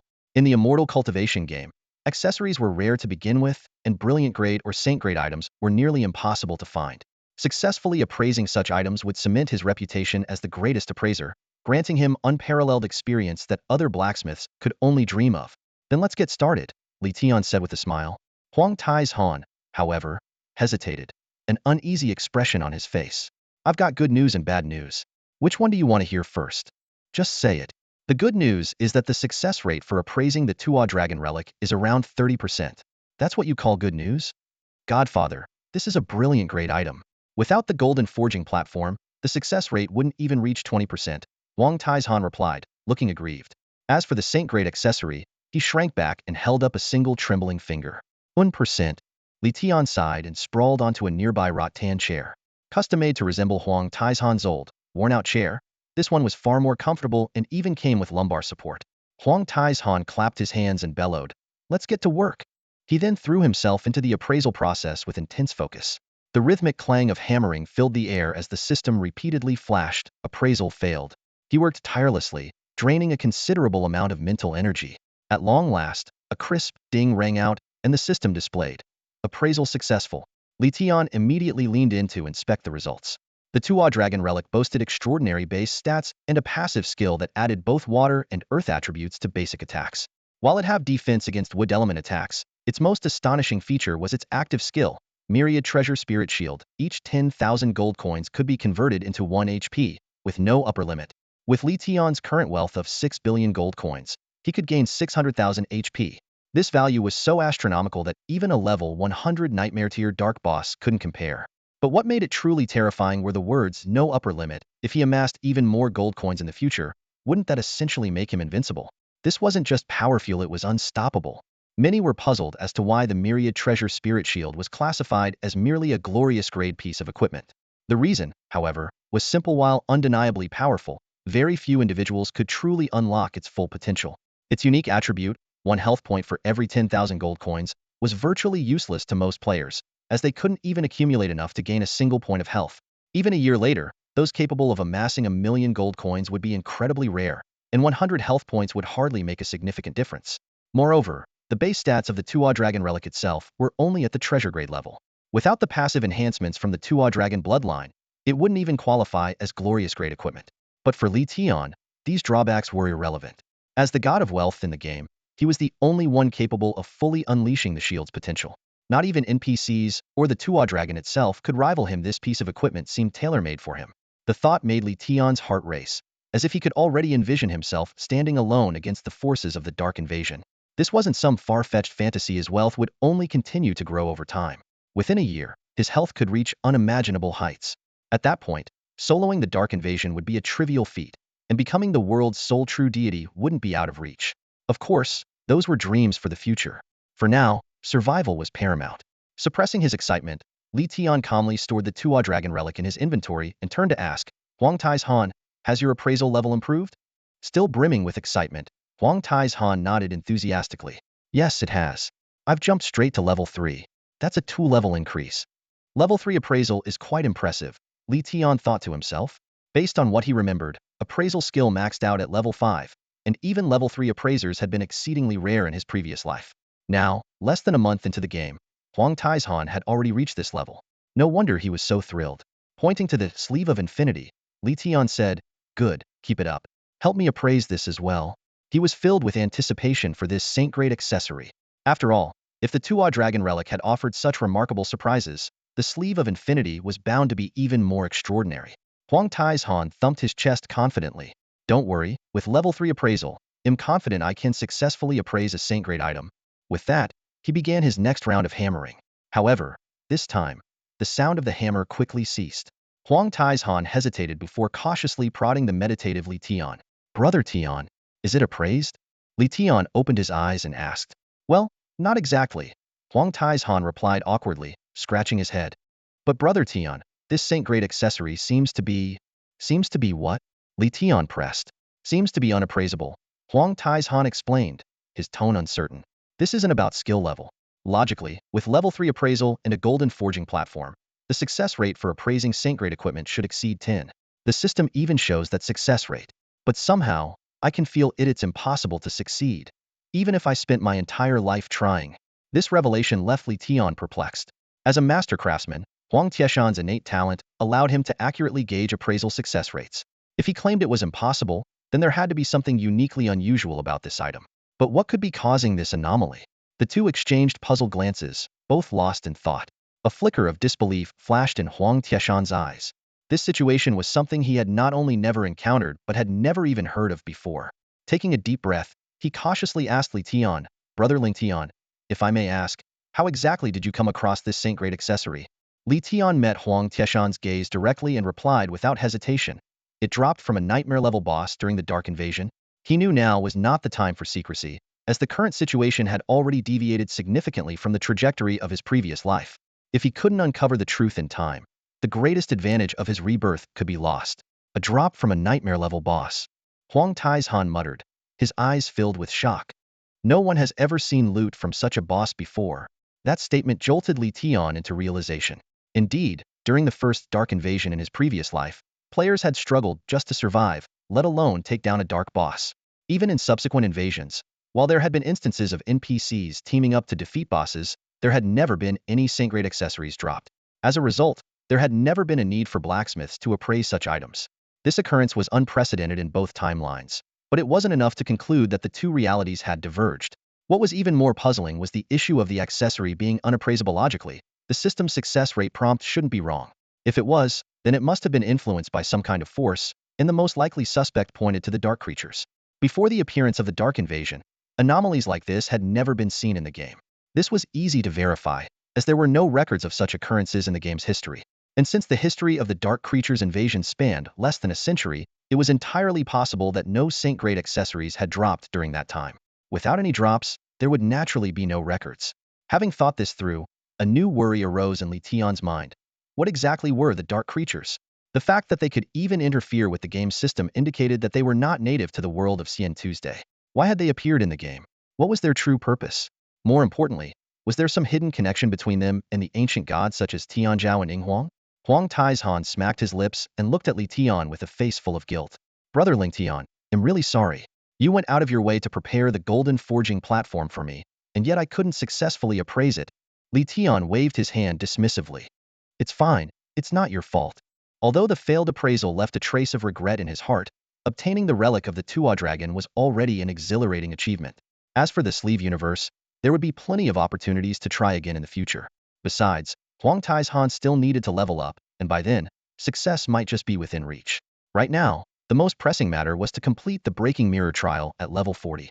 With the experience pool already overflowing, every moment of delay meant more wasted resources. Li Tian stored the sleeve universe back into his inventory and instead placed nearly 200 pieces of gear, looted from defeating the Dark Boss, onto the forging platform. Huang Taizhan's eyes widened at the sight of the equipment. After a brief moment of surprise, his face lit up with delight. Brother Ling Tian, are you giving these to me too? Thank you so much. He reached out, ready to sweep the equipment into his arms. Smack! Li Tian slapped his hand away. Put that down. Huang Taizhan rubbed his stinging hand, utterly confused. Brother Ling Tian, what's going on? In his mind, it didn't make sense hadn't Ling Tian casually gifted him 100 pieces of glorious grade reinforced soft armor before? Why would he suddenly get stingy with these lower quality items? It just didn't match his usual style. Li Tian shot him a glare. Getting a little too accustomed to free handouts, aren't you? Huang Taizhan chuckled awkwardly and cautiously asked, Brother Ling Tian, so what are you planning to do with these? These are going up for sale, Li Tian said, pointing to the counter nearby. Consider it the startup funds for running your blacksmith shop and recruiting new members. From now on, you'll be fully in charge of managing this shop. Really? Huang Taizhan's voice trembled with disbelief. He couldn't fathom how generous Ling Tian was being, entrusting him with the largest shop in the prime district of North City. Overwhelmed with emotion, he grabbed Li Tian's hand tightly. Thank you, Brother Ling Tian. I swear ill. Li Tian rolled his eyes and pried his hand away. Can you let me finish? Once Huang Taizhan quieted down, Li Tian continued. The shop's expenses and the cost of recruiting new members will come out of the proceeds from selling this equipment. These items should fetch you around 1 to 2 million gold coins. Use that money to hire people. Focus on blacksmithing, appraising, and mining. Start with about a dozen workers, and expand if needed later. Although he didn't fully understand the deeper purpose of this plan, Huang Taizhan nodded earnestly. He hesitated for a moment before suggesting, Brother Ling Tian, why not just sell the scorpion tail daggers or reinforce soft armor? Those would bring in way more money. Li Tian gave him a look that could only be described as pitying. Do you even know the average player level right now? Those items are way out of their league. Who exactly are you planning to sell them to? Only then did Huang Taizhan realize how ridiculous his suggestion had been. He quickly bowed his head and apologized. Before leaving, Li Tian brought up the need to sign an employment contract. To his surprise, Huang Taizhan raised his fist to the sky and declared solemnly, I, Huang Taizhan, willingly swear a heavenly Dao contract to become Brother Lingshan's employee. From this day forth, until the end of time, I shall never go back on my word. Li Tian immediately felt a strange resonance deep within him. The heavenly Dao contract had taken effect. It was a one-sided, binding agreement.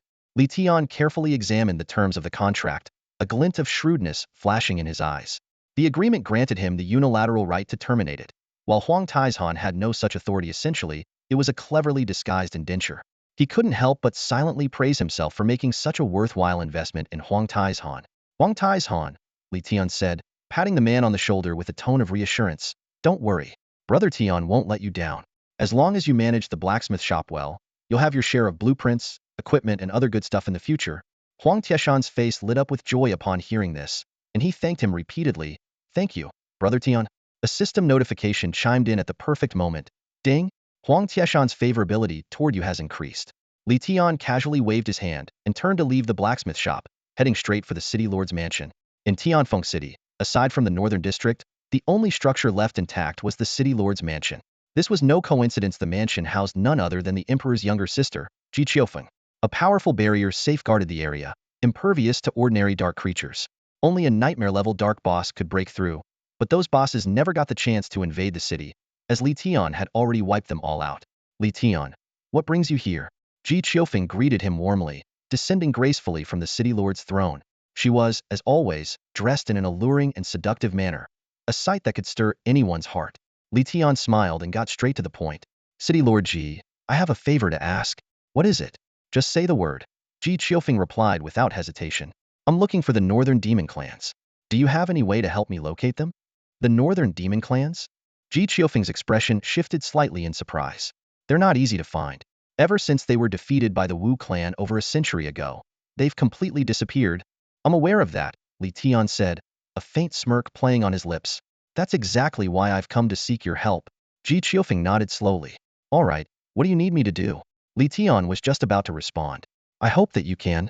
Li Tian arrived at the city lord's mansion and approached Ji Qiufeng with a simple request to issue a server-wide announcement in search of traces of the demon race. Since he didn't want to reveal his true identity, he couldn't release the world announcement himself. Among the NPCs capable of making such announcements, only high-ranking individuals like Ji Qiufeng and Old Xianyang had the authority. Lord Ji, Li Tian said solemnly, this matter is extremely important to me.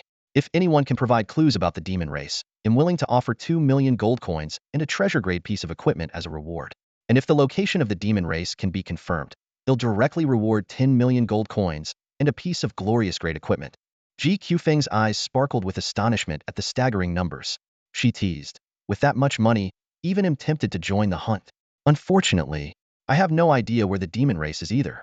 Don't worry, they'll release the announcement right away, though I have to say, the chances of success are quite slim. Li Tian smiled and nodded in understanding. He was well aware of the difficulty of this task after all. In his previous life, Wu Feng and the Tangsan Guild had spent 3 entire months with millions of members searching without any results. However, the blood of the demon race was a crucial key to reaching the Ocean Abyss continent, directly tied to completing the Ancient One's emblem quest. A few minutes later, Ji Qiufeng issued an official world announcement. The announcement rolled across the world channel 7 times, instantly igniting a frenzy throughout the game world. NPCs quietly began their search, while players erupted in excitement. The Marquis of Tianfeng, Ling Tian? The legendary Ling Tian is a marquis now? This reward is insane. With that much, who's even afraid of the Dark Invasion anymore? What's the demon race? Where are they? I've never even heard of them. Forming a party to hunt for the demon race, this is the perfect chance to get close to Lord Ling Tian. In no time, countless players formed teams and embarked on the quest to find the demon race. Ling Tian's name once again became the talk of the entire gaming world, overshadowing every other famous player. After leaving the City Lord's mansion, Li Tian headed straight to the reception hall, preparing to challenge the level 40 path of shattering. The guide, dressed in sleek black attire, greeted him warmly from afar. The nightmare-level teleportation array was already ready. Greetings, Marquis of Tianfeng. The teleportation array is all set. Please, go ahead, the guide said with a beaming smile. For Li Tian, the path of shattering had become second nature. With hands casually clasped behind his back, he strolled forward without even sparing a glance at the monsters. The only thing he truly anticipated now was the final nightmare-level boss. In his previous 3 attempts, it had always been Ji Shuchang. But now, Ji Shuchang had already become one of his most reliable allies. Who will the final boss be? Li Tian pondered for a moment before a sudden realization struck him. Of course, Ji Shuchang. With a single thought, he summoned him in his mind. In an instant, a deafening hum echoed through the air, and Ji Shuchang's towering figure slowly materialized from the void. Greetings, Lord Ling Tian. Ji Shuchang immediately dropped to one knee, bowing respectfully as soon as he appeared. Just as I expected, Li Tian said with a satisfied nod and a slight smile. Rise, no need for such formalities. When I didn't see you earlier, I thought you might have changed your mind. I wouldn't dare. Ji Shuchang quickly explained. Without your summons, I would never presume to act on my own. No need to explain, I understand. Li Tian interrupted with a wave of his hand, a sly grin forming on his lips. Ji Shuchang, I'm feeling a bit worn out right now. I'll leave the rest to you. Though his energy had barely diminished, this was the perfect opportunity to test Ji Shuchang's abilities. Upon hearing this, Ji Shuchang's face twisted into a menacing smile. Rest assured, Lord Ling Tian. Leave these small fry to me. He spun around to face the horde of monsters, exuding an overwhelming aura befitting a nightmare boss. The sheer force of his presence suppressed the creature's very bloodlines, sending them into terrified tremors as they scattered in all directions. Ji Shuchang showed no mercy, swinging his spiked mace with the force of a hurricane. Wherever the weapon struck, monsters were either killed instantly or reduced to pools of mangled flesh. Li Tian's eyes lit up as he observed the scene. This was exactly the result he had hoped for. He realized he didn't even need to activate the Samsara Ray anymore. Instead, he leisurely strolled behind Ji Shuchang, enjoying the show. Before long, Ji Shuchang led Li Tian to the location of the boss. However, as they stood before the massive steel door, a deep frown creased Ji Shuchang's brow. What's wrong? Li Tian asked with a raised eyebrow. Scared? Not at all. Ji Shuchang shook his head. It's just, this steel door feels oddly familiar to me. Well, do you dare to go in? Li Tian challenged, narrowing his eyes at him. Why wouldn't I dare? Ji Shuchang thumped his chest confidently. Lord Ling Tian, follow me. With that, he charged boldly through the steel door. Passing through the massive steel gate, Li Tian and Ji Shuchang stepped into a vast and desolate military camp. Towering barracks surrounded them on all sides, and enormous black bonfires blazed fiercely throughout the encampment. At the center stood an especially grand main barrack, its doors slightly ajar, revealing an impenetrable darkness within. Ji Shuchang suddenly halted, his brows furrowed. Lord Ling Tian, this place is starting to feel strangely familiar. Li Tian frowned at his reaction. Then you should step back. I'll handle this myself. That's not what I meant. Ji Shuchang shook his head vigorously before charging straight toward the barrack without hesitation. Li Tian chuckled lightly and followed closely behind. With a creak, the door to the barrack slowly opened. The pitch-black interior was so dark it seemed to swallow all light. Suddenly, a deep, oppressive voice boomed, reverberating through the space. Foolish mortals, how dare you trespass into the domain of the Ghost King? Before the voice had even faded, a surge of black flames ignited within the barrack, gradually illuminating the room. Li Tian could now clearly see a massive general's throne at the far end. Seated upon it was a fully armored general, his presence exuding an overwhelming aura. Even Ji Shuchang was momentarily stunned by the sight. Li Tian immediately tensed, scanning the information of the boss in front of them. Ghost King Jibuchang. Boss status. HP, 300,000. Mana, 100,000. Attributes. Strength, 2,100. Defense, 1,600. Spirit, 1,400. Agility, 2,000. Passive skill, hidden. Active skill, hidden. The moment Li Tian saw the boss's name, his eye twitched involuntarily. He turned to glance at Ji Shuchang, whose lips were trembling. Be big brother? On the throne, Ji Buchang used his halberd to push himself to his feet, black energy radiating off him as he prepared to unleash a skill. However, upon hearing Ji Shuchang's voice, he abruptly looked up. The energy he had been gathering dissipated in an instant. Is that Shuchang? Could it really be you? Ji Buchang stared at Ji Shuchang for a long time. Big brother. Ji Shuchang's eyes welled with tears as he rushed forward, throwing his arms around Ji Buchang. Little brother. The two burly men embraced each other, tears streaming down their faces. Li Tian watched this unexpected family reunion unfold, and all the tension he'd felt evaporated. Are you kidding me? Is this still a game? How does fighting the nightmare-level boss in Path of Shattered Realms turn into a family drama? As the two brothers continued to call each other Big Brother and Little Brother repeatedly, Li Tian finally couldn't hold back and interrupted. All right, that's enough. Ji Shuchang, whose side are you on? If you're going to help your brother, just get it over with. Ji Buchang immediately stepped in front of Ji Shuchang, glaring at Li Tian. You dare command my little brother, mortal? Do you have a death wish?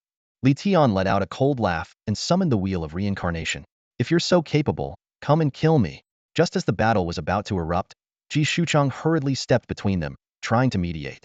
After much persuasion, Ji Buchang did something unexpected, chose to surrender.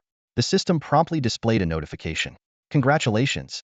You have successfully defeated the final boss, Ghost King Ji Buchang. Congratulations. You have cleared the nightmare-level Path of Shattered Realms. Experience lock has been lifted. Player Ling Tian of the Xia Kingdom has successfully completed the level 40 nightmare level, Path of Shattered Realms. Title, Fearless Pioneer, awarded. Xia Kingdom National Fortune 1. Announcement issued. Li Tian couldn't help but sigh. Who said the nightmare-level Path of Shattered Realms was hard? 2 instant kills, 2 surrender swears the challenge? Unfortunately, Ji Buchang dropped nothing of value except for a fragment of a black stone. Before leaving, Li Tian asked Ji Shuchang if he wanted to join him, but the latter chose to stay and reminisce with his brother. Watching the two continue their heartfelt, big brother and little brother exchanges, Li Tian shook his head and left. He used the teleportation array to return to the hall of reception. The reception envoy glanced at the time and gave him a thumbs up. Lord Ling Tian truly lives up to his reputation, clearing it in just 13 minutes. It's a new record. Recalling how, in his previous life, even clearing the hard level had taken him over 10 hours, Li Tian couldn't help but marvel. Living a second life really is satisfying. Ling Tian has conquered the nightmare level shattered path again. This piece of news sent shockwaves throughout the global servers.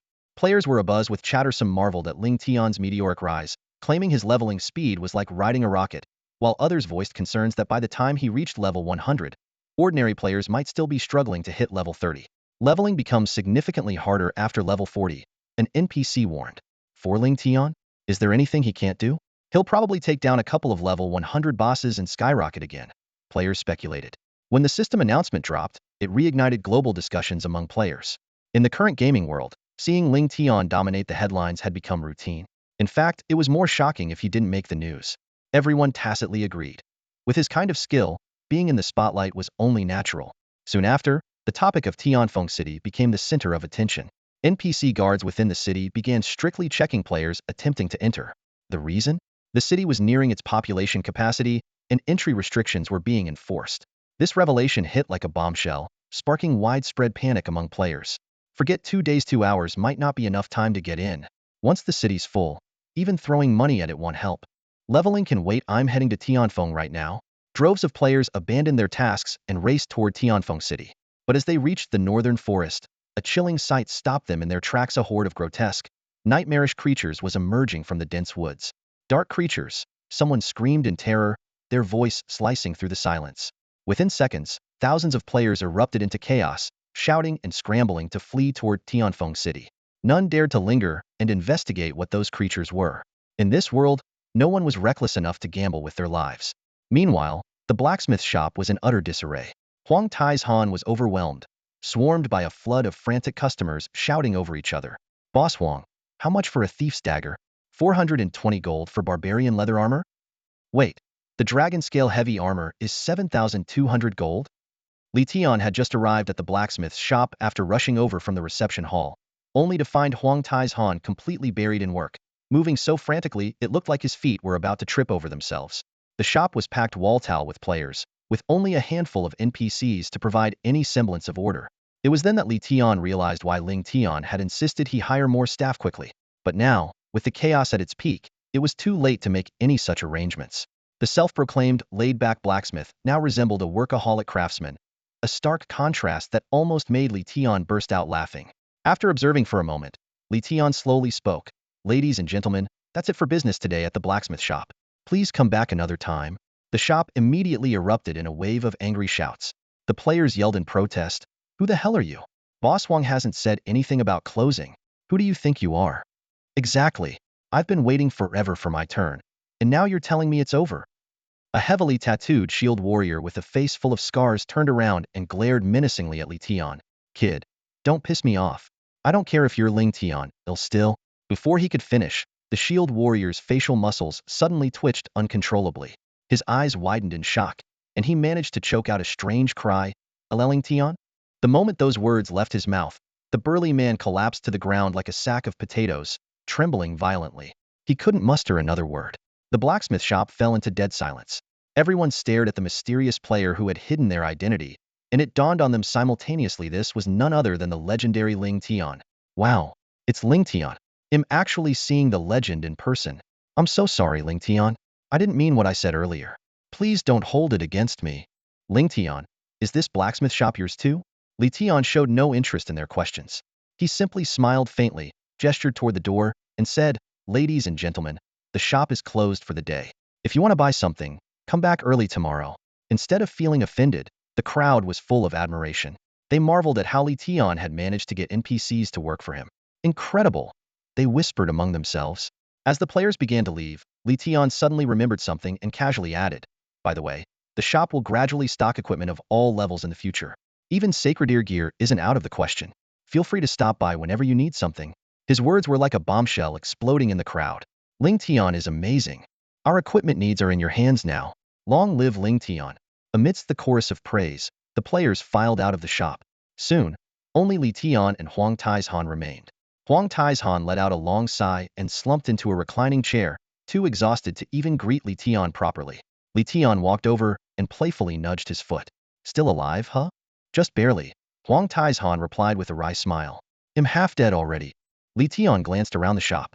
Didn't I tell you to hire some help? Where are the people you hired? Huang Taizhan's face flushed red with embarrassment. Well, I was trying to save some money, so I didn't. If you're so overwhelmed, why not just close the shop and go hire someone? Li Tian asked with a grin. Huang Taizhan sheepishly scratched his nose. I just couldn't bring myself to do it. He sighed, reflecting on how his shop had never been this lively before. Back when he was running a street stall, it could take weeks to see a single customer. Now, the bustling crowd felt like a dream come true, like a shy young man stepping into a brothel for the first time, surrounded by stunning beauties. It was overwhelming, intoxicating, and utterly irresistible. This was the kind of pain that came with pleasure. Li Tian chuckled softly and shook his head. From his backpack, he pulled out 2 items glowing with an otherworldly brilliance, the frost essence and the flame essence, and casually tossed them to Huang Taizhan. Take a look at these. Huang Taizhan caught them and examined them closely. The next moment, he sprang up from the rattan chair where he'd been lounging, his eyes wide with astonishment. Frost essence. Flame essence. He swallowed hard, staring at Li Tian as if he were a deity.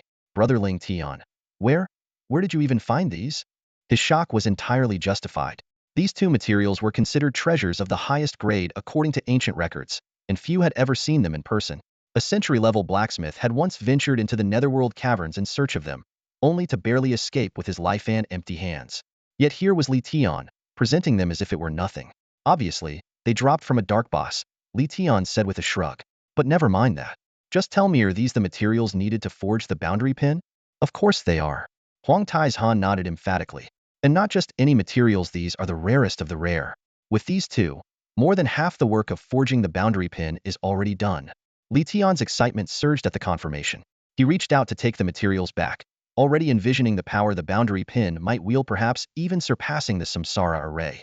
It could very well determine his ultimate potential. But before he could reclaim the items, Huang Taizhan clutched them tightly, his face filled with reluctance. Huang Taizhan, what are you doing? Li Tian frowned. Brother Ling Tian, I have a small favor to ask, Huang Taizhan said with a sheepish grin. Could you, maybe let me keep these materials? With them, I'm confident I could raise my level beyond 40 and my forging skills too. Li Tian burst out laughing. Huang Taizhan, how can you even bring yourself to ask that? Well, you know what they say, fortune favors the prepared, Huang Taizhan replied, his tone thick with shamelessness. Rolling his eyes, Li Tian snatched the materials back and stuffed them into his backpack. Fortune favors the prepared? Huh? Then stop dreaming and start preparing the honest way, be grinding for gear.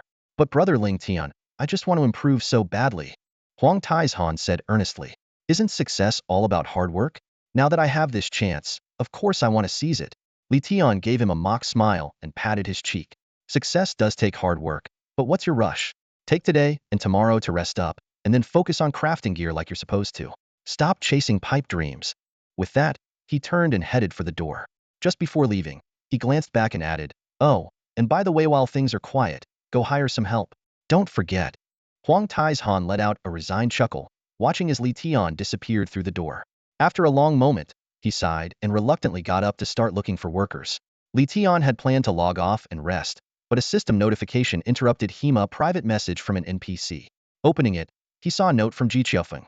Lord Ling Tian, information regarding the Yao clan has been found. Come to the city lord's mansion immediately. Li Tian's heart raced. The Yao clan, the fabled race of legends. In his previous life, Wu Feng had mobilized the entire Tangsen guild to investigate them, only to come up empty-handed. Yet, Ji Qiufeng had uncovered a lead in mere hours? Was it a coincidence or a trap? With questions swirling in his mind, Li Tian rushed to the city lord's mansion. The guards greeted him warmly and allowed him to pass without hesitation. He strode into the grand hall, where Ji Qiufeng was deep in conversation with a scout. Upon seeing him, Ji Qiufeng waved him over with a smile and gestured for the scout to speak. The scout immediately dropped to one knee in salute. Greetings, Lord Tianfeng. Li Tian was momentarily taken aback before responding. Rise. You have news about the Yao clan? The scout stood and cupped his hands respectfully, his eyes alight with anticipation. Lord Tianfeng, your insight is truly remarkable. Yes, I have indeed encountered the Yao clan. Li Tian was overwhelmed with excitement upon hearing about the reward. This not only meant he could completely change his fate, but also had a chance to join the Imperial Guard. Eagerly, he turned to the scout and asked, where exactly are the demons located now? The scout raised his arm and pointed toward the northern part of the city. In the forest just north of the city. This response made Li Tian furrow his brows, a trace of doubt flashing in his eyes. In his memories from his past life, that forest had long been thoroughly explored by countless players, yet nothing noteworthy had ever been found there, let alone any sign of demons. Ji Qiufeng noticed his skepticism and smiled as she explained, Ling Tian, here's what happened. A few days ago, General Zhu sent him on a routine scouting mission to the northern forest. While there, he was unexpectedly captured by a group of fox demons.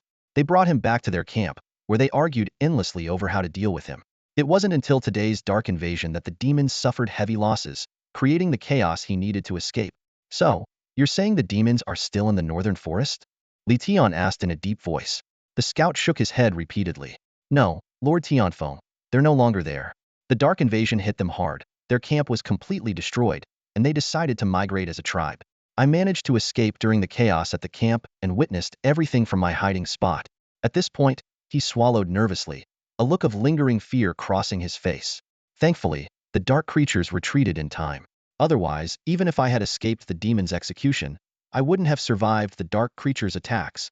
Li Tian raised an eyebrow and asked, the dark creatures retreated? Ji Qiufeng smiled sweetly, meeting his gaze directly. Based on my analysis, it must have been when you eliminated those two shadow commanders. By taking them out, you caused all the dark creatures to retreat. In other words, you not only saved this scout, but also spared the lives of those demons. Li Tian nodded thoughtfully. That does make sense. Indeed, that was exactly the case. Li Tian's decision to eliminate the two Yin commanders inadvertently altered the course of the entire world. Those demon clans, originally destined for annihilation, survived because of his split-second choice.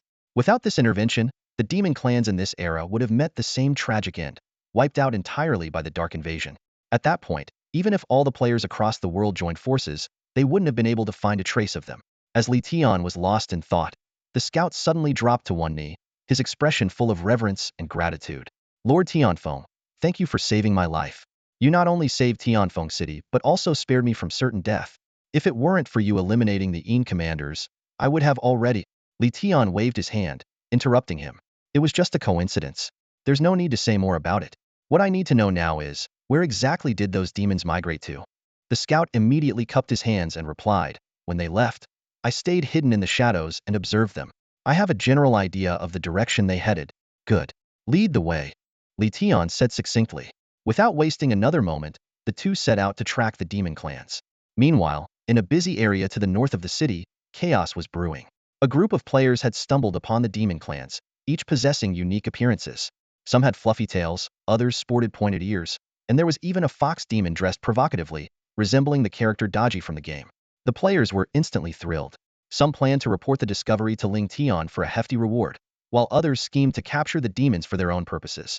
Particularly, the mages and shield warriors, who lacked the agility to keep up with the chase, turned their attention to the demons.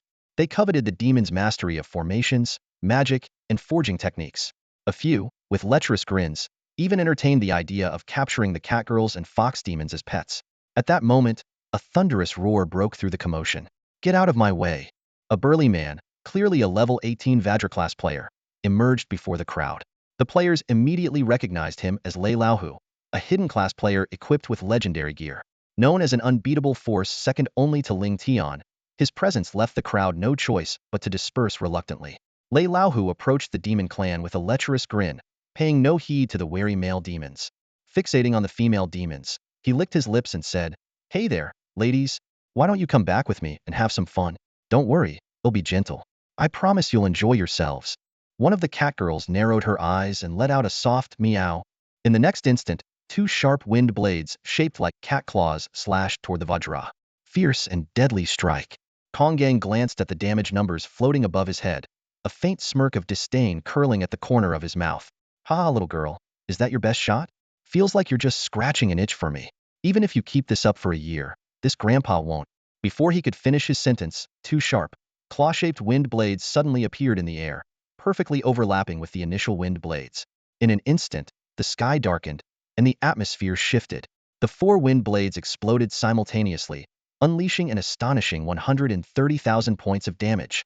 The once proud Kongang, armed with a hidden class and sacred ear equipment, didn't even have time to scream before disintegrating into a wisp of ash, vanishing into the air.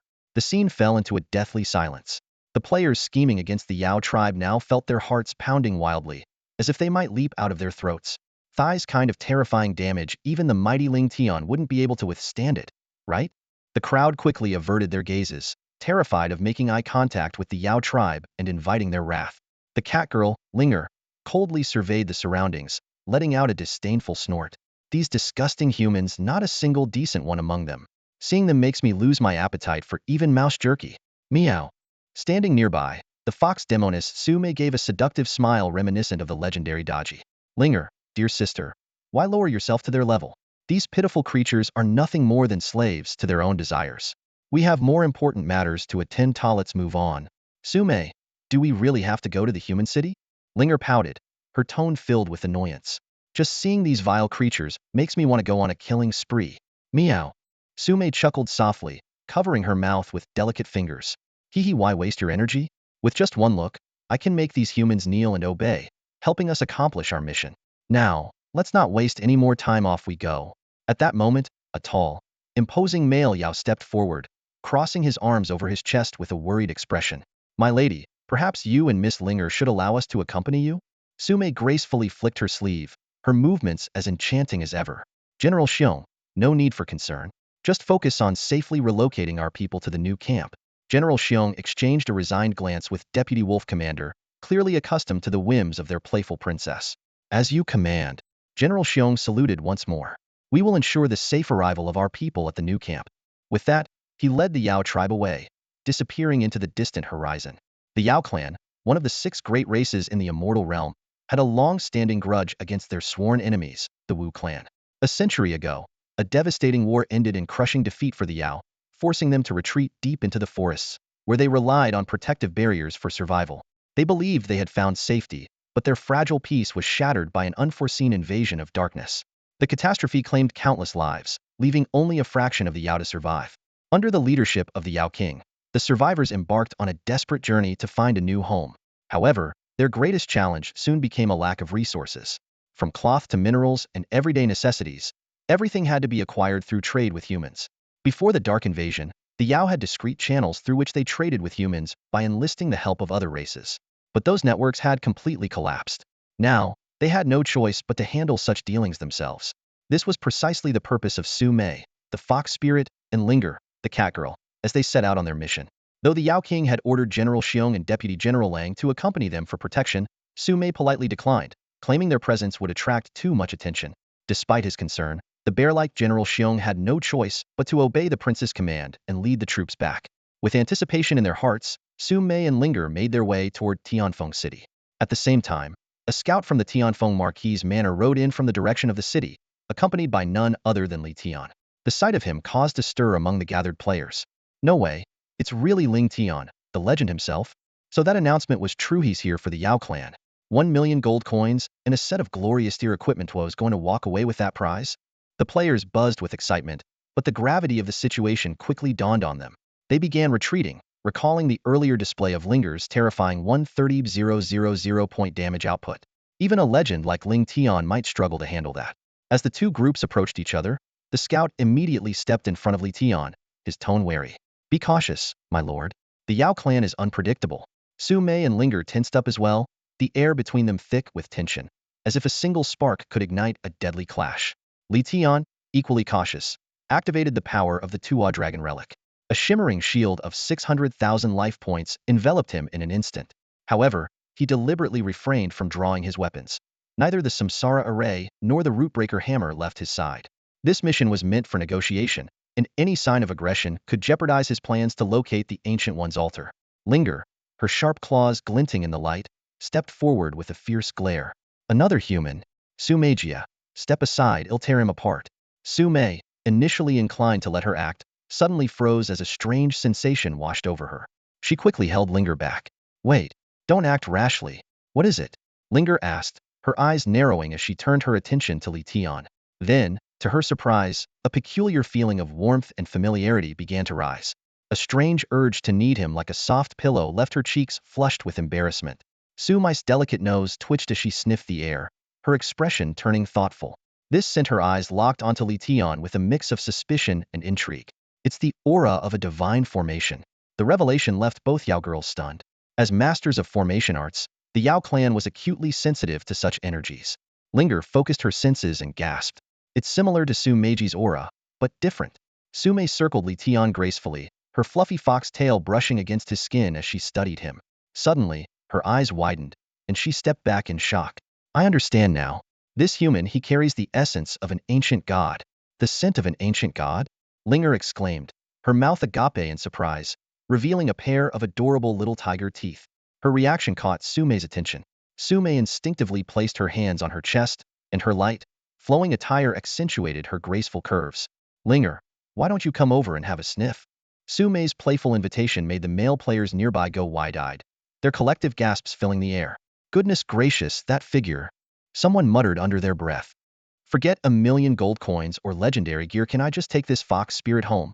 Then I want the cat girl, another player eagerly shouted. Hearing this, Linger leaned forward, her small nose pressing directly against Li Tian's face. She seemed completely oblivious to the concept of personal boundaries, sniffing intently to catch the faint fragrance emanating from him. The soft touch of her skin sent a wave of unease through Li Tian. You little troublemaker, you're doing this on purpose, aren't you? Li Tian thought to himself. The onlookers, envious and restless, began to chatter amongst themselves. Man, being a top-tier player really has its perks. Linger, how about giving me a sniff too? Keep dreaming. If that cat girl even glances your way, you'd end up worse than Lei Laohu. Linger sniffed Li Tian from head to toe, her curiosity growing. Finally, she asked with astonishment, Hey, why do you smell like an ancient god? Meow. Li Tian cleared his throat, avoiding a direct answer, and instead politely inquired, Excuse me, are you two ladies from the demon race? Linger immediately raised her small hand defensively, while Su Mei gracefully stepped forward to shield her, gazing at Li Tian with a charming smile. So, your name is Ling Tian, right? Level 40. Not very high, but your stats are impressive. With those attributes, you dominate even against demon race players of the same level. As the conversation continued, Li Tian revealed his Ancient One's emblem and explained his intention to locate the Ancient One's altar. Su Mei then shared a startling revelation. The Ancient Ones were the ancestors of the demon race and the oldest of the ancient gods. In the end, Li Tian made his request to the two demon beauties. So, would you both be willing to take me to the abyssal continent? Su Mei didn't answer Li Tian's question directly. Instead, she looked at him with her bright, captivating eyes and a mysterious smile playing on her lips. This matter is of great importance. We can't reveal it to you so easily. Li Tian frowned slightly. Then what do the two of you need from me?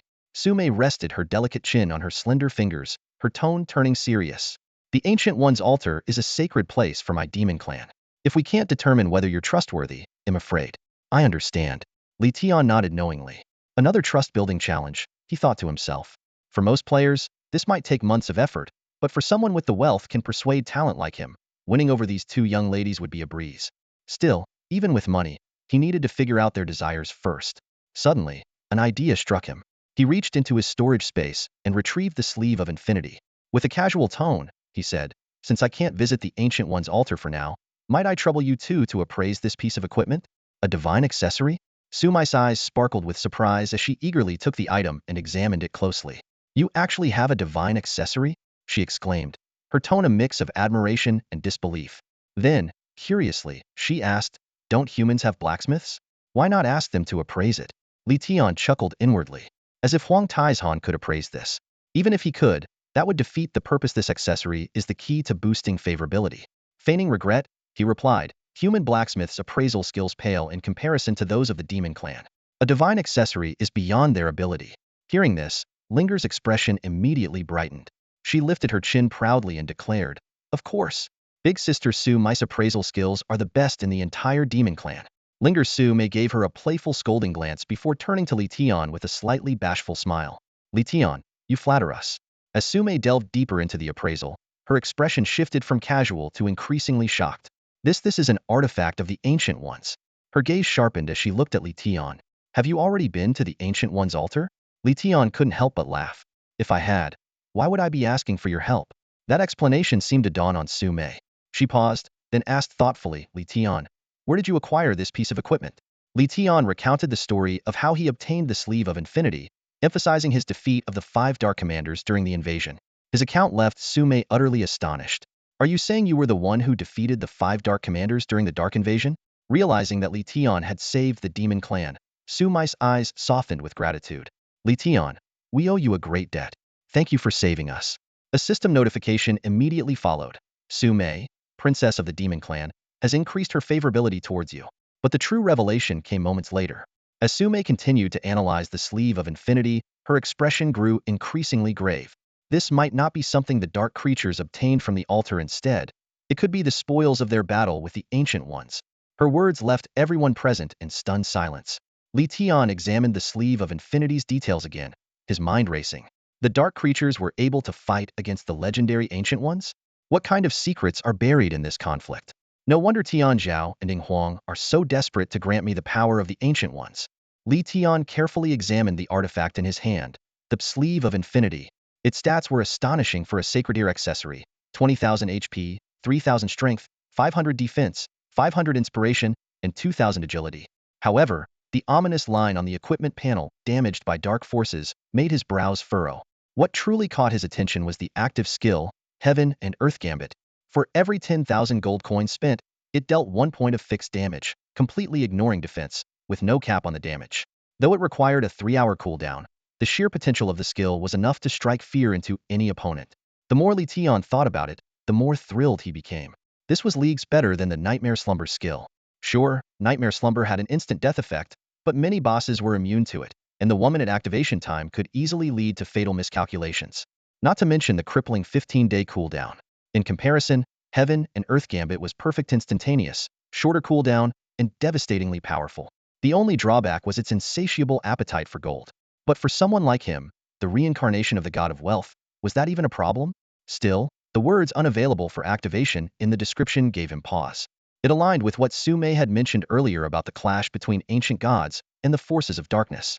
A power capable of rendering even the ancient gods helpless was truly terrifying. Thinking of how humanity had lost 80% of its population within 3 years in his previous life, Li Tian couldn't help but fall into deep thought. Miss Su, is there any way to repair this artifact? Li Tian asked, holding up the sleeve of infinity. Su Mei's eyes sparkled mischievously. Oh, it's possible to repair it, but it depends on how sincere you are. Handsomely. No problem. I'm willing to pay in gold coins, even if it costs tens of millions. Li Tian replied without hesitation. However, Su Mei's confident demeanor faltered slightly at his response. Before she could say more, a chirpy voice chimed in from the side.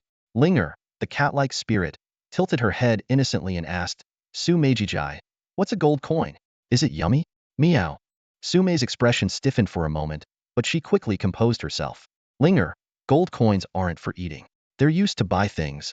Can you use them to buy fish snacks? Linger's ears perked up as she bounced excitedly. Probably? Su Mei replied, licking her lips nervously. Li Tian watched the exchange, utterly baffled. How could a noble princess of the demon race have no understanding of the value of gold coins? After a brief silence, Su Mei turned to Linger, then back to Li Tian with a feigned casualness. Handsomely, before you make an offer, I have a question for you. How many fish snacks can 1 gold coin buy? The absurdity of the question left Li Tian so stunned that his jaw nearly hit the floor. In the game Xian 2, using dried fish to measure the purchasing power of gold coins, Li Tian shook his head silently. He had never heard of such a thing before, and he doubted any NPCs had either. After pondering for a moment, he cautiously provided a conservative estimate. 1 gold coin can probably buy around 200 dried fish. 200. Linger's large eyes sparkled like stars, her small face lighting up with excitement. Sister Su Mei, 1 gold coin can buy so many dried fish. Su Mei was clearly just as stunned by the number. Trying to maintain her composure, she held onto the overly enthusiastic Linger and offered Li Tian a graceful smile. Mr. Ling Tian, please hold on for a moment. We need to discuss this. After Li Tian gestured for them to proceed, Su Mei pulled Linger behind a large tree. Sister Su Mei. Linger tugged on Su Mei's sleeve, her eyes brimming with longing for the dried fish. Please help him with the appraisal. I really want to eat dried fish. Su Mei affectionately pinched Linger's small nose and lowered her voice. Don't worry, I'll make sure you get some. But this is a great opportunity. We need to raise the price. Supplies are scarce at the new camp, and this is the perfect chance to stock up. Linger snapped out of her dried fish fantasy, placing a small finger on her lips as she thought for a moment. Then, she nodded resolutely. You're right. This Ling Tian looks like he's loaded. He can definitely pay more. Su Mei hesitated. But this is our first time doing business with the humans. If we ask for too much, won't it hurt relations between our two races? Sister Su Mei, Linger said, brushing her ears back as her stomach let out a timely growl. The clan leader and our people are starving. Right now, we should prioritize food over relations with the humans. Besides, humans are all bad anyway. There's no need to be polite with them. After a long moment of thought, Sume finally made up her mind. You're right. Keeping our people alive is the most important thing. The two returned to Li Tian. Sume struck a pose that accentuated her elegance. One hand lightly touching her cheek while the other rested gracefully across her chest, emphasizing her stunning figure. She looked as if she had stepped out of a painting, yet her eyes held the sharpness of a skilled negotiator. Mr. Ling Tian, Sume said, locking eyes with him as she slowly extended a slender finger. If you want the appraisal, you'll need to pay this much in gold coins. 10 million? Li Tian raised an eyebrow, thinking that this demon princess wasn't as greedy as had expected. I need 100 gold coins, Sume said, gathering her courage. Li Tian froze, wondering if he had misheard. Just 100 gold coins? That wasn't even enough for a cup of milk tea. Noticing his hesitation, Sume assumed he thought the price was too high and quickly added, Mr. Ling Tian, appraising equipment isn't a simple task. While the price might seem steep, I promise you'll be satisfied. After all, even your human blacksmiths can't do this, right? Seeing that Li Tian was still deliberating, Linger grew anxious. Thinking about how she hadn't tasted the deliciousness of dried fish in 3 years, she couldn't help but chime in. What about 80 gold coins?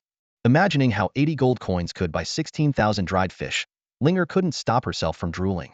Her outburst earned her a reproachful glance from Sume. Sume had originally resolved to stick to the price of 100 gold coins, but her teammate's sudden response caught her off guard.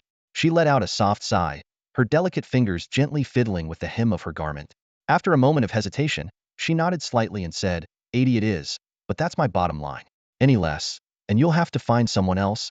Li Tian gazed at the two young demon clan girls in front of him, a faint sense of pity welling up in his heart. A dignified demon princess with such exceptional appraisal skills, yet here she was bargaining over a mere 80 gold coins. This scene made him realize that the situation for the demon clan was likely far more difficult than he'd imagined. However, the merchant in him quickly recognized the opportunity hidden within this hardship. If the demon clan were truly prosperous, establishing a partnership with them would have been much harder. Their current struggles, on the other hand, presented him with the perfect chance. If he could offer an enticing enough proposition, he might just convince 1 or 2 demons to stay and work for him. Especially Sue if he could persuade her to stay. Not only would he enjoy top-tier appraisal services daily, but he might also learn some of the demon clan's unique talents, such as identifying hidden attributes of players. As this thought crossed his mind, a faint smile appeared on Li Tian's lips. He slowly shook his head and said, 80 gold coins won't do. Su Mei's expression instantly fell, though she managed to cling to the last shred of her pride. Then you'll have to find someone else. 1 million. Li Tian raised a single finger, his tone calm yet confident. Else. Su Mei finished her sentence mechanically, her almond-shaped eyes widening in disbelief as if she'd just heard something out of a fairy tale. She murmured to herself, 1 million? Did I mishear? That's just a normal mouth. So how could the words coming out of it shine like gold? Beside her, Linger could no longer contain her excitement. She grabbed Su Mei's arm and cheered. Sister Su Mei, you were right. There really are good people among the humans.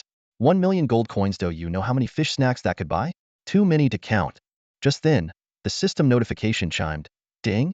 Catgirl Linger's affection towards you has increased to trust. Li Tian watched the scene before him, his eye twitching involuntarily. This little girl was far too trusting. All he did was paint a rosy picture without even showing the money, and she trusted him so easily? Fortunately, Su Mei was much more cautious than Linger. She immediately pulled Linger to her side and asked in a probing tone, Are you serious about this? Of course. Li Tian nodded with a smile. As long as you can successfully authenticate it, 10 million gold coins will be yours immediately. Fish snacks. Linger bounced up and down with excitement, her large eyes sparkling. Sister Su Mei, think about how many fish snacks we could buy. Enough to last me a lifetime, right? Meow. Su Mei swallowed hard and confirmed again. Li Tian, you're really willing to offer 10 million gold coins? She tried to maintain a calm demeanor, but her fluffy tail betrayed her, wagging uncontrollably. It was clear she was already overjoyed inside. This amount of money could not only solve the food shortage for her people, but also address the iron or scarcity that had plagued the demon clan for so long. If you don't believe me, I can give you a deposit first, Li Tian suggested, pulling out 10,000 gold coins and handing them to Su Mei. This is already far more than what you originally asked for. Even if I were lying, you wouldn't lose out. Su Mei nodded mechanically and carefully examined the coins. As a top-tier blacksmith, she could tell at a glance that the coins were of the highest quality. But after a moment's thought, her wariness returned. Wait a minute. You're the one claiming these coins can buy 200 fish snacks each. How do we know that's true? Linger immediately caught on. I knew it. Humans are all the same trying to trick us. Meow. Her trust in Li Tian plummeted. Sensing the shift, Li Tian quickly reassured them. I can give you the fish snacks directly if that's what you want. At the mention of fish snacks, Linger's tail shot up, her eyes shining with excitement. Her trust in Li Tian was instantly restored. Li Tian wasted no time. Using the Supreme Summoning Order, he contacted Ji Qiufeng and arranged for food and fabric to be delivered. After ending the call, he smiled at the two of them. Just wait a bit, the fish snacks will be here soon.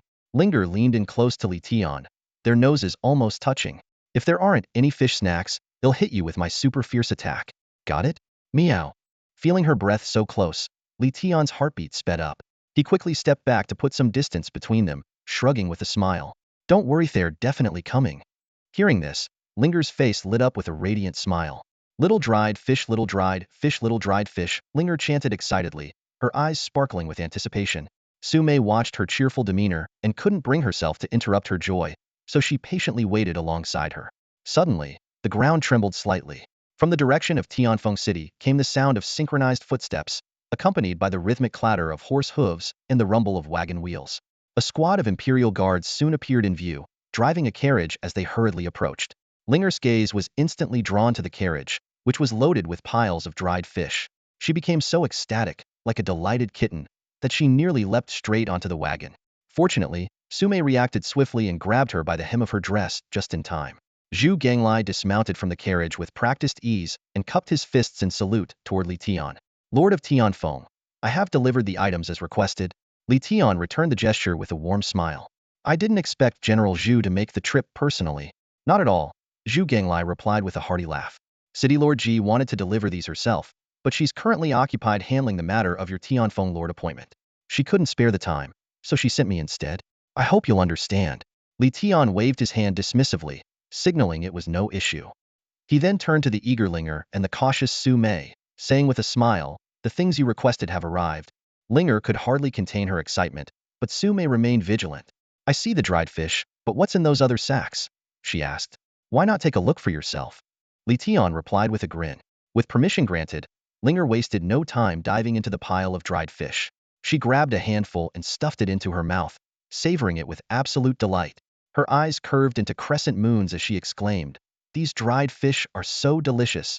Li Tian, you're such a good persona, truly great person. A system notification promptly chimed. Ding!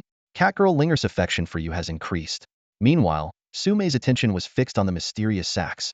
She approached the carriage and carefully untied one of the bags. When she saw its contents, she couldn't help but gasp in astonishment. Iron ore. Su Mei's trembling hands opened the cloth bag, and the sight before her left her utterly stunned. It was packed full of iron ore, a resource her people desperately needed. She quickly picked up the pace, untying one bag after another. With each bag she opened, her astonishment grew. Iron ore, silk fabrics, and even rare spices seldom seen by her tribe. Everything they lacked was right here, filling her heart with warmth. A system notification chimed in at the perfect moment. Ding! Su Mei, the fox demon's favorability towards you has increased too. Friendly? Li Tian couldn't help but feel pleased. This little fox was finally seeing him in a better light. Ji Qiufeng had truly lived up to expectations, sending such thoughtful supplies. What Li Tian didn't know, however, was that these items were carefully selected by Ji Qiufeng herself. As a member of the royal family, Ji Qiufeng had never directly interacted with the demon tribe, but through third-party trade channels, she had gained a deep understanding of their needs. What she never anticipated was that this act of kindness would inadvertently cultivate her greatest rival in love. Su Mei, her hands trembling with excitement, caressed the smooth silk. Her eyes glistened with unshed tears as she turned to Li Tian. Thank you, handsome Ling Tian. Li Tian shrugged with a grin. Just doing business. It's nothing. Meanwhile, Linger, perched on the carriage, was so ecstatic that she was rolling around in the pile of dried fish. She leaned over the edge of the cart, cheering, Ling Tian, from now on, you're my best friend. Meow. And you're my best friend too. Li Tian replied with a smile. Just as they were speaking, Linger tumbled into the pile of iron ore, wincing in pain. Stupid thing, she exclaimed, picking up a chunk of iron ore and preparing to toss it out of the cart. Su Mei quickly intervened. Linger, stop fooling around. Iron ore isn't like those useless crescent stones. Losing it would be a huge waste. Li Tian's eyes widened in shock. Crescent stones? Weren't those the top-tier material needed for crafting the boundary pin? And yet, to the demon tribe, they were considered useless? This was monumental news. If he could trade iron ore for crescent stones, not only could he use them to craft the boundary pin, but he could also make a fortune reselling them. Sume carefully picked up the iron ore and looked at Li Tian with anticipation. Handsome Ling Tian, aside from these, could you provide other types of food? Not all of us in the demon tribe eat meat. There are many vegetarian clans, and dried fish alone isn't enough to satisfy everyone. Of course, that's no problem. Li Tian nodded. Whatever you need, meat, vegetables, anything, I can supply it. Really? Sume's hands trembled with excitement. Then, how much meat can we get for 10 million gold coins? Li Tian thought for a moment before replying. It's hard to give an exact number, but to give you an idea, that amount of money could feed the 50,000 residents of Tianfeng City meat for an entire year. The figure left Sume trembling all over. The entire demon tribe only had a little over 1,000 people. How long would this amount of food last them? Unable to contain her excitement, she exclaimed, Handsome Ling Tian, quickly give me the equipment. I'll identify it for you right away. Another system notification rang out. Dang! Sume, the fox demon's favorability towards you has increased to trust. Li Tian was inwardly delighted. Gaining the trust of the demon princess for a mere 10 million was a deal well worth it. Smiling, he handed over the spatial artifact to Sume, who immediately began the identification process. A delicate nine-tailed fox pattern suddenly emerged between Xiaonizi's brows. With a flash of blue light, it transformed into a mystical spirit fox forging platform. This was an exclusive forging station of the royal demon clan, a tier far beyond the golden forging platform, unattainable through any conventional means. Standing before the platform, Sume gracefully held a glowing blue forging hammer in her slender hands. Each swing of the hammer carried a unique rhythm. Her movements were both elegant and fluid, exuding a captivating charm that showcased her feminine allure to perfection, leaving Li Tian utterly mesmerized. Amid the rhythmic clanging of metal, a miraculous transformation was taking place. The sleeve universe, originally the size of a forearm, gradually shrank under her craftsmanship, eventually becoming as small as a steel needle. This astonishing sight left Li Tian in awe. The demon clan's forging techniques not only altered the properties of equipment, but could also completely transform its form while retaining its original attributes. Take the Tyrant King's armor, for example. Designed for ultimate defense, it was notoriously heavy, sacrificing agility in the process. Yet, through Sume's forging, it became lightweight and convenient, maintaining its original defensive attributes without compromising agility. This was a truly game-changing ability. Handsome Ling Tian. Check it out, Sume said with a sweet smile as she handed the intricately crafted sleeve universe to Li Tian. Eagerly, Li Tian began his inspection. Item name: Sleeve Universe. Grade: Sacred. Description: a relic of the ancients, enhanced by the Fox clan to reach its ultimate form. Base attributes: Health, 40,000. Strength, 5,000. Defense, 800. Inspiration, 800. Agility, 3,000. Passive skill, Life Drain. Absorbs 10 of damage dealt as health with each attack. Active skill 1. Universe Toss. Uses gold coins as a weapon to deal immense damage to enemies. Deals 1 fixed damage for every 10,000 gold coins, bypassing all damage immunity. No upper damage limit. Cooldown, 3 hours. Active skill 2. Tempest Barrage. Harnesses the power of the ancients to inflict 5,000 fixed damage to all targets within a 10-meter radius. Effective against buildings, capable of suppressing ancient spirits within structures. Mana cost, 475. Cooldown, 15 minutes. This is incredible. Li Tian couldn't help but exclaim in amazement. Li Tian gazed intently at the artifact in his hand sleeve of infinite worlds, his heart unable to calm from the shock. This sacred-grade equipment far exceeded his expectations. Its base attribute bonuses, passive abilities, and active skills were nothing short of extraordinary. Even when compared to God-tier equipment, its enhancements were by no means inferior. The passive skill, Life Drain, was especially remarkable, a top-tier ability in the Immortal Path game. In this world, survival was everything, and sustaining one's health was paramount. This was why alchemists and spirit healers were held in such high regard. Other professions, no matter how powerful, often had to rely on their mercy. After all, in the Immortal Path, death meant true finality. But with Life Drain now in his possession, Li Tian's combat capabilities soared to a new level. His skill, Samsara Ray, could strike 5 times per second, dealing over 2,000 points of true damage with each hit, while simultaneously restoring over 200 health points per strike. This translated to a recovery of more than 1,000 health points per second. Even if his health dropped to 0, it would only take 20 seconds to fully recover. This regeneration far surpassed the 300 health points per second that top-tier spirit healers like Gu Dianlame could provide. As for the active skill, Raging Tempest, While its fixed 5,000 damage wasn't particularly outstanding among sacred-grade equipment, its true value lay in its ability to damage structures.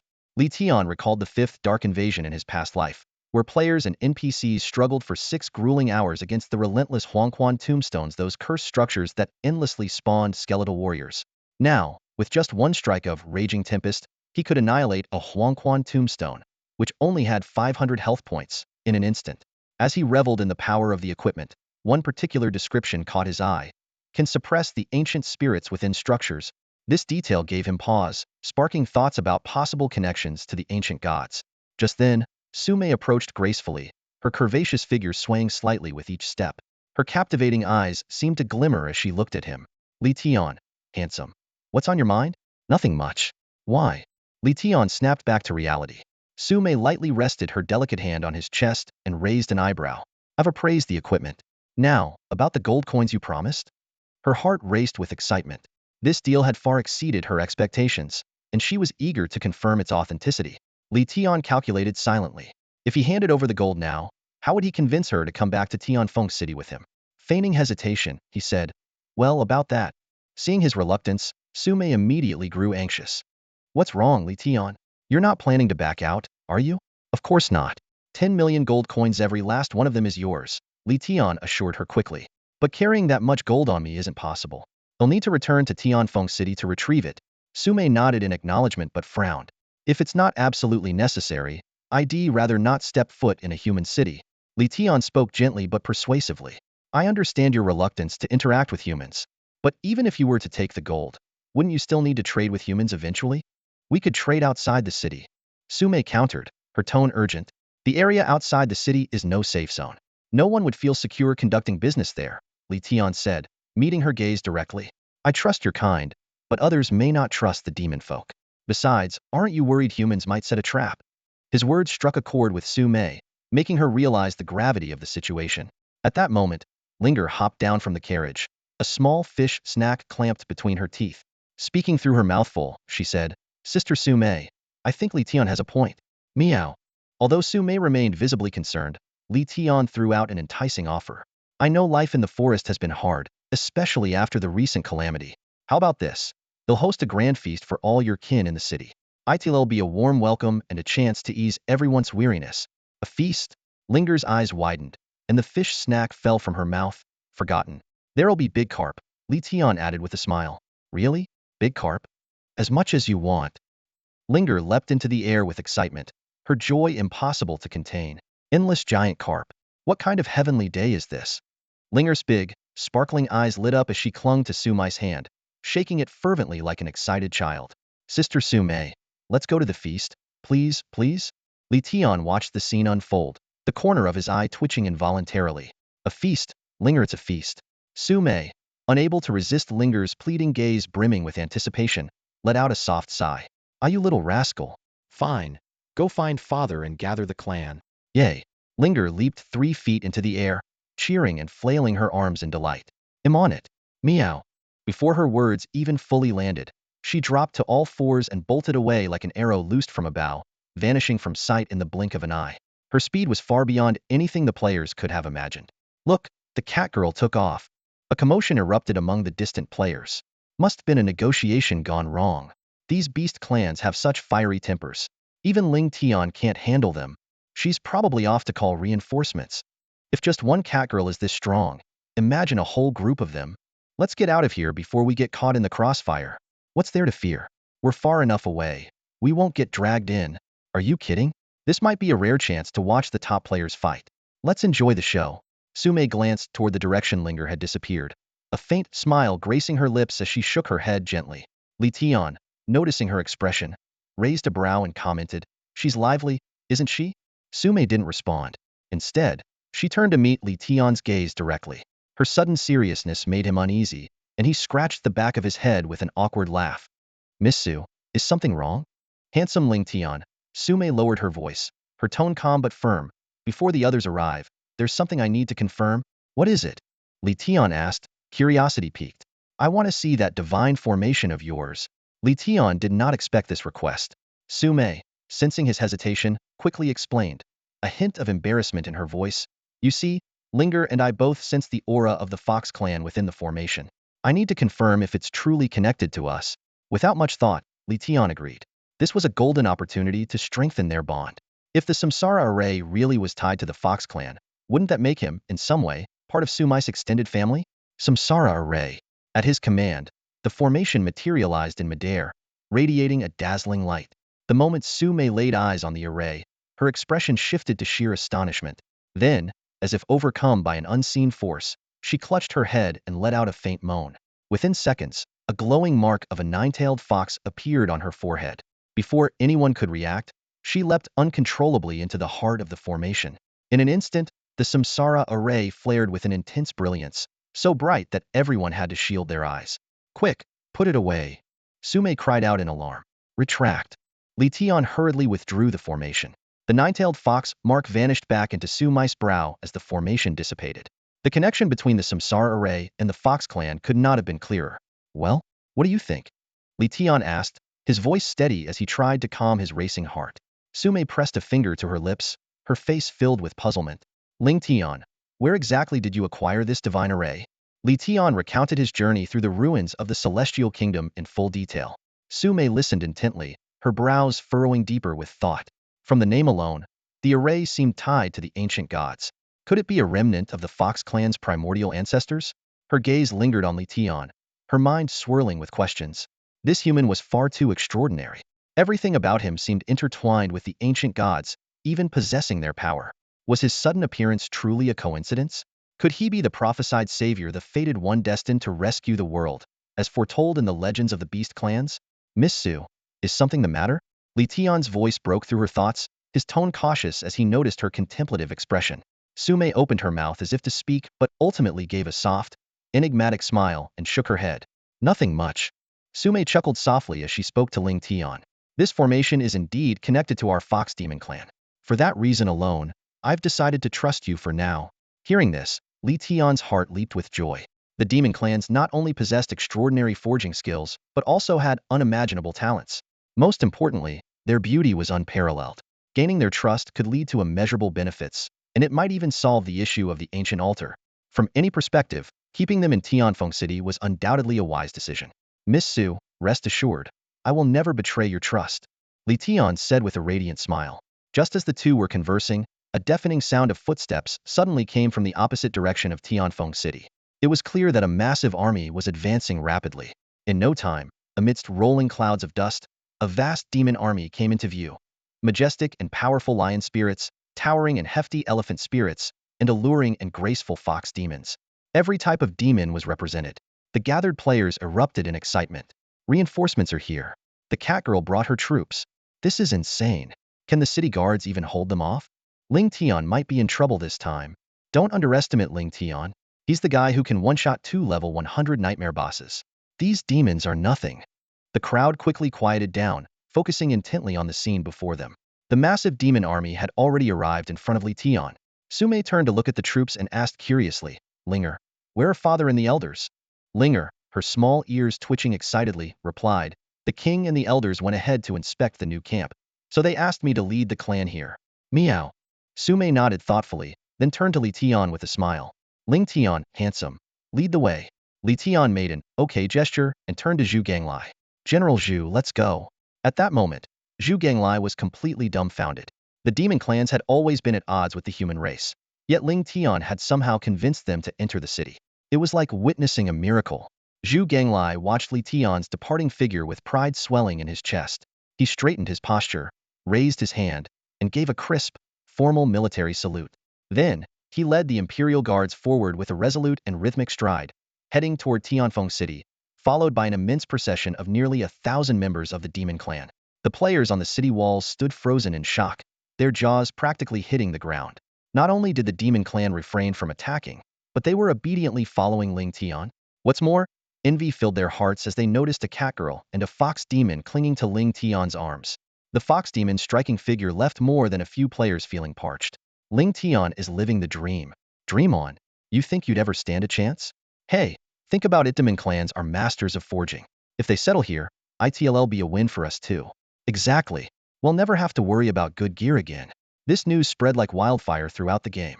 Despite Tianfeng City's restrictions on entry, countless players swarmed toward its gates in a frenzy. Even NPCs from other cities couldn't resist the allure and began migrating toward Tianfeng City en masse.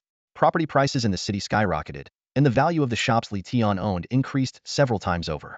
Ji Qiufeng, having already caught wind of the news, prepared a lavish welcome banquet at the city lord's mansion. The table was laden with delicacies, including dried fish and large carp the size of forearms. Linger's eyes sparkled with delight, and she nearly leapt onto the table. Ling Tian, you didn't lie to me. Meow. Sume quickly pulled her back by the collar. Linger, mind your manners. Don't let the humans look down on us. Linger pouted in frustration, her little foot tracing circles on the ground.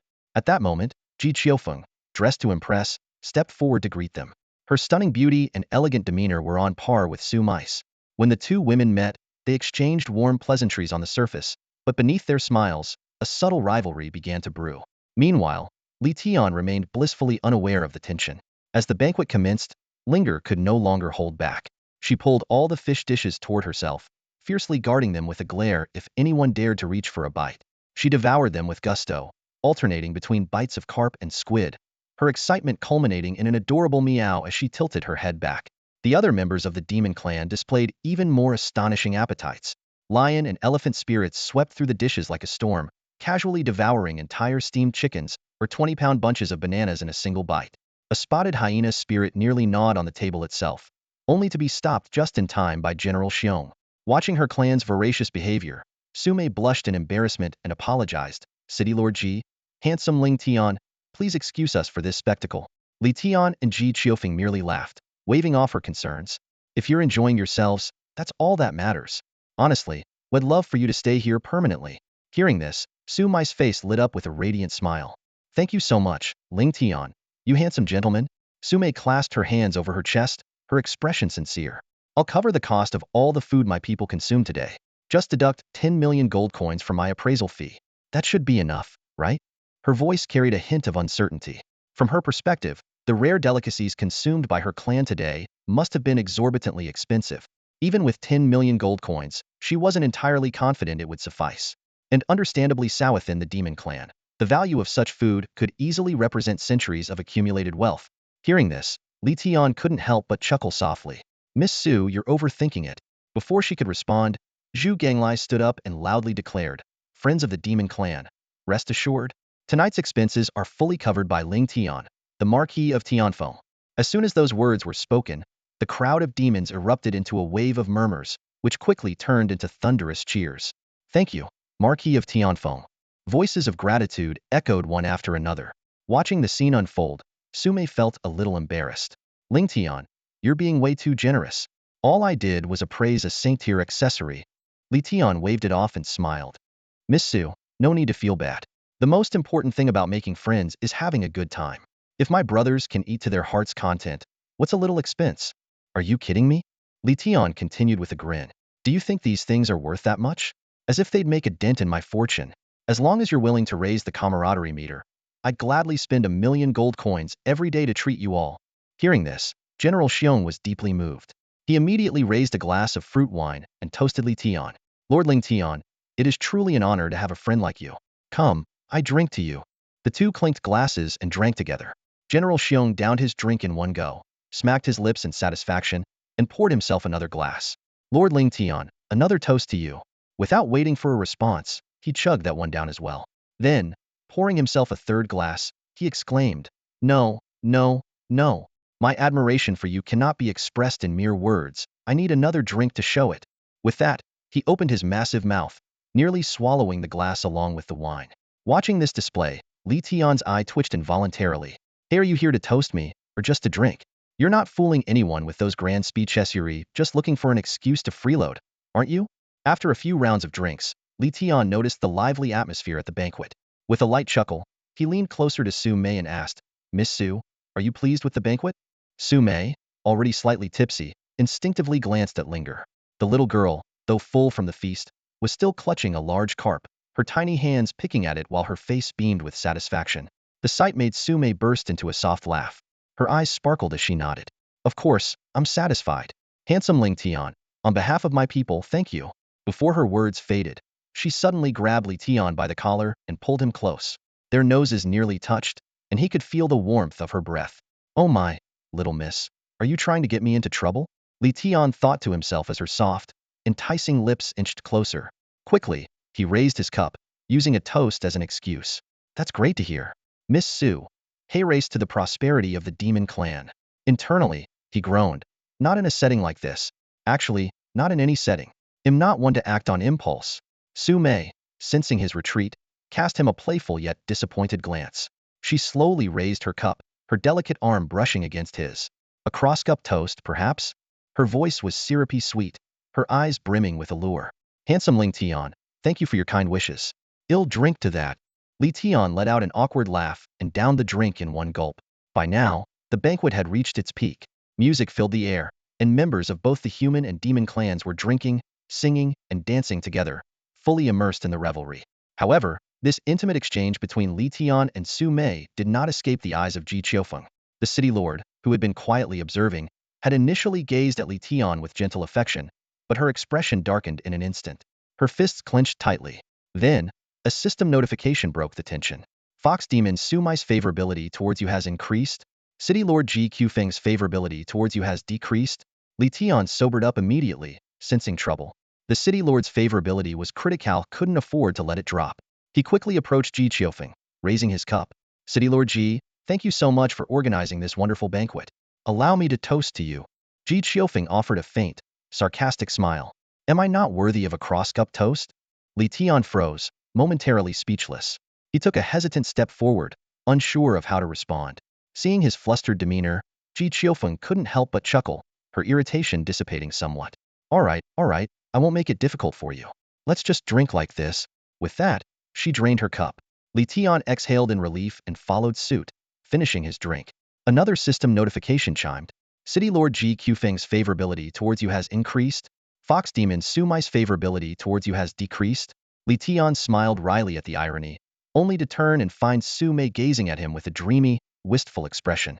Clearing his throat, he returned to her side and got straight to the point. Miss Su, can you now tell me the location of the ancient altar? Su Mei rolled her enchanting eyes and let out a soft sigh. I can, but she cast a suggestive glance around the room. Li Tian immediately caught her meaning. They'll clear the banquet right away. Wait, Su Mei stopped him, tugging at his sleeve. Why spoil the fun? Handsome Ling Tian, why not come to my chambers? They'll tell you. Slowly, Li Tian's eye twitched, and he hastily pointed toward the window. No need for that. The view by the window is great, and it's quieter there. Let's enjoy the moonlight while we talk. How about that? At the mention of the full moon, Su Mei's eyes lit up, and she smiled brightly. All right, but you'll have to help me walk. Li Tian sighed inwardly and cast a pleading look toward Ji Qiufeng. Although she overheard their conversation, Ji Qiufeng understood the significance of the ancient altar to Li Tian. Now wasn't the time for petty jealousy. She let out a soft huff and turned away, focusing instead on her drink. Relieved that his favorability hadn't dropped, Li Tian let out a sigh of relief.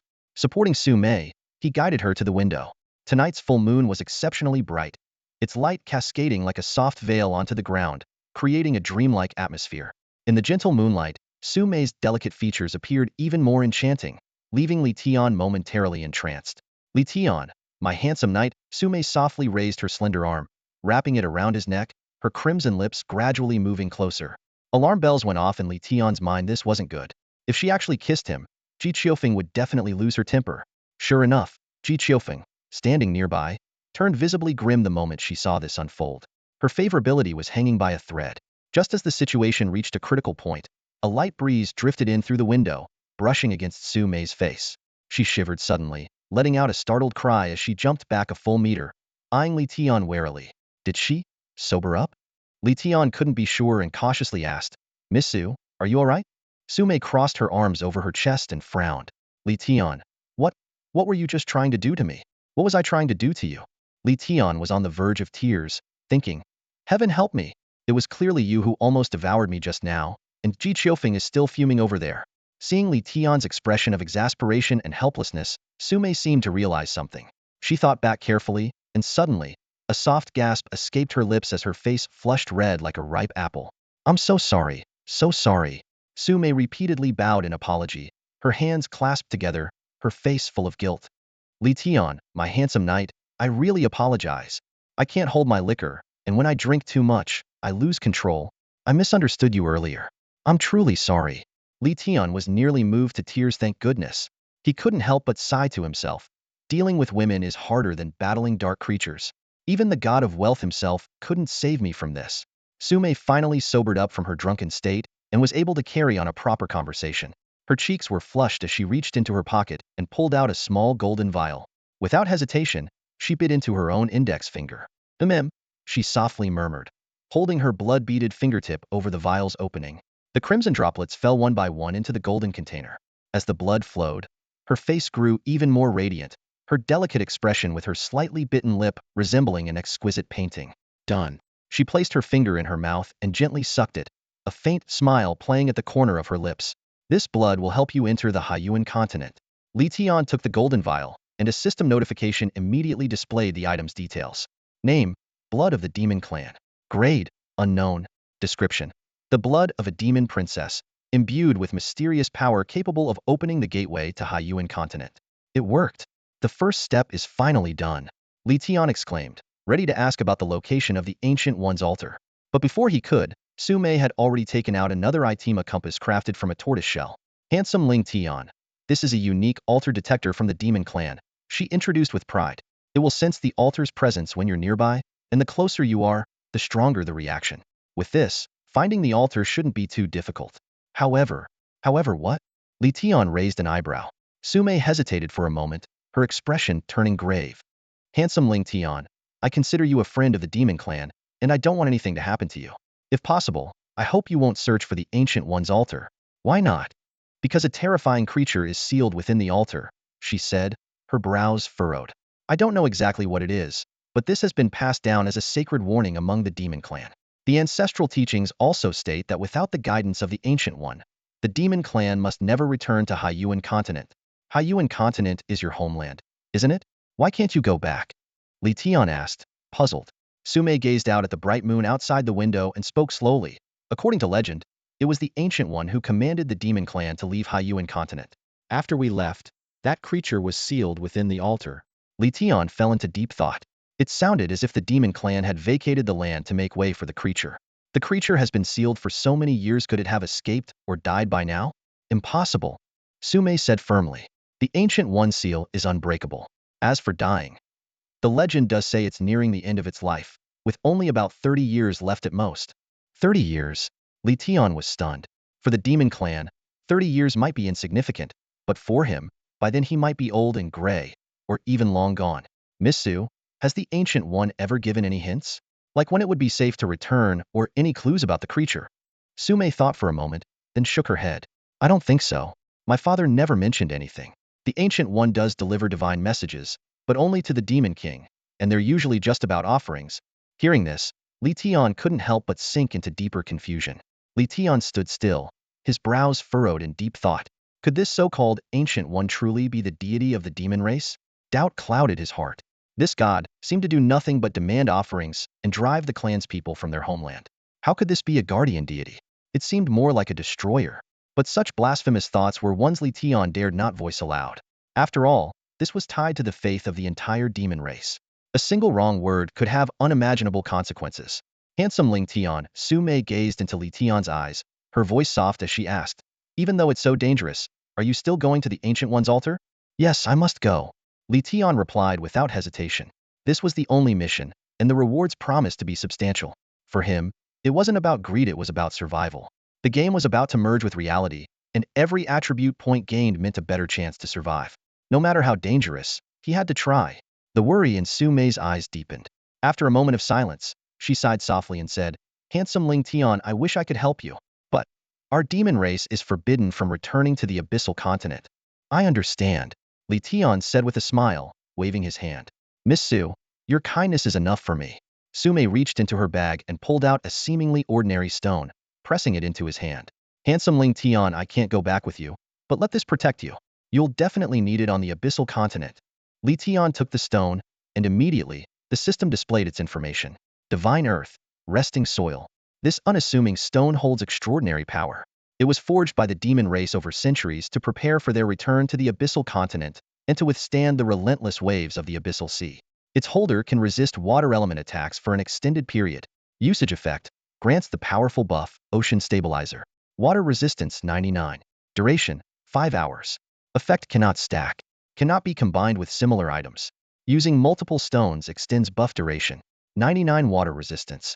99 points of water resistance. Letion exclaimed in awe as he stared at the divine soil of rest in his hands. This meant that any water-based attack would be weakened by 99, making it an invaluable treasure for the journey to the abyssal continent. In the depths of the abyssal sea, where sea monsters roamed freely, this artifact would make traversing the treacherous waters infinitely easier. Feeling deeply moved, Letion turned to Su Mei. Miss Su, giving me such a treasure, what will your demon clan do when you return to the abyssal continent? Su Mei smiled gracefully. Don't worry, I can make another one. Her words touched Letion even more. The difficulty of crafting such a rare artifact was unimaginable, yet she was willing to go to such lengths for him. Is there more? Letion blurted out, then quickly explained. I don't mean to sound greedy. It's just that if there's more, I'd feel less guilty accepting it. Su Mei sighed softly and shook her head. Unfortunately, crafting the soil of rest is extremely challenging. This is the only one. Suddenly, her eyes lit up as she pulled another item from her bag. But I do have this. It's not as powerful, but it might still be useful.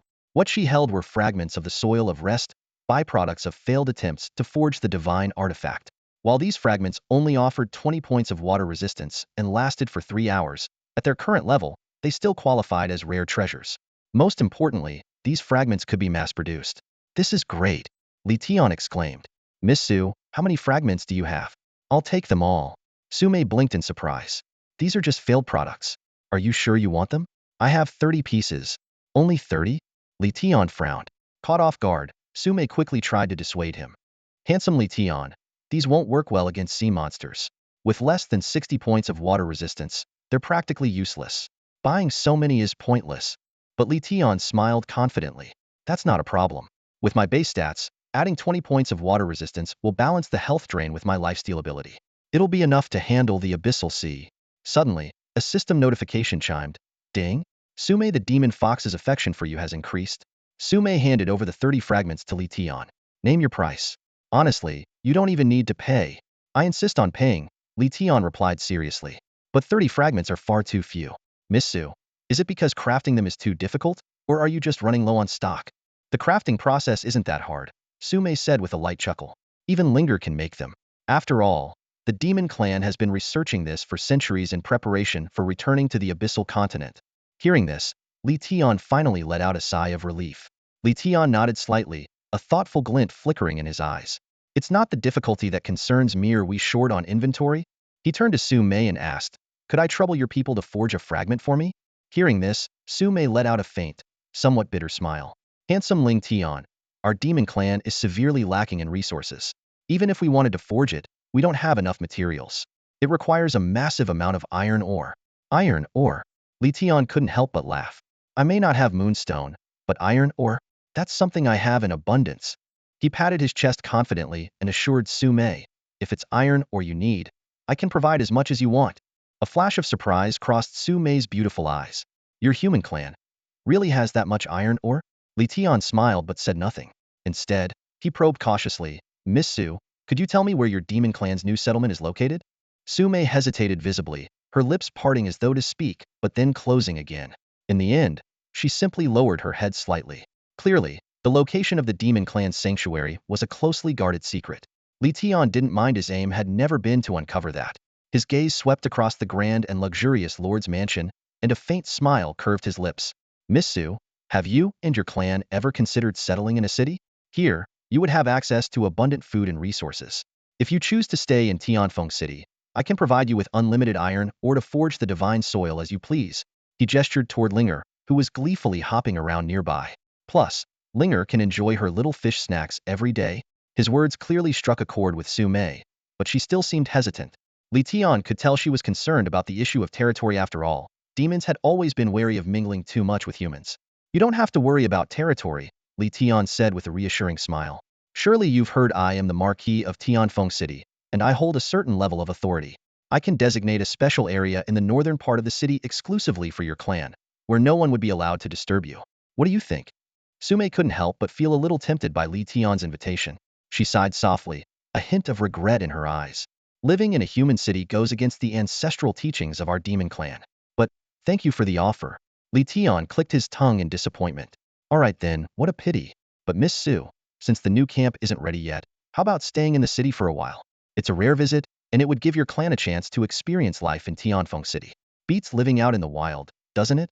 Hearing this, Su Mei instinctively glanced at Linger. She had always treated Linger like a little sister, and seeing the girl's face light up with joy, she finally relented. All right then, we'll stay for a short while. Handsome Li Tian, we'll be relying on you during this time. Rely on me? I'd be honored. Li Tian waved his hand with a grin. You're too polite. Come on, let's head back and have a drink. Su Mei smiled sweetly. All right. That night, the drinking went on until everyone was completely wasted. Even the demons, known for their high tolerance, couldn't hold their liquor in the end. Particularly the self-proclaimed unbeatable drinker, General Xiong, who ended up sprawled under the table, counting his Toesa sight both amusing and ridiculous.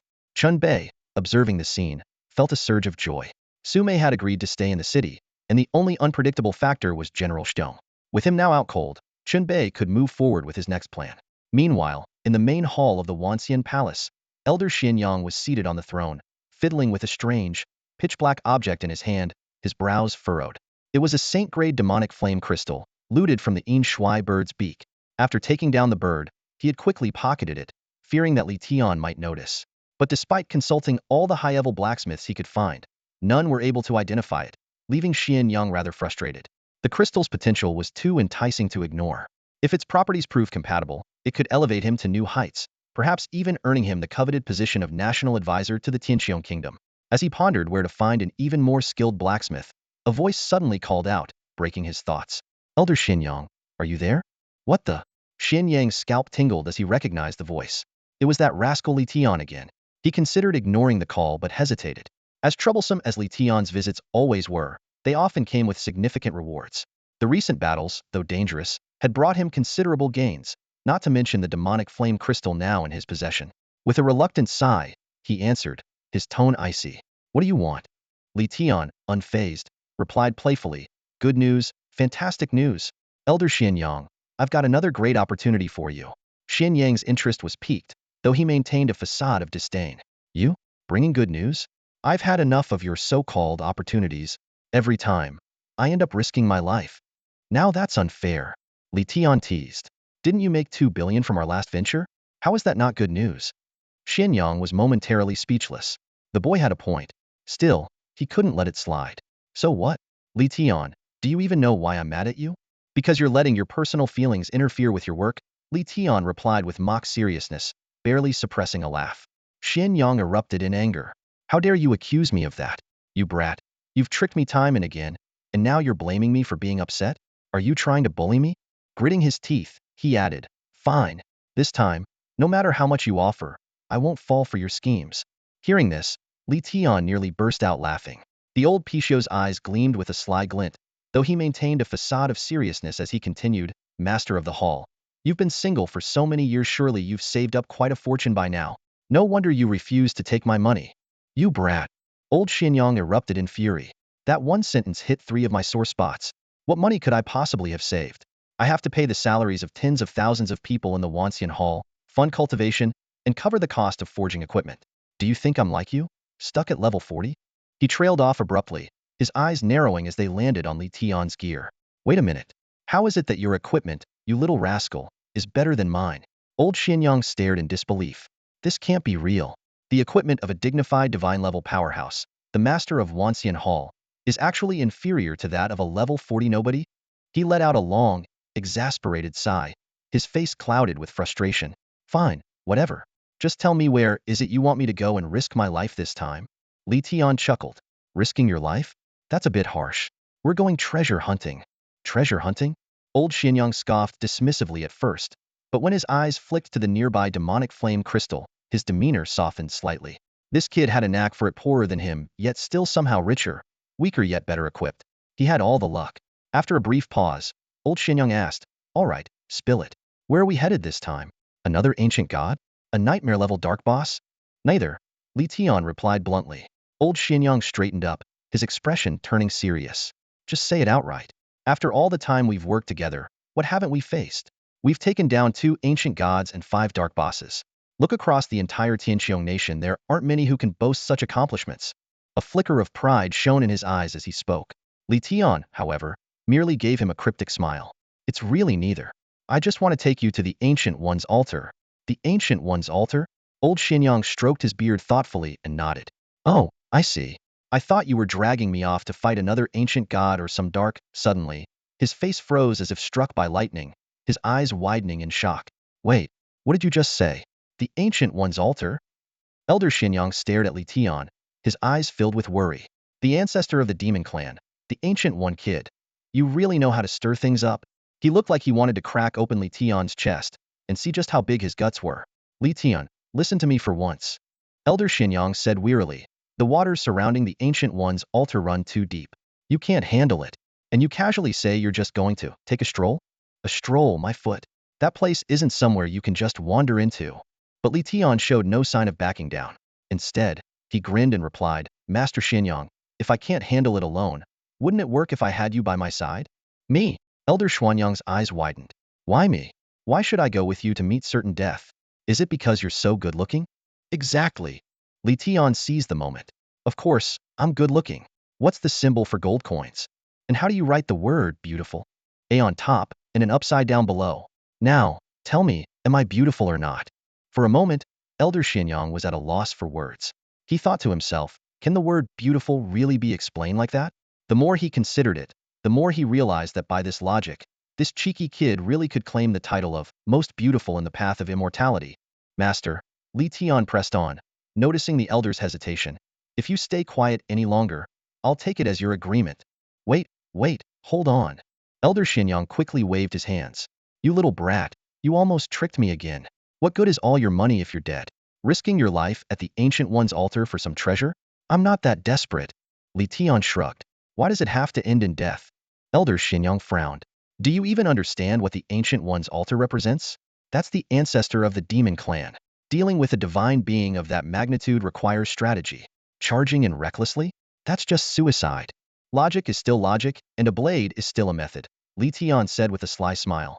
Master Xinyang, a god-ear powerhouse like you? Don't tell me you're scared of the Ancient One? Who said I'm scared? Elder Xinyang shot back, puffing out his chest. But risking my life for money? That's just not worth it. At the very least, there'd have to be god-ear equipment involved. And even then, I'd need a top-tier blacksmith capable of appraising saint-tier gear. Li Tian burst out laughing at that, clearly having expected this response. You want equipment and a blacksmith? That's easy. Master, you know about the demon clan, right? Elder Xinyang rolled his eyes. Of course I do. But then realization dawned on him. Wait a minute, is that why you're so insistent on going to the Ancient One's altar? To find the demon clan? He shook his head repeatedly. Kid, the demon clan left that place over 1,000 years ago. And according to their ancestral teachings, both humans and witches are their sworn enemies. Why would they ever help you? Before he could finish, Li Tian pulled over a dazed and disoriented figure standing nearby. General Xiong, why don't you greet Master Xianyang? Elder Xianyang, confused at first by the mention of a General Xiong, was about to ask when a string of harsh, guttural words in the demon clan's ancient tongue suddenly erupted from the figure. You decrepit old fool, you graybeard scoundrel. As the head of the Hall of 10,000 Sages, Elder Xianyang was well-versed in ancient languages. His throat tightened as he instantly recognized the demon clan's tongue. Li Tian, you little rascal, you actually found a member of the demon clan? Li Tian casually replied.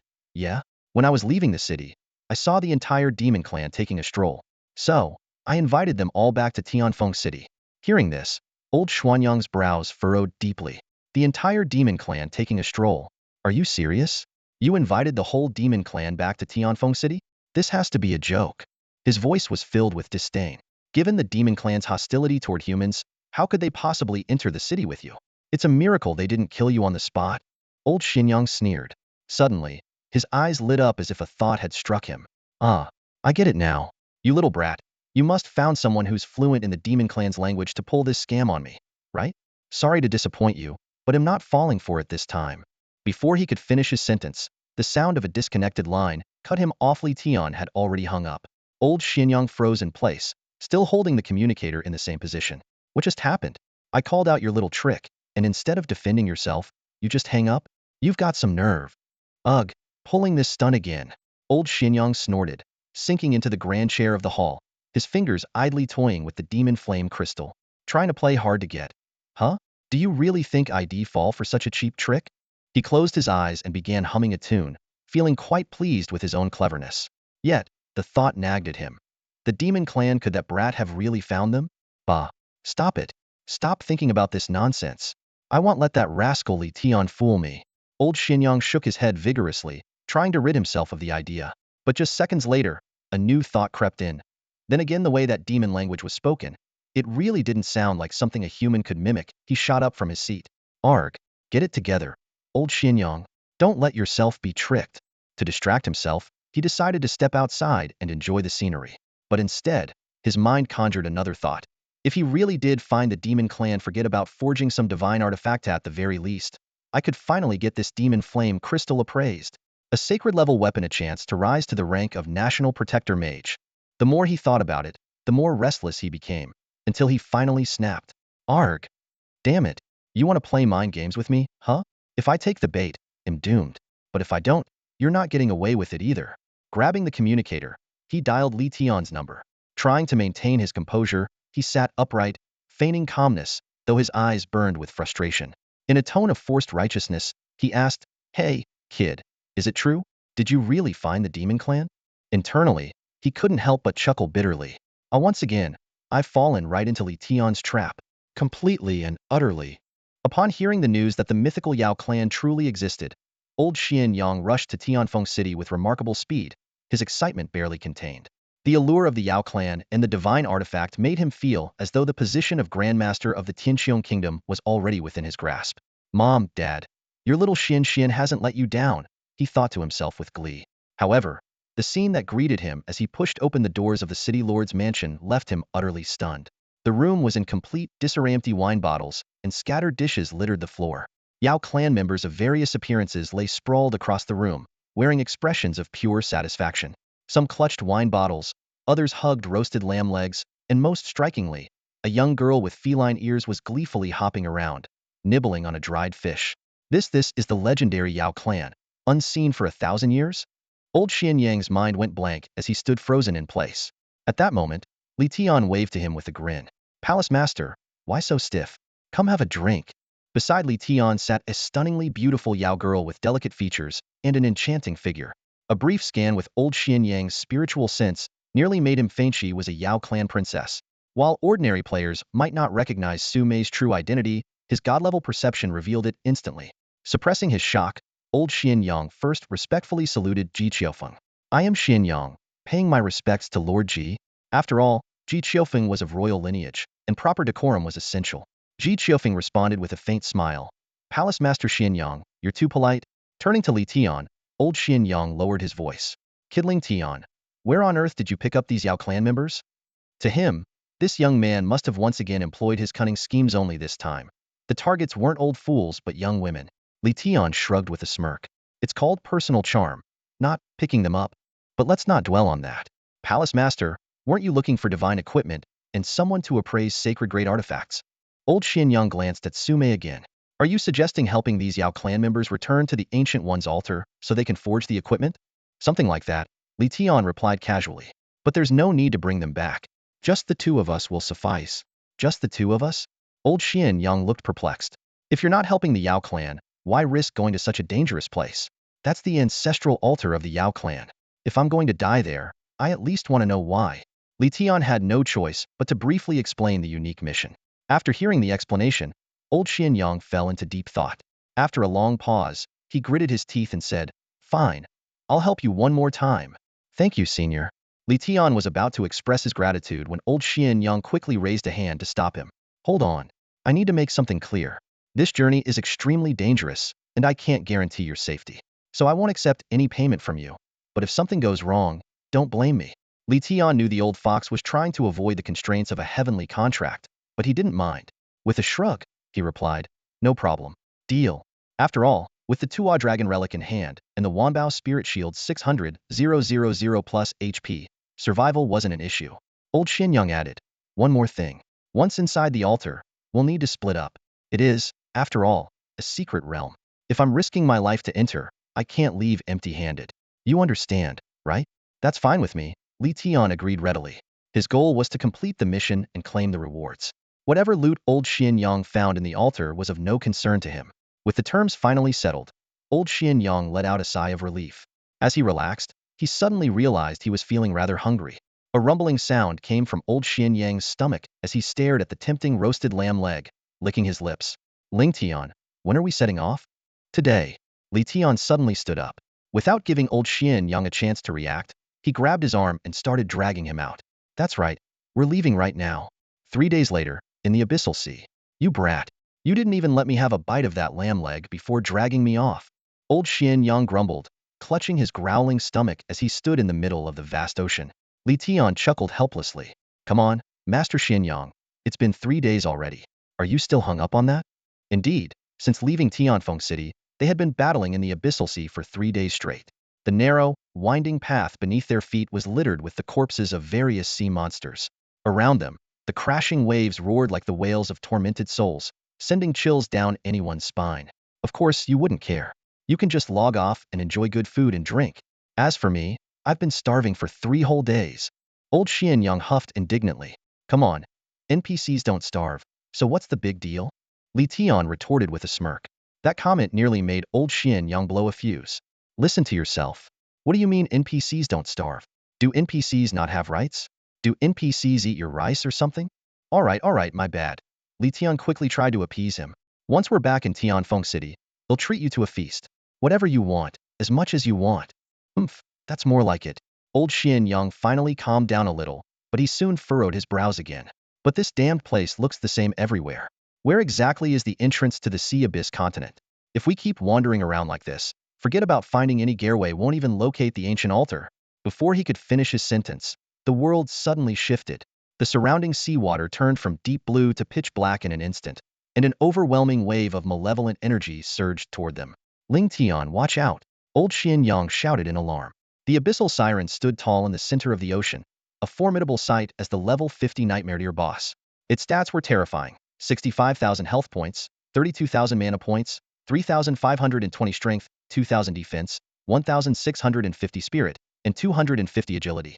It wielded the passive skill Tidal Onslaught, along with 2 devastating active abilities, Seaquake and Tsunami Devour. Such attributes placed it far beyond the capabilities of Ji Shuchang, a mere level 30 challenger on the path of Shattered Mirrors. It truly lived up to its title as the ruler of the Abyssal Sea. However, in the presence of 2 divine-level powerhouses, these stats seemed hardly intimidating. Old Xianyang was already a god-ear warrior, while Li Tian bore the dual divine mantles of the god of wealth and the god of artistic realms. Despite being slightly lower in level, dealing with such a boss was practically effortless for them. Li Tian smirked as he raised a fist toward old Xianyang. The latter's eye twitched in response. Li Tian, you brat, are you planning to sit this one out? This little calamity, can't you handle it on your own? Li Tian shook the altar detector in his hand. Sure, I can take down the boss, but can you locate the entrance to the abyssal continent without this? That retort left old Xianyang speechless. While he had the ability to divine many things, pinpointing the exact location of the abyssal continent's entrance was beyond even his capabilities. The detector in Li Tian's possession was their only reliable tool. Fine. Old Xianyang growled through gritted teeth. I'll do it. Curse my fate for owing you so much. With a wave of his hand, he conjured a massive fireball as thick as a barrel and sent it hurtling toward the abyssal siren. The fireball struck true, and old Xianyang raised an eyebrow. Huh. Tough hide on this thing, isn't it? Rag. The abyssal siren let out a guttural roar of pain, its blood-red eyes locking onto old Xianyang with murderous intent. The ocean roared in response, and a towering 10-meter wave erupted beneath him, slamming him against a nearby boulder with a resounding thud. He ended up plastered against the rock like a squashed pancake. Ugh, damn it. Old Xuanyang's beard bristled in indignation.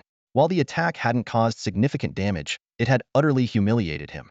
To think that he, who had once battled ancient gods and underworld lords without breaking a sweat, was now being publicly mocked by a level 50 boss. How could he possibly maintain his dignity in the cultivation world after this? You wretch! Old Xianyang roared, forming a sword with his fingers. With a swift motion, he summoned a golden staff from thin air. You dare challenge Xianyang? Take this, you foul beast! With a resounding crack, the staff came crashing down, and the abyssal siren collapsed instantly. Huh. That'll teach you. Old Xianyang spat on the ground in satisfaction before returning to Li Tian's side. However, Li Tian remained entirely focused on the detector, not sparing even a glance at his companion. Feeling thoroughly unappreciated, old Xianyang gave Li Tian a firm pat on the shoulder. Li Tian, you ungrateful brat. Don't you know how to respect your elders? I just got injured, and you can't even bother to show some concern? Li Tian finally looked up, giving old Xinyang a once-over before smirking. What's there to worry about? Respect for elders is a rule for the mortal world. On the immortal path, there's no such thing. Besides, you're as strong as a bull. If anything, you should be looking out for me. Do you have any idea how exhausting it is to find the entrance to the abyssal continent? I'm practically wasting away here. Old Zuanyang's face darkened. What kind of nonsense is that? Since when has the immortal path had rules about taking care of slippery little brats like you? Li Tian chuckled mischievously. Ah, but you see, there are rules. If it hurts, you cry. If you want something, you ask. If you drink too much, you relieve yourself. If you're rich, you smile. If you're a golden lotus, you bloom beautifully. And if you're Delang, you drink the medicine. Now, as the master of the Hall of Universal Virtues, isn't it only right for you to show a little care for your juniors? That's the rule. Old Xinyang nearly choked on his own breath. I don't believe a word of it. You are full of nonsense, you crafty little imp. He rolled his eyes in exasperation. So, have you found the entrance yet, or not? If you haven't, I swear I'll treat you like Delang and force-feed you medicine myself. Li Tian's smile froze, his lips twitching awkwardly. Li Tian and Elder Xinyang continued their conversation beside the corpse of the abyssal sea siren. When Li Tian brought up the scene of Wu Dalong drinking the herbal concoction, Elder Xinyang couldn't help but shiver, feeling a chill run down his spine. Look at you, always imagining things so violently. Li Tian scoffed, waving his hand dismissively.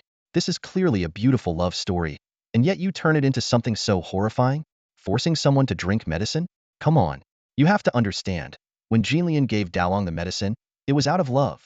Elder Xinyang froze, his face full of confusion. He felt like his brain was struggling to process what he just heard. Love? Are you kidding me?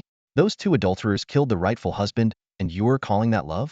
Be careful, or Dalong's ghost might come after you and drag you away.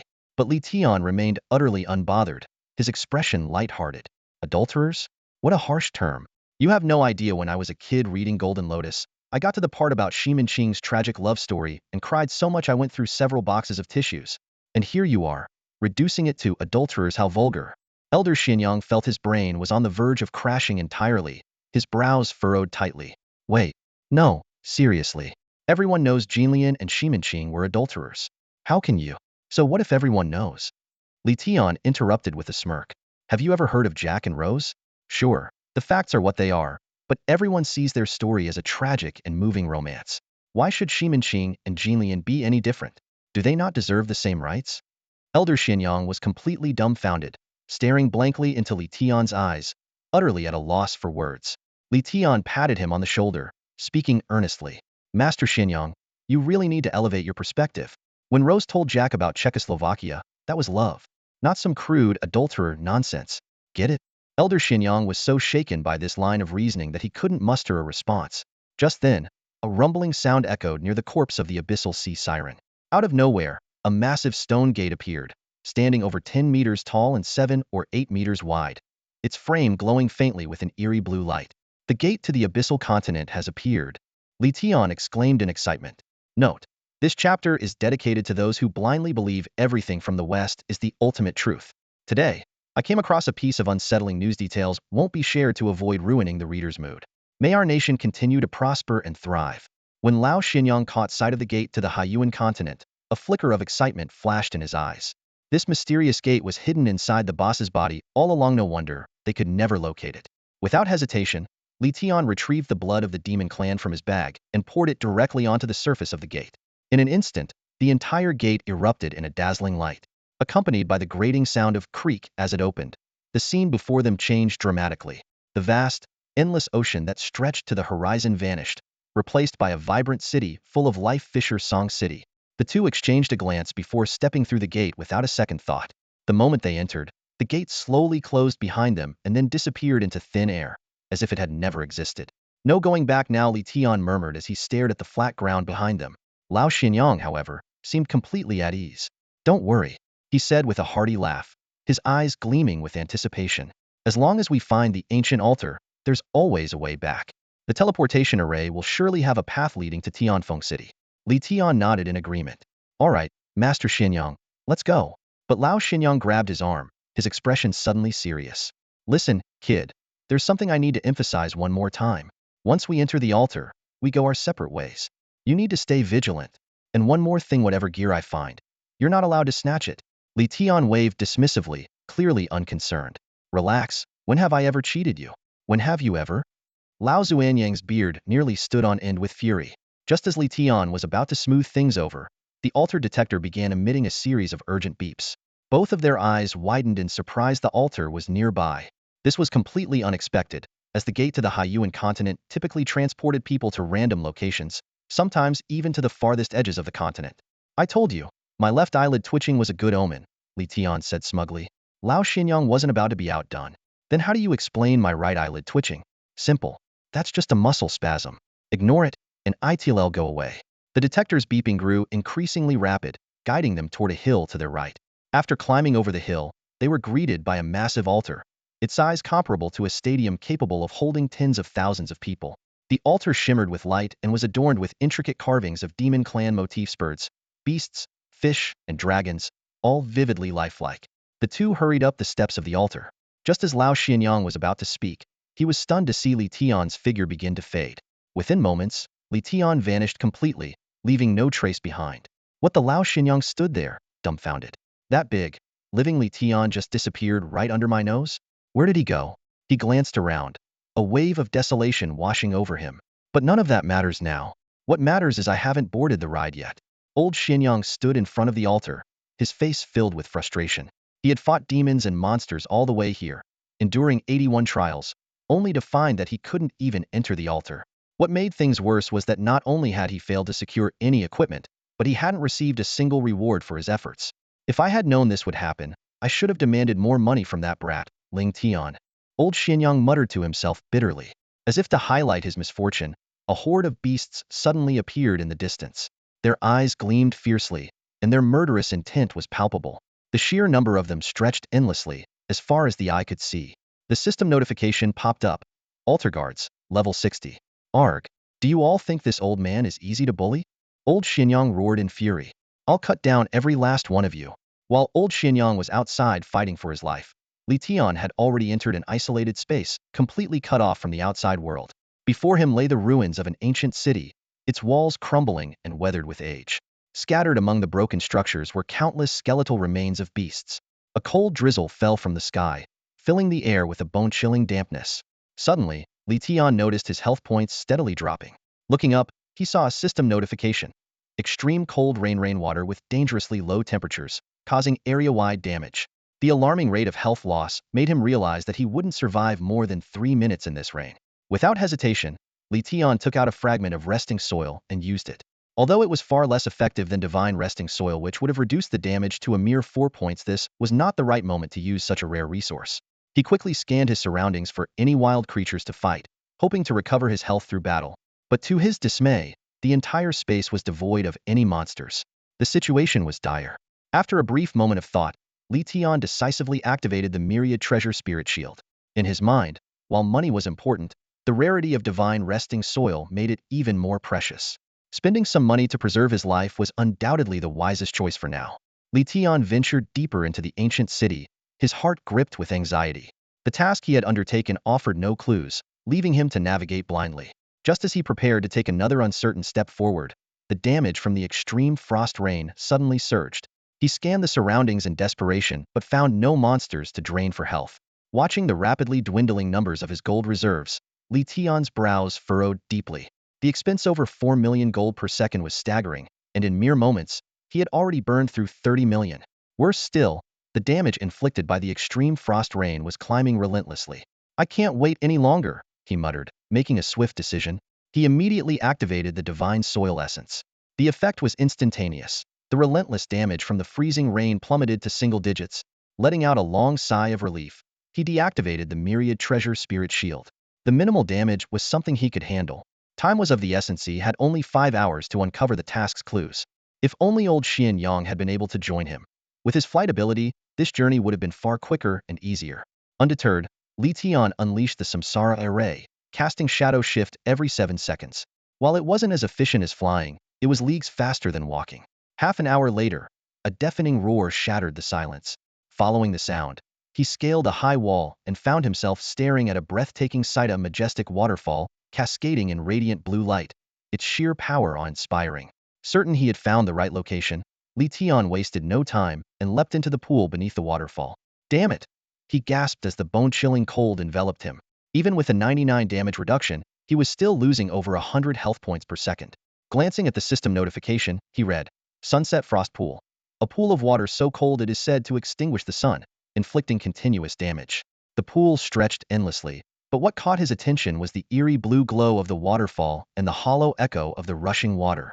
Something was off. Li Tian's instincts told him that there was more to the waterfall than met the eye. Trusting his gut, he used Shadow Shift to pass through the cascading water.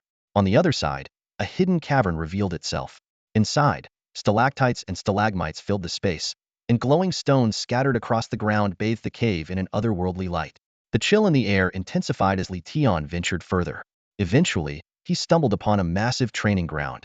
Weapon racks lined the area, holding an assortment of arms, while the walls displayed countless beast specimens. Rhinos, hippos, were elephants, all creatures of formidable strength. At the center of the training ground stood a colossal stone statue. It depicted a humanoid figure with beast-like horns and a flowing beard that reached its knees. The statue exuded an air of both majesty and untamed freedom. It was the likeness of the ancient being, Lu Zhao. As Li Tian eagerly searched for clues, a commanding voice suddenly boomed through the cavern. Impudent mortal, what brings you here? The statue glowed with an ethereal blue light, clearly embodying the will of the Ancient One. Li Tian quickly bowed in respect. Senior Lu Zhao, I am Ling Tian, here to complete a task, he said, producing the Ancient One's emblem as proof. The tone of the voice softened. If you seek my blessing, then kneel before me. Pledge your allegiance, and I shall bestow upon you the power of the demon god. A system notification appeared immediately. Unique hidden quest update. The conspiracy of the stars. Kneel before the Ancient One, Lu Zhao, and complete the ritual of submission. Li Tian scoffed inwardly. Kneel to an NPC? Ridiculous. Even if it meant giving up the so-called demon god's power, he would never accept a contract of such binding magnitude. Sensing his hesitation, Lu Zhao's voice turned sharp and menacing. Mortal, what are you waiting for? To kneel before me, the Ancient One, Lu Zhao, is a privilege beyond measure. If you value your life, kneel now before my might. Before the words had fully echoed, a thunderclap split the air, shaking the cavern to its core. Lu Zhao's thunderous strike descended like a crashing storm, delivering a devastating triple blow to Li Tian and instantly shaving off over 2,000 health points. If not for the damage reduction effect of the divine soil essence, he might have been reduced to nothing but dust. This attack utterly enraged Li Tian. Fury blazed in his heart as he roared, Damn it! Not only do you want me to surrender, but you dare strike me with lightning? So what if you're some ancient deity of the demon race? Since you made the first move, don't blame me for fighting back with everything I've got.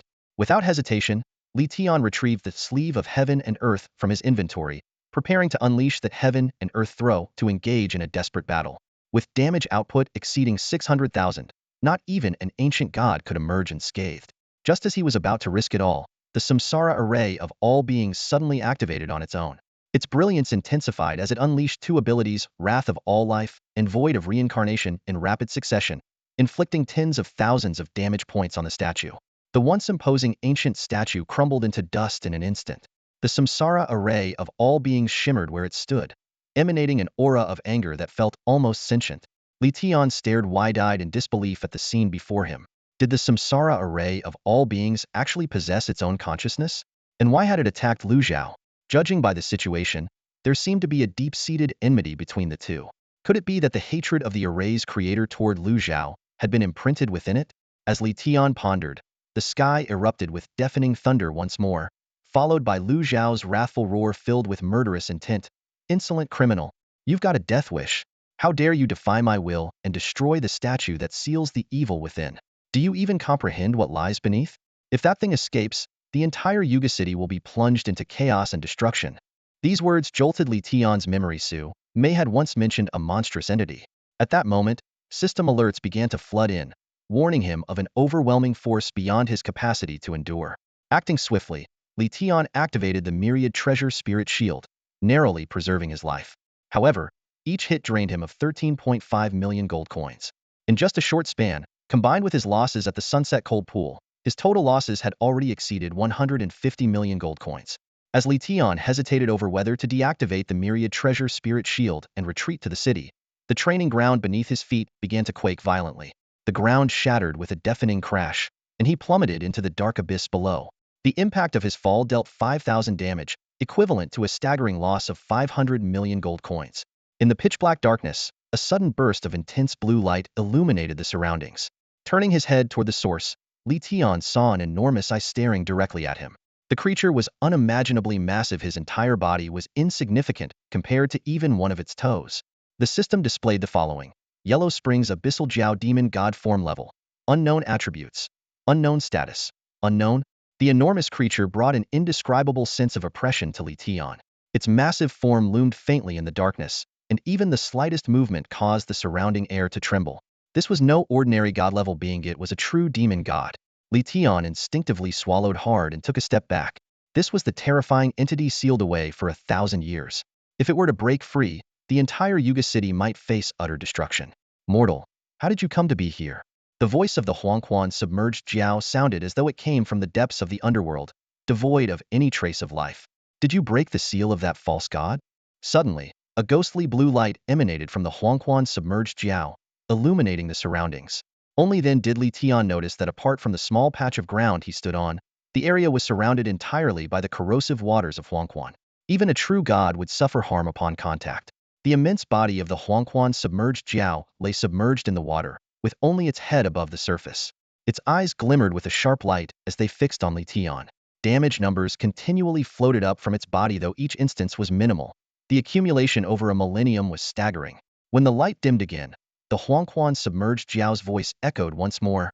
Mortal, I asked you, was it you who broke the seal of that false god? In the flickering light, Li Tian observed that not only was the creature trapped in the Huangquan waters, but its body was also bound with chains of cold iron, designed to suppress all attributes and powers. This realization eased his tension slightly. So long as it couldn't break free, Yuga City would remain safe, at least for now. However, the term false god uttered by the Huangquan submerged Jiao piqued his interest. As a demon god, even if it didn't serve Lu Zhao, it shouldn't refer to the ancestral god of the Yao tribe as a false god. Yes, I broke it, Li Tian replied cautiously, keeping a safe distance. Mortal, well done. The Huangquan submerged Jiao seemed pleased, its massive body shifting and causing the cold iron chains to clatter noisily. But even so, I advise you to flee. That false god will soon arrive here, and by then, it will be too late for you to escape. He's the ancestral god of the Yao tribe. Would he really bother with someone like me? Li Tian feigned skepticism. The ancestral god of the Yao tribe? Ha ha ha. The Huangquan submerged Jiao laughed uproariously. That pathetic weakling dares to claim equality with the true ancestral god of the Yao tribe, Lu Zhao? Do you mean he's not Lu Zhao? Li Tian pressed. That thing, Lu Zhao? If that's the case, then I must be the progenitor of all gods. The Huangquan submerged Jiao scoffed. He's nothing more than a fraud who dared to impersonate the ancestral god while the true Lu Zhao slumbered. If the real ancestral god awakens, crushing him would be as easy as grinding dust beneath one's heel. This statement confirmed Li Tian's earlier suspicions about Lu Zhao. He continued probing. You call him a false god, then who are you? I am Fu Hai, a great general under the command of the true Yao tribe ancestral god, Lu Zhao, the Huangquan submerged Jiao declared proudly. Li Tian glanced at the cold iron chains binding the creature and asked, Fu Hai, if you're truly a great general under Lu Zhao, a genuine demon god, how did you end up sealed here by a false god?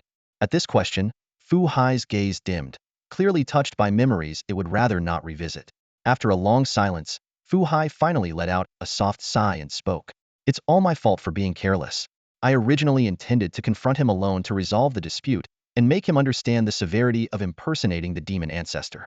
Who would have thought he had no pride as a deity and gathered over a dozen false gods to ambush me? Caught off guard, Li Tian nodded thoughtfully and pressed further. But even if you were ambushed, how could a group of false gods manage to overpower a true demon god like you? A flicker of pain flashed in Fu Hai's eyes as he let out a deep sigh. If it were merely a seal, I wouldn't have given it a second thought. But those beasts, they took my true spirit. Without my true spirit, no matter how powerful I am, I can't unleash my full strength. Naturally, I couldn't escape. By the end of his words, the once mighty general under the command of the demon ancestor Lu Zhao looked utterly desolate. Being defeated by mere false gods was a humiliation he clearly struggled to accept. Li Tian pondered for a moment before a sly glint appeared in his eyes. With a playful tone, he asked, Fu Hai, do you want to get out of the Yellow Springs waters? Fu Hai was momentarily taken aback, then sneered and shook his head. Human, I know what you're thinking, but I advise you to give up. Even false gods aren't opponents you can contend with, let alone when you're only at level 40. How would I know if I don't try? Li Tian raised an eyebrow in retort. Though he wasn't a match for the false gods yet, rescuing someone didn't necessarily require a direct confrontation. If he could free Fu Hai, the gratitude of a demon god would be no small matter. Fu Hai furrowed his brows tightly, staring into Li Tian's eyes. The initial disdain gradually gave way to doubt as he recalled how Li Tian had shattered the statue's extraordinary feat no ordinary human could have accomplished. Human, he asked cautiously, how did you break the statue and enter this Yellow Springs prison? Li Tian smiled casually and unfurled the Tsongsing reincarnation array with a flick of his hand. With this, the sight of the familiar array caused Fu Hai's body to visibly tremble. This is the Tsongsing reincarnation array? You recognize it? Li Tian asked, momentarily stunned. This is truly beyond belief. Li Tian stared in shock at the scene before him. A demon god, with such an intricate understanding of a divine formation from the human race? No, Waith suddenly realized he was trapped in a misconception. Who said the samsara of all beings formation must be a creation of the human race? After all, the demon race was known to be the most adept at formations. If this formation originated from the demon race, it would make perfect sense. Of course I recognize it. Fu Hai furrowed his brows tightly, his gaze scanning the samsara of all beings formation intently. His voice carried a mix of astonishment and authority. Mortal, how do you possess the samsara of all beings formation? Speak, and tell me at once. Li Tian fell silent for a moment, deliberating whether or not to reveal the truth. He couldn't yet discern whether Fu Hai was good or evil, nor could he gauge the demon god's true intentions. But on second thought, Fu Hai was currently bound by chains of cold iron. Whatever schemes he might have, he couldn't act on them. Besides, he wasn't just some NPC. At worst, he'd die once and lose some experience points. On the other hand, if he could establish a good relationship with this demon god, the benefits would far surpass what any ordinary divine-level being could offer. With this realization, Li Tian decided not to hesitate any longer. I found it in the ruins of the Divine Kingdom. The ruins of the Divine Kingdom. Fu Hai's expression grew visibly agitated as he widened his eyes and pressed further. You, a mere child, managed to find the Divine Kingdom? Tell me quickly, where did you find it? Can you still enter it? Unfortunately, that secret realm becomes inaccessible once you leave it, Li Tian replied with a shrug. Fu Hai's expression darkened, and he let out a long sigh. Perhaps this is fate. It seems the day of the demon ancestor's revival will have to wait a while longer. Li Tian chose not to inquire further about the demon ancestor, and instead turned to the topic that interested him more. Fu Hai, can you tell me more about this samsara of all beings formation? From the way you speak, it seems to have some connection to the demon race. Mortal, you're rather perceptive. Fu Hai raised an eyebrow, clearly surprised. Indeed, this formation is tied to the demon race. More specifically, it is connected to the demon ancestor himself. Connected to the demon ancestor? Li Tian's eyes lit up. No wonder this formation was so powerful. If it was associated with the progenitor of the demon race, such immense power would be entirely reasonable. Fu Hai nodded, his gaze filled with reverence. This formation is the creation of the demon ancestor, a testament to his unparalleled wisdom. Holy crap! Li Tian couldn't help but blurt out. A formation personally crafted by the demon ancestor? This was a jackpot. But then, he frowned and asked, if it was created by the demon ancestor Lu Zhao, why does it seem like its power isn't all that overwhelming? Fu Hai let out a disdainful chuckle. Of course, you're just a mere mortal. Without the true essence of the demon ancestor, how could you possibly unleash the full potential of the samsara of all beings formation? The true essence of the demon ancestor. Li Tian's heart raced. This must be the source of Lu Zhao's power and the key to divine strength. If he could activate it, even if Fu Hai gave him nothing else, this encounter would already be incredibly rewarding. Fu Hai, how can I obtain Lu Zhao's true essence? Li Tian asked eagerly. Fu Hai burst into laughter, his tone filled with mockery. You, a human child, dare to covet the demon ancestor's true essence? What a ridiculous notion. Despite the ridicule, Li Tian remained unfazed. Instead, he smiled calmly. Like I said before, how would I know if I don't try? I already have the power of an ancient god within me. Don't believe me? Take a look for yourself. Fu Hai's laughter abruptly stopped. His eyes filled with disbelief as he stared at Li Tian. You, a mere mortal, how could you possess the power of an ancient god? What is going on here? Li Tian didn't answer directly. Instead, he maintained his composed smile. That's not important. What matters is do I now qualify to use the demon ancestor's true essence? Fu Hai fell into a long silence. It seemed as though he was locked in an internal struggle, trying to decipher Li Tian's true nature. Sensing an opportunity, Li Tian decided to strike while the iron was hot. Fu Hai, you might not realize this, but am actually a friend of the current princess of the demon race, not an enemy of your kind. Li Tian stood at the edge of the yellow spring water, his gaze firm as he faced the massive demon before him. Even if I obtain the true spirit of the demon ancestor, I would never use it to harm the demon race. Fu Hai didn't immediately refute him. After a moment of silence, his eyes suddenly emitted a piercing blue glow that shot directly into Li Tian's forehead. Moments later, his brows furrowed, and his voice carried a hint of astonishment. I never expected that our princess would regard you as a close friend. It seems you truly are different from those deceitful humans. He paused, his tone growing heavier.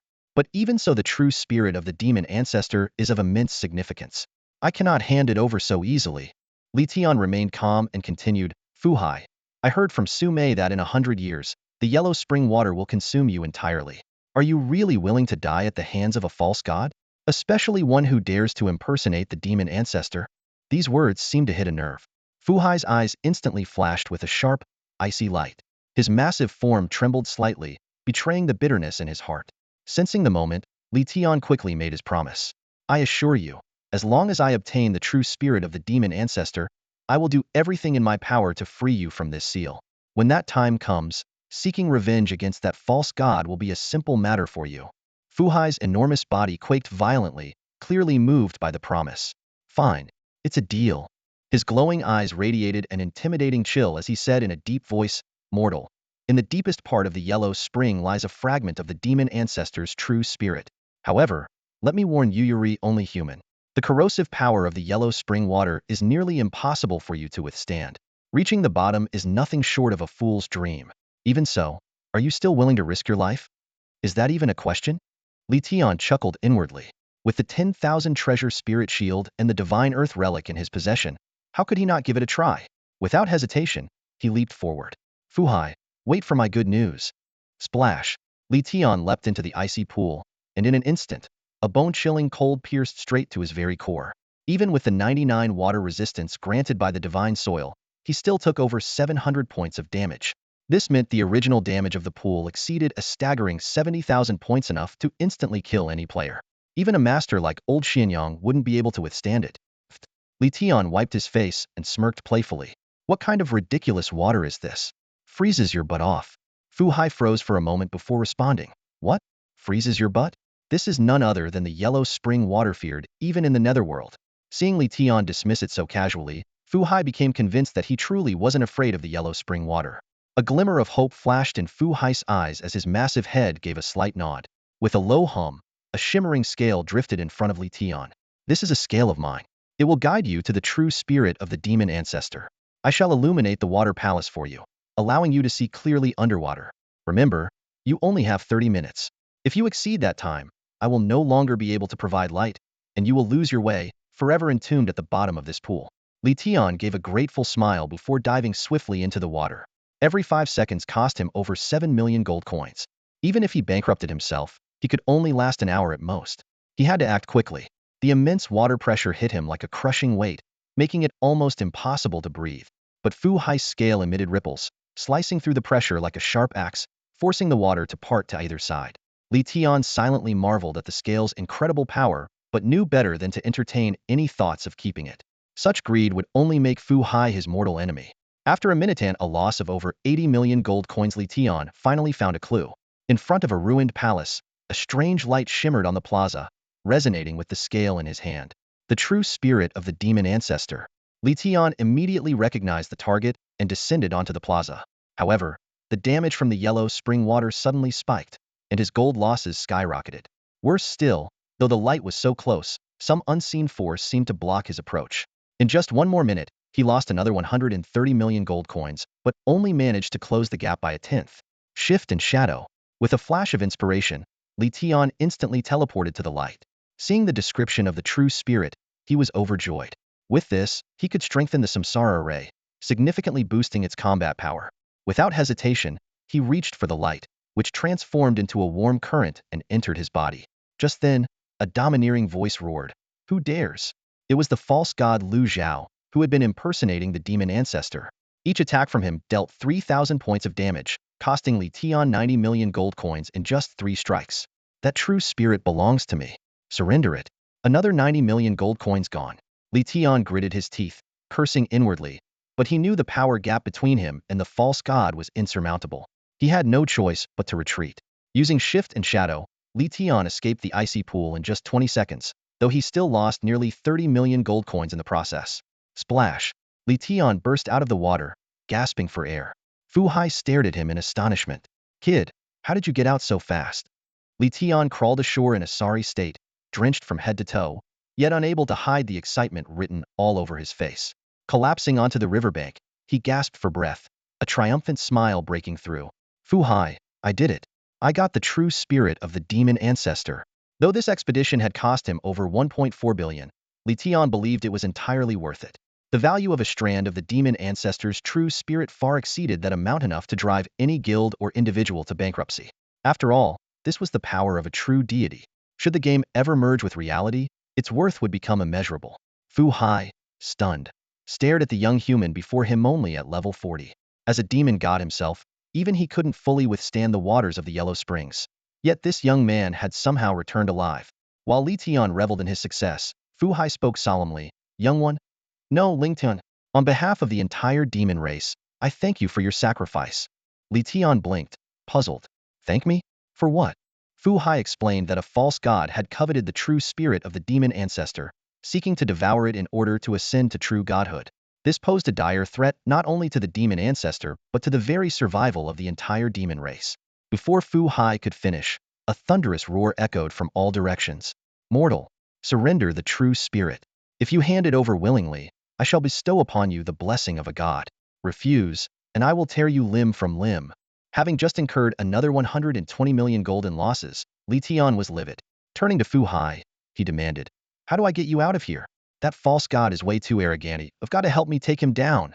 Fu Hai gave a bitter smile and shook his head, confessing that he had withheld some information earlier. He explained that he would turn to ashes within a century, at which point the false god would claim the demon ancestor's true spirit. Even with the true spirit in hand, breaking the seal was nearly impossible. But Li Tian wasn't one to accept defeat so easily. Under his persistent questioning, Fu Hai pointed to 2 iron rings embedded in the walls, explaining that the seal could only be broken by simultaneously destroying both rings. However, these rings were sentient constructs immune to conventional attacks, and their destruction had to be perfectly synchronized. Li Tian, undeterred, confidently pulled out his space pocket artifact, revealing the description of a skill called Storm Barrage. Fu Hai's eyes widened in shock at the sight of this treasure, an artifact linked to the false god. Nodding repeatedly, he exclaimed, this will work. Ling Tian, you're no ordinary human, that's for sure. However, there's still one more problem. Fu Hai stared at Li Tian, his eyes filled with anticipation. Li Tian, the skill on this piece of equipment can only be used once, but the sealing iron rings there are 2 of them. Do you have any other equipment that can destroy building-type creatures? Li Tian shrugged lightly. Nope, this is the only one capable of destroying building-type creatures. In that case, you'd better run while you still can. Disappointment was evident in Fu Hai's eyes.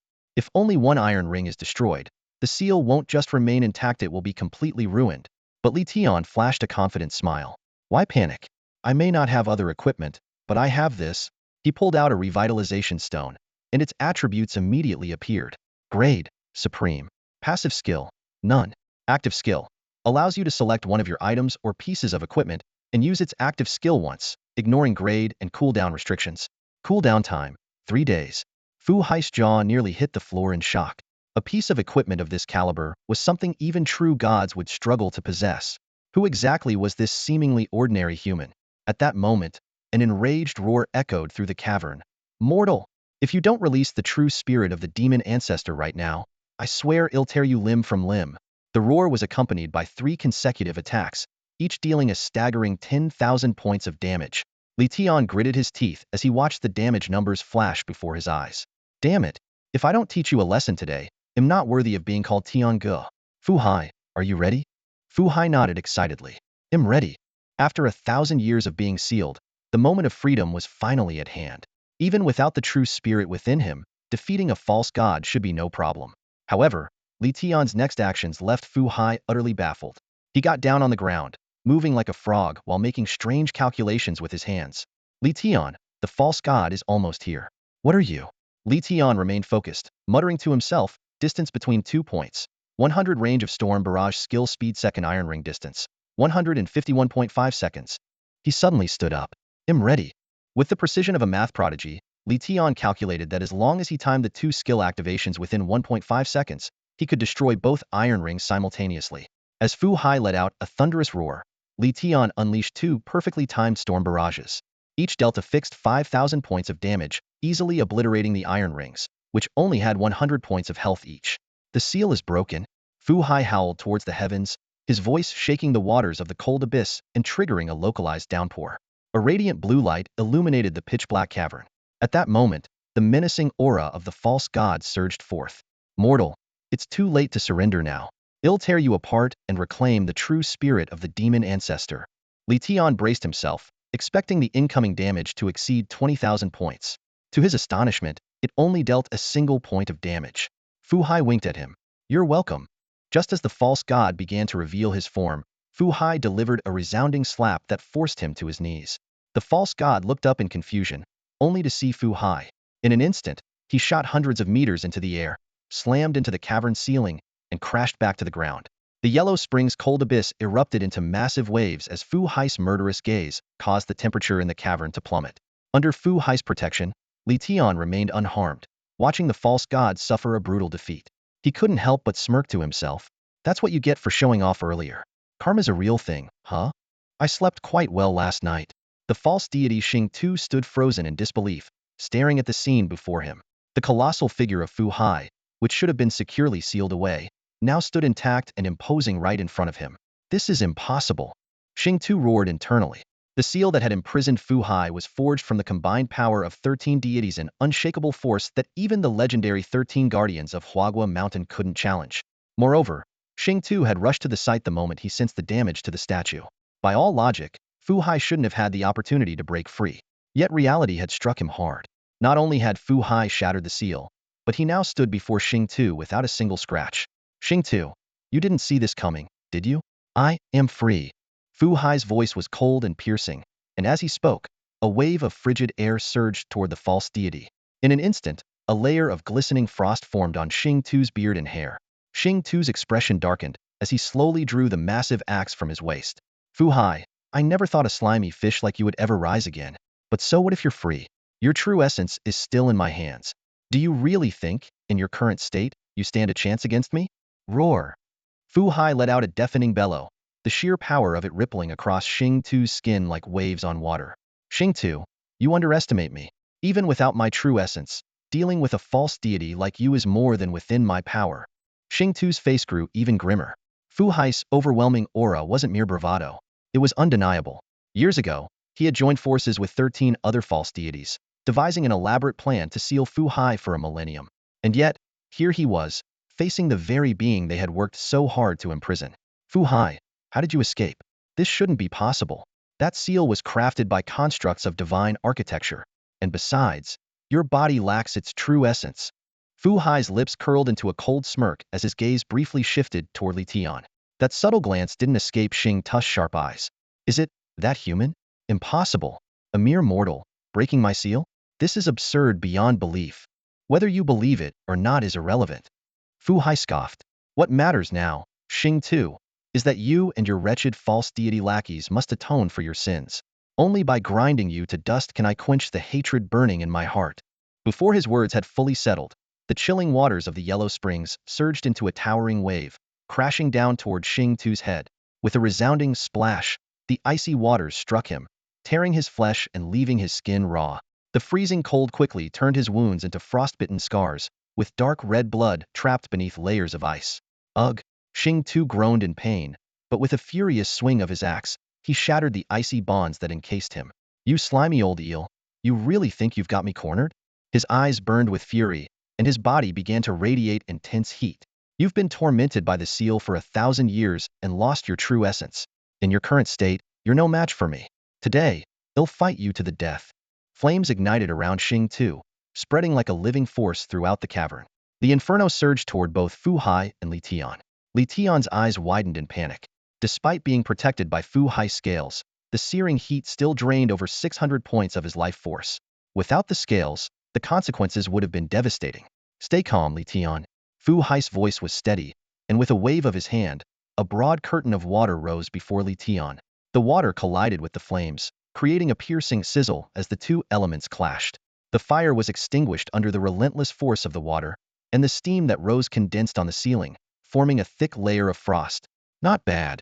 Xing Tu sneered as he hefted his massive axe and charged at Fu Hai. Perfect. I've been itching for a good fight. Today, I'll use you, you old eel, to satisfy my craving.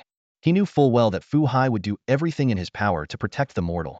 Rather than wasting your strength on that mortal, why not finish off Fu Hai in one decisive blow? Xing Tu sneered menacingly, the cold gleam of his massive battle axe reflecting in the light. Fu Hai let out a derisive snort at the remark. Xing Tu, I dare say let's see if your axe is as tough as that mouth of yours. Before the words had fully left his lips, his enormous body soared into the air, razor-sharp claws aiming directly for the blade of Xing Tu's axe. The clash of metal echoed piercingly across the battlefield as claws met axe blade, sending brilliant, dazzling sparks flying in all directions, both mesmerizing and terrifying to behold. Standing on the sidelines, Li Tian couldn't help but swallow hard. This was the overwhelming power of a battle between divine beings, a power far beyond his own. Without the protection of his Wanbao spirit shield, even the residual shockwaves of this fight would have been enough to kill him several times over. The combatants were evenly matched. One a false god, the other a demon god stripped of his true essence. Both understood the stakes. This was a fight to the death, and the loser would pay the ultimate price with their life. Roar! Fu Hai suddenly let out an earth-shaking bellow, and in an instant, a massive whirlpool formed within the icy depths of the Yellow Springs. The vortex unleashed a terrifying suction force, shredding everything in its vicinity to pieces. In the blink of an eye, countless icy spikes shot forth from the vortex, densely packed as they hurtled toward Xing Tu with lethal intent. Yet Xing Tu remained calm and unshaken in the face of this deadly assault. He pursed his lips into an oak shape, took a deep breath, and then exhaled a blazing inferno. The flames erupted midair, expanding into a sea of fire that engulfed the icy spikes and Fu Hai himself. The crackling and hissing of the flames reverberated incessantly. Li Tian furrowed his brows tightly, a thought weighing heavily on his mind. Could it be that Fu Hai is truly no match for Xing Tu? The crackling of flames sounded like popping beans as Fu Hai's figure slowly emerged from the inferno, astonishingly unscathed. However, the ice spikes that had shot out from the vortex had completely vanished without a trace. The expressions of both powerful combatants grew serious. They held back nothing, unleashing their full strength in an all-out bid to deliver lethal blows to one another. Li Tian, who was watching from the sidelines, felt his heart pounding wildly. This was a true clash at the pinnacle of power. Not only in this lifetime, but even in his past life, he had never witnessed a battle of this caliber. Even the venerable Xianyang would barely qualify as a supporting character in such a fight, let alone someone like him, a mere level 40 player. Yet, Li Tian did not despair. He firmly believed that one day, he too would reach such heights, and when that day came, he would stand invincible in this world. The fierce battle raged on for 3 full hours, with Fu Hai and Xing Tu going blow for blow, neither gaining the upper hand. It was impossible to determine a winner in the short term. But Li Tian could no longer afford to wait. Xing Tu, Shi Rank's effects only lasted for 5 hours, and over 4 had already passed. Less than 60 minutes remained. Once Shin Shi Rank's power wore off, even the Wanbao spirit shield might fail to protect him, and the remaining 4 billion gold coins in his possession would be consumed in an instant. Such a consequence was something Li Tian absolutely could not bear. He quickly ran through various options in his mind. A direct confrontation was out of the question if he drew Xing Tu's wrath. Even Fu Hai might not be able to protect him. Regular attacks and active skills were futile. The power gap was insurmountable, and he couldn't even break through their defenses. As for Nightmare Slumber, it was entirely off the table. Pseudogods, as divine beings, were naturally immune to instant death abilities. After careful analysis, only Heaven and Earth Throw had a chance of dealing damage to Xing Tuesday. But the critical question was how much gold to invest in the skill. Too little might yield negligible results and provoke Xing Tu's ire, while too much risked exhausting his 4 billion gold reserve, leaving him unable to influence the outcome. With time running out, Li Tian made a decisive choice. He would test the waters with 1 billion gold coins first, and if that proved insufficient, he would go all in. As Fu Hai and Xing Tu remained locked in their stalemate, the clash of axe and claw sent sparks flying throughout the cavern. It was in this moment that Li Tian's attack landed. A damage value of 10,000 floated above Xing Tu's head. Xing Tu's eyes widened in disbelief. A mere level 40 human had actually managed to harm him? Seizing the opportunity, Fu Hai let out a thunderous dragon roar. In an instant, the surrounding air solidified into countless ice spikes, all aimed at Xing Tu's vital points. Though Xing Tu reacted quickly, his muscles bulging to form a shield-like defense, the scales atop Li Tian's head suddenly transformed into a razor-sharp blade. In a flash, it slashed across Xing Tu's throat. As a spray of blood filled the air, Xing Tu's defenses collapsed entirely, and Fu Hai's ice spikes struck home with devastating precision. In his final moments, Xing Tu stared at Fu Hai in disbelief, then turned his gaze toward Li Tian. Trembling, he pointed a finger at him and cursed, "I won't let you get away with this." With that, his form dissolved into countless streams of light, vanishing into the void. The battle was over. Li Tian exhaled deeply, releasing the tension that had gripped him. A loud thud echoed as Xing Tu's massive axe fell to the ground. Fu Hai, clearly impressed, praised him. "Li Tian, well done. Without you, I might not have been able to eliminate that pseudo-god." Humbly deflecting the compliment, Li Tian responded modestly. Fu Hai then closed his eyes and began channeling his energy, disassembling Xing Tu's body into 2 crystalline drops of divine blood and a glowing, azure-blue essence of the demon god. Staring at these precious spoils of battle, Li Tian couldn't help but swallow hard, his excitement barely contained. The true spirit of a demon god is the very essence that defines their existence. It is the source of their immense power and the ultimate treasure that beings like Xing Tu and other false gods yearn for but can never truly possess. Fu Hai gazed at the blue orb of light floating before him, his massive body trembling with excitement. After millennia of longing, the true spirit had finally returned. Without hesitation, he opened his colossal jaws and gently inhaled, causing the blue light to be drawn into him. The moment the true spirit rejoined Fu Hai, his enormous form erupted with dazzling brilliance. A ferocious aura swept through the surroundings, nearly throwing Li Tian off his feet. This was the true power of a demon god. Compared to his previous battle with Xing Tu, the difference was like night and day. His earlier strength was not even a fifth of what it was now. Witnessing this transformation, Li Tian couldn't help but swallow nervously, his thoughts turning to the demon ancestor's true spirit he held in his possession. If he absorbed it, would he experience a similar surge in power? Just then, 2 drops of divine blood suddenly materialized before Li Tian. He froze in disbelief. Fu Hai was actually offering him something so precious. "Li Tian, these 2 drops of blood are for you," Fu Hai said, his gaze fixed on the shimmering droplets, his tone earnest. Suppressing the excitement surging within him, Li Tian cautiously asked, "For me? What can this blood do?" Fu Hai explained that this was divine blood, originating from a false god but still possessing extraordinary power. When Li Tian accepted it, his inventory displayed its description: blood imbued with divinity, extracted from Xing Tu, a false god who impersonated the demon ancestor Lu Zhao for 1,000 years in the abyssal continent. This blood serves 2 critical purposes, Fu Hai continued. First, it can accelerate the activation of the cycle of all beings' formation, sparing you from waiting centuries or millennia. Second, the divine properties within the blood can strengthen your body. However, the risk is immense. You could die from your body being overwhelmed, even with the ancient god's power within you. As Li Tian prepared to test the divine blood, the entire secret realm suddenly began to quake violently. Fu Hai's expression darkened. The secret realm is collapsing. The other 11 false gods will undoubtedly sense this disturbance. With the multiple divine essences you carry, their interest in you will surpass even their interest in me. We must leave immediately. Fu Hai transformed into a massive dragon and descended beside Li Tian. But just as Li Tian was about to climb onto his back, he hesitated for a moment. "Wait a second." Fu Hai's heart tightened. "What is it?" That's all for today. Thank you so much for watching. I hope you guys enjoyed. If you wish to have another part of this recap, please give us at least 1,000 likes. Please don't forget to comment and subscribe to our channel for more content like this. Until next time.